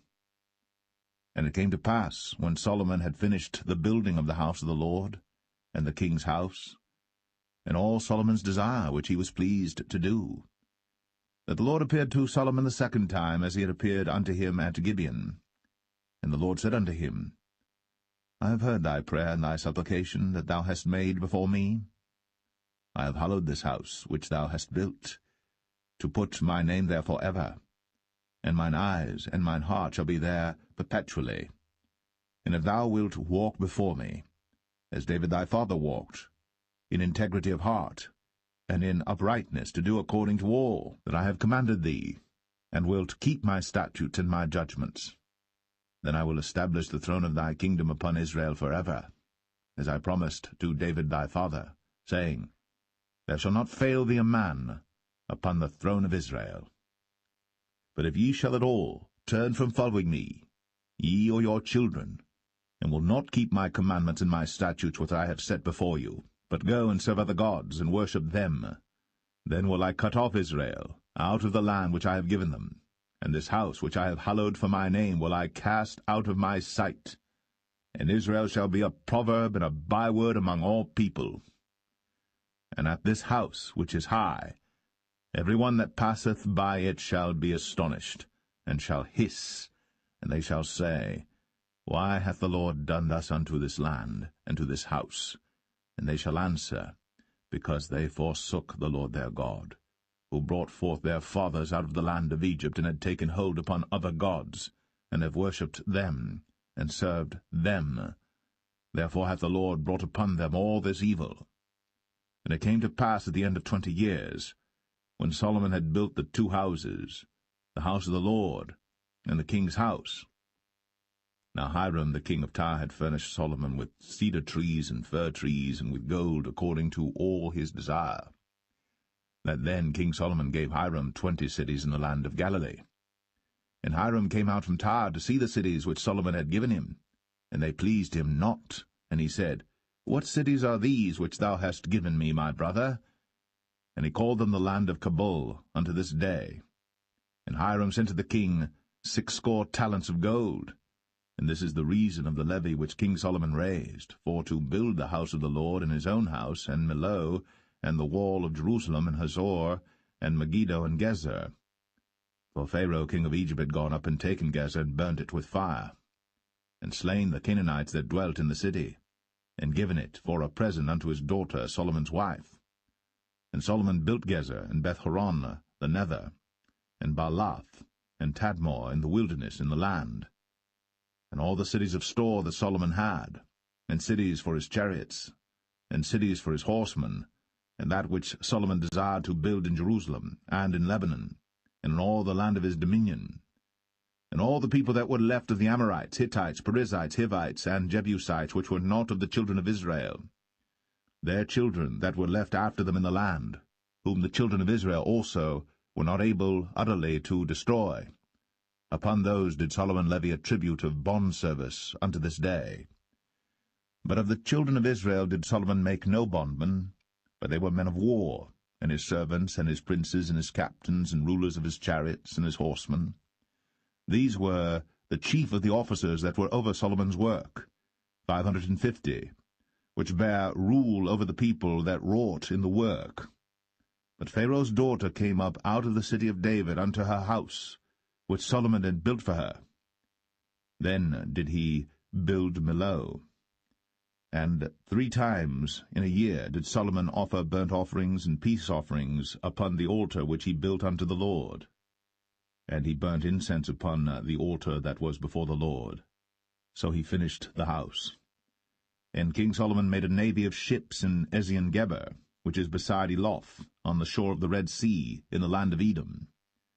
And Hiram sent in the navy his servants, shipmen that had knowledge of the sea, with the servants of Solomon. And they came to Ophir, and fetched from thence gold 420 talents, and brought it to King Solomon.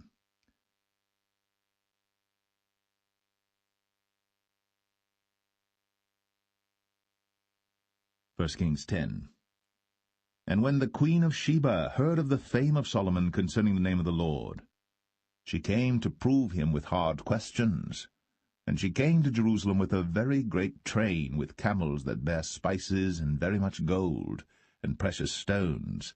And when she was come to Solomon, she communed with him of all that was in her heart. And Solomon told her all her questions. There was not anything hid from the king which he told her not. And when the queen of Sheba had seen all Solomon's wisdom, and the house that he had built, and the meat of his table, and the sitting of his servants, and the attendance of his ministers, and their apparel, and his cupbearers, and his ascent by which he went up unto the house of the Lord, there was no more spirit in her. And she said to the king, It was a true report that I heard in mine own land of thy acts and of thy wisdom. Howbeit, I believed not the word until I came. And mine eyes had seen it, and behold, the half was not told me. Thy wisdom and prosperity exceedeth the fame which I heard. Happy are thy men, happy are these thy servants, which stand continually before thee, and that hear thy wisdom. Blessed be the Lord thy God, which delighteth in thee, to set thee on the throne of Israel, because the Lord loved Israel for ever. Therefore made he thee king, to do judgment and justice. And she gave the king 120 talents of gold and of spices, very great store, and precious stones. There came no more such abundance of spices as these which the queen of Sheba gave to King Solomon. And the navy also of Hiram that brought gold from Ophir, brought in from Ophir great plenty of almug trees and precious stones. And the king made of the almug trees pillars for the house of the Lord, and for the king's house, harps also, and psalteries for singers. There came no such almug trees, nor were seen unto this day. And King Solomon gave unto the queen of Sheba all her desire, whatsoever she asked, beside that which Solomon gave her of his royal bounty. So she turned, and went to her own country, she and her servants. Now the weight of gold that came to Solomon in 1 year was 666 talents of gold. Beside that he had of the merchantmen, and of the traffic of the spice merchants, and of all the kings of Arabia, and of the governors of the country. And King Solomon made 200 targets of beaten gold. 600 shekels of gold went to 1 target. And he made 300 shields of beaten gold. 3 pound of gold went to 1 shield, and the king put them in the house of the forest of Lebanon. Moreover, the king made a great throne of ivory, and overlaid it with the best gold. The throne had 6 steps, and the top of the throne was round behind, and there were stays on either side on the place of the seat, and 2 lions stood beside the stays, and 12 lions stood there on the one side, and on the other upon the 6 steps. There was not the like made in any kingdom. And all King Solomon's drinking vessels were of gold, and all the vessels of the house of the forest of Lebanon were of pure gold. None were of silver. It was nothing accounted of in the days of Solomon. For the king had at sea a navy of Tarshish, with the navy of Hiram. Once in 3 years came the navy of Tarshish, bringing gold and silver, ivory, and apes and peacocks.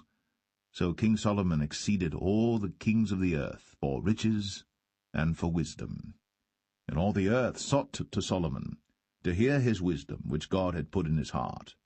And they brought every man his present, vessels of silver, and vessels of gold, and garments, and armor, and spices, horses, and mules, a rate year by year. And Solomon gathered together chariots and horsemen, and he had 1,400 chariots, and 12,000 horsemen, whom he bestowed in the cities for chariots, and with the king at Jerusalem. And the king made silver to be in Jerusalem as stones, and cedars made he to be as the sycamore trees that are in the vale for abundance. And Solomon had horses brought out of Egypt, and linen yarn. The king's merchants received the linen yarn at a price. And a chariot came up and went out of Egypt for 600 shekels of silver, and an horse for 150. And so for all the kings of the Hittites, and for the kings of Syria, did they bring them out by their means.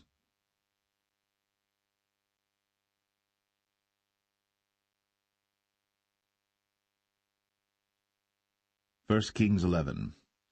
But King Solomon loved many strange women, together with the daughter of Pharaoh, women of the Moabites, Ammonites, Edomites, Zidonians, and Hittites, of the nations concerning which the Lord said unto the children of Israel, Ye shall not go in to them, neither shall they come in unto you, for surely they will turn away your heart after their gods. Solomon clave unto these in love. And he had 700 wives, princesses, and 300 concubines, and his wives turned away his heart. For it came to pass, when Solomon was old, that his wives turned away his heart after other gods. And his heart was not perfect with the Lord his God, as was the heart of David his father. For Solomon went after Ashtoreth, the goddess of the Zidonians, and after Milcom, the abomination of the Ammonites. And Solomon did evil in the sight of the Lord, and went not fully after the Lord, as did David his father. Then did Solomon build an high place for Chemosh, the abomination of Moab, in the hill that is before Jerusalem, and for Moloch, the abomination of the children of Ammon. And likewise did he for all his strange wives, which burnt incense, and sacrificed unto their gods. And the Lord was angry with Solomon, because his heart was turned from the Lord God of Israel, which had appeared unto him twice, and had commanded him concerning this thing, that he should not go after other gods. But he kept not that which the Lord commanded. Wherefore the Lord said unto Solomon, Forasmuch as this is done of thee, and thou hast not kept my covenant and my statutes, which I have commanded thee, I will surely rend the kingdom from thee, and will give it to thy servant. Notwithstanding, in thy days, I will not do it for David thy father's sake, but I will rend it out of the hand of thy son. Howbeit, I will not rend away all the kingdom, but will give one tribe to thy son, for David my servant's sake, and for Jerusalem's sake, which I have chosen. And the Lord stirred up an adversary unto Solomon, Hadad the Edomite. He was of the king's seed in Edom. For it came to pass, when David was in Edom, and Joab, the captain of the host, was gone up to bury the slain, after he had smitten every male in Edom. For 6 months did Joab remain there with all Israel, until he had cut off every male in Edom. That Hadad fled, he and certain Edomites of his father's servants with him, to go into Egypt, Hadad being yet a little child. And they arose out of Midian, and came to Paran. And they took men with them out of Paran, and they came to Egypt, unto Pharaoh king of Egypt, which gave him an house, and appointed him victuals, and gave him land. And Hadad found great favour in the sight of Pharaoh, so that he gave him to wife the sister of his own wife, the sister of Tahpenes the queen. And the sister of Tahpenes bare him Genubath his son, whom Tahpenes weaned in Pharaoh's house. And Genubath was in Pharaoh's household among the sons of Pharaoh. And when Hadad heard in Egypt that David slept with his fathers, and that Joab the captain of the host was dead, Hadad said to Pharaoh, Let me depart, that I may go to mine own country. Then Pharaoh said unto him, But what hast thou lacked with me, that, behold, thou seekest to go to thine own country? And he answered, Nothing. Howbeit, let me go in any wise. And God stirred him up another adversary, Rezon the son of Eliadah, which fled from his lord Hadadezer king of Zobah. And he gathered men unto him, and became captain over a band, when David slew them of Zobah. And they went to Damascus, and dwelt therein, and reigned in Damascus. And he was an adversary to Israel all the days of Solomon, beside the mischief that Hadad did. And he abhorred Israel, and reigned over Syria. And Jeroboam the son of Nebat, an Ephrathite of Zeradah, Solomon's servant, whose mother's name was Zeruiah, a widow woman, even he lifted up his hand against the king. And this was the cause that he lifted up his hand against the king. Solomon built Millo, and repaired the breaches of the city of David his father. And the man Jeroboam was a mighty man of valour. And Solomon, seeing the young man that he was industrious, he made him ruler over all the charge of the house of Joseph. And it came to pass at that time, when Jeroboam went out of Jerusalem, that the prophet Ahijah the Shilonite found him in the way, and he had clad himself with a new garment, and they two were alone in the field. And Ahijah caught the new garment that was on him, and rent it in 12 pieces. And he said to Jeroboam, Take thee 10 pieces, for thus saith the Lord, the God of Israel, Behold, I will rend the kingdom out of the hand of Solomon, and will give 10 tribes to thee.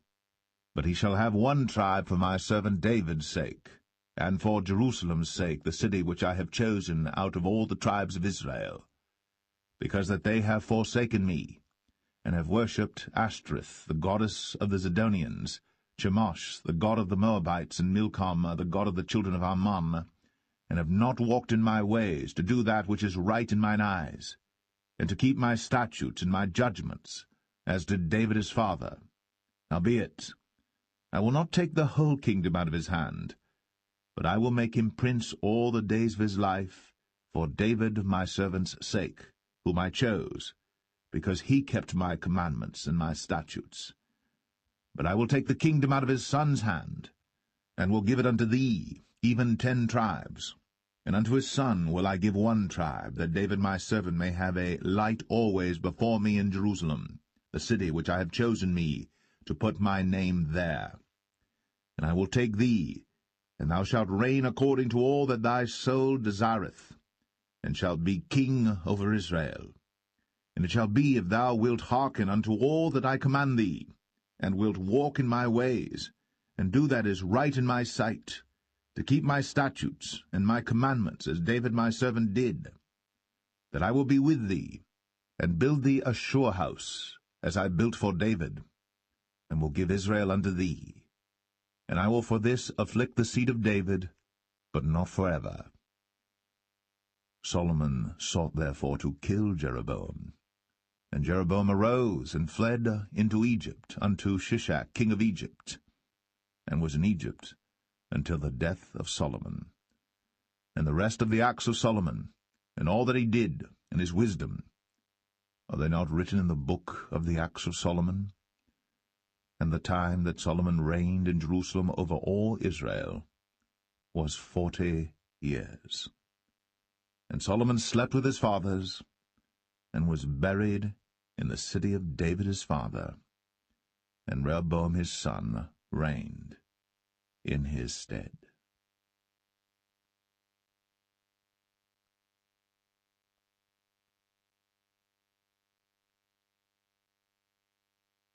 First Kings 12. And Rehoboam went to Shechem, for all Israel were come to Shechem to make him king.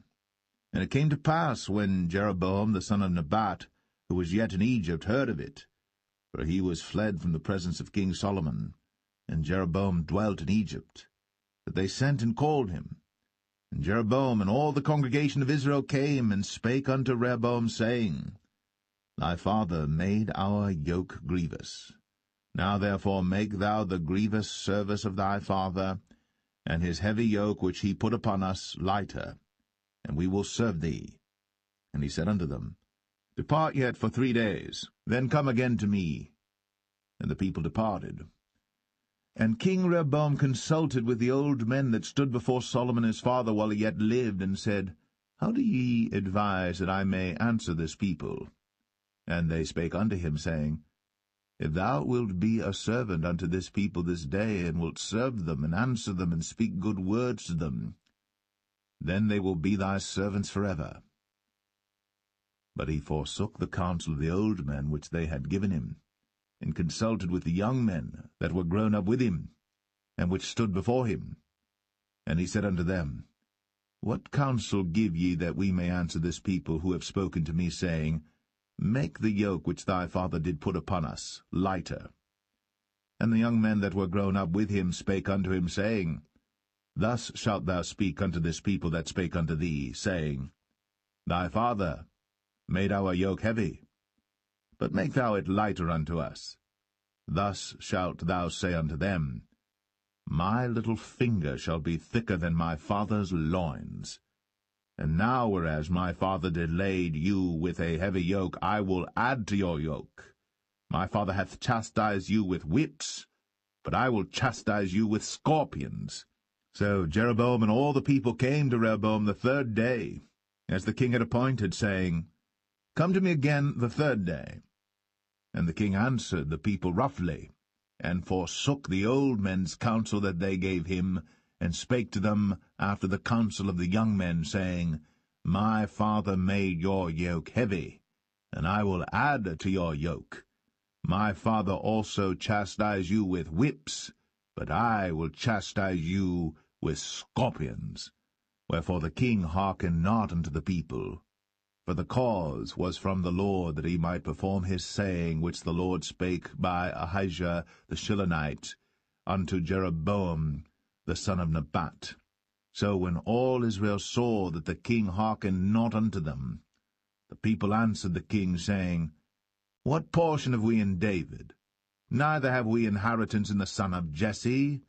To your tents, O Israel. Now see to thine own house, David. So Israel departed unto their tents. But as for the children of Israel which dwelt in the cities of Judah, Rehoboam reigned over them. Then King Rehoboam sent Adoram, who was over the tribute, and all Israel stoned him with stones that he died. Therefore King Rehoboam made speed to get him up to his chariot, to flee to Jerusalem. So Israel rebelled against the house of David unto this day. And it came to pass, when all Israel heard that Jeroboam was come again, that they sent and called him unto the congregation, and made him king over all Israel. There was none that followed the house of David, but the tribe of Judah only.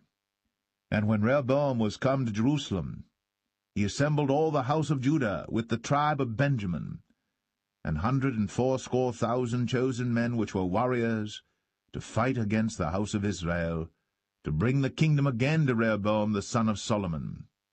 But the word of God came unto Shemaiah the man of God, saying, Speak unto Rehoboam the son of Solomon, king of Judah, and unto all the house of Judah and Benjamin, and to the remnant of the people, saying, Thus saith the Lord, Ye shall not go up, nor fight against your brethren the children of Israel.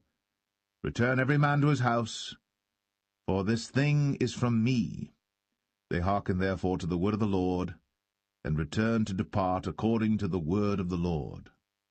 Then Jeroboam built Shechem in Mount Ephraim, and dwelt therein, and went out from thence, and built Penuel. And Jeroboam said in his heart, Now shall the kingdom return to the house of David. If this people go up to do sacrifice in the house of the Lord at Jerusalem, then shall the heart of this people turn again unto their Lord, even unto Rehoboam king of Judah, and they shall kill me, and go again to Rehoboam king of Judah. Whereupon the king took counsel, and made 2 calves of gold, and said unto them, It is too much for you to go up to Jerusalem. Behold thy gods, O Israel, which brought thee up out of the land of Egypt. And he set the one in Bethel, and the other put he in Dan. And this thing became a sin, for the people went to worship before the one, even unto Dan. And he made an house of high places, and made priests of the lowest of the people, which were not of the sons of Levi. And Jeroboam ordained a feast in the 8th month, on the 15th day of the month, like unto the feast that is in Judah. And he offered upon the altar. So did he in Bethel, sacrificing unto the calves that he had made. And he placed in Bethel the priests of the high places which he had made. So he offered upon the altar which he had made in Bethel the 15th day of the 8th month, even in the month which he had devised of his own heart, and ordained a feast unto the children of Israel. And he offered upon the altar, and burnt incense.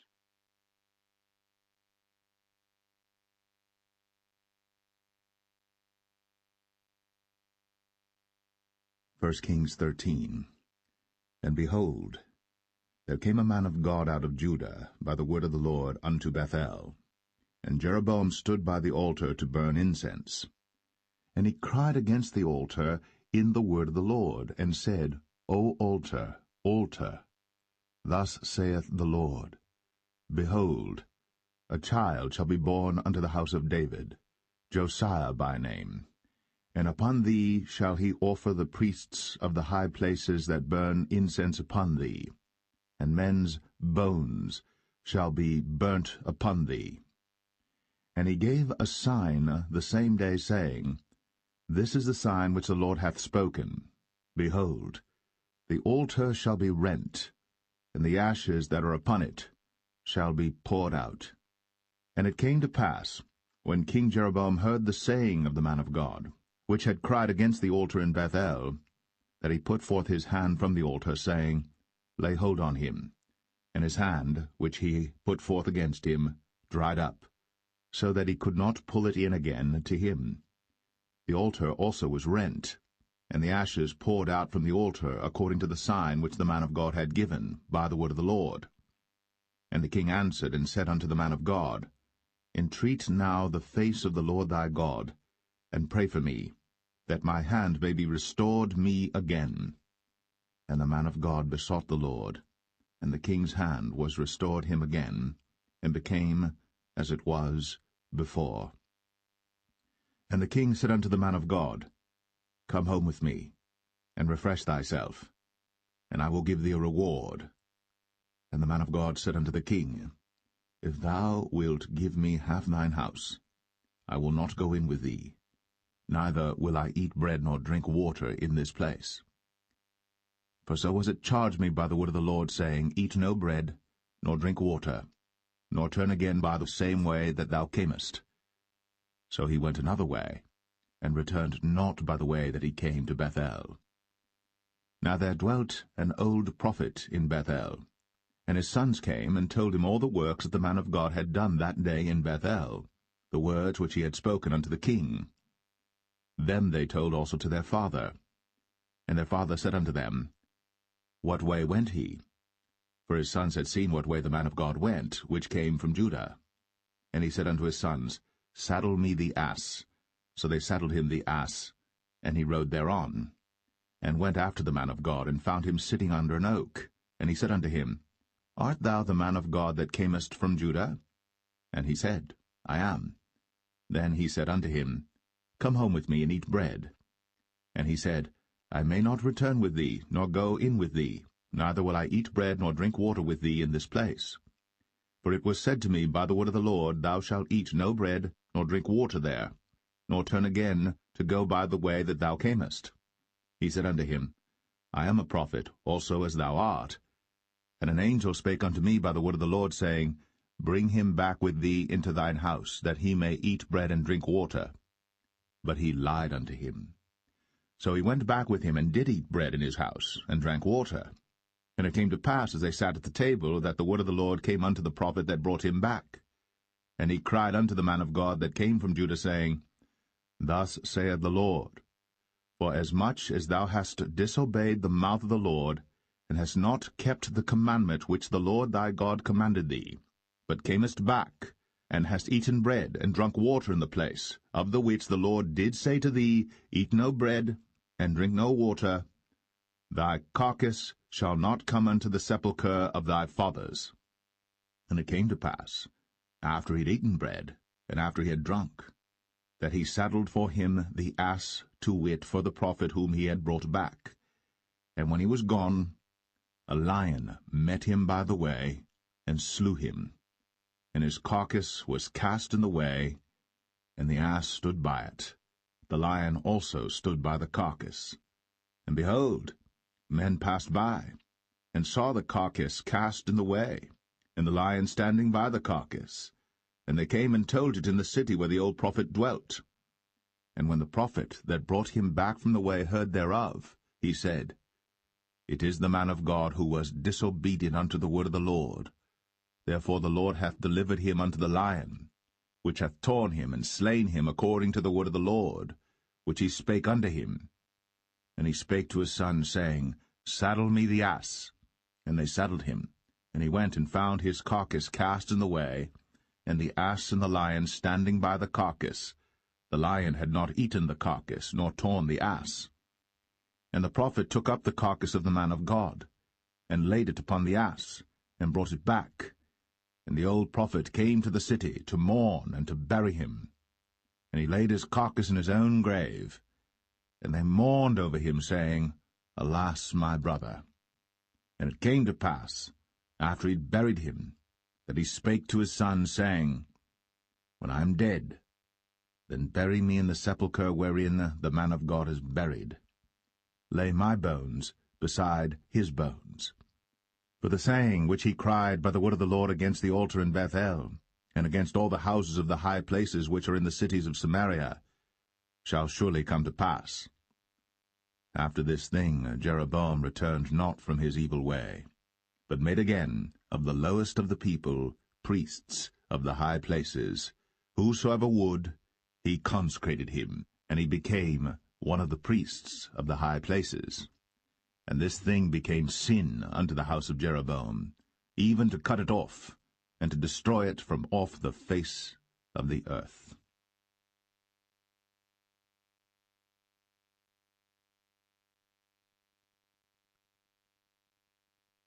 1 Kings 14. At that time Abijah, the son of Jeroboam, fell sick. And Jeroboam said to his wife, Arise, I pray thee, and disguise thyself, that thou be not known to be the wife of Jeroboam, and get thee to Shiloh. Behold, there is Ahijah the prophet, which told me that I should be king over this people. And take with thee 10 loaves and cracknels, and a cruse of honey, and go to him. He shall tell thee what shall become of the child. And Jeroboam's wife did so, and arose, and went to Shiloh, and came to the house of Ahijah. But Ahijah could not see, for his eyes were set by reason of his age. And the Lord said unto Ahijah, Behold, the wife of Jeroboam cometh to ask a thing of thee for her son, for he is sick. Thus and thus shalt thou say unto her, for it shall be, when she cometh in, that she shall feign herself to be another woman. And it was so, when Ahijah heard the sound of her feet, as she came in at the door, that he said, Come in, thou wife of Jeroboam. Why feignest thou thyself to be another? For I am sent to thee with heavy tidings. Go, tell Jeroboam, Thus saith the Lord God of Israel, Forasmuch as I exalted thee from among the people, and made thee prince over my people Israel, and rent the kingdom away from the house of David, and gave it thee, and yet thou hast not been as my servant David, who kept my commandments, and who followed me with all his heart, to do that only which was right in mine eyes, but hast done evil above all that were before thee. For thou hast gone and made thee other gods, and molten images, to provoke me to anger, and hast cast me behind thy back. Therefore, behold, I will bring evil upon the house of Jeroboam, and will cut off from Jeroboam him that pisseth against the wall, and him that is shut up and left in Israel, and will take away the remnant of the house of Jeroboam as a man taketh away dung, till it be all gone. Him that dieth of Jeroboam in the city shall the dogs eat, and him that dieth in the field shall the fowls of the air eat. For the Lord hath spoken it. Arise thou therefore, get thee to thine own house, and when thy feet enter into the city, the child shall die. And all Israel shall mourn for him, and bury him. For he only of Jeroboam shall come to the grave, because in him there is found some good thing toward the Lord God of Israel in the house of Jeroboam. Moreover, the Lord shall raise him up a king over Israel, who shall cut off the house of Jeroboam that day. But what? Even now. For the Lord shall smite Israel, as a reed is shaken in the water, and he shall root up Israel out of this good land, which he gave to their fathers, and shall scatter them beyond the river, because they have made their groves, provoking the Lord to anger. And he shall give Israel up, because of the sins of Jeroboam, who did sin, and who made Israel to sin. And Jeroboam's wife arose and departed, and came to Tirzah. And when she came to the threshold of the door, the child died, and they buried him. And all Israel mourned for him according to the word of the Lord, which he spake by the hand of his servant Ahijah the prophet. And the rest of the acts of Jeroboam, how he warred and how he reigned, behold, they are written in the book of the Chronicles of the kings of Israel. And the days which Jeroboam reigned were 22 years, and he slept with his fathers, and Nadab his son reigned in his stead. And Rehoboam the son of Solomon reigned in Judah. Rehoboam was 41 years old when he began to reign, and he reigned 17 years in Jerusalem, the city which the Lord did choose out of all the tribes of Israel, to put his name there. And his mother's name was Naamah, an Ammonitess. And Judah did evil in the sight of the Lord, and they provoked him to jealousy with their sins which they had committed, above all that their fathers had done. For they also built them high places and images and groves on every high hill, and under every green tree. And there were also Sodomites in the land, and they did according to all the abominations of the nations which the Lord cast out before the children of Israel. And it came to pass in the 5th year of King Rehoboam, that Shishak king of Egypt came up against Jerusalem. And he took away the treasures of the house of the Lord, and the treasures of the king's house, he even took away all, and he took away all the shields of gold which Solomon had made. And King Rehoboam made in their stead brazen shields, and committed them unto the hands of the chief of the guard which kept the door of the king's house. And it was so, when the king went into the house of the Lord, that the guard bare them and brought them back into the guard chamber. Now the rest of the acts of Rehoboam, and all that he did, are they not written in the book of the Chronicles of the kings of Judah? And there was war between Rehoboam and Jeroboam all their days. And Rehoboam slept with his fathers, and was buried with his fathers in the city of David. And his mother's name was Naamah, an Ammonitess. And Abijam, his son, reigned in his stead.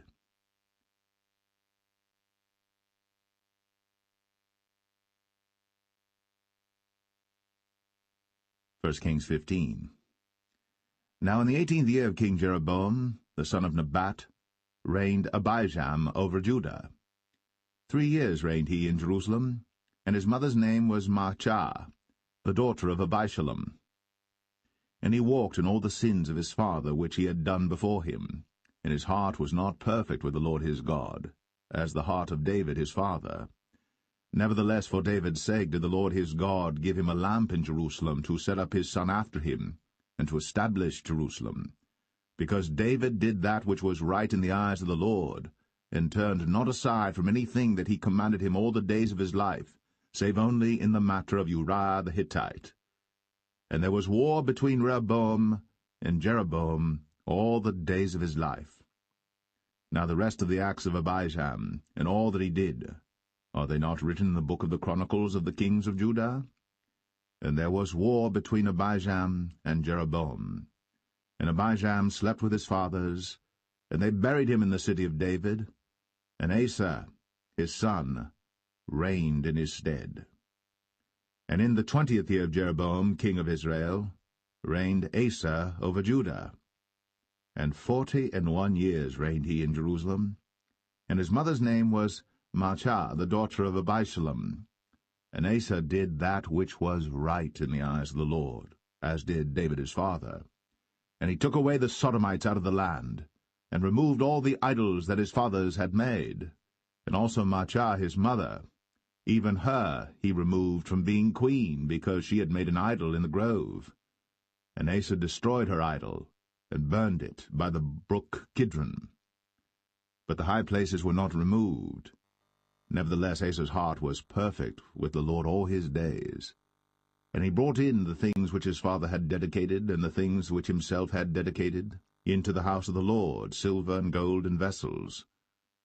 And there was war between Asa and Baasha, king of Israel, all their days. And Baasha, king of Israel, went up against Judah, and built Ramah, that he might not suffer any to go out or come in to Asa, king of Judah. Then Asa took all the silver and the gold that were left in the treasures of the house of the Lord, and the treasures of the king's house, and delivered them into the hand of his servants. And King Asa sent them to Ben-Hadad, the son of Tabrimon, the son of Hezion, king of Syria, that dwelt at Damascus, saying, There is a league between me and thee, and between my father and thy father. Behold, I have sent unto thee a present of silver and gold. Come, and break thy league with Baasha king of Israel, that he may depart from me. So Ben-Hadad hearkened unto King Asa, and sent the captains of the hosts which he had against the cities of Israel, and smote Ijon and Dan and Abel-Beth-Maachah and all Cinneroth, with all the land of Naphtali. And it came to pass, when Baasha heard thereof, that he left off building of Ramah, and dwelt in Tirzah. Then King Asa made a proclamation throughout all Judah, none was exempted. And they took away the stones of Ramah, and the timber thereof, wherewith Baasha had builded. And King Asa built with them Geba of Benjamin, and Mizpah. The rest of all the acts of Asa, and all his might, and all that he did, and the cities which he built, are they not written in the book of the Chronicles of the kings of Judah? Nevertheless, in the time of his old age, he was diseased in his feet. And Asa slept with his fathers, and was buried with his fathers in the city of David his father, and Jehoshaphat his son reigned in his stead. And Nadab the son of Jeroboam began to reign over Israel in the 2nd year of Asa king of Judah, and reigned over Israel 2 years. And he did evil in the sight of the Lord, and walked in the way of his father, and in his sin wherewith he made Israel to sin. And Baasha the son of Ahijah, of the house of Issachar, conspired against him. And Baasha smote him at Gibbethon, which belonged to the Philistines, for Nadab and all Israel laid siege to Gibbethon. Even in the 3rd year of Asa king of Judah did Baasha slay him, and reigned in his stead. And it came to pass when he reigned, that he smote all the house of Jeroboam. He left not to Jeroboam any that breathed, until he had destroyed him, according unto the saying of the Lord, which he spake by his servant Ahijah the Shilonite. Because of the sins of Jeroboam which he sinned, and which he made Israel sin, by his provocation wherewith he provoked the Lord God of Israel to anger. Now the rest of the acts of Nadab, and all that he did, are they not written in the book of the Chronicles of the kings of Israel? And there was war between Asa and Baasha, king of Israel, all their days. In the 3rd year of Asa king of Judah began Baasha the son of Ahijah to reign over all Israel in Tirzah 24 years. And he did evil in the sight of the Lord, and walked in the way of Jeroboam, and in his sin wherewith he made Israel to sin.